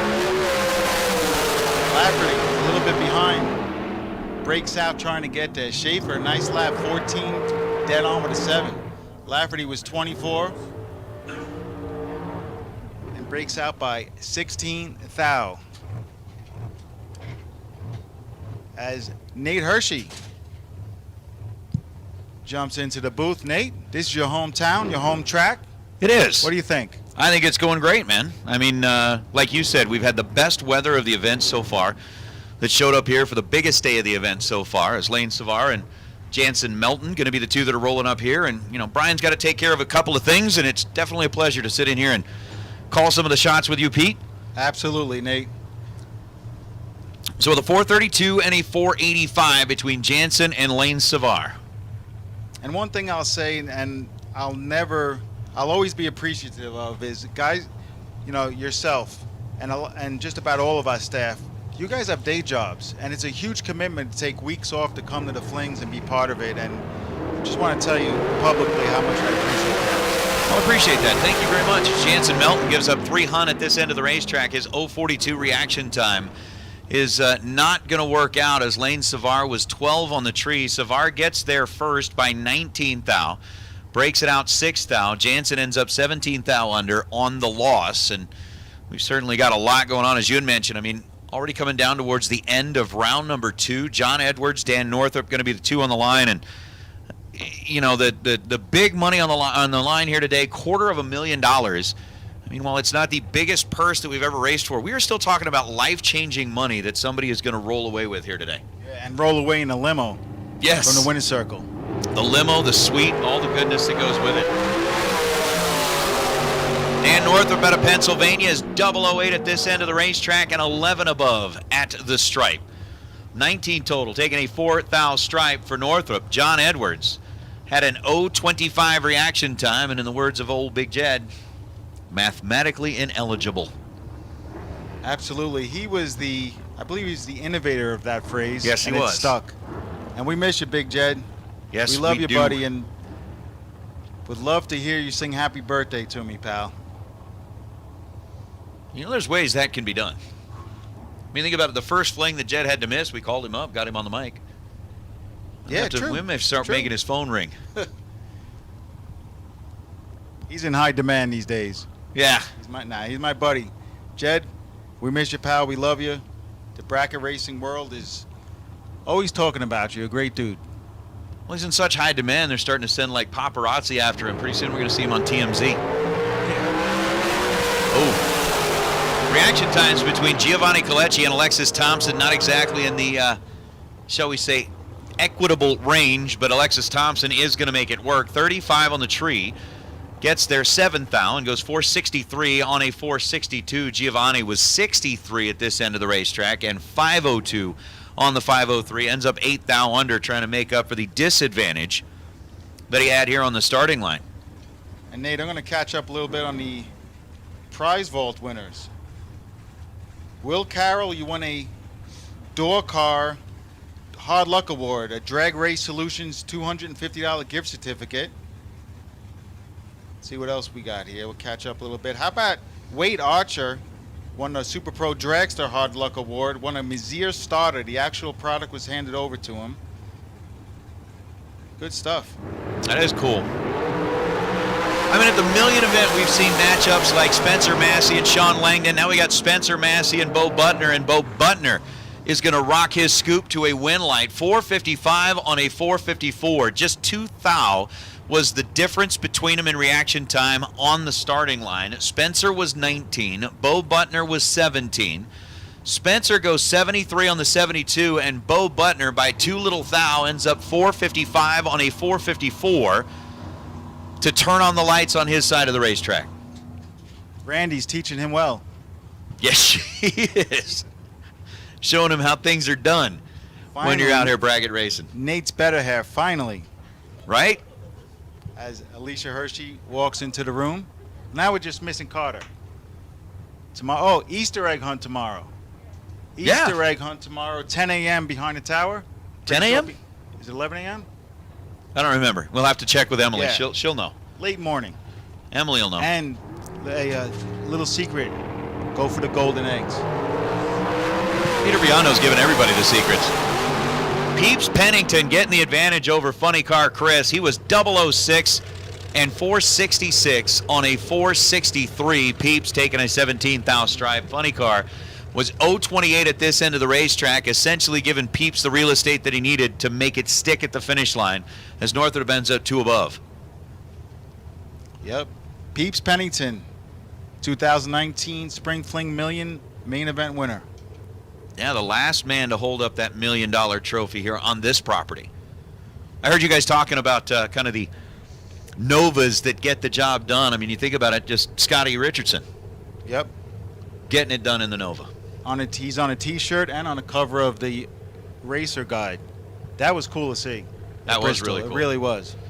I mean, the interview in the winner's circle with Jed, the emotion that Scotty was showing there about how much it meant to him to go ahead and hoist that trophy when the day was over there in Bristol was pretty cool. 461 is on the board for Gene Heaton. 424 is on the board for Axman. Oh! That didn't sound good. No.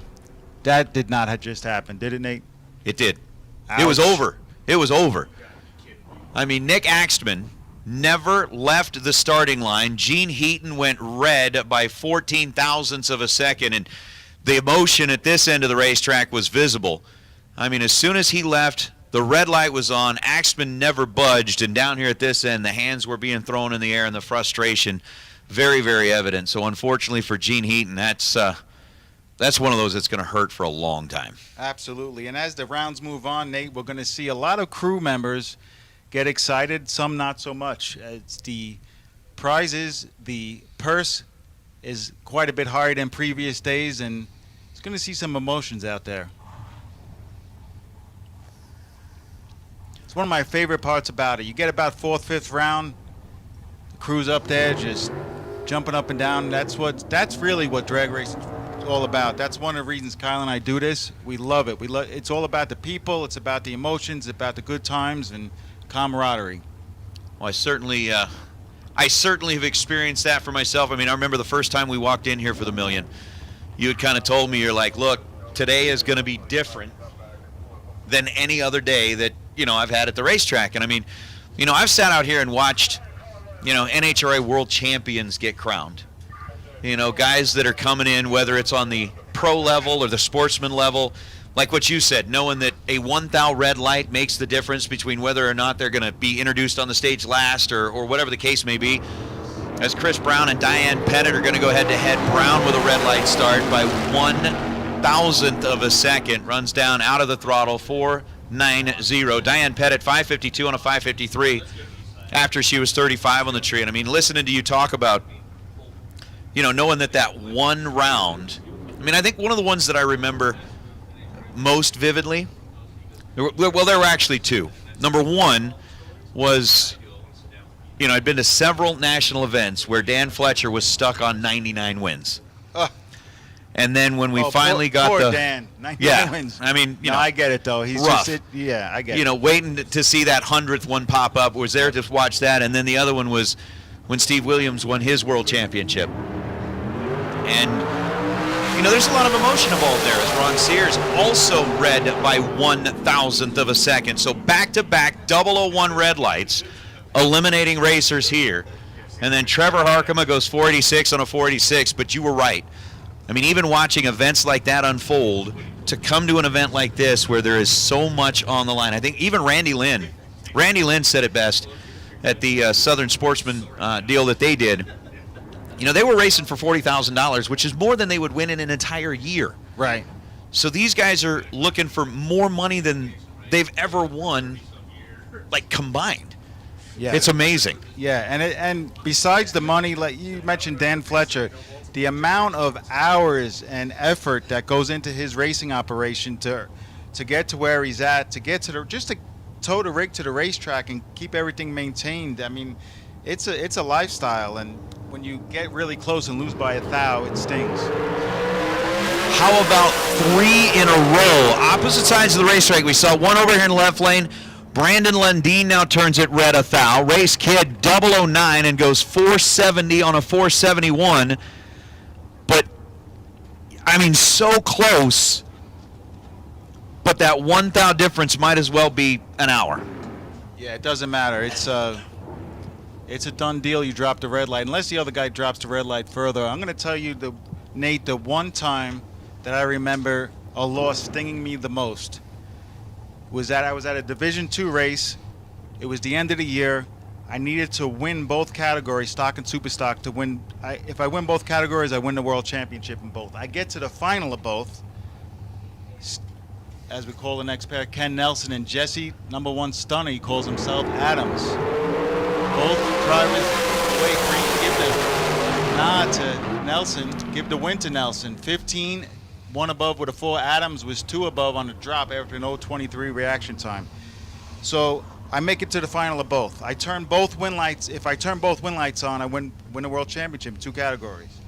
Go out in my first entry. I got to run Brad Plord. Identical reaction times. Get to the finish line. I gave it a few whomps. I tried to keep it as tight as I can. Gave up the win light 0007. Okay, that was the first one. Now I got to come right back around in super stock. And all right, I took a deep breath. I said I got to finish this deal. Let the button go. I'm 020 on a tree. My opponent's 070. Freeze out plug falls out of the motor, and I spin the car around just about. When I came back after those 2 runs, that was about the most emotion I've ever felt in a race. Yeah, the biggest pitch. Mikey Bloomfield drops it red 11 thousandths of a second, handing the win over to Peyton Janik, the local runner, 42 on the tree and 472 on a 472. So Peyton will get the win light as we bring out Carl Jones in his Camaro and Kevin Heffington in his dragster. I can certainly see how an opportunity at 2 world championships, one of them slipping away by 7/10 thousandths of a second, and then the other one literally spinning out of control. Yeah, no doubt about it. It was a tough. There's so much energy that goes into just getting there, and then it's like the balloon just pops. It's the highs and lows of drag racing. So that brings up a good question for me, because again, one of the reasons why I don't do this, I have a tendency to hang on to things. And they will just eat at me and eat at me and eat at me as Carl Jones and Kevin Heffington watch the tree drop. Both drivers 00 at this end of the racetrack. Jones a little bit behind with a 009. Kevin Heffington 004 and 447 on a 445. With a 3,000 stripe will get the victory. Carl Jones ends up 560 on a 558. How long does something like that stick with you? Or how long did it take you to learn to put that behind you? Until my next win. Yeah? Yeah, it until I got that feeling again and I kind of redeemed myself. That's where I was at. So for guys like me that would probably never get that next win, essentially it would be dooming myself to an eternal pit of despair. You and Brian are going to have to count on your grandchildren. Yeah.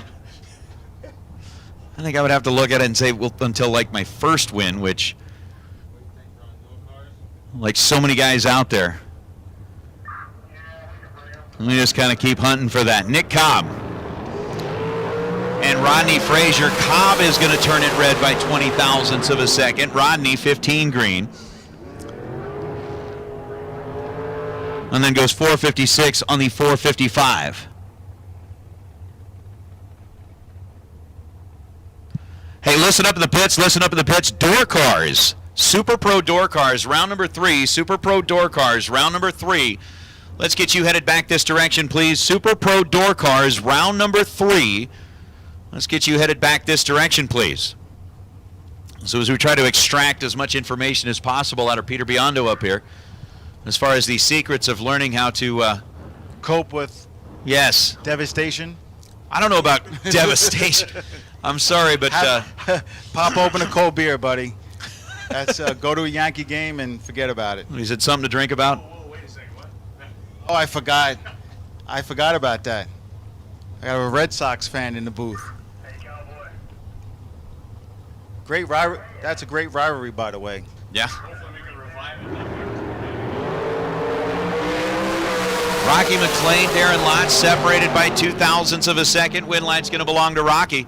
476 on the 476 dial puts up 24 total. Darren Lotz was 22 on the tree, taking a 14 thou stripe. To be 485 on the 487, breaks it out 12 thou, taking 14. Needed to take a 2 thou stripe as Chad Axford and Dennis Lithgow. Axford lived in Las Vegas for a while, moved to Kentucky. Yeah. And you know what was funny about that, Nate? So there's not really an accent as far as, you know, the southern accent, southern drawl, whatever. In Vegas, it's kind of neutral, right? I mean, I don't know how else to say it. It's just... I think it is. Okay. It was almost like the day he moved into Kentucky, he turned into, he had that accent. Like, well, he's a poser. You'd think it would come after talking for a while. It was like the next day I talked to him on the phone and said, wow. He's a poser, like a chameleon. He just blends in with his surroundings.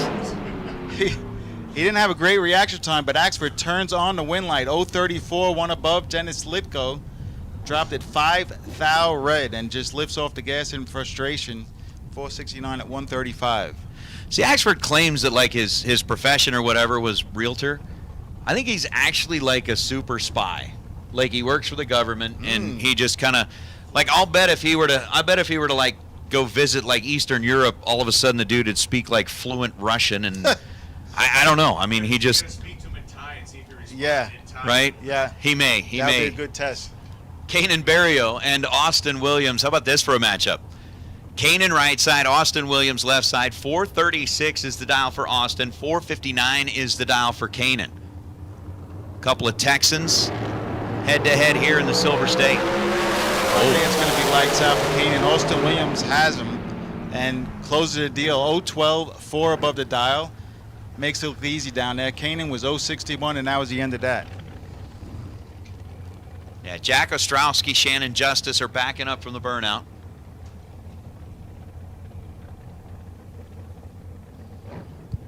And we have called our door cars for round number 3. Again, that's both orange and blue sticker. Door cars, round number 3. We're going to get you back here. We are getting down into like single digits in the Gear Wrench Pro category. Going to make that decision who gets that, what is it, $1,000 bonus today. And Nate, yes, it is 1,000. I can't wait to see that. Brian Loans and I were just talking about that before. There's 9 left, I believe, and it's just like a bloodbath. It will be. Another 001 reaction time. This time Shannon Justice is 001, one above the dial for the win light at only 136. Jack Ostrowski, not a bad lap, 015, 443 on that quick 442 dialing, but not good enough. How about Michael Johnson and Val Torres Jr.? Torres, 486, the dial here on the right side. Michael Johnson, 483. Rolling in out of Arkansas over on the left side. As you know, we've talked about how the $1 Million Day brings out the best people. Brett Goethe has walked up into the booth. Been a supporter of the Fling for quite some time, offering up that complete CVD drive shaft. Yeah, round 5 sponsor. And Brett is also a sponsor of one of our East Coast races this year, I believe Columbus. Yeah, the new one. Yeah, appreciate it, Brett. Anything I can do within my powers. CVD drive shaft assembly. They've become very popular over the last 5 years. The last 2 years, it's really taken off. Good to see. We'll see. What does that tell you? After Val Torres and Michael Johnson get after it. Ouch. Michael Johnson just didn't have things set up right. Ends up leaving 1+ on the red side as Val Torres is 12 green and goes 484 on a 486. So let's see, Brett, you said in the last 2 years things have really taken off? Yeah, the sales have been kind of what I hoped they'd been at the beginning, but they're really going good now. And how many years ago did you get involved with the Fling? Since it's been the million, for sure. Yeah, see? So you make that little investment in the racers, and they turn around and invest right back at you. It's beautiful. It's beautiful. That's Kendall Little and Tim Thomas. Thomas, $489 on the right side. Kendall Little, $484. Over on the left side.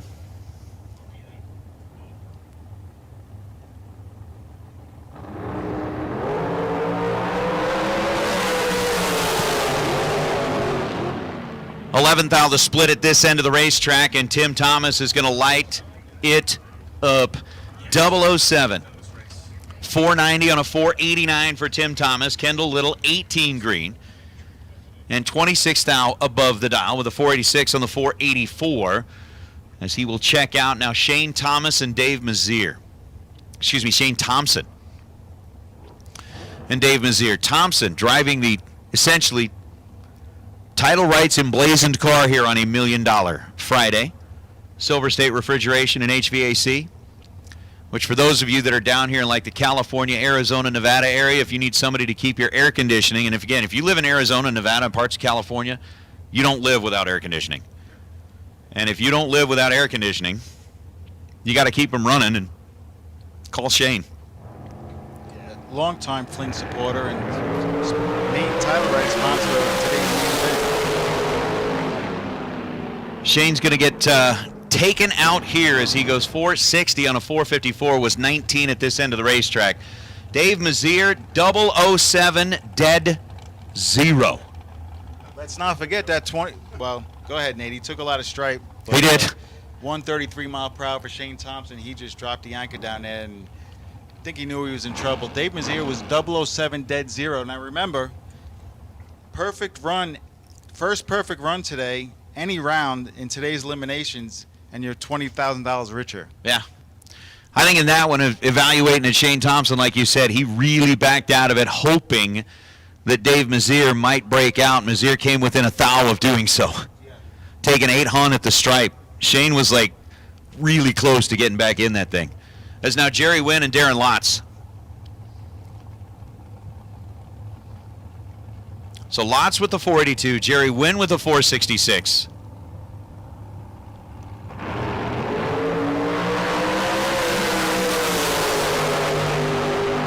Wynn's in trouble, and Lotz is going to lock this one down. 11 on the tree, and on a double breakout, 481 on a 482. Gets their first 15.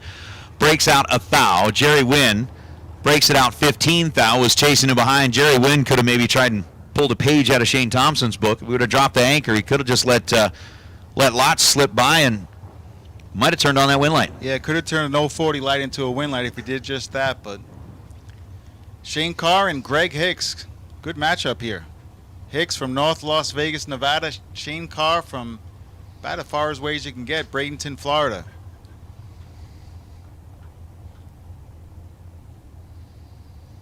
It's basically one of my boys versus one of your boys. East Coast versus West Coast. How about we bring out the M&Ms? 5 M&Ms? Okay. All right.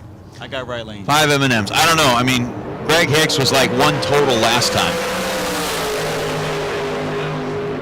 Yeah, see? Oof. He was trying. 005 at this end of the racetrack for Greg Hicks. Yeah, technically. Can we use the law of averages here? Does that count? He takes 20 at the stripe and breaks out 4,000. Shane Carr was 8 on the tree and 451 on a 450. I told Alicia as I was headed out here that I had to stop at the ATM, and she said, why? And I said, I just got a feeling. I get you one way or another. I know you do. I just We'll had a feeling. Slowly bring Brian into that. I don't want to corrupt him too soon. Brian, take a tip from me. Run.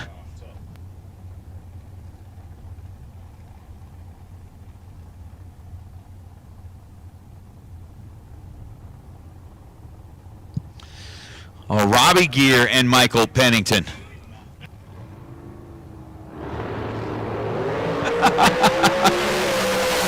Michael Pennington, 8 red. Robbie Gear, 16 green, and goes 448 on the 450. With that Las Vegas side scoreboard already lighting up when he left the starting line. Pennington was red, 8 thousandths of a second, and goes 469. See some really good matchups here at the end of the round forming under the tower, Nate. And just like we were talking earlier, from a racer's perspective, when you get to round 3 of this event and round 4 of this event, I'm telling you the vibe changes out there. JR is red. Like Brian was saying a little while ago, we went without a whole lot of red lights. We start to get into the later rounds, and I love his analogy of the bench vise starting to tighten up. We're getting into the second round. Everybody's tightening up, and I'm wondering if even at that point, and I'll ask you this. Corey Galletti, 21 green, 449. I know a lot of times in like a high-pressure situation, your body, the physiology changes in your body. Your body obviously reacts to pressure. When you get in a high-pressure situation, do your hands, does everything feel different for you when you're in a car? Well, yes, it does. But once you start the engine and you feel the motor running and you have your helmet on, it kind of goes away. But in the staging lanes, I remember when I had to run Mike Sawyer for the World Championship. Is Chris Whitfield, Carter go at it right here. Whitfield, 031, the better reaction time, but Carter runs it dead on. How about 057 dead on, turns on the win light, margin of victory, Nate? 7 10,000ths of a second. You know that number. Oh, yeah. Yeah. No. Yeah, I know you were just saying a minute ago. I know what you're talking about. I saw that at the bottom of the time slip. I remember. Yeah. You were just telling me that that's a number that one and the other one that we always talk about, your favorite dial that we don't touch. Yeah. And we had the racers trained in Top Dragster, and you weren't there. Eames and I were there in Sonoma Divisional Top Dragster. A lot of 660 cars. I'm telling you, Nate, after first round, everybody was dialed 65, 67. No one wouldn't touch it. Yeah, it was like they thought that I had some voodoo on that number or something. How about Vinny Domino and Gary Williams? Vinny took out Troy Williams before. This time he picked up both brothers. Gary Williams is 1,000 red. We talked about him, the Williams brothers, living on the edge. This time it bid him 1,000 red. Vinny Domino was there for the taking. He's 20 on the tree. Both drivers holding 3 numbers. That was going to be a bomb burner at the other end. 369, really? No, that's not right. He's just... Yeah.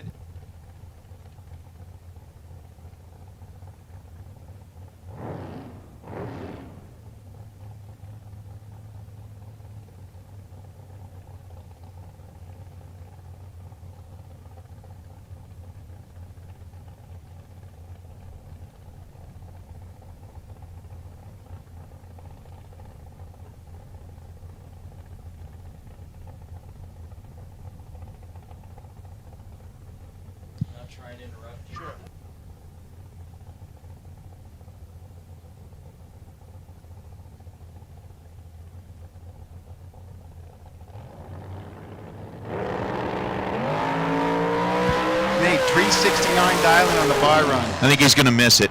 Just by a little bit. Just a bit outside. Call me crazy, but I think he's going to miss it. The quickest dial we've seen here this weekend was 398 out of Molinari's car. Shane Molinari's car, 398.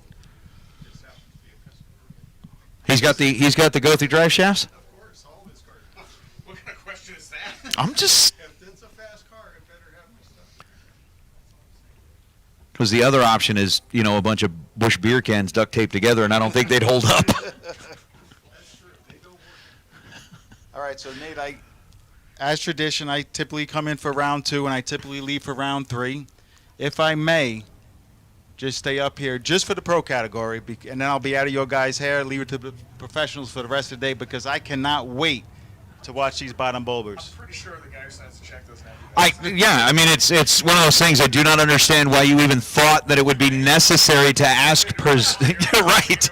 I don't know why you'd think it was even necessary to ask permission. It's like, being the man, behind the whole thing. You could just look and go, look, I'm staying, and Brian and I would both just go, yes, sir. Yes, sir. Now you guys call the shots in here. This is your house. 9 pro left, I believe. 9. Yeah. This is going to be good. Josh Furstenberg and Kevin Pollard. Pollard is a killer off the bottom, all the way from Mechanicsville, Virginia. He's one of the best. He's known for the Chevy Love truck. He's sporting a 68 Camaro today. And Josh Furstenberg, how about a little 71 comment? You know what Con Ed Blue is? Have you ever heard of Con Ed Blue? Con Ed Blue? Con Edison? I've heard of Con Air. All right. Well, you're not a New Yorker. Forget about it. Is Con Ed the power company up there? Yes. And then that's considered Con Ed Blue when it has that. Well, that's the color of it. Drops in red. Kevin Pollard moves on. Low 20 on the tree. 557 is the dial. 558 is the number on the scoreboard. See some good matchups coming up. How about yesterday's pro winner, Nicky Thomas and Nick Hastings? How about Ohio versus Ohio? Division III matchup here. Dude, Ohio's hanging tough. I mean, you look, you got Nicky, you got Nick, and sitting right back here in the water box. I mean, Cerruti's an Ohio guy, right? Yeah, Cerruti is lethal off the bottom. And now, I believe that's Biddle. Wow. It is Biddle. The bloodbath. Get ready. So Nicky Thomas, Nick Hastings. Both drivers going after it. 3 thou between them, Nate.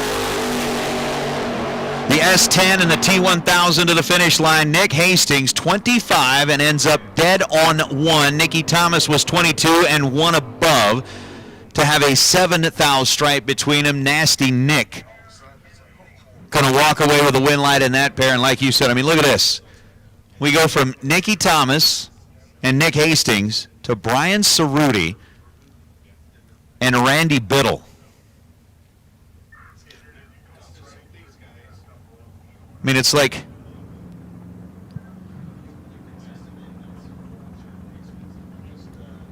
well, all of the wicked, mean, and nasty racers out of Ohio all moved to Niles and have formed a compound there.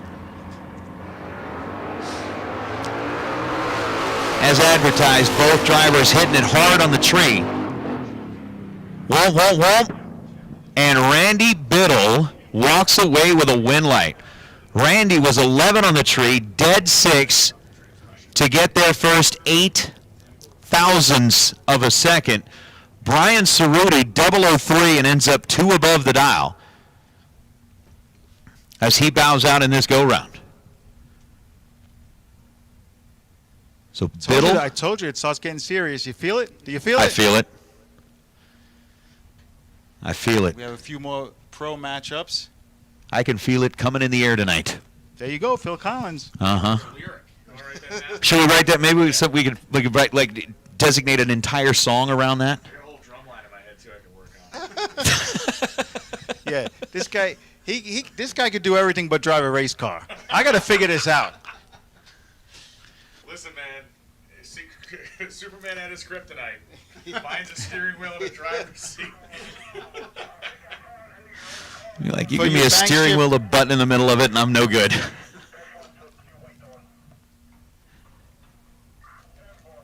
The peeps are coming around, man. They're coming around. I think they'll be ready tomorrow afternoon. Are you with us? Yes, Brett Goethe is on with the Stale Peeps.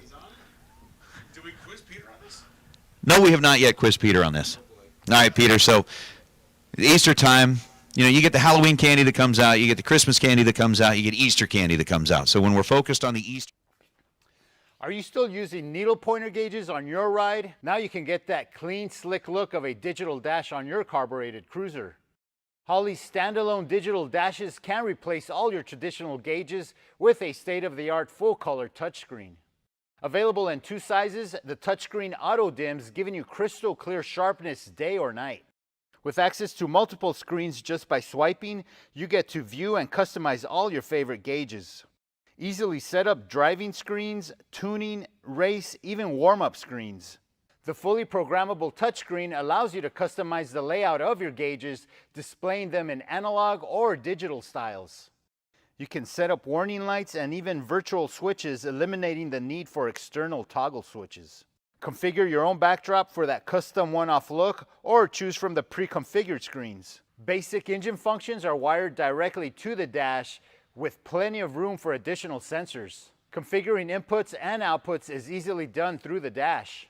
With predefined Holley sensors already programmed into the dash, adding sensors is easy. Non-Holley sensors are also supported with sensor scaling. An internal GPS sensor calculates speed, odometer, and trip functions. An integrated G-meter monitors your acceleration and lateral forces. These dashes are easily mountable on your console, dashboard, off a roll cage, or simply a steering column. With room for 13 multi-configurable inputs, be sure everything will be visible and data logged. A built-in USB connection allows you to expand your available memory for easy file management. On-screen data log playback allows you to review vital run information right on the dash, while full analysis via laptop is available. With USB keyboard and mouse functionality, setup is quick and easy. A CAN bus is included for plug-and-play compatibility with Holley EFI systems. So next time you need to keep tabs on the vitality of your engine, swipe on over to one of Holley's new standalone digital dashes. Learn more about Holley's digital dashes at holley.com.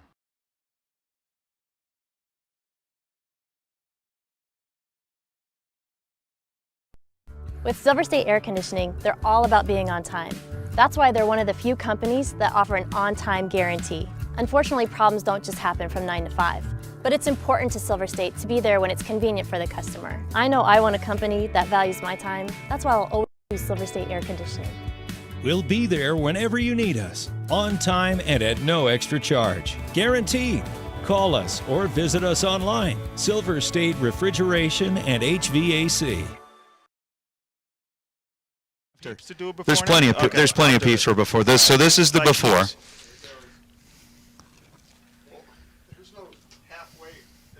Oh, they're shooters. Peeps are shooters. I mean, you just do it. It's a shooter. It's kind of like, what is it, like marshmallow? It's marshmallow. Inside? Yeah. Not bad. It's not bad. You wait till tomorrow. Not fruit and chocolate. Yeah, now you see now if you're not bad now, tomorrow. Now, I'm with you. Okay, so fruit and chocolate. I love the chocolate-covered strawberries, chocolate-covered bananas, those types of things. I'm all about that. But the first time I ever tried chocolate-covered bacon. Oh, now you're in uncharted territory, Nate. Oh my! Really? Yeah. All right. How does it even form? I mean, bacon. You sizzle on a. You dunk it. You got the melted chocolate. You dunk it, and then you just let it kind of harden on the bacon. Gotcha. But chocolate-covered bacon, that was. Yeah.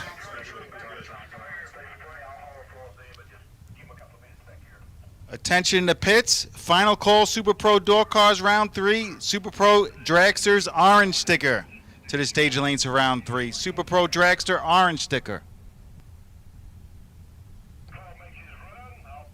Here comes the bloodbath again. Here we go. Bank shift. We were on a little bit of a hold. We're back. It's Round 3 Pro. Jeff LaSalle and Nick Hastings. LaSalle kills him out west. He's typically in the late rounds at any bottom bowl race. Really, really cool guy too. Very humble. Just gets the job done. And Nick Hastings, I mean, what more can you say about him? He doesn't talk much. He lets his driving do the talking, lets the numbers do the talking. This should be good to watch. Yeah, I mean, Nick's alive in one. Trying to get his other one through. I mean, coming back from 9 cars to 5, and if you're 2 of them, that's not a bad position to be in. Like to see how this one plays out. You hear them stalling up. I think LaSalle's off the button. I think Hastings is off the foot brake.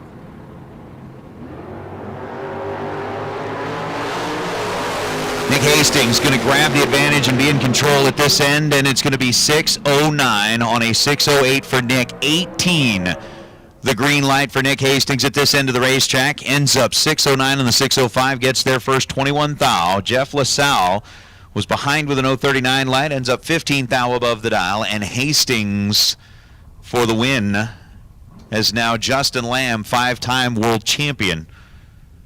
And to me, Nate, what was impressive about Hastings run that lap right there, he had the reaction time advantage. Jeff LaSalle dropped the nose at about 550 feet, and Hastings still snugged it up where he didn't break out. I mean, that's when someone drops you like that and you still only take a fender, that's keeping your eye on the prize down there. Definitely ready for it. So Justin on a solo shot, 557. 009 on the tree. And then 554 on the 557. Like you said, the cream rises to the top. Guys like Hastings, Justin Lamb, I mean, everybody that's out here. Again, if you dropped $2,000 on a tech card, there's a reason you did that, is because you've got the talent to back it up. And it just so happens that, you know, like two freight trains colliding in the night, somebody somewhere is going to get left behind. And unfortunately, some folks are getting left behind and others continue to move on. So Hastings in twice. We're going to have... He's 2 of the 5. 5 left. Wow. He's 40% of the field. Hastings in twice. Justin Lamb. Cerruti? Was it Cerruti? Cerruti. Oh, wow. He might have got bounced. Yeah, Cerruti bounced. Well, whoever beat Cerruti, that's, I mean... Biddle. There you go. Biddle beat Cerruti. So, Hastings, Lamb, Biddle, and one other driver will... You know, there's a lot of times I'd like to be on the racetrack. I'm not too sure I'd like to participate in that bloodbath right now. Oh, chocolate chip. Now that's what I'm talking about. There's no, like, it's not like... Well, I'll tell you what. Chocolate chip cookie, please. Big thanks and a huge bit of respect for the Galati family. Yeah. They have rolled up here and delivered bags and bags and bags of cookies. That's what you want I'm one with a little talking bit more about. chocolate chips in it? This is fine. See, I like that one. It looks like it's still got that doughy center. Yeah, this is what I'm talking about, Nate. Just all about that doughy center. That's it. Just, I mean, keep it simple. We don't need it, raisins in it or anything like that. Chocolate chip cookies. Nice and simple. Man. Thank you. That's from the Galittis? From the Galatis. Galati family. Okay. Thank you so much.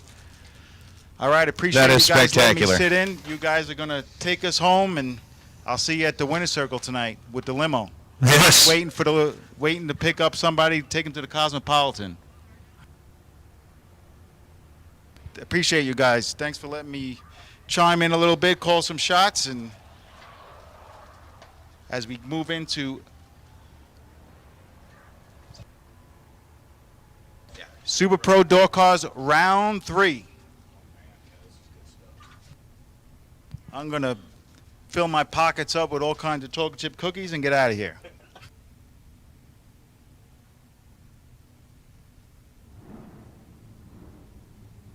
So that'll bring up another question as we continue to make our way through the day. We've talked about the peeps.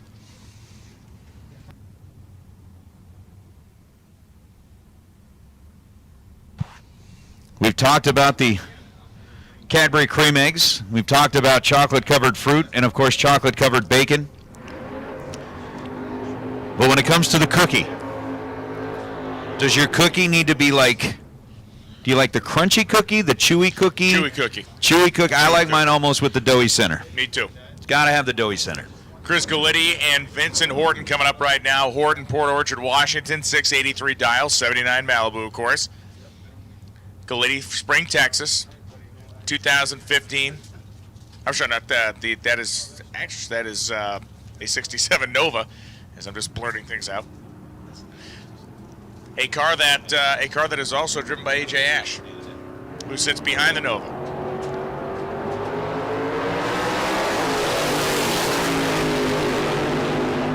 And right down to the finish line stripe they go. It will be Chris Galitti, 37, dead 8. 8 reaction time, 16 package for Galitti as he goes across the finish line stripe to take the win. Horton was 14 on the tree, but then took about 300 worth of stripe and broke out by about that much. There's now AJ Ash and Damon Bustamante. AJ, who was still in 2, I think, did he bow out in the Nova? Stayed alive in the Pontiac. 579 is the number for AJ. 624 is the number for Damon. Yeah, Barn, that's about what we're going to need here, is a big glass of milk. Because the cookie's perfect. Wheels up and gone for Bustamante, and here comes AJ Ash. Ash with a little Pontiac. Drives up right next to Bustamante and takes a win light. 80 with a 6 on a 79 dial with a 006 reaction time. So he's 13. Bustamante dead on 6 with a 17 light for a 23 pack. Ash wins by 18 10,000ths, which is how much stripe he took. Rodney Snyder and Mike Bloomfield Jr. I'm going to take a minute here to get themselves staged up. 6:38 for Bloomfield in the truck, 5:07 for Rodney Snyder in the Camaro on the Las Vegas side of the racetrack. And, yeah, all right, so Chewy is definitely the choice. Hoff saying that oatmeal raisin is the way to go. Chili, throwing in snickerdoodles. Not a chili. What? Whoa. Mikey Bloomfield lifting the front tires off the ground. Rodney Snyder giving chase. Snyder was 3 on the tree and 5:08 on a 5:07. How about 003 with a 5 thou stripe? Ends up 13 thou above. Gets the win with a 16 pack over Mike Bloomfield, who was 12 on the tree and 9 above. Bowing out at a 17 pack. Dan Northrup and Ken Sueyo coming right now. Sueyo 585 the dial-in, 1972 Mercury Capri. Northrup from Pipersville, Pennsylvania, 595 the dial-in. Great looking Camaro with all that tire under it. A car that maintains a similar look to a few other first-gen Camaros we have here. On site, you can't just claim one of these things on site. Just go, wait a second. Put stickers in the back window. And reaction times both sub 10. Finish line goes to Ken Sueyo. Dead on 3, 8 reaction time, 11 pack. Dan Northrup, 16 over with a 5 reaction time, so 21 for him. And look, the last couple of pairs have been very evident. You're going to run a 20, you're going to run B20 out here, that's probably not going to be good enough. It hasn't been the last 2 or 3 passes. Sueyo, very nice job, took a $100 worth of stripe. No, and remember, we are in round number 3 now. And as Peter was talking about, round number 3, you light up a scoreboard in round number 3, that's $1,000. Light up the scoreboard in round number 4, that's another $1,000. 5, another $1,000. And it just keeps adding up. So as Peter had mentioned, the atmosphere, the mental state, really kind of the switch gets flipped as Chris Johnson gets the win light over Gary Smiley. Smiley taking a swing at the tree and missed it by 0.02 of a second. Cuts it a little bit too close. The tree bleeds. Chris Johnson is 20 green and goes 6-11 on the 6-12.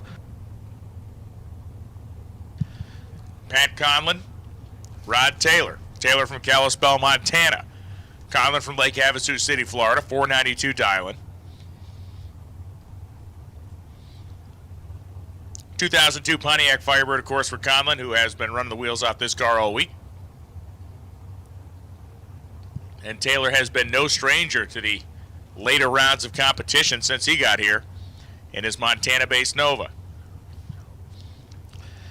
Tracy Chun, I'm just going to say this. The problem with your idea is the fact that they just built a crumble cookie store within a half mile of my house. Red light start for Conlon by 12 thou. Rod Taylor picking up Taco Grande here, moving on to the next round. Dead on 630 miles an hour. Conlon, after the red light, went 3 over, 495.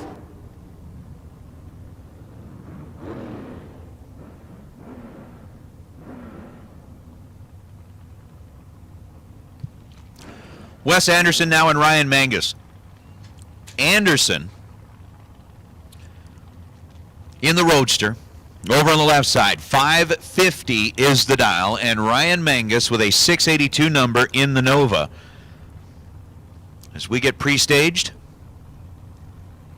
Anderson out of California, Mangus out of California, a couple of drivers that are very familiar with each other. Red light start for Wes Anderson, and Ryan Mangus has an opportunity at 20 grand. He was trip zip at this end of the racetrack, goes 683 on a 682. Oof. At that point, Mangus put up the donuts in the reaction time column, ends up 12 thou above the dial. As Wes Anderson was 32 red, goes 552 on a 550. John Corbin now and Dan McClelland. McClelland left side. Corbin in the Camaro dialed in at 560. The Roadster dialed in at 536. was the youngest member of Team Tuna Tank. The junior partner in the firm. Yeah, I like that. Yeah.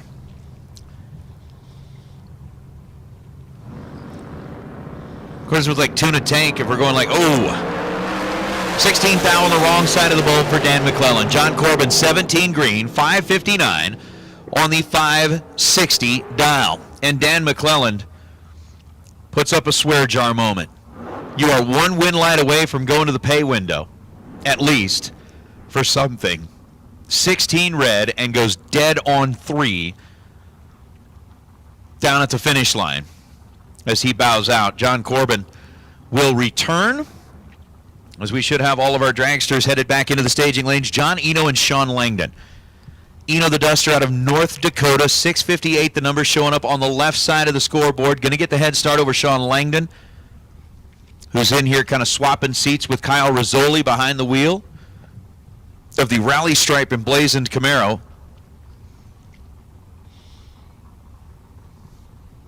And we'll be doing the chasing here. John Eno's in deep trouble. 66 Hun, the difference between the two. To make 66 thou, I'm sorry. The difference between the two at this end of the racetrack. Sean Langdon, 11 on the tree, 25 thou above. Ends up 36 total, getting there first, 27 thou. John Eno was 77 at this end of the racetrack and had nowhere to go. Nowhere. Except for back to the pits. J.R. Learcamp and Chris Northrup. 659 dial, Learcamp dial 538. That beautiful time of the evening here, the sun getting low, the way that the mountains look in the background, the sheep range, which I was instructed on last night when I tried to call it the goat range. It's the kinder, gentler animal that makes weird noises, a sheep.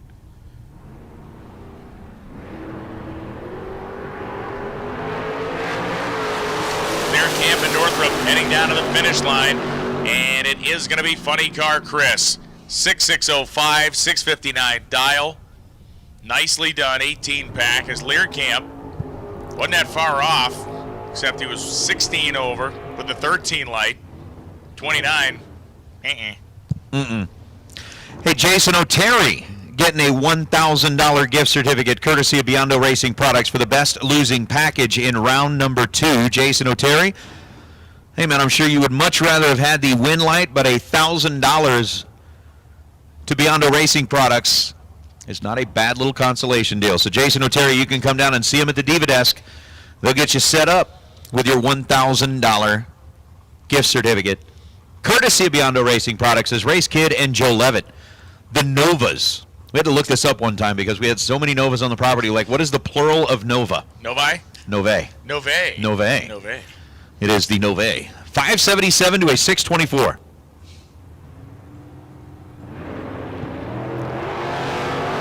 Beautiful launch for Kid's car. This is kind of a low-flying wheel stand, fully under control, and it results in a non-win light. Joe Leavitt, 002 light, dead on 1, 3-pack. Race Kid was 007, 5 thou behind off the starting line, and then he breaks out by 16 thou, taking 12 thou at the finish line. 007 on the tree, and sorry. It's you have the that's the infrared win light. Infrared. The one that you physically can't see because it's not on. Oh my goodness. How about C.W. Hofer and Shane Carr? C.W.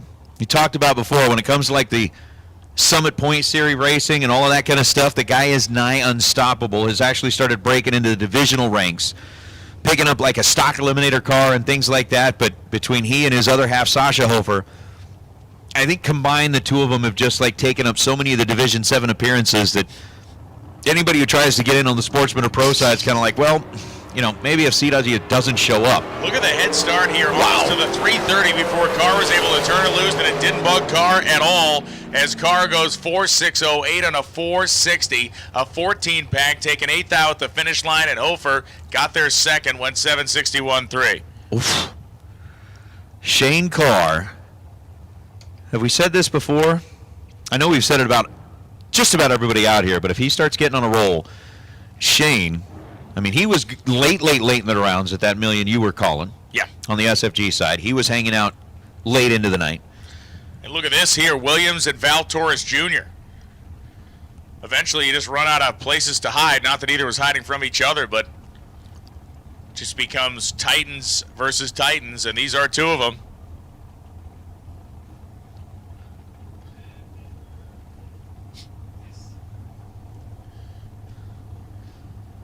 So Val Torres Jr. goes in. And Austin Williams has a chance at 20 grand. He goes 462 on a 461 with a perfect reaction time. Torres was dead on 5 with a 16 light and didn't even need to show up. Just nasty. Huh. Austin Williams is 10 total with a trip zip at this end of the racetrack as Sean Hart and Big Vin. Painter Boy, as they lovingly call him up there in the Utah area, out of Layton, and Vin Domino, the Staten Island, New York guy. Part of the Numidia Dragway team. 465 the dial in for Vin. Going to get him a 1500ths of a second. We're going to get Sean Hart a 1500ths of a second head start.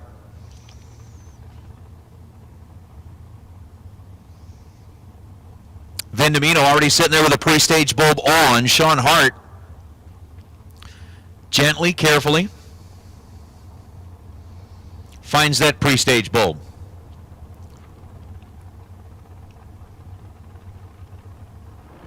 Flicker, flicker, go.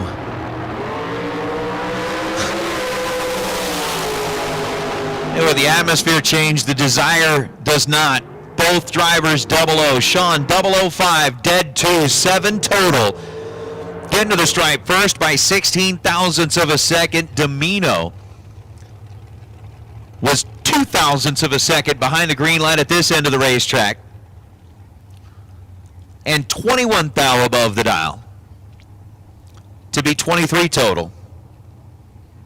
And behind 16 thou at the stripe is now Parker Theobald and Darren Lotz.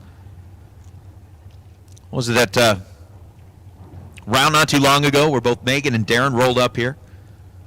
One right after the other, put up trip, zip, perfect reaction times.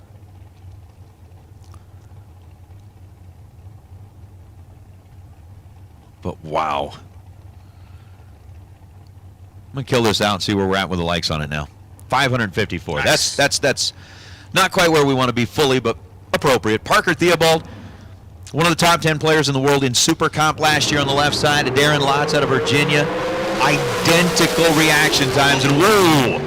Darren Lotz gets way outside the groove, has got to back out of the throttle as he was about to lose it. 502 on the 472. Parker Theobald is going to zip down, goes 498 on 492, but Lotz, it's almost like that thing just made a hard little right, gathered it back up. By that time, it was... You kind of behind it a little bit. Yeah. Steering that thing, it was wandering around pretty good.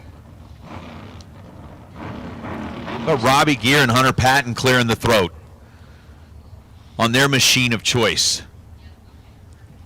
We talked about the I Can Feel It Coming to the Air tonight. Yes. But what about if we were to write a song that maybe included Weapon of Choice?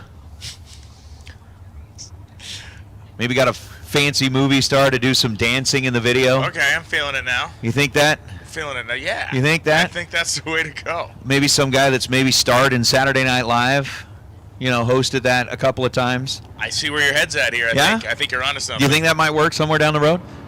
Robbie Gear, Hunter Patton. We have seen people turn brilliant so far, and Hunter Patton just did with a 007 light. Dead on 3, 10-pack. Gear was 19, was done from the start. He just didn't know it yet. Took 12th thou at the finish line stripe and broke himself out by 21 thou. Rob Domino and Morgan Rose. Big Vin was up a minute ago. Rob's up now. Pennsylvania-based player, 454. And Morgan Rose dialed in at 458. So with Morgan taking over the left side of the racetrack.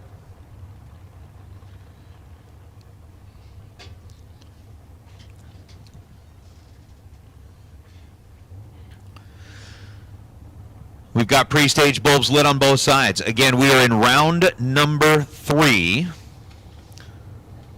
which on a $1 million Friday is the Goodyear round. Brand new set of Goodyear slicks going to the racer with the best losing package. Morgan Rose, woo! 48 on the tree, missed it at this end of the racetrack, 457. Domino, 12 green, dead 2, 14 total, getting the win light. Hey, racers, just kind of keep in mind, you are here. 2021 has brought us all back together at the racetrack, and you're going to want to commemorate the moment with a t-shirt, a hat, a mask, something like that. That is all available downstairs under the tower. If you have not yet had the opportunity to get up here and grab your t-shirt or your hat or your mask, get it. You got to get up here and get it. Got to get up here and get it.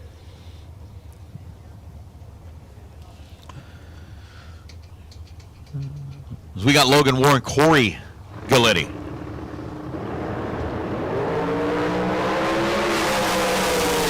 How about a thou? One thou between them. And hold it there.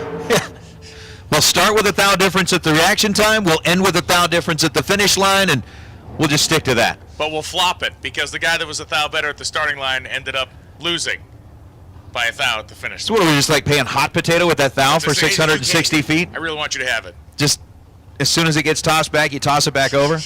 Hot potato, hot potato. Put the pin back in this thing. Yeah. Whoever ends up with the thou at the finish line will be the winner. Winner was Logan Ward, 009.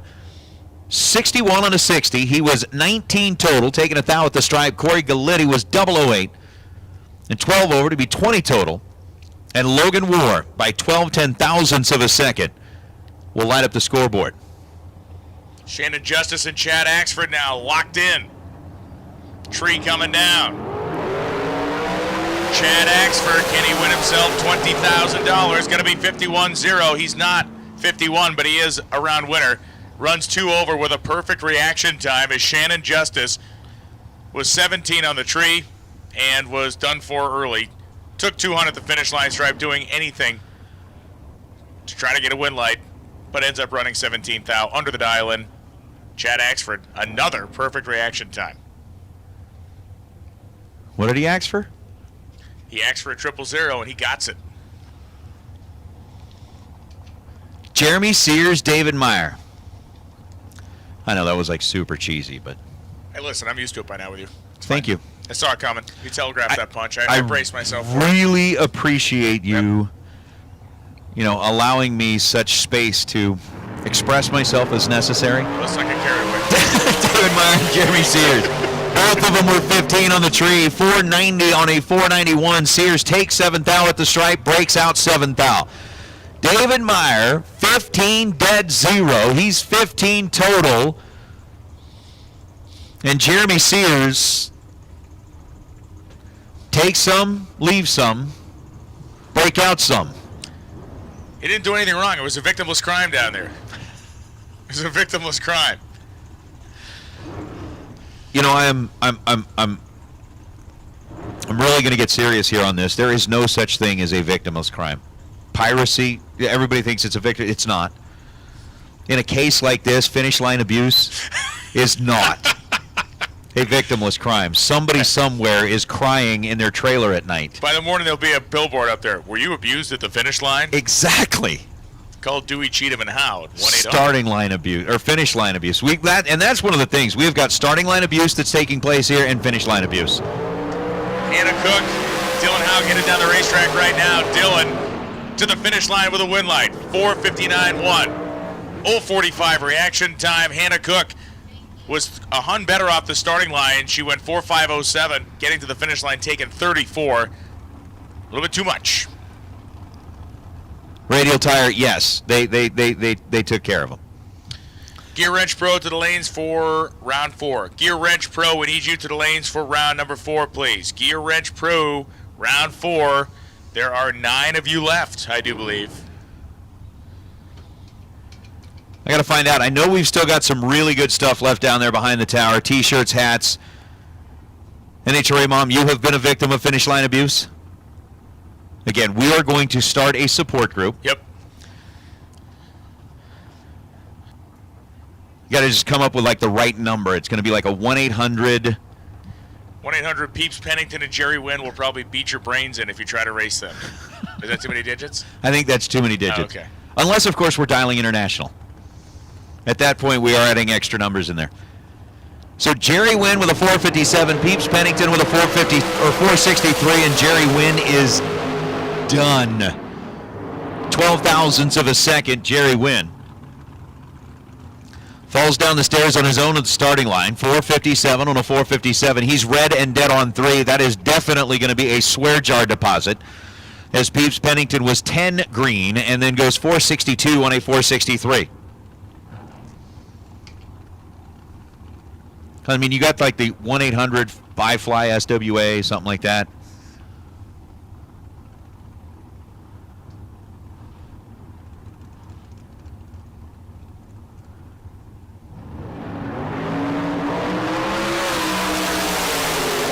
J.R. Barclay, Matt Lee. Barclay falls victim to the starting line abuse. He was 29 on the tree. Matt Lee was 10 at this end of the racetrack, and Lee goes 477 on a 476.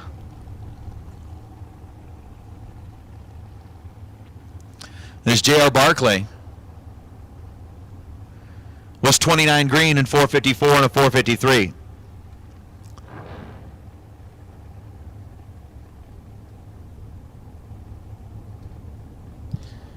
I got it. It'll be 1-800-TAKE-001. That's pretty great. 1-800-TAKE-00. Call 1-800-TAKE-001 if you've fallen victim to starting line or finish line abuse. Dave Mazier and Randy Lynn Ship coming up right now. 453 the dial in for RL Ship. 469 the dial in for Dave Mazier.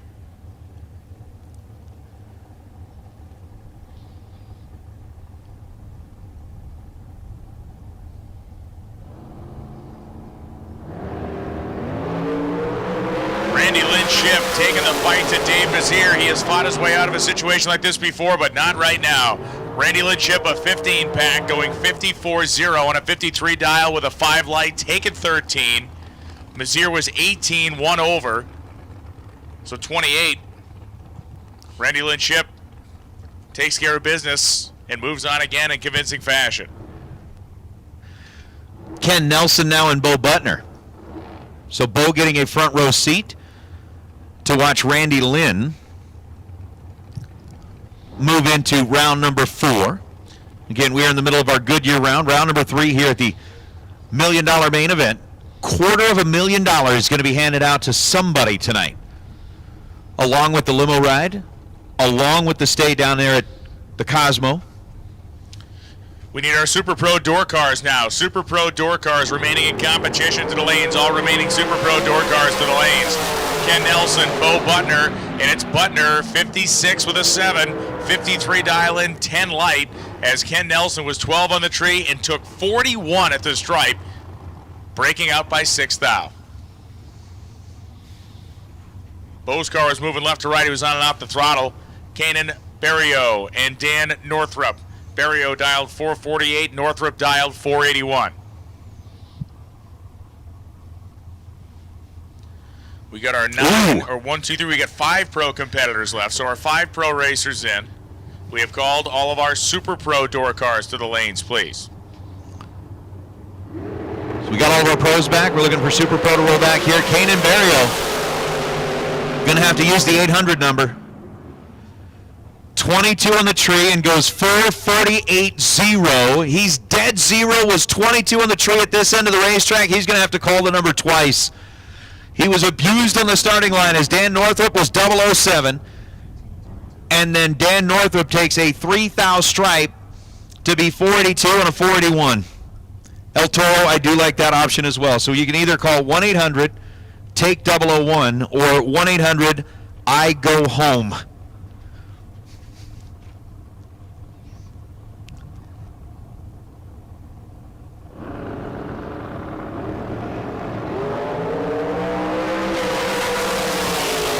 And Val Torres now to the finish line. It's Torres. 69.9, 67 dial, 009 reaction time. Takes 6 thou at the finish line.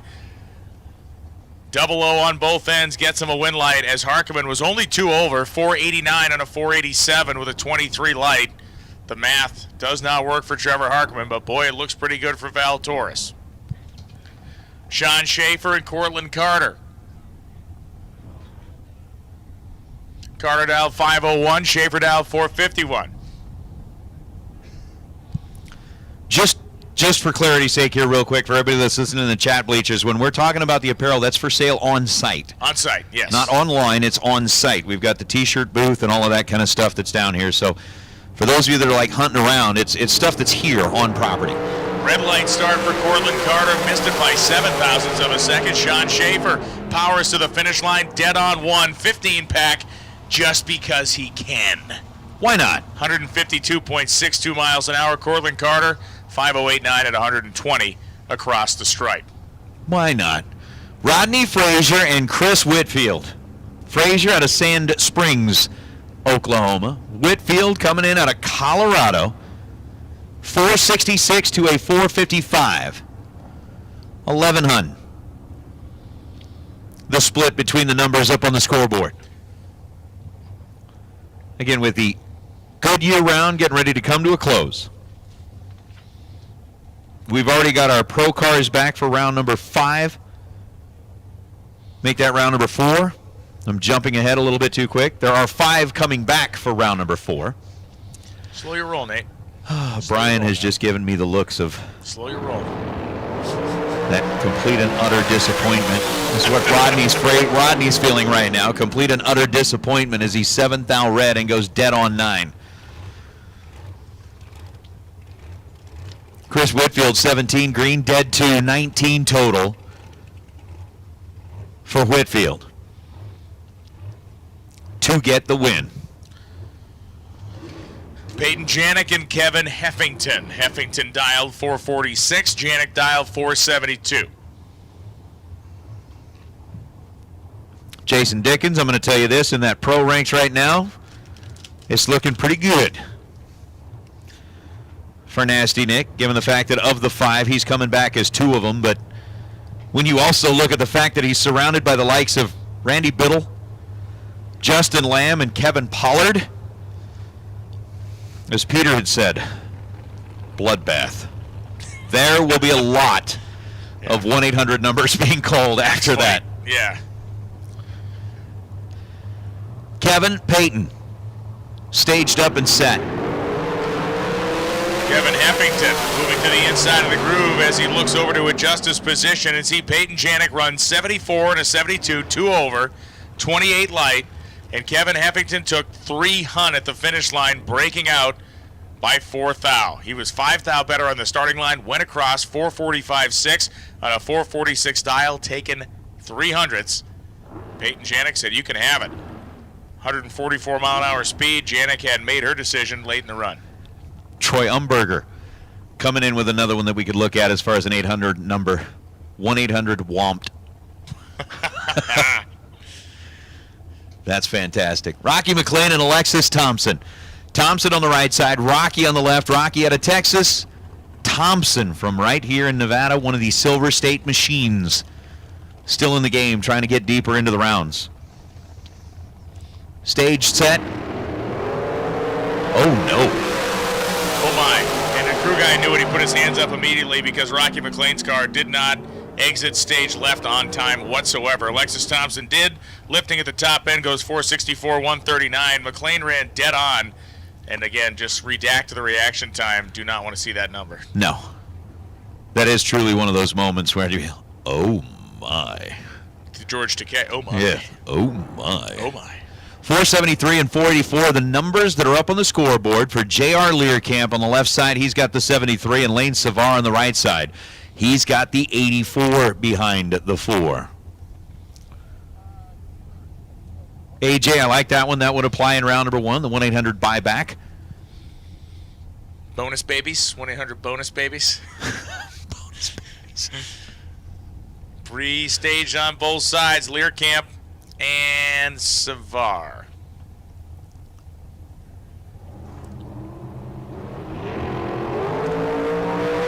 Competitive reaction reaction times. Green on both sides. Savar 5 thou in his pocket to leave, and Learcamp took it all back. Dead on 2, 21 reaction time. Savar lifts and loses ET and loses the drag race. 36 basically. 486 on a 484 dial-in. 16 lights. Savar had 5 in his pocket, leaving the starting line, but it was Learcamp just doing the better job up top. Dead on 2. Yeah, that's one of those things. I mean, it's just like fishing for the big ones in the ocean.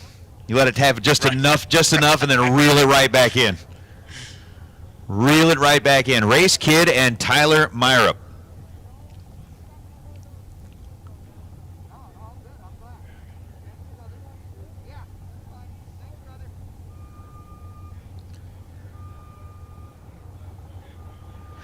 So with Tyler Myrup, Race Kid.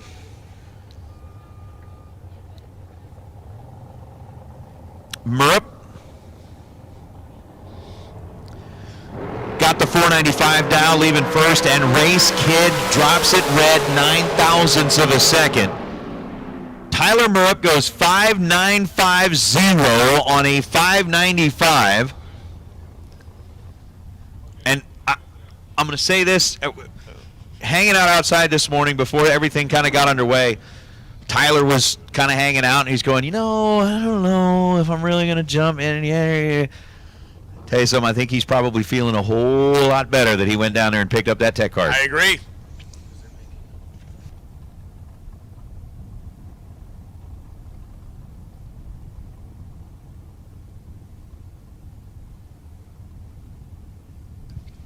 Diane Pettit and Austin Williams now. Williams still in on a double situation here. I believe so. Yeah, he's got 2 entries still in. I believe so. He might not after this, but he did leave it a starting line as they're both almost dead even. It's going to go to Diane Pettit. 53 on a 51 with a 20 light as Austin Williams didn't get there in time. Plain and simple. Pettit took a thou of stripe. Wins by a thou. Austin Williams will be living on his 1 remaining entry. It's like when you're playing the old video games. You had 5 lives and you got down to your last life. Yeah. And unfortunately, in this case, there's like no little hearts you can swing by and pick up that give you Nothing. 1 up. Nothing. Doesn't happen. Robbie Gear and Val Torres Jr. I tell you what, guys, on the Chad Bleacher side, coming up with some great 800 opportunities there. 1-800 dropped. I like that one. Val Torres Jr. also a double entry guy. He lost earlier in this round with one of those entries. We'll see if he can hang on to his second one. Robbie Gear. 1 early. Could be his day today. We'll find out as soon as one of them decides to stage their race cars. Robbie Gear's like, I'm from Missouri, bro. I don't care. I'm probably never going to see again. So let's take it easy. Well, it doesn't really bother me that much. Torres flickering the bulb. Still flickering the bulb. Gears put on his own light show over there. Leave with a 3 measly thou, and it is going to be Val Torres by 64 10,000ths of a second. Goes 86.8 on an 85 dial. He's 008 on the tree. Only 138 miles an hour down there. Gear 50 with a 1 at 147. I think they were having a reverse drag race to see who could slow down the most, the fastest down there. Oh, Johnny Carter and Tim Thomas. Carter here on the right side. Yeah, Carter here on the right side. For a second there, I'm thinking, wait, yellow scoop, Cortland. Nope, Johnny, 494. Here's Johnny. And Tim Thomas, 482. Getting down to the done time.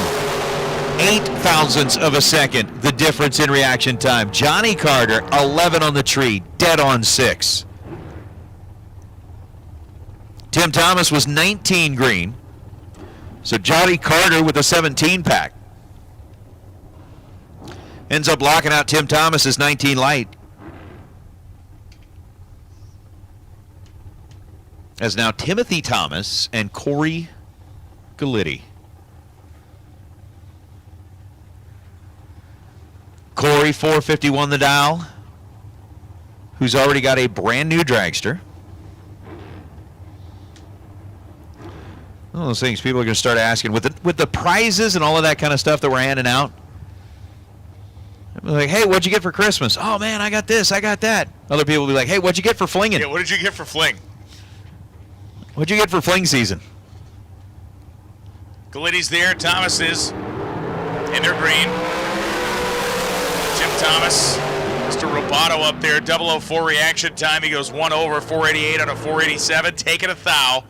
Again, 004 reaction time, take a thou at the finish line. Your opponent runs dead on 6 with a 13 light and is kindly asked to retire for the evening. I mean, that is start line and finish line abuse. Yes. Corey was 13. He's like, I've done what you've asked me to do. Whack! You hit him with a 004. He gets there dead on 6. I have done what you've asked me to do. Whack!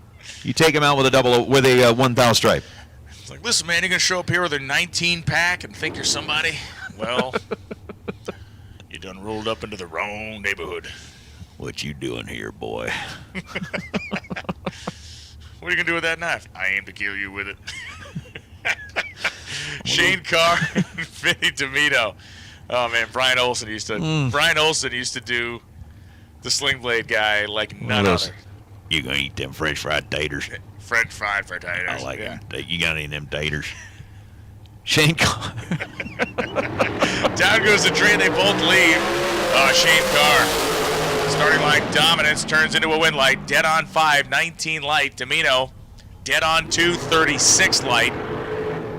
For those of you playing the drag race at home game, don't advance if you had D'Amito on your scorecard. That, he's got like a whole bunch of cars spread out on a little piece of cardboard, and you're moving them forward, run one rung at a time. Then you do the Tommy boy with one of them and go, No, let's not do that part. Well, you do it with your Hot Wheels card. Got it. Shannon Justice, Lexington, North Carolina. 485, final car of this round. The beautiful, majestic orange Kubota in the afternoon sun will go out there and touch up our racetrack before we head into the next round. We'll set the semifinal in Pro. 004 for Justice, 483.7 at 141 for Shannon Justice. So that completes the Goodyear round. We move in to Mickey Thompson round number 4 next. After we do a little track maintenance, we will have our round of 5 in which Nick Hastings has a bye. He has a bye against nobody, obviously, and then he has to race Biddle. Well, and again, you're talking about those people who are scoring at home. I know that there are people that are keeping a close track on it. They're going, well, wait a minute, you're resetting the ladder every time based on reaction time. You know, he didn't really necessarily have the best reaction time, but the fact that other drivers who did already had a bye, then it kind of rotates through. If you've already had a bye, you don't get it again unless it rotates through. Everybody else does. So at this point, Nasty Nick is on a bye run. Then you'll get Biddle versus Hastings in his other car and Justin Lamb versus Kevin Pollard. I mean, I know we're going to get to the same position in our Super Pro cars. There's still a ton of them left out there. But, at this point, it's like, yeah, I'm racing in Gear Wrench Pro. Good luck with that. Good luck with that. Because there will certainly be some 1-800 numbers called when we get done with that.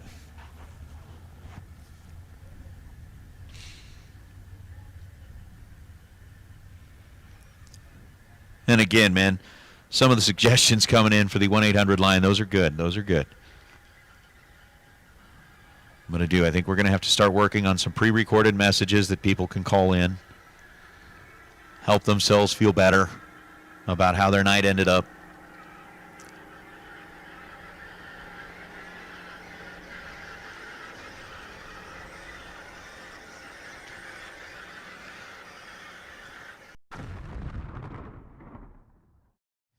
All right, Motorheads out there on Motor Mania TV, we are back with a fairly new racer to the world of spring fling racing. We're meeting up with Barbara Markoglu. Her husband, Tim Markoglu, you probably recognize his name from the winter circles before, but Barbara may be a new name. She obviously drives that gorgeous Camaro that has been campaigned out here before, but we wanted to catch up with Barbara and find out a little bit about, all of a sudden, out of nowhere, the name Barbara Markoglu shows up on the announcer screen. You're behind the wheel of the car and had never done that before. but this is new to you. What was it that led to the decision to make you decide that it was time to get behind the wheel? Well, we were in Atco, New Jersey at an NHRA event, and we were sitting, it was a group of friends, and my husband drives Super Comp as well, and all of a sudden on the announcement they call Super Comp to the lanes. And everybody gets up and leaves me right there, and I'm the only one just standing there by myself. And then I decided, you know what? I don't want to be the only one left behind. I waited for him to do his run. He came back, and I said, I want to learn how to race.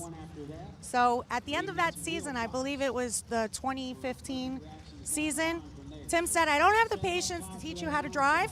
So he asked his friend Scott Albright, can you do me a favor? Can you teach my wife how to drive? And then that's when we started. So what was the very first race car you got into? Was it a dragster? Was it a door car? The Camaro. Yeah, it was the Camaro. All right, so right out of the gate, this is the race car that you get. There are folks out here that, like me, started racing a Mitsubishi Eclipse. I mean, that was like the best that I could find, and you get this car. That is spectacular. Well, that's some big shoes to fill because a lot of people drove that car and they won in that car, but I felt comfortable. It's a door car. I didn't want to be in a dragster. I'd never done that before, so it's a pretty car. I felt comfortable, got in, shut the doors, and gave it a shot. And now you're here, racing at the Spring Fling. So the first time you rolled up into the water box here at Galat, what was going through your head? I was really excited coming to this event because Tim has been here many years in a row, and he always came home with the shirts, race it, experience it, the big photo, and I told him I can't wait, I'm really excited, and they're right, it is an experience, you know, it's so exciting to finally be here. It's always, the Flings are always such great events, they're large events, you want to be a part of it, and it is being a part of an event because it's a team of people that work here to make it great for you, and it was just so exciting. I was a little nervous, and I was excited. Well, we are certainly glad that you're here. Again, we're catching up with Barbara Markaglu down here in the pits. New to the Fling, but not new to racing, and we appreciate you spending a little time with us. Thank you so much, Barbara. Thank you as well. Thank you. All right, we're here live at the Spring Fling Million with Chris Whitfield. He's one of the baddest bracket racers, Super Comp, Supercross racers out of Colorado, and he's here racing today for $1 million at Spring Fling Million. So, Chris, tell us what it's like to be racing for $1 million, bud. It's pretty cool. It's a different kind of energy out here.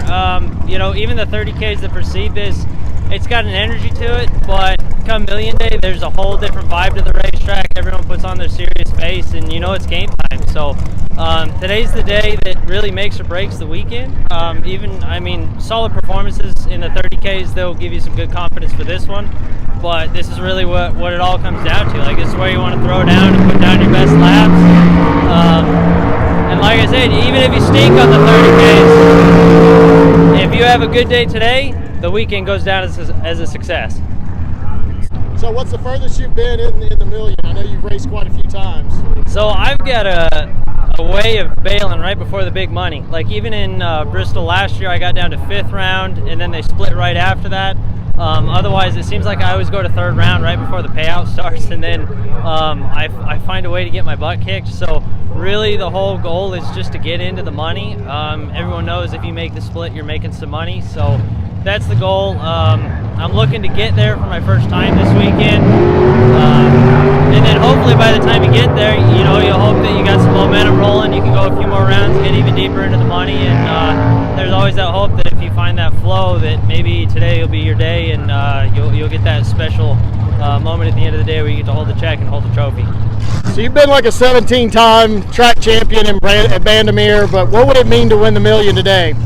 That 17 wouldn't mean a whole lot, honestly. It would just feel like a little stepping stone. As much as that means for us and how much we put into all those local track championships, when you come onto a stage like this, if you can come to the racetrack at a race like this and show that you're the best one here on any given day, I think that trumps just about anything. So really, that's what we're going for today. There's so many tough races here. There's so much talent. The level of equipment is just ridiculous when you look around here. The cars they're amazing. So I mean, if you have a good day today, like I said, that really trumps everything. That'll definitely be the pinnacle of my career. All right, so you have a lot of sponsors that help you do what you do. So you want to name off a few of those for us? Yeah, obviously there's a lot of people that stand behind our racing operation. The marketing side is really something that we push because it helps us get out to races like this. So Go Fast Energy is our biggest supporter, Renegade Race Fuels, DMP Awnings, DJ Safety, Gothi Enterprises with their CBD drive shaft, Premier Diversified Insurance, Bishop's Performance. They stepped on board this year to support us with transmission accessories, so that's going to be a big step for us this year to have their support. You know, and just our family and friends that stand behind us back at home and even out here at the racetrack that, you know, we feel your support. I see every message that I get on Facebook and, you know, on text message, phone calls, everything, all that support. It all just comes together and makes racing what it is for us, so we're really thankful for that support. You got 2 entries today, right?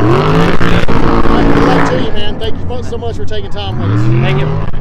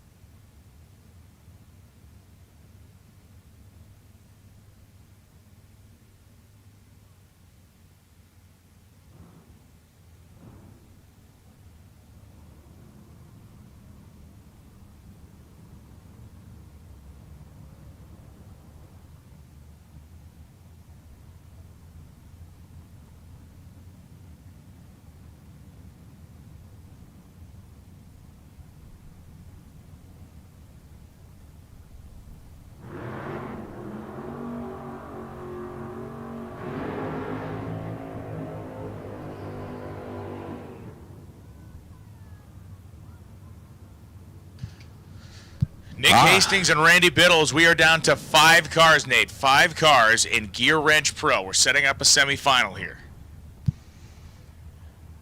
Nick Hastings, has he met his match here in Randy Biddle, who Biddle has been really showing his teeth today? You know, that can be said for any driver. Of the 5? The 4 that are out there right now, right? Yeah. I mean, we know Nick's 2 of them, but the 4 that are out there right now, again, you might as well just pick your poison. Biddle's in first. Nasty Nick grabs a handful, and here we go. 4th thou red for Nick Hastings. Randy Biddle is going to the semifinals. Wow. Just when you start to feel bad for Nick Hastings, though, he's double entered with both entries still in. Yeah, he's guaranteed one moving on because he does get to buy in his other car. So, Biddle, 013. And it's Kevin Pollard and Justin Lamb, another pair of Titans out here in the starting line. 5:59 the dial in for Pollard, 5:55 the dial in for Justin Lamb. Virginia versus Nevada in the desert. This is like going downtown and getting like 2 title fights in one night. You walk in and it's like, all right, we're going to have 2 heavyweight title fights all in the same room. 5:55 to a 5:59, both off the bottom. Pollard deadly leaving off that foot. Justin Lamb is the same. As advertised. 0.04 of a second the split between the 2, and Justin Lamb lays down 15 total. Kevin Pollard was 15 on the tree, taking a 6th thou stripe to break out 6th thou. Justin Lamb 11, dead on 4.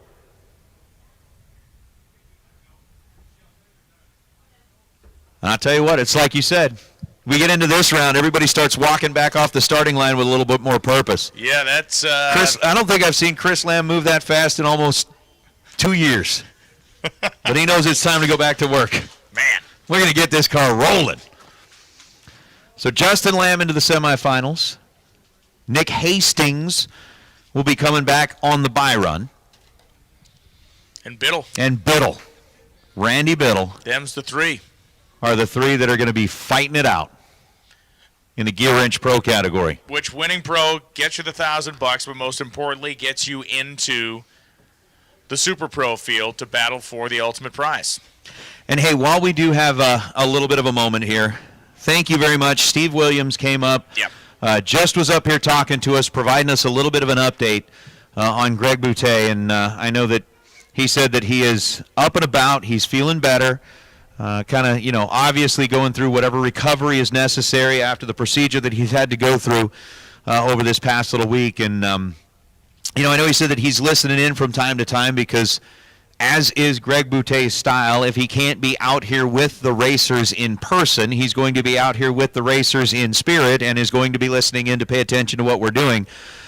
So for Greg Boutet, if you are listening right now, on behalf of all of us out here that have raced at the Spring Fling, that have raced at bracket races, divisional races, everywhere that you have put your love and support behind us as racers, and you've traveled across the country to go follow these racers around. But Mr. Boutet, we appreciate everything that you've always done for us. And again, it's kind of our turn to turn around and show our appreciation in that aspect. So again, I'm sure you already know we've put the swear jar down there. That is going to you this time to help you out with what you need. So racers, just keep that in mind as you are, heading back by that roll-up door. Tuck a couple of extra dollars in that, because as Greg Boutet has always been there for us, we're going to be there for him, and we are glad to hear that you are doing well. Man, it just means so much to us for what you've done for us. So we are certainly thinking about you. We love you, sir, and we can't wait to have our Huckleberry back out here with us as soon as possible.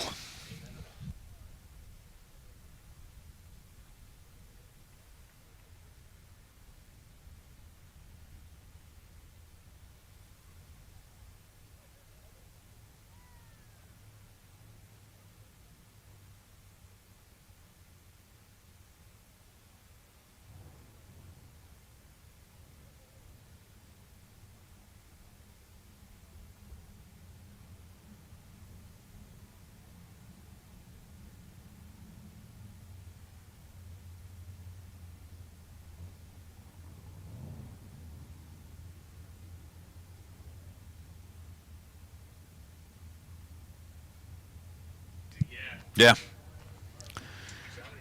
I'm going to say this, Davey Dog, that is certainly a close-up shot of the announcer's lounge. Oh, was he zoomed in up here? He zoomed in on the porta potty. Oh, that is it. That's what we're working out of. The acoustics are spectacular in here. It's amazing the way that things just kind of echo. It gives it that nice little background zoom. And here is Nick Hastings in his second car, the car that still remains in competition.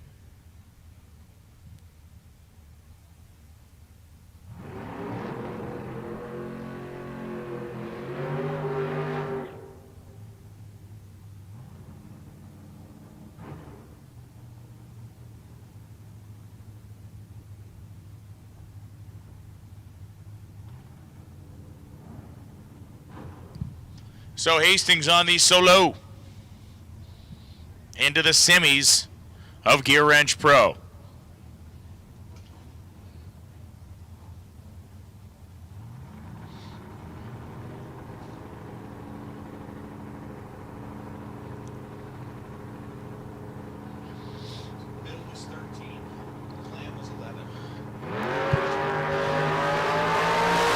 Nick Hastings is 003 red.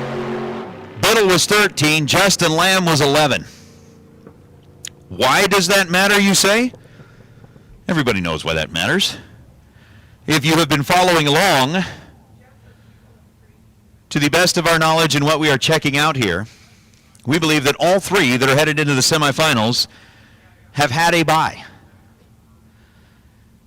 We are going to obviously double check that. They have all had a bye. So Nick Hastings was 003 red. Biddle was 13 green. Justin Lamb was 11 green.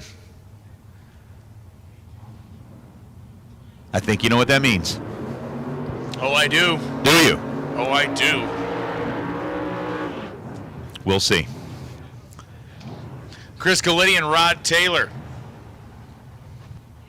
Galiti with a big long across the starting line burnout, as we talked to Peter Biano about that before. He's loving it.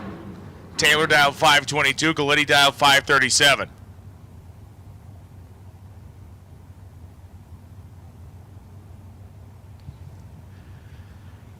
I also heard you guys talking about talking with Peter about how popular the Novas have become. On the line right now, you've got Chris Galiti in the Nova. You got Rod Taylor in the Nova. Under the arch, we got Joe Levitt in the Nova. And you can see Taylor's car moved itself to the left, maybe turned the tire a little bit early. And at this point, it is going to be Rod Taylor, 23 out of 22. 008 reaction time, taking a hunt at the finish line stripe as Chris Galiti, 37 dead 1, but a 28 reaction time. But we are in round number 4, the Mickey Thompson round. 5:06 is up on the scoreboard for Chris Galiti. Yes, Miss Carey, I'll get that taken care of for you. So with the 5:06 on the board for Rodney Snyder, Sean Langdon has got a 625 dial on the right side of the racetrack. And both drivers go red. Sean Langdon, red 4th thou. Rodney Snyder, red 14th thou. And True Start rears its head.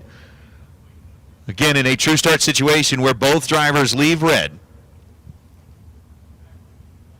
It is absolutely the driver that goes red by the most that ends up bowing out.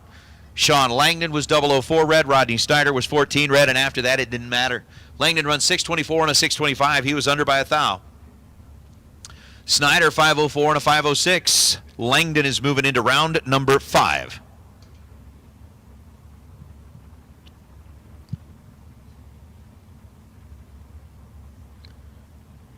AJ Ash, second stage in the Pontiac, dial 580.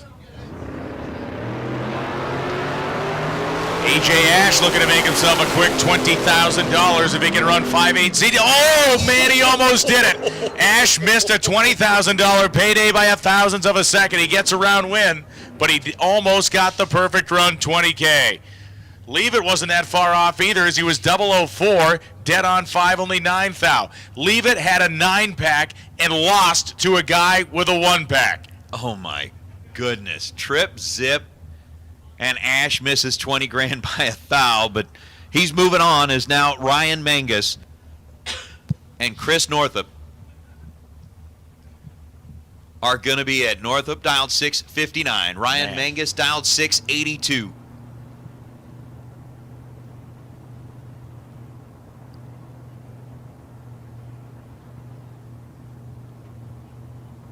Crazy. Crazy. Down come the lights.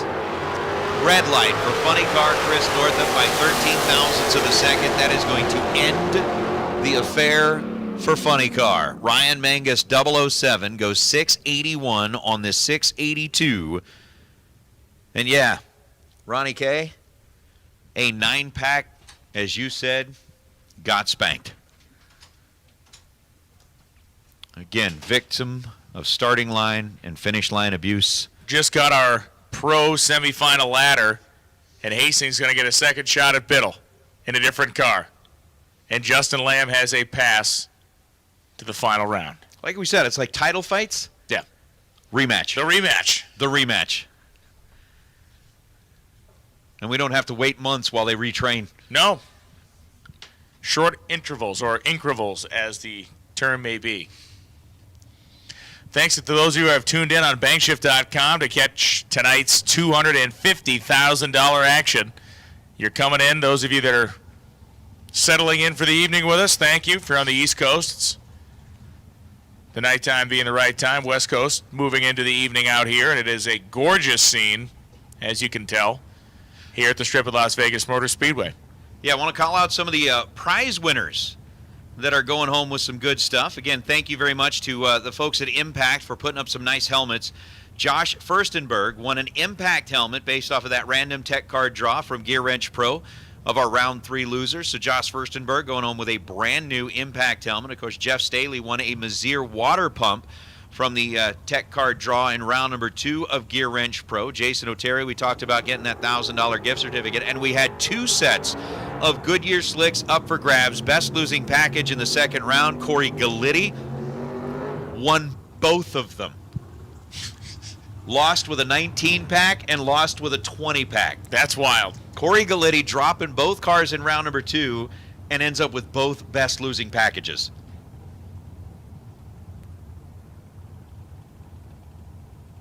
Oh. John Corbin and Ken Swale. Swale in the Capri out of Oregon 585, going to be the dial on the Pennzoil side. And for John Corbin,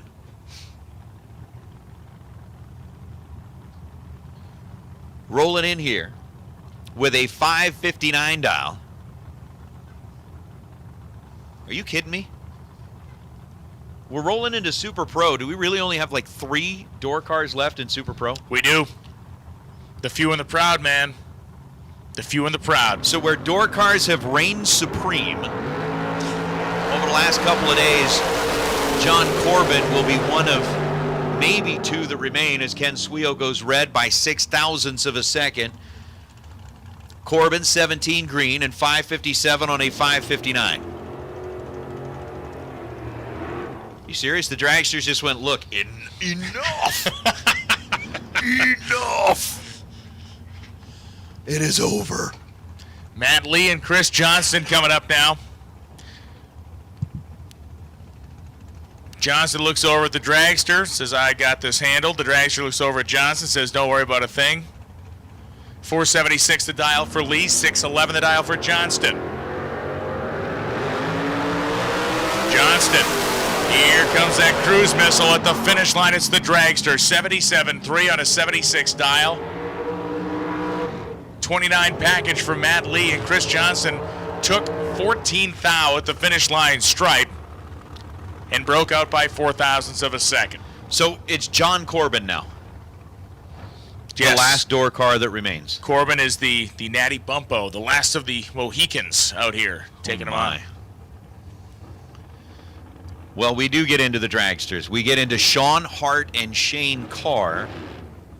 And I think we're going to be kind of keeping a close eye on this. Shane may be one of the last guys left in with a couple of them. We'll see. We'll kind of keep an eye on it as we roll through. Shane, 463 the dial on the right side. Sean Hart dialed 481.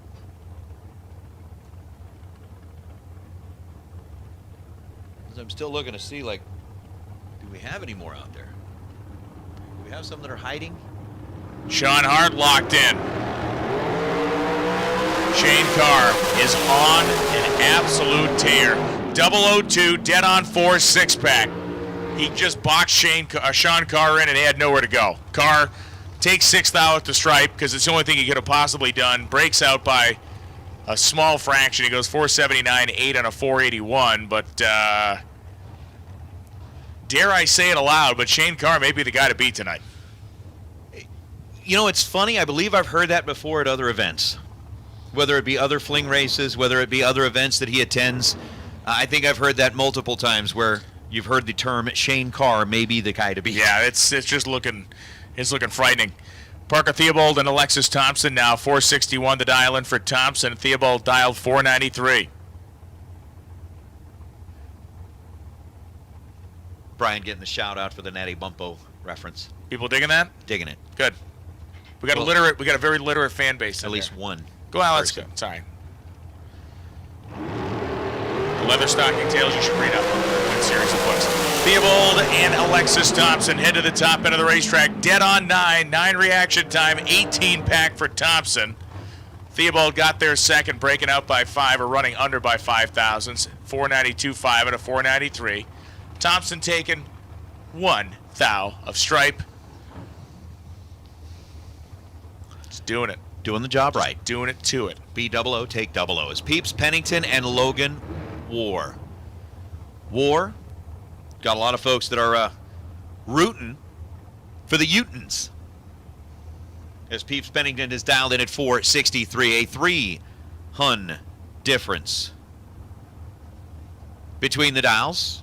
Going to be Peeps leaving first, and then Logan War coming off at a nice performance down there in Tucson, trying to keep the momentum a-rolling. When you got the mojo on your side, gotta like keep the lid on it. Keep it tight in there. Make sure you don't let it get away. 8th thou is what separates them at this end of the racetrack, and Peeps Pennington 10 take 2 thou to be dead on 3. 463 on a 463. Peeps is 13 total, taking a 2 thou stripe. Logan War was 18 at that end of the racetrack and runs 459 on a 460. It's the vice, man. It's the vice, and now that vice is set at about 13 max. You got to be 13 or better on every one of these things if you want to go anywhere on to the next round. Axford Patton, here we go. Put on the brass knuckles for this one as Patton dialed 461, Axford dialed 451. Hey, Gear Wrench Pro, round number 5. Gear Wrench Pro, round number 5. If we could get you headed this way, please. We are getting ready to go into the Gothi Enterprises round. We're in the Mickey Thompson round now. But Gear Wrench Pro, round number 5, our semifinals. Come on back, y'all.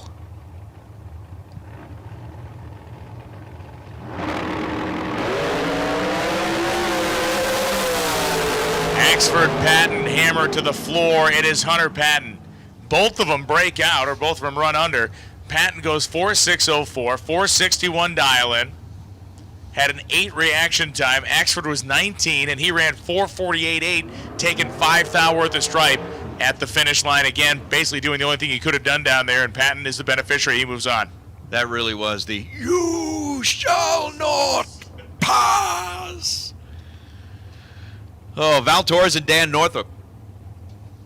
Northrup, 482 is the dial, and for Val Sr., the proprietor down there, Val Torres Construction, 466 is going to be the number. Senior is in. Dan Northrup takes his position on the starting line. The tree drops, and away we go. Neither one giving up an inch here at the starting line, and Val Torres is moving on. Val was 006 on the tree. Dan Northrup was 004 on the tree, with both of them leaving like where they needed to be. Val is one above, 467, ends up 16 total. Dan Northrup taking a 19 thou stripe, needed to take 12 thou or less as he breaks it out 7 thousandths of a second. Tell you what, though, Val's going to start being careful with these lazy 16 packages. Yeah, you just said it a little while ago. 13 was the number. Listen, right? 13. Better wise up, young man. Randy Lynn Chip and Living J.R. Learcamp. Living loose and fancy free. Fast and loose. Fast and loose. 453. The dial-in for Randy Lynn, 473 for Learcamp.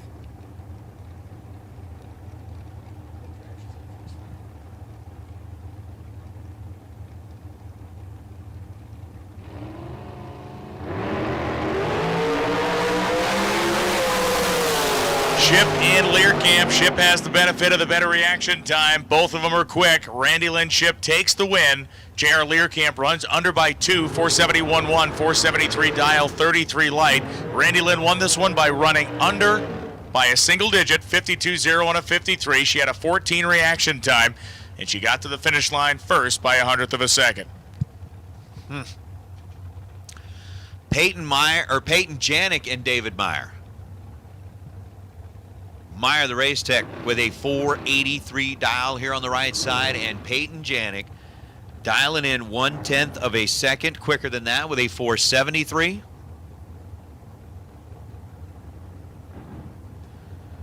That's Peyton Janik kind of living the dream here.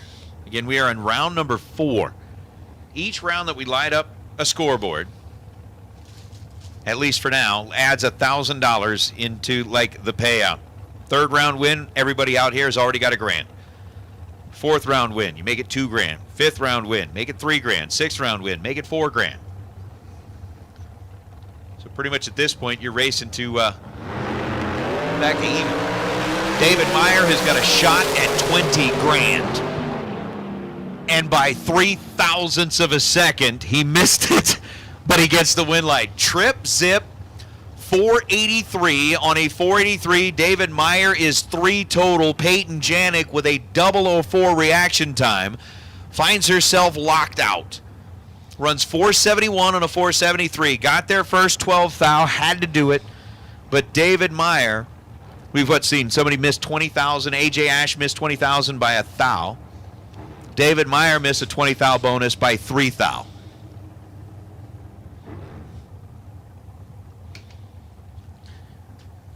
I wonder if we'd get to 20 thou if we added up all the tiny misses.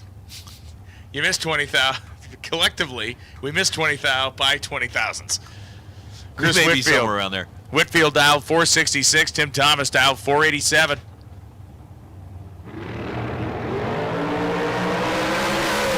Interesting here, no killer reaction times. Both good, both solid, and it's a dead-on 431 light for Whitfield, getting him the win.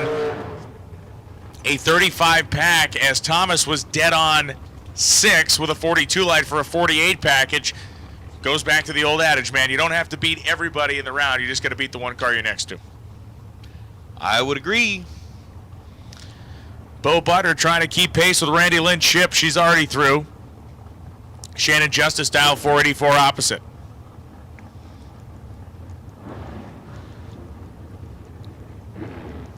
Shannon's got the 484. Bo has got the 454. 3/10 head start going to the car on the left side of the racetrack.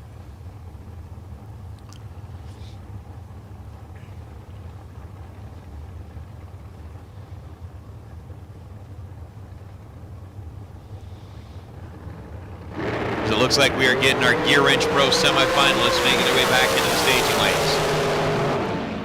And Bo Butner doing what he do. 455 on a 454 dial, 009 reaction time.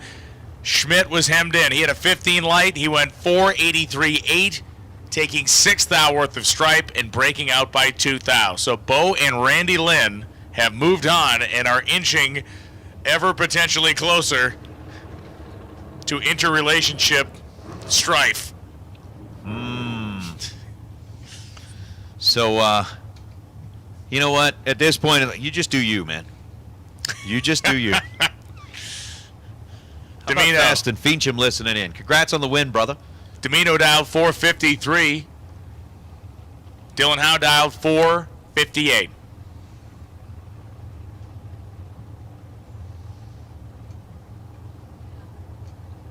Dylan's in first. Dylan's moving on. 001 reaction time. He goes 457.1, 150 miles an hour as Domino, 005 red, tough break for him, runs 456.1 after the red light start.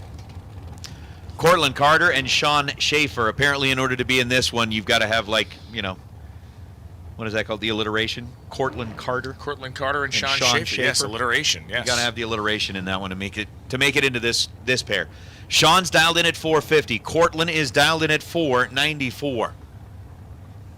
Little Texas versus Idaho. Well, these guys were both.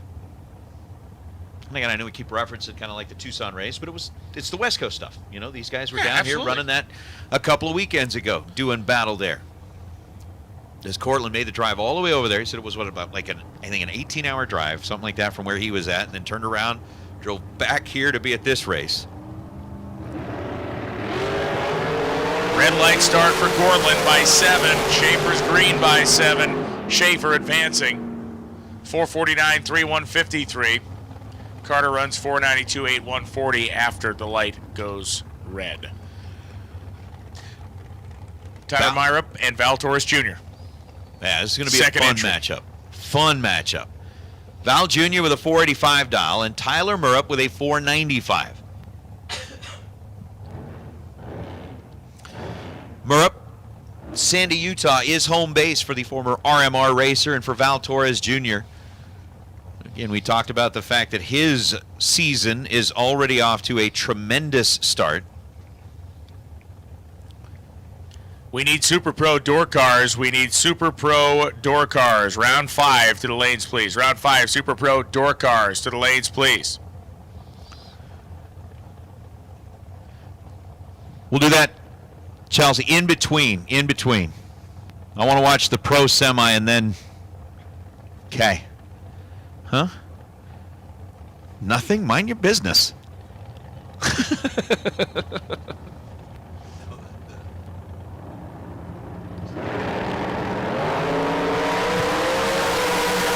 Torres and Myra, and it is going to be Torres 486 and a 485 with a 003 light. Tyler Myrup was 17 on the tree, took 200ths at the finish line and broke out 492, 3 and a 495.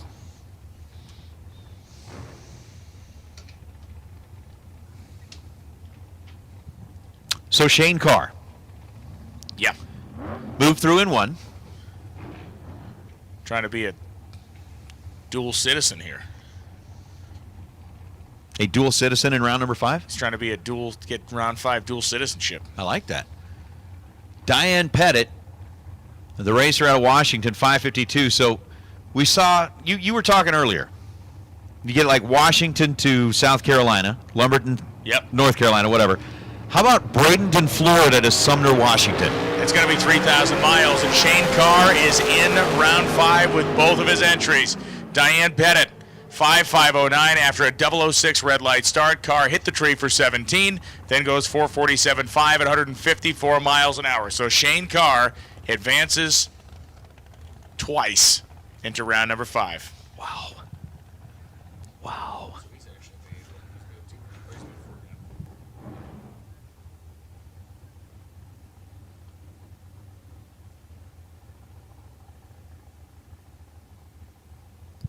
And Austin Williams has the solo to close out this round. I think we've also called our Super Pro door cars to the lanes for round number 5, please. Super Pro door cars to the lanes for round number 5.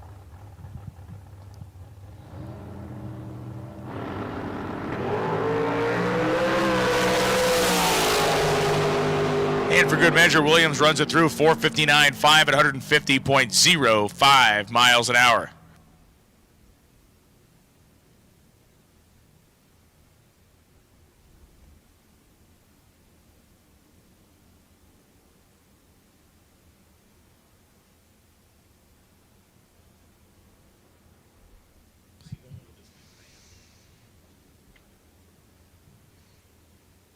It's round 5, man. It's Goethe round. So where we've got, banners and things like that, Brett just pulls the van out there. The Goethe Mobile. The big banner. The mobile banner. With that brand new wrap on it. All right, hang on. Those look like Focus. Are those Focus SVT wheels on that thing? It looks good. It's a good looking little Transit down there.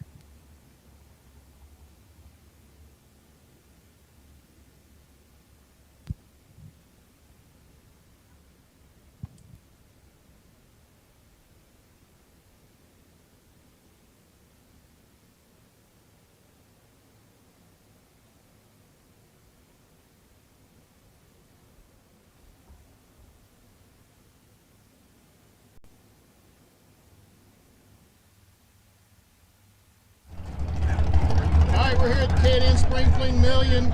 We've got foot brake bottom bulb racer Randy Biddle Jr. here with us. Him and his little Malibu are a bad combination. They've done well here before. So Randy, tell us a little bit about your history here at the Spring Fling Million. We came for the first time in 2017. We didn't get to do anything in the first couple races, but the day of the big race, we were able to win the pro side and make it down to 3 in the main race. We didn't get to come back in 18 or 19, so we made it back, and we're hoping to do better in these small races. We got packaged up 4th round last night, but hopefully keep trucking in these, and if we're happen to get lucky enough, go 1 round farther in the million. So. What was it like foot braking down to 3 cars in the million? I mean, honestly, I'd rather foot brake than top bob. I mean, I've just done it my freaking whole life, and top bob I'll let go, and I might be 30, 40, or 00 or red. You just never know. But bottom bob, I can usually know pretty close to what I am whenever I leave. So to me, I mean, I'm better off going off the freaking bottom than I am the top. So it ain't any different. I don't feel like there's any like advantage to top bob or disadvantage. So we'll just see how things go. All right, so you always been a bottom bob guy? Yeah, Leaving bottom bob off guy. the button or off the pedal? Both. Both? Growing up north, we used the button a lot, but anytime I came south to any of the big foot brake races, it was always foot brake, so we've done both. But now the old girl leaves a little too hard since we sped her up, so we're strictly feet now. So. Okay. So tell us a little bit about your car, how long you had it? I got it when I was 15, so I'm 31 now. There was a period where I sold it for like one whole season, and then I ended up buying it back. So I've had it for 15 years or so. So. All right, and you're with your wife Jess this weekend. Yeah, she's she's driving right the over Dragon here. wagon. Yeah, she's wheeling the old wagon. So how far did you carry the wagon? How far did it carry the wheels on that last one? According to the video, she sat down about 250 feet and bounced once and set it back down right before the 330 foot cone. So it's pretty, yeah. What kind of engine you got in your Malibu? It's got a 555 big block Chevy in it. So, what does it run in the here it's running 6.0s. Back home, the fastest it's went is 588. So. Again, we're into 4th round in the Get Range Pro Class tonight. So, Thank you. Thanks for taking time with us. Yep, no problem. With Silver State Air Conditioning, they're all about being on time. That's why they're one of the few companies that offer an on-time guarantee. Unfortunately, problems don't just happen from 9 to 5. But it's important to Silver State to be there when it's convenient for the customer. I know I want a company that values my time. That's why I'll always choose Silver State Air Conditioning. We'll be there whenever you need us, on time and at no extra charge. Guaranteed. Call us or visit us online. Silver State Refrigeration and HVAC. With performance this raw, you need air that's pure. We started with a firm belief that innovation could improve performance. With the success of 50 years and millions of filters behind us, we continue to look ahead. Guaranteed to protect against dirt and proven to provide up to 50% more airflow. This is filtration for the future.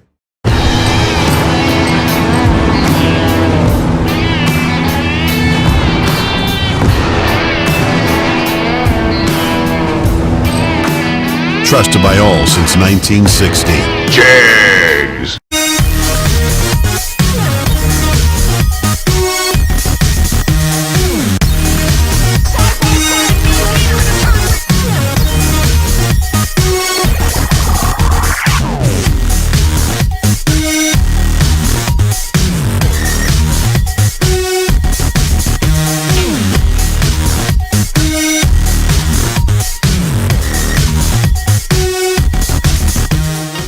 To provide racers with the very best quality components. Win, lose, or draw, we wish all of you a great Fling weekend of racing from Mazier Enterprises. Kid Performance and Dyno have been serving the Northwest since 1974, specializing in personalized machine work and engine building. Family owned and operated, Kid Performance prides itself with optimum customer service and promises to give you a great value for your money. See Mark Kidd or visit kidperformance.com.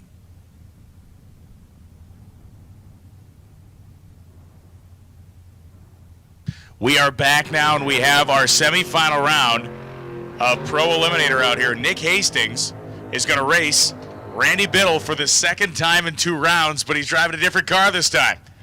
Biddle thumped him when he was in the T1000. Now Hastings has brought out the backup weapon, going to try to get him in the 1977 Mustang. It is Gothi Enterprises round 5 here, and this will set up our final. We know that Lamb has a bye-in. Who will Lamb face in the final of Pro? 6:05 dial-in for Biddle, 6:06 for Hastings.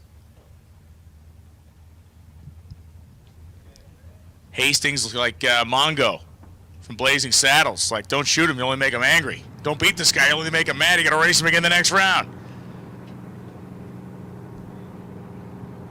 Both Biddle and Hastings are ready to go, locked in.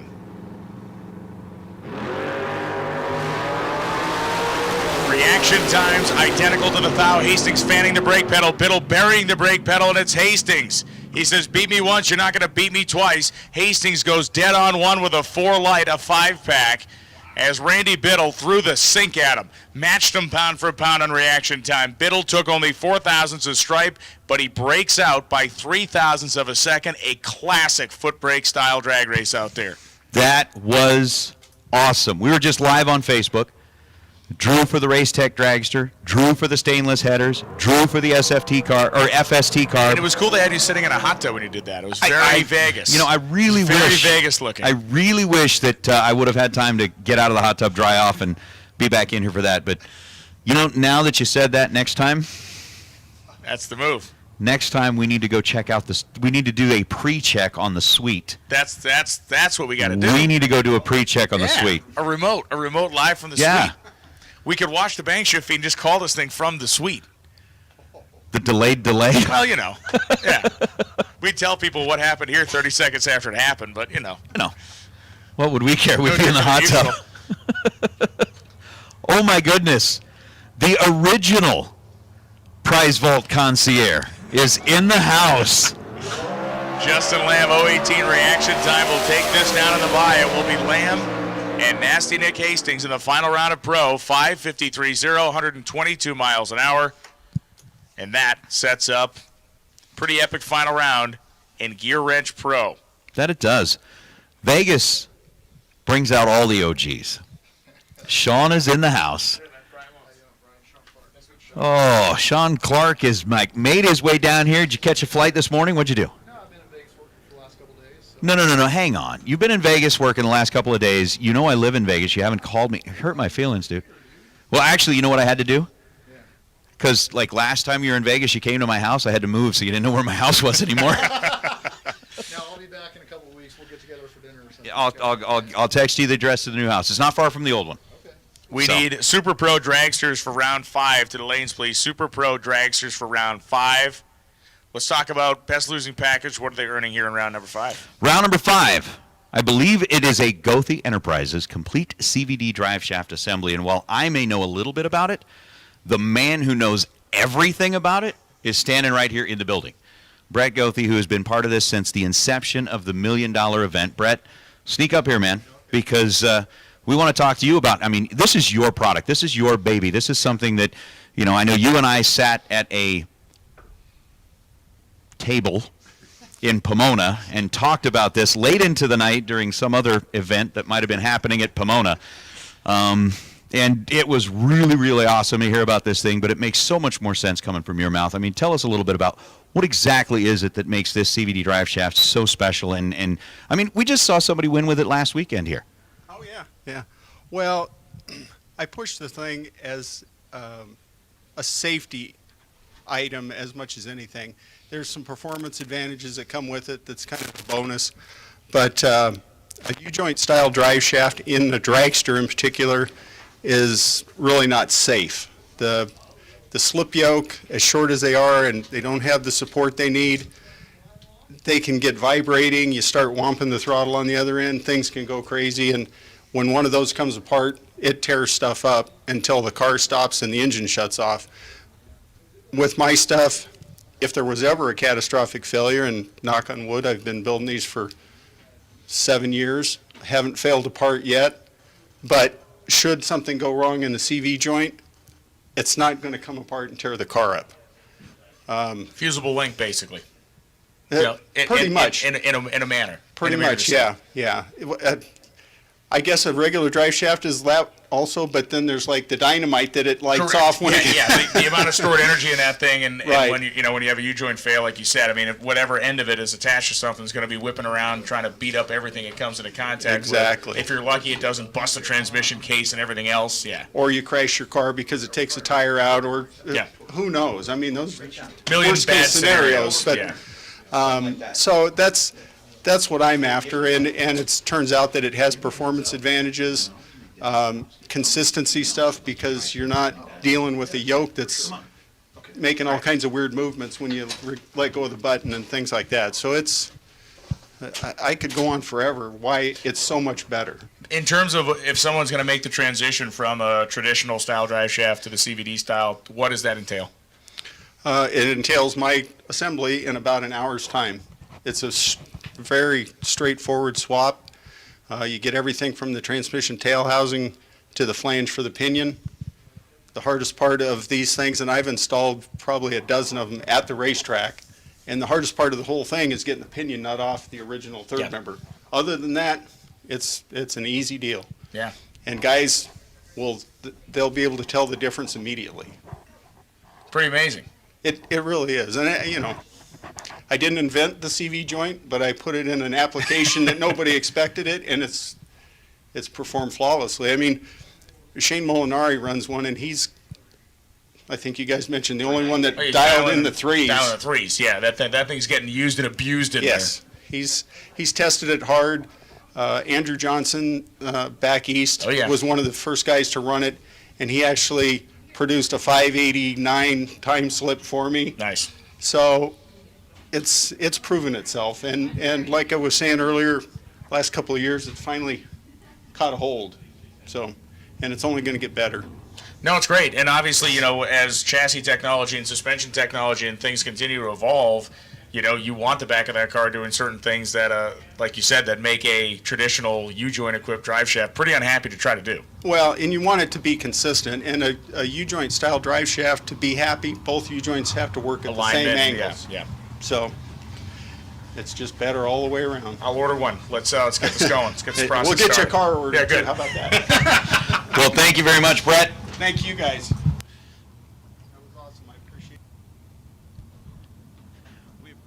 We appreciate you being here and being part of the Fling as usual. The big money event is out there. The Super Pro door cars are rolling up here onto the water box, and the Gothy, round number 5.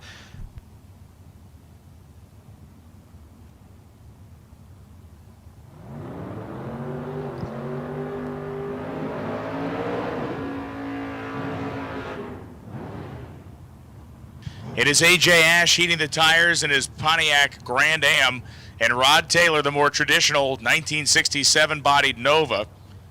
I'd like to mention Kevin Pollard has won a Messier starter based out of a random tech draw from Gear Wrench Pro Million Round 4 loser. So Kevin Pollard, congratulations winning that Messier starter.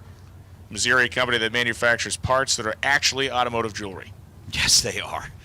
Yes, they are. So again, we're in the Gothy Enterprises round. We're handing out Messier starters and all kinds of big stuff here. $522 for Rod Taylor, $579 AJ Ash. Rod Taylor, the flat blackout Nova is bowing out via a 2 thou red light, and then goes 22 on a 22. And Square jar. Ash goes dead on 1, but a 44 light for AJ. That is his dodge a bullet round right there.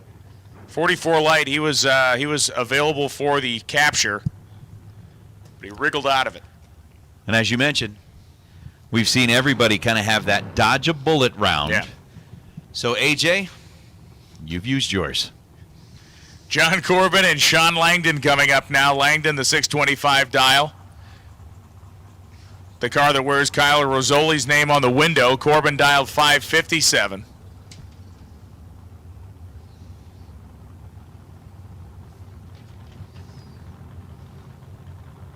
Man, John Corbin, Sean Langdon, I believe that's Ryan Mangus in the Nova. Yes, it is. Jeez. Langdon may have his hands full here as Corbin charges down on him. 558.7, 558.6 on a 57 dial. Corbin takes 2 thou worth of stripe. He's 007 on the tree and gets the job done. Langdon's dead on 5, but he had a 20 light. Wow. Wow. Ryan Mangus and Matt Lee. Again, when we got kind of that getting down to it in the door cars. Matt Lee's got the 476 number in the dragster. How about Joe Levitt? He's won a set of front and rear Mickey Thompson tires for the best losing package in round 4. He got new shoes all the way around. New shoes, baby. Now all he needs is a brand new bag, and away we go. So 680 to down for Mangus. He is going to be moving as quickly as he can when the dragster is going to come screaming by. Oh my goodness.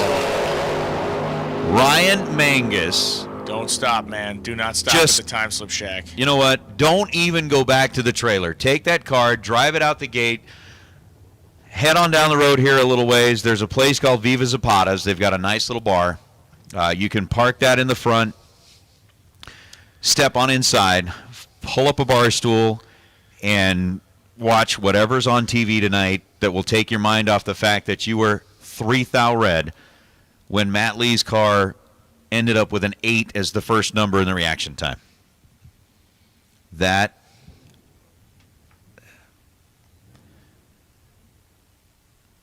is just that's more than one 1-800 number call.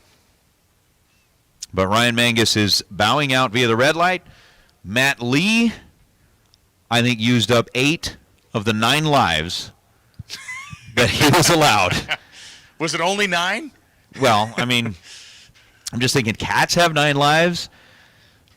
If he were a cat, he used up 8.75 of them right there. So, wow. 513 on the 476. Matt Lee will move forward. But unfortunately, Ryan Mangus, by 0.03 of a second, goes red. So we're getting the rest of our round number 5 set up back there. Gothi Enterprises with Brett in the house. I do love the way that Brett's just like, you know what, I got this brand new wrapped van, and I'm just going to park this right here. I'm going to park it right here. We'll make sure that everybody that's rolling up here sees this thing. The marketing man. He's got a marketing brain. We love that. You don't miss the opportunity to do that. Dragsters are rolling forward. Yeah, Mo Money. We're talking about calling the 1-800 number. He's 800. I win.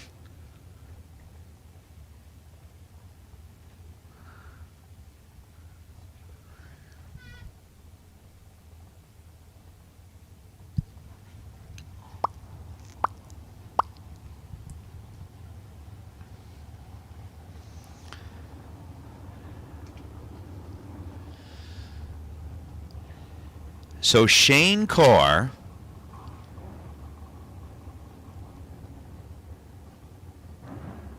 who was alive in 2,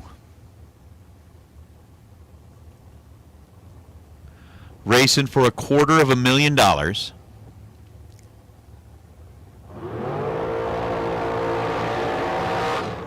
Dylan Howe on the left side of the racetrack, and Shane Carr, who is putting a nice little burnout down coming out of the water box.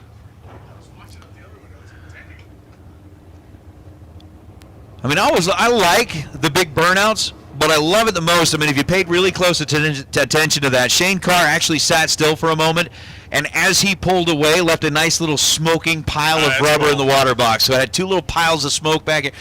They just look good like that. They look good like that. They had what the kids call flair. Little flair. Is that what they're calling it now? Flair? Little zhuzh. Had a little zhuzh. I thought flair was that stuff that they had to wear at like tchotchkes. It is.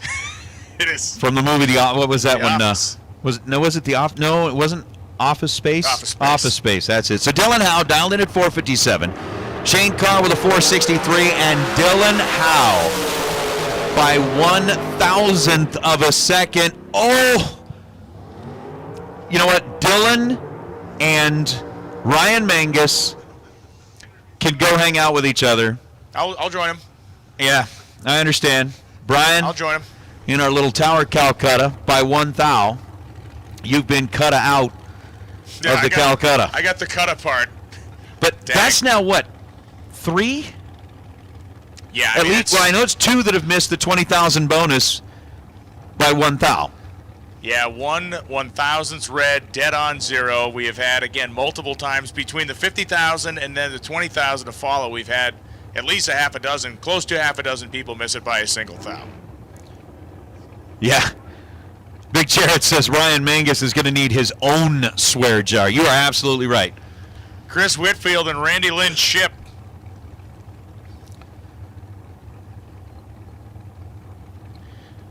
This is serious biz for serious money tonight.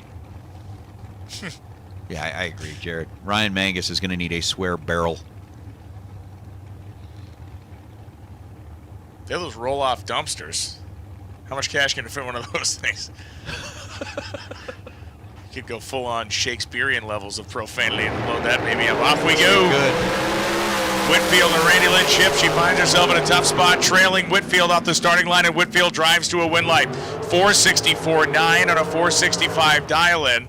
As both of them went under the dials, Randy Lynn Ship by 11. And Chris Whitfield by a single thou. Oh, my goodness. Chris Whitfield moves on. Randy Lynn Ship retired. Val Torres and Bo Butner. Bo's like, all right, my time for redemption. I have to go at least a round past her because so far this week, Randy Lynn has been beating the brakes off of Bo Butner in terms of the round win counter. Yeah, in round number 5 here, Val Torres with a 66, Butner with a 454. Tree begins to drop. Val Torres has opened the door for Bo Butner to go one more round, and he will. 455 on a 454. Bo Butner was 27 on the tree. That gave him a 23 thou advantage over Val Torres, who was 50 on the light. Torres gets to the stripe first by 0.03 of a second and goes 464 on the 465.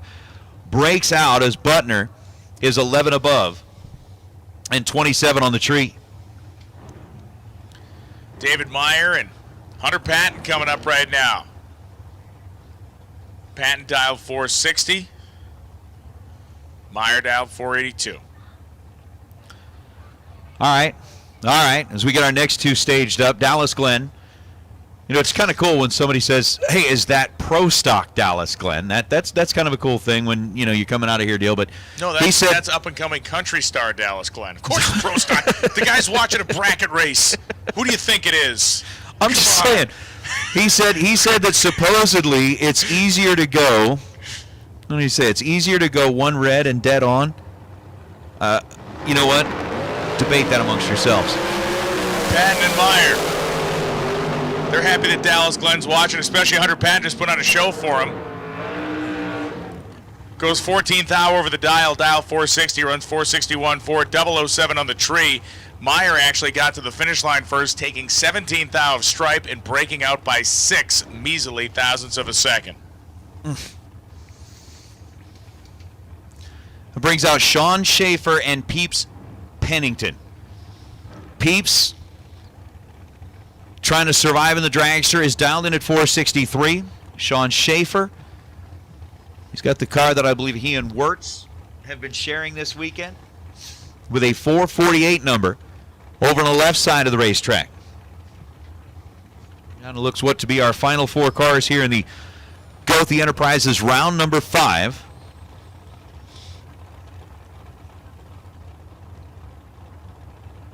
As the pre-stage bulbs are lit, and Peeps Pennington going to put his car on the starting line. Sean Schaefer will join him again. What's up with Sean and having to match up like Cortland Carter, Peeps Pennington, Sean Schaefer, and 002 red for Sean Schaefer. Peeps 007, 462 on a 463. And Peeps is trying to charge his way to being maybe the first repeat. People want to call this guy pro stock Dallas Glenn. Let's call him Las Vegas National Event Winner Dallas Glenn, okay? Because he's done that too. If it's the same guy. Huh? I had no idea that it was going to get you this charged up. Listen, it's all right. Brian Loans. It's all right. I'm taking that Calcutta loss pretty hard right now. At this moment, I'm just lashing out at anyone. I am. I'm lashing. I'm just out lashing out. If there was a stuffed animal in here, it would be being bandied about. Austin Williams and Alexis Thompson going to be our final pair here in round number 5. Austin with a 461, Alexis with a 461. A befitting way to close out the round. More alliteration.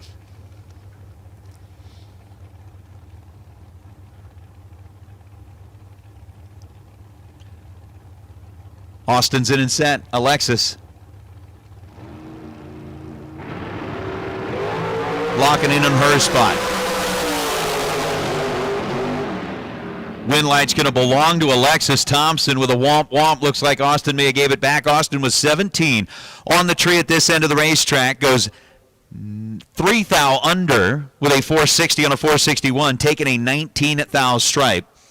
Alexis Thompson, 23 green at this end of the racetrack and dead on 1. So that is going to bring the Gothi Enterprise round number 1. Jared, you and I were thinking the exact same thing. I'm going to save that for later. I'm saving that. I thought that one. I didn't say it, so I'm going to save that one for later, man.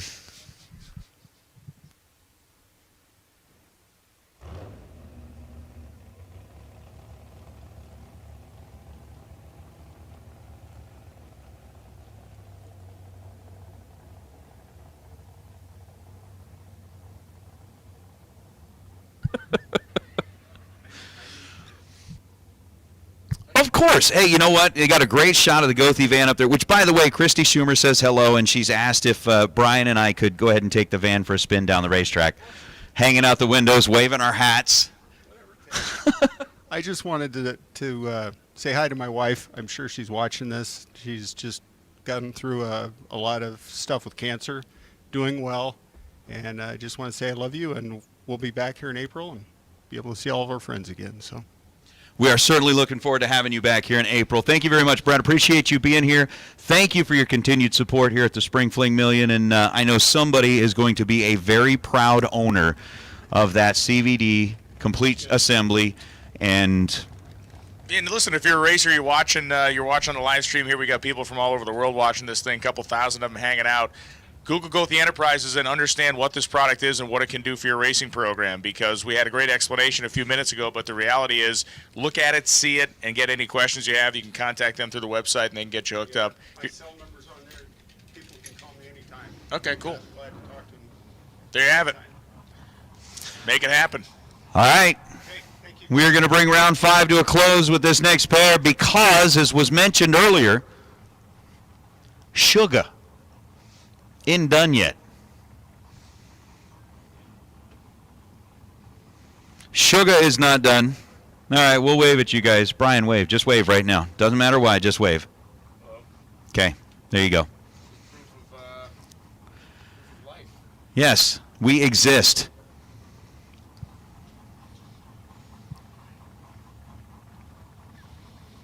I'm going to hold up a copy of today's newspaper. Right? Be like, this is us. This is us. See, here's the cookie I ate earlier. Oh.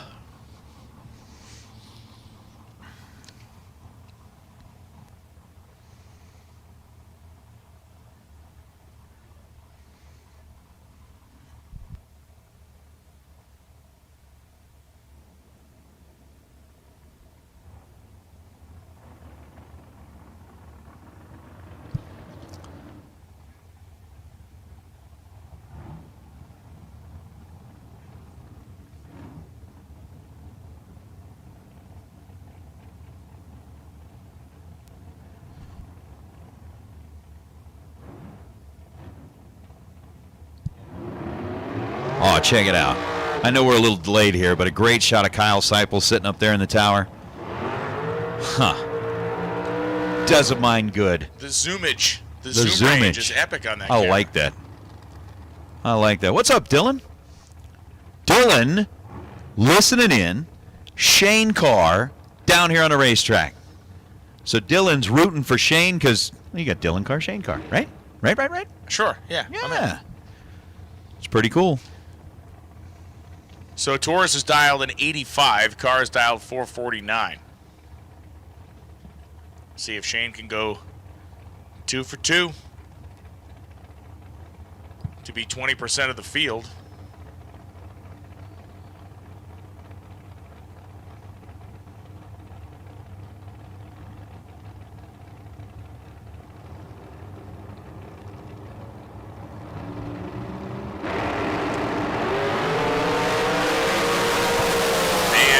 Has a 200 advantage, and it's going to be Val Torres. Dead on 0, 13 light, 13 back for Torres.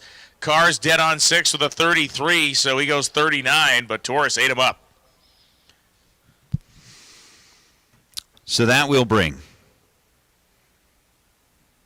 round number 5 to a close.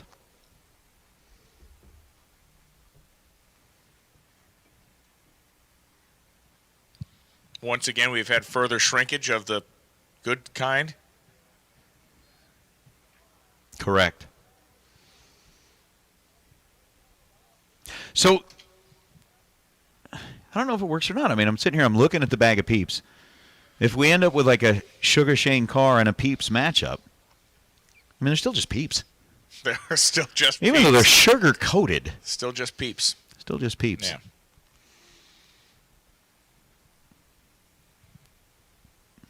So the Gothi van.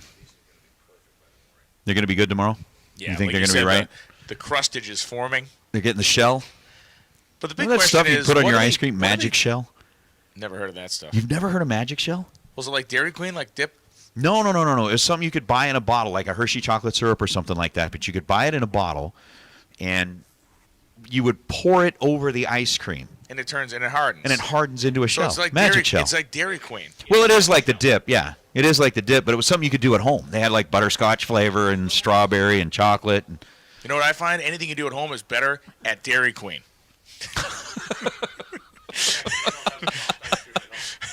Yeah, exactly. See, then you got to put this hard shell in a bunch of frozen hard ice cream. That's not the way it's supposed to work. It's supposed to have the crunchy goodness of the Dairy Queen on the outside of the shell of the Dairy Queen soft serve ice cream. Okay. All right. I'll go with you on that.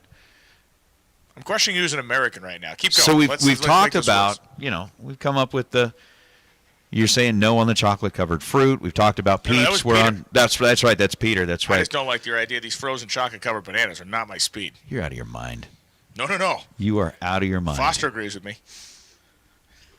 You both are nuts. Anyway, so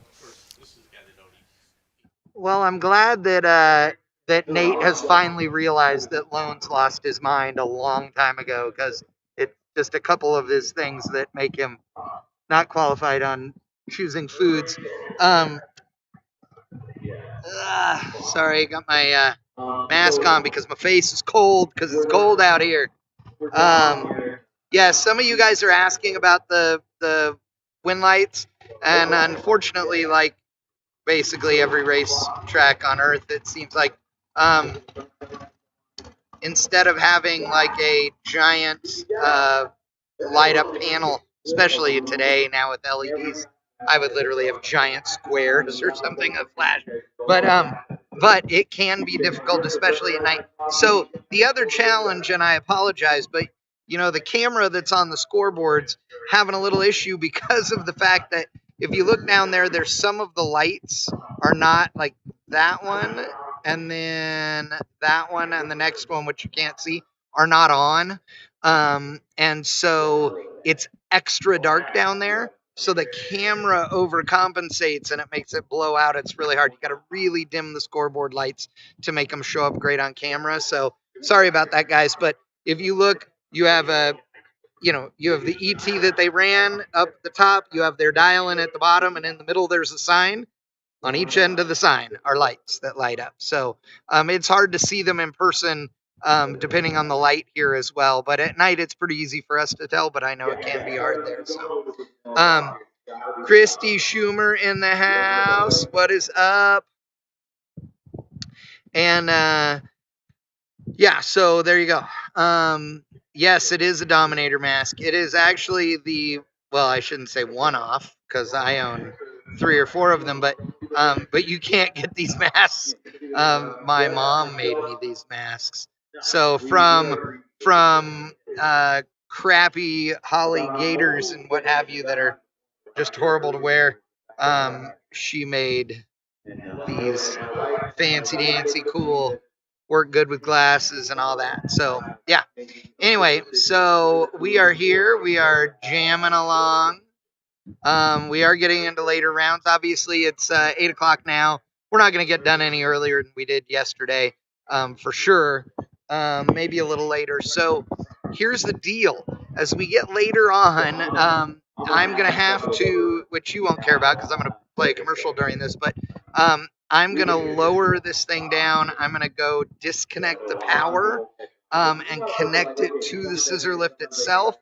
And at that point, as soon as the final is run and we have a winner, then I'm going to go down and then haul ass that way so that we can get around the end and shoot the winner circle.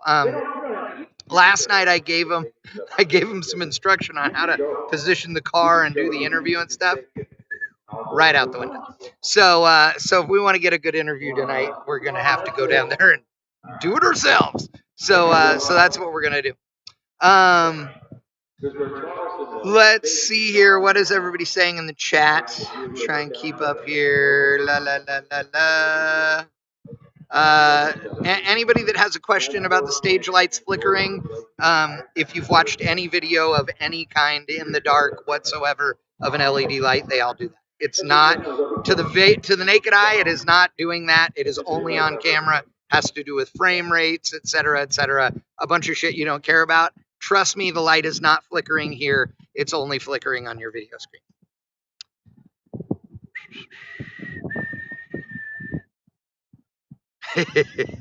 RTC, you crack me up. Yes, Guy Brown, I am bundled up in Vegas because it is cold.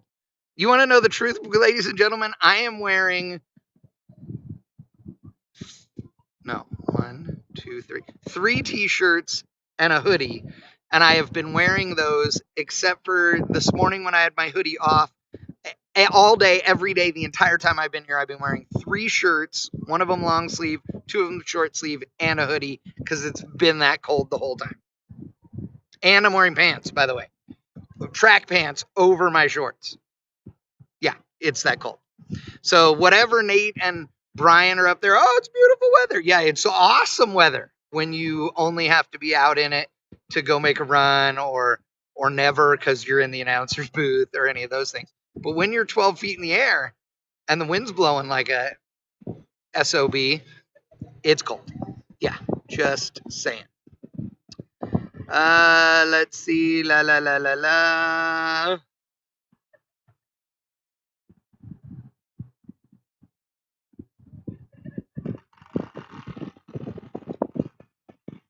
Ashley Atkins, happy birthday.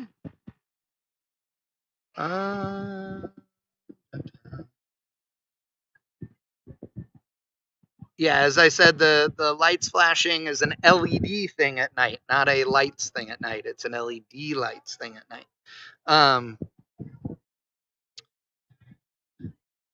Texas Automotive, it is beer clocko right now. Oh, I actually have 2 beers in my cooler. Why? Because of Jones Family Racing. That's why. Because Jonesy brought me a couple of the Happy Coors Lights and put them in my cooler. And they are on a lot of ice. And I might enjoy one tonight, and I will enjoy one tomorrow. I'm going to enjoy one tonight as we do the interview for the winner circle for the $250,000 winner. And then I'm going to go right back here, and then I'm going to pack all my stuff up and then go back to the hotel and go to sleep. That's how it's going to happen.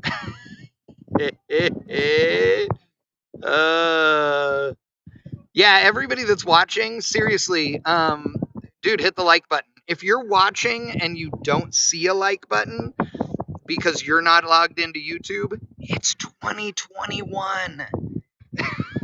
You log into the YouTube.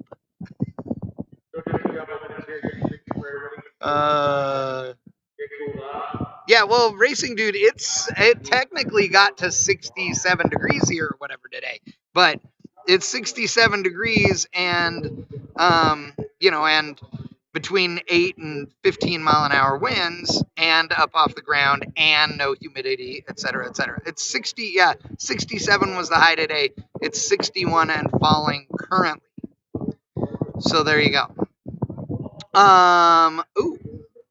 And for those of you that care, that follow me on Facebook, I just got a photo sent to me of the Otis dog and and the Rudy dog, Peyton's dog Rudy, right there. And there, of course, is the Otis dog. They're having a sleepover tonight. So yeah. Let's see. Oh yes, so like, and all that stuff.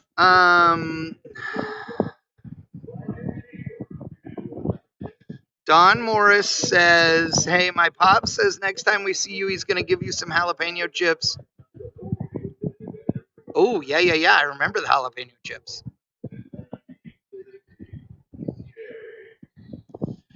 Let's see. Sorry, I'm reading the chat window here, folks.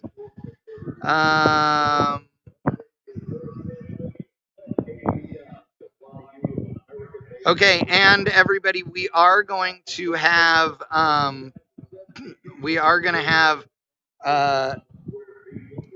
the pro final coming up here in just a few minutes. We're at that point now where we're down to like 15 cars or something, 16 cars, whatever. And so it's going to have a little bit of time, but it is chilly, so we can get them cooled off quick. No, Christy, Lyle is not here racing. If Lyle was here, it might be bad because we'd all be drinking. The camera work would be even worse. Yeah.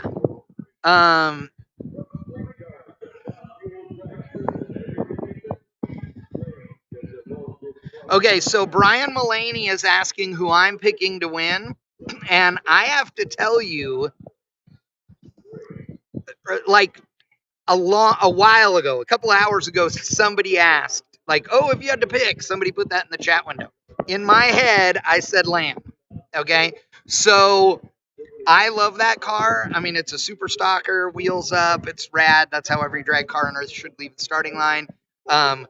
Fight me. And so I'm going for him. Obviously, he's won big time and a jillion different things.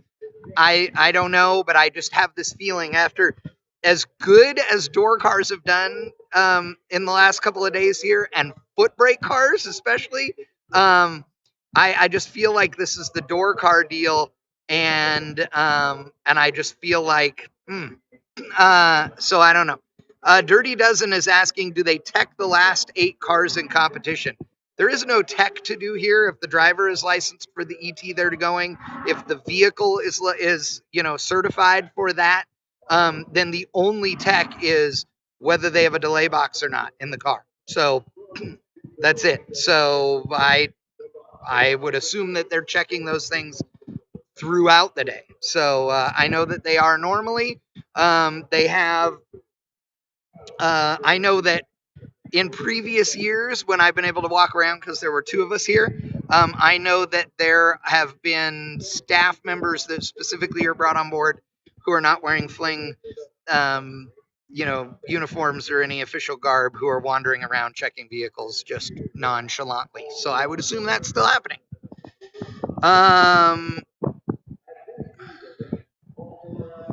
Let's see.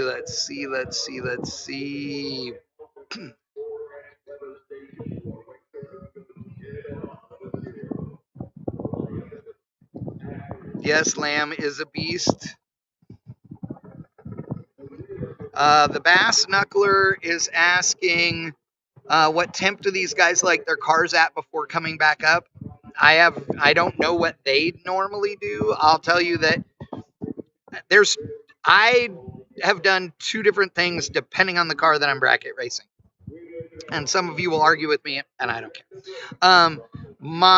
If I have a car that I want to run cool, which I'll admit is very rare, then I want that car or that engine to be, 100 degrees ish, or so when I fire it up in the lanes and bring it up to the water or whatever. If we have the opportunity to pull it in the water, then I'd like to do that. Because if you can start it up, do the burnout, and then do the run, you usually won't be above 160 or so at the finish line. The other school of thought, and the one that I subscribe to more often is I want that thing all the temp. Like, I want it to run at the same temp all the time. So I want the thing to be at 185 degrees. I want the thing to have enough radiator in it that it could sit and idle in 100-degree heat all day long and sit at 185. That's what I want. And I've won a bunch of bracket races by being the guy that literally has a catch can on the air conditioning system in the car and is running the car the entire time, has it sitting there idling so it is absolutely as heat soaked as possible, and you turn it off and make passes. Just saying. So there you go. Charles Royer is asking what's up with McTaggart. McTaggart has a new gig. He works for Holly now.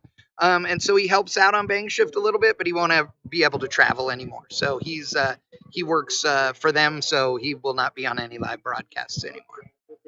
LB Racing, dude, I'd love to come back to Verona. Verona's awesome. For those of you that don't know where Verona is, it's near San Diego, in the mountains. It looks like when you get to Verona, you have to go down this windy road from one of two directions, north or south. When you get there and you pull in, it looks like a scene from Lost in Space. And I don't mean the new one that they put on Amazon or Netflix or whatever in the last couple of years. I'm talking the original black and white one, with Danger Will Robinson way back in the day, and it was all the giant rocks and they were stuck on some, alien planet. That's what Verona looks like. Then you put a drag strip in it, and then just to make it extra exciting, you don't have a sand trap, you just have a net before a cliff. And I'm not even kidding. It is awesome.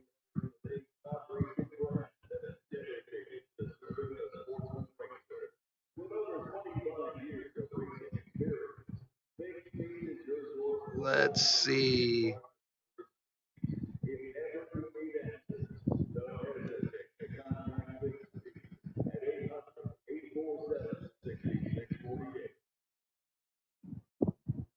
Youth Rock, any tech questions about what they are or not doing? I'm totally going based on what I think. I am in no way associated with the Spring Fling Million and the production of the event at all. So anybody that asks me those questions, I have been hired to come here and stream this race on bangshift.com. I don't do anything with the race. I don't have any responsibilities with keeping the race going. So anything I say about that is just from my personal experience and is in no way, shape, or form any view of the Spring Fling Million. So I am absolutely 100% certain that they know exactly what they need to do to tech this race and make sure that it's right. After all, they have hundreds of years combined racing experience between all the staff here. That is not an exaggeration. So I am sure that they're doing it right. Trust me.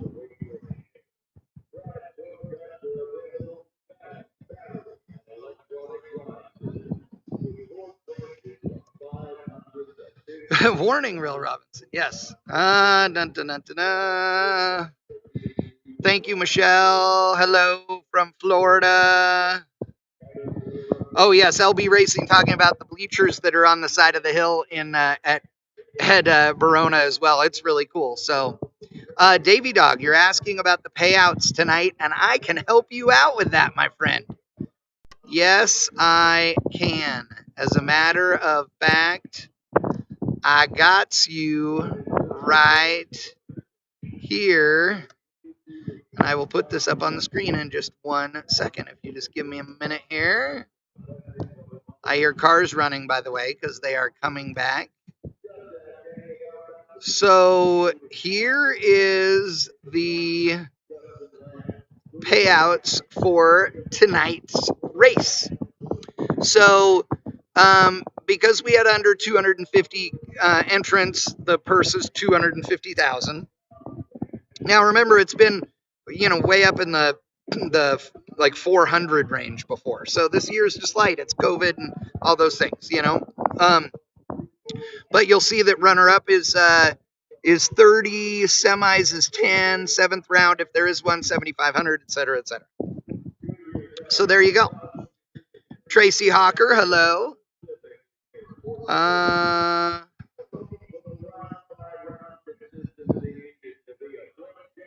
Once again, AMR and everybody else talking about anything tech related or cheating related. The staff here is awesome, and I am sure they are absolutely taking care of that. I have no worry, and if I was racing in this, I would have no worry.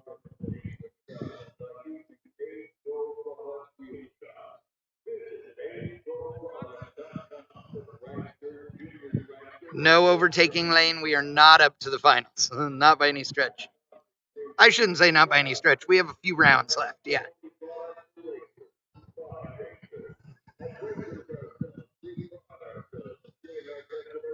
Craig Garcia is asking, aloha, my friend, that bottom bulb is down to 2. Yes, that is correct. Super Pro, I don't know, is there 8 left, people? Something like that? 12? I don't know.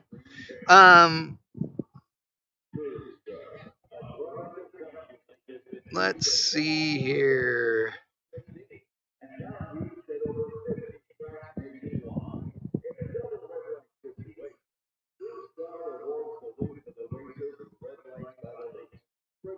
Jeremy Johnston, 231 cars entered in the million race today. RTC, what's the split? Not a clue. But I'm sure there'll be one.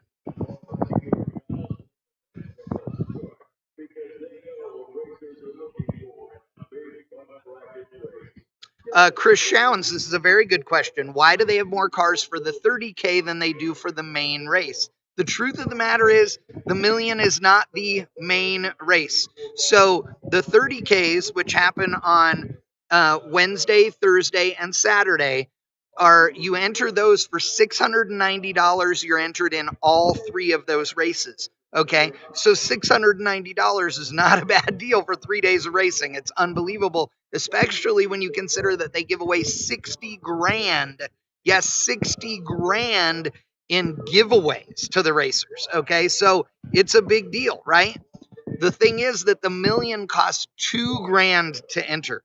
So it's an additional $2,000. Now they do raffles as well to pay for million entries.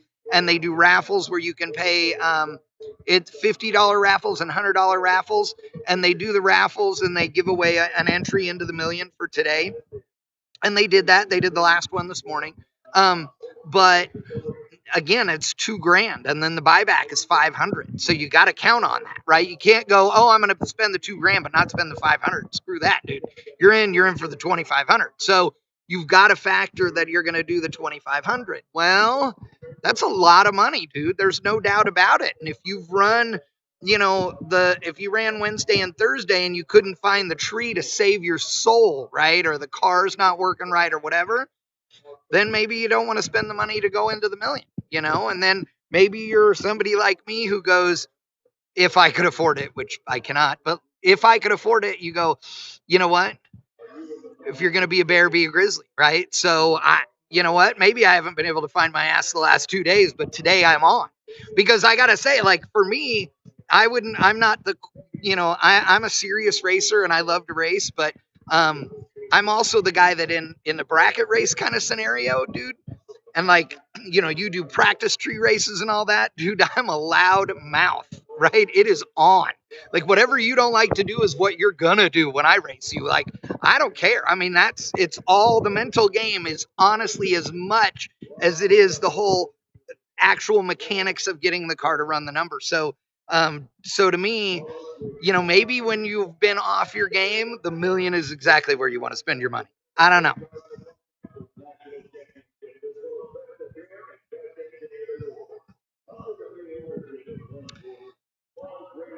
Dallas Glenn saying, with how long they're taking, you'd think they have to be splitting now. I would expect that they probably are already negotiating. Who knows? And I will also tell you that, well, I have never in my life raced for this kind of money, ever. I've never raced for 20 grand, okay? So I am completely speaking out of turn when I say this. But I would like to think that if I was going rounds and I felt good, that I'd be the guy that goes, let's race. We ain't negotiating, dude. I would love to be the guy that goes, nope, ain't splitting nothing. Because quite frankly, and this is the God's honest truth, my opinion, you go and you race in this race right here and you make it to the semifinals, 10 grand, dude, you earned 10 grand, like no doubt, right? You runner up in this thing, you earned 30 grand. You go all the way, dude. You win $250,000 with this number of entries. Well, dude, I don't know. Do you deserve 100 for runner up? I mean, I guess if that's how the payout was listed, but only in bracket racing do you have negotiation over the winnings. You know what I mean? Only in bracket racing, which I don't know when this all started. I mean, obviously jillions of years ago, but only in bracket racing do they allow you to make deals in the staging lanes, and then the race will pay you out that way, right? So, whatever you guys have agreed on, they'll write the checks. You can't do that at the Indy 500, right? You can't do that at NASCAR. Don't get me wrong, poor examples because they're not cool like drag racing, but I don't know. I would love to, like I said, my heart would tell me, hell no, we ain't splitting nothing. Now, would my brain go, stupid, it's a lot of money, let's figure a split? Maybe. Again, I am being a tough guy and saying no, but I've not been in that situation. So, there you go.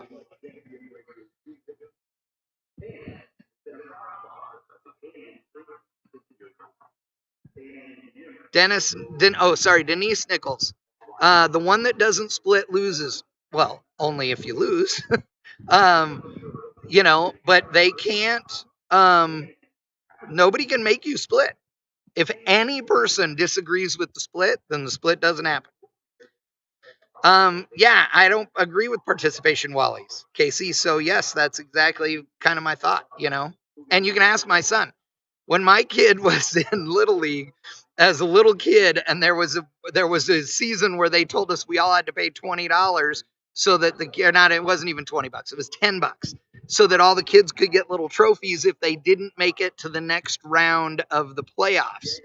And I was like, no, I'm giving you $10. My kid ain't getting a trophy either.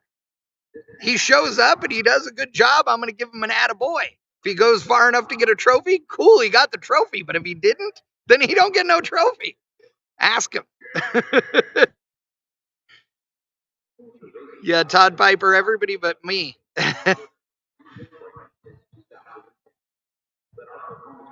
Daryl Lopez says, every time a guy says no to the split, he gets hammered and loses quick. Well, then that just sealed the deal. I ain't ever split. I'm going to go all the way. I'm going to disprove that right here.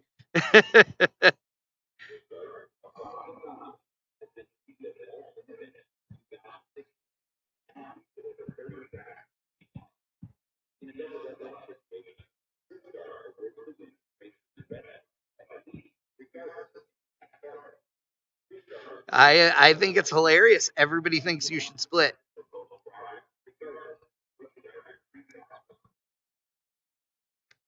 JJ, you think you got to split, huh? That it's lopsided? Dude, but so you're telling me, here's the thing that I think is interesting about that, because I am planning my own race right now. So you're telling me that if I said 50 guys, only 50 cars, you come $2,000 a piece, okay? $2,000 a piece, and you are going to get $100,000 to the winner. Nobody else gets anything. Nobody's going to show up. That's just unbelievable to me. I know. Here's why I say, because if I said that 50 cars could show up and bracket racers wouldn't do it, I guarantee you I could get other drag racers to do it. I guarantee you the no prep guys, if they had to choose an ET and do it, they'd show up for $100,000. Yeah. Chris Goebel, I don't know why everybody is asking about Atlanta. Atlanta is for sale. It's a piece of property and it's for sale. That's it. I mean, there is nothing else to it. The people that own it don't want to own it. They put it up for sale, and whoever buys it is going to do whatever they want to do with it. It's just a piece of property. Casey, yes, Brad Plord, dude, for sure. It just every time I hear Brad Plord's name, it just makes me think of PJ North and his great song. So yeah, I love that.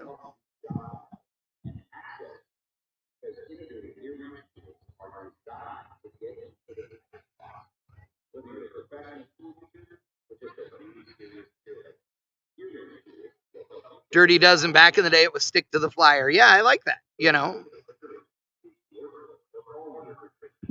Oh, Brad's on here. Dude, awesome. So when you have $4 to $5 grand invested, you would think different.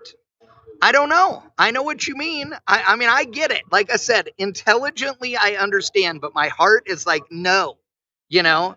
And so, Brad Plord, I'm asking you, like, seriously, if I said I have a race, 50 cars, $2 grand a piece, I'm not going to make a penny. Everything goes to the winner. And there is one round of buybacks, and every penny from the buybacks goes to the runner-up. Splitting is not allowed. Are you telling me nobody comes to that race?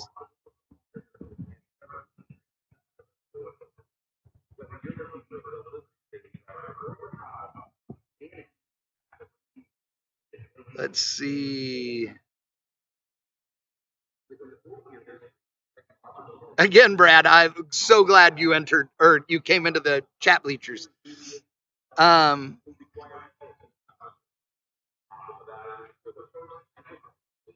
Greg Hinman, that's sort of what I think. You know what I mean?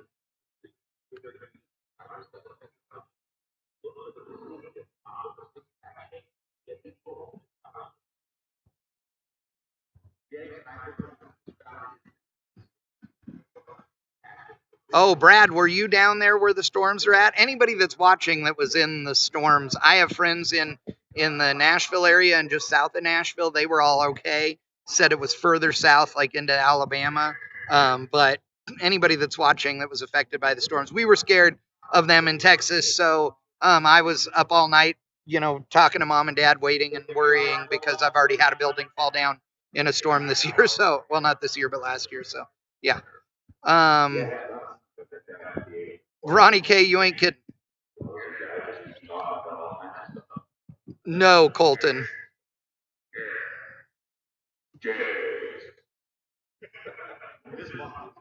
All right, they're doing the Jegs. They're all doing the Jegs voices on the PA now. It's awesome.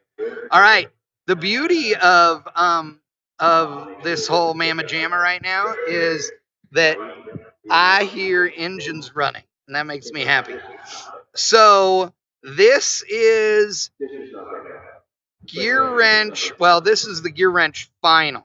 So wait, final? Semi. Final. Ooh, here we go. They're coming around the corner, ladies and gentlemen. You're watching the Spring Fling Million live on Bang Shift. Thanks for hanging out and watching us here tonight. Jabbing your eyes out with pencils. Yeah, I think it's more ears than eyes tonight with the jabbing, but. Or if you happen to be here on property, losing by a couple of 10 thou. Which has been the story of everybody's life. Oh, hasn't it? Hasn't it? Oh, baby. A total of 6 pairs of cars to run. What? Right? 1 pair in pro. Did we just advance him to the final?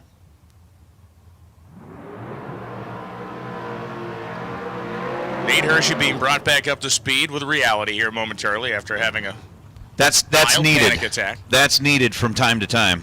It is going to be Val Torres. Rather, no, it isn't. It's Nick Hastings and Val Torres here.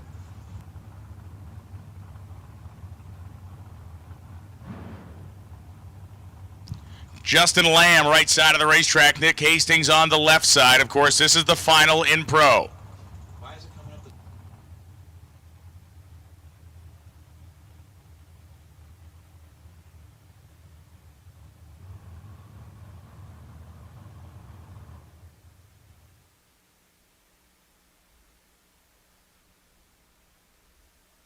So 553 going to be the dial for Justin Lamb on the right side. Nick Hastings will be dialed at 605.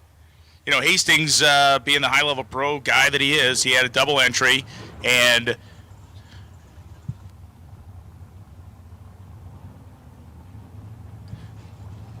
so, you know, Hastings had the double entry, was able to use that spare life, if you will, to get him to this point. Had to race Biddle twice. Biddle, they fought to a draw.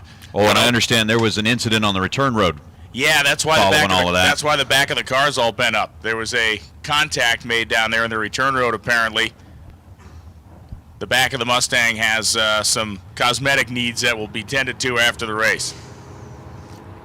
So how about a Nasty Nick and Justin Lamb matchup in the final of the Gear Wrench Pro category for a $1,000 bonus and a bid to continue moving on, and Justin Lamb is in trouble.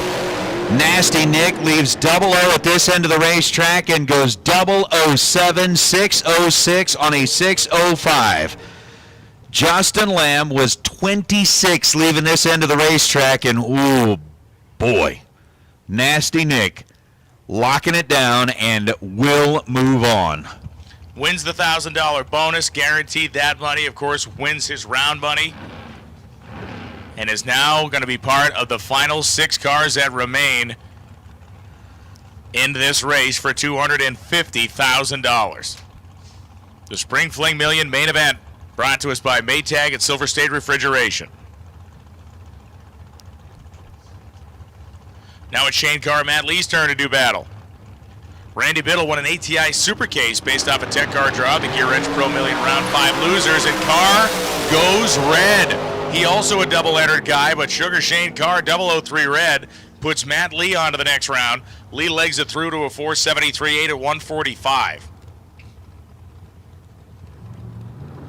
Sean Langdon won a complete CVD drive shaft assembly from Gothi Enterprises for the best losing package in round 5, so Langdon not leaving empty-handed. Alexis Thompson and John Corbin. Corbin dialed 557. Thompson dialed 461. Corbin now joined by Hastings. We have 2 door slammers in the field at this moment. If Corbin advances, 1/3 of the remaining field will be door cars. If not, Hastings will find himself surrounded on all sides.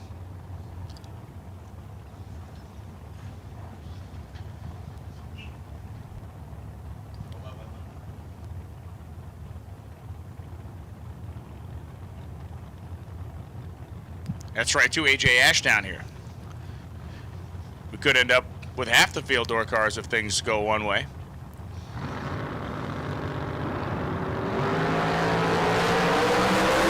Corbin and Thompson. Corbin does have the advantage as Thompson romps the throttle. It is going to be Alexis Thompson.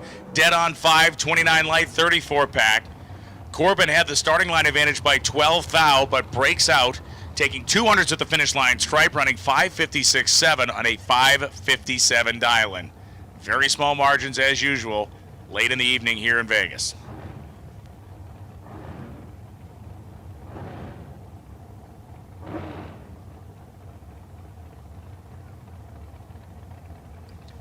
Val Torres Jr. and Hunter Patton coming up right now for a highly important and potentially highly profitable round. 461 the dial-in for Patton, 485 for Torres.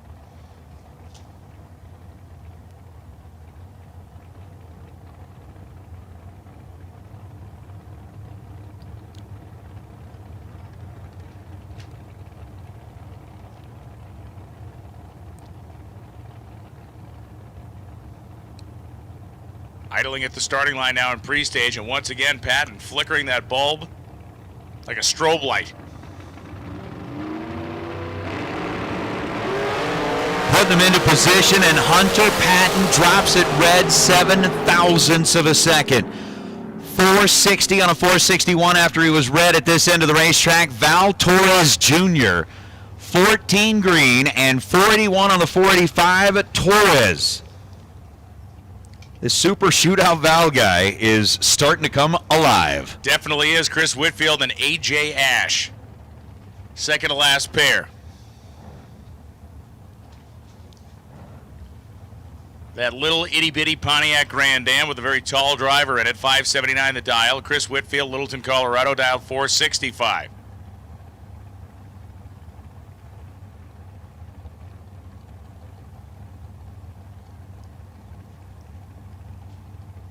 .15 or 1.4 second head start here for AJ Ash in the Pontiac.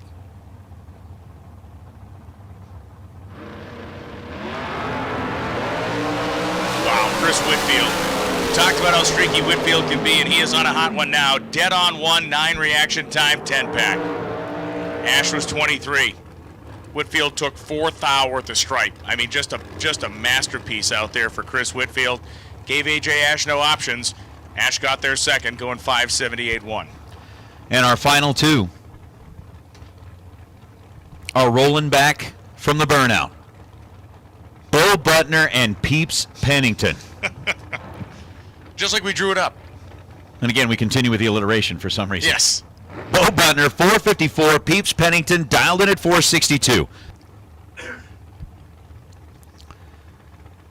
Peeps, who has already piloted the Roadster to a main event win here in 2019, is now looking to try and pilot a dragster 1 round deeper as Bo Butner watched as Randy Lynn took her dragster into the final round here on Wednesday night.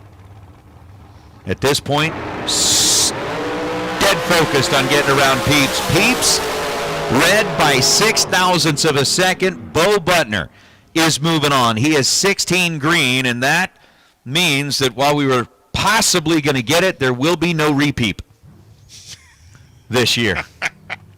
We were thinking there might have been a repeat, but there will be no repeat. Ain't happening. So what remains? 1 Mustang. Hastings. And 5 dragsters. Coming back with a 007 light. Whitfield was 009. Thompson was 029. Lee was 025. Butner was 016. And Val Torres Jr. was 014. Huh. Draw the ladder up at home however you'd like. We'll draw ours up here, and we'll make a match. We'll see if we bust your ladder. Yeah.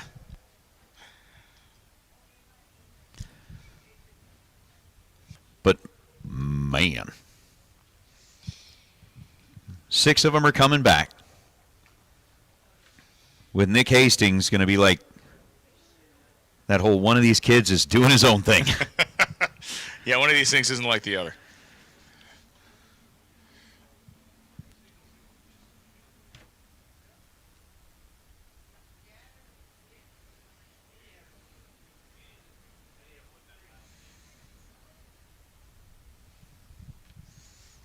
All right, so while we are letting them get back into the pit area, get them cooled and fueled and headed back this direction, I'm going to go to work on the Fig Speed Last Man Standing Calcutta. We're going to see who's still out there, match up some car numbers, see who's still got a chance.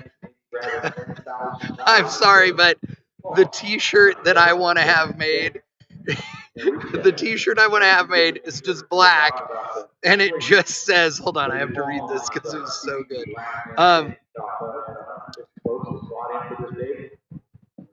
Okay, I want a shirt that says that says Hastings. Hold on, where is it? Hastings is a good race car driver. Brad Plord. That's what I want.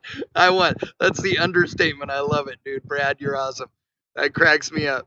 Then maybe on the back, then it should say, they call him nasty, but that's not a good enough description. Brad Plord. I love it, dude. I'm quoting you. We'll share all the profits, dude. It'll make us dozens of cents worth of profit. It'll be great. Oh, God. That's too funny. Brad, I know we don't know each other, but you crack me up, dude. In all the good ways, I promise you. Okay, so let's see. What else is going? Is Nasty's Mustang Ford powered? I doubt it, or else how would it run this well? Says the Chevrolet guy.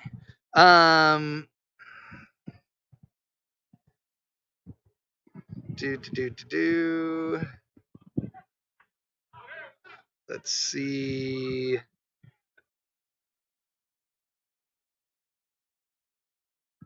Dozens of cents. Oh, dude, we might make maybe $1 even. I don't know. JJ, you never know, dude. You never know. Aaron Alderman, no, this did not just start. We started, it's 8:30 p.m., so like 11 and a half-ish hours ago. No, about 12 hours ago, actually. Didn't we go live at 8:30, 8:20, something like that? Somebody know?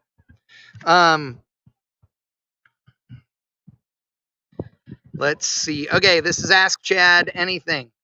So go. Jeremy Youngblood, no idea. I have no idea who ran into the back of Hastings' car. Didn't know anything about it. Racing Dude 3111 has to be GM powered. Word. Jessica Burnett, true that, Chad. I assume you're talking about V8. Mancini Racing, does it really have an LS in it? If it has an LS in it, it would make it awesome because it's a Mustang 2 worth owning.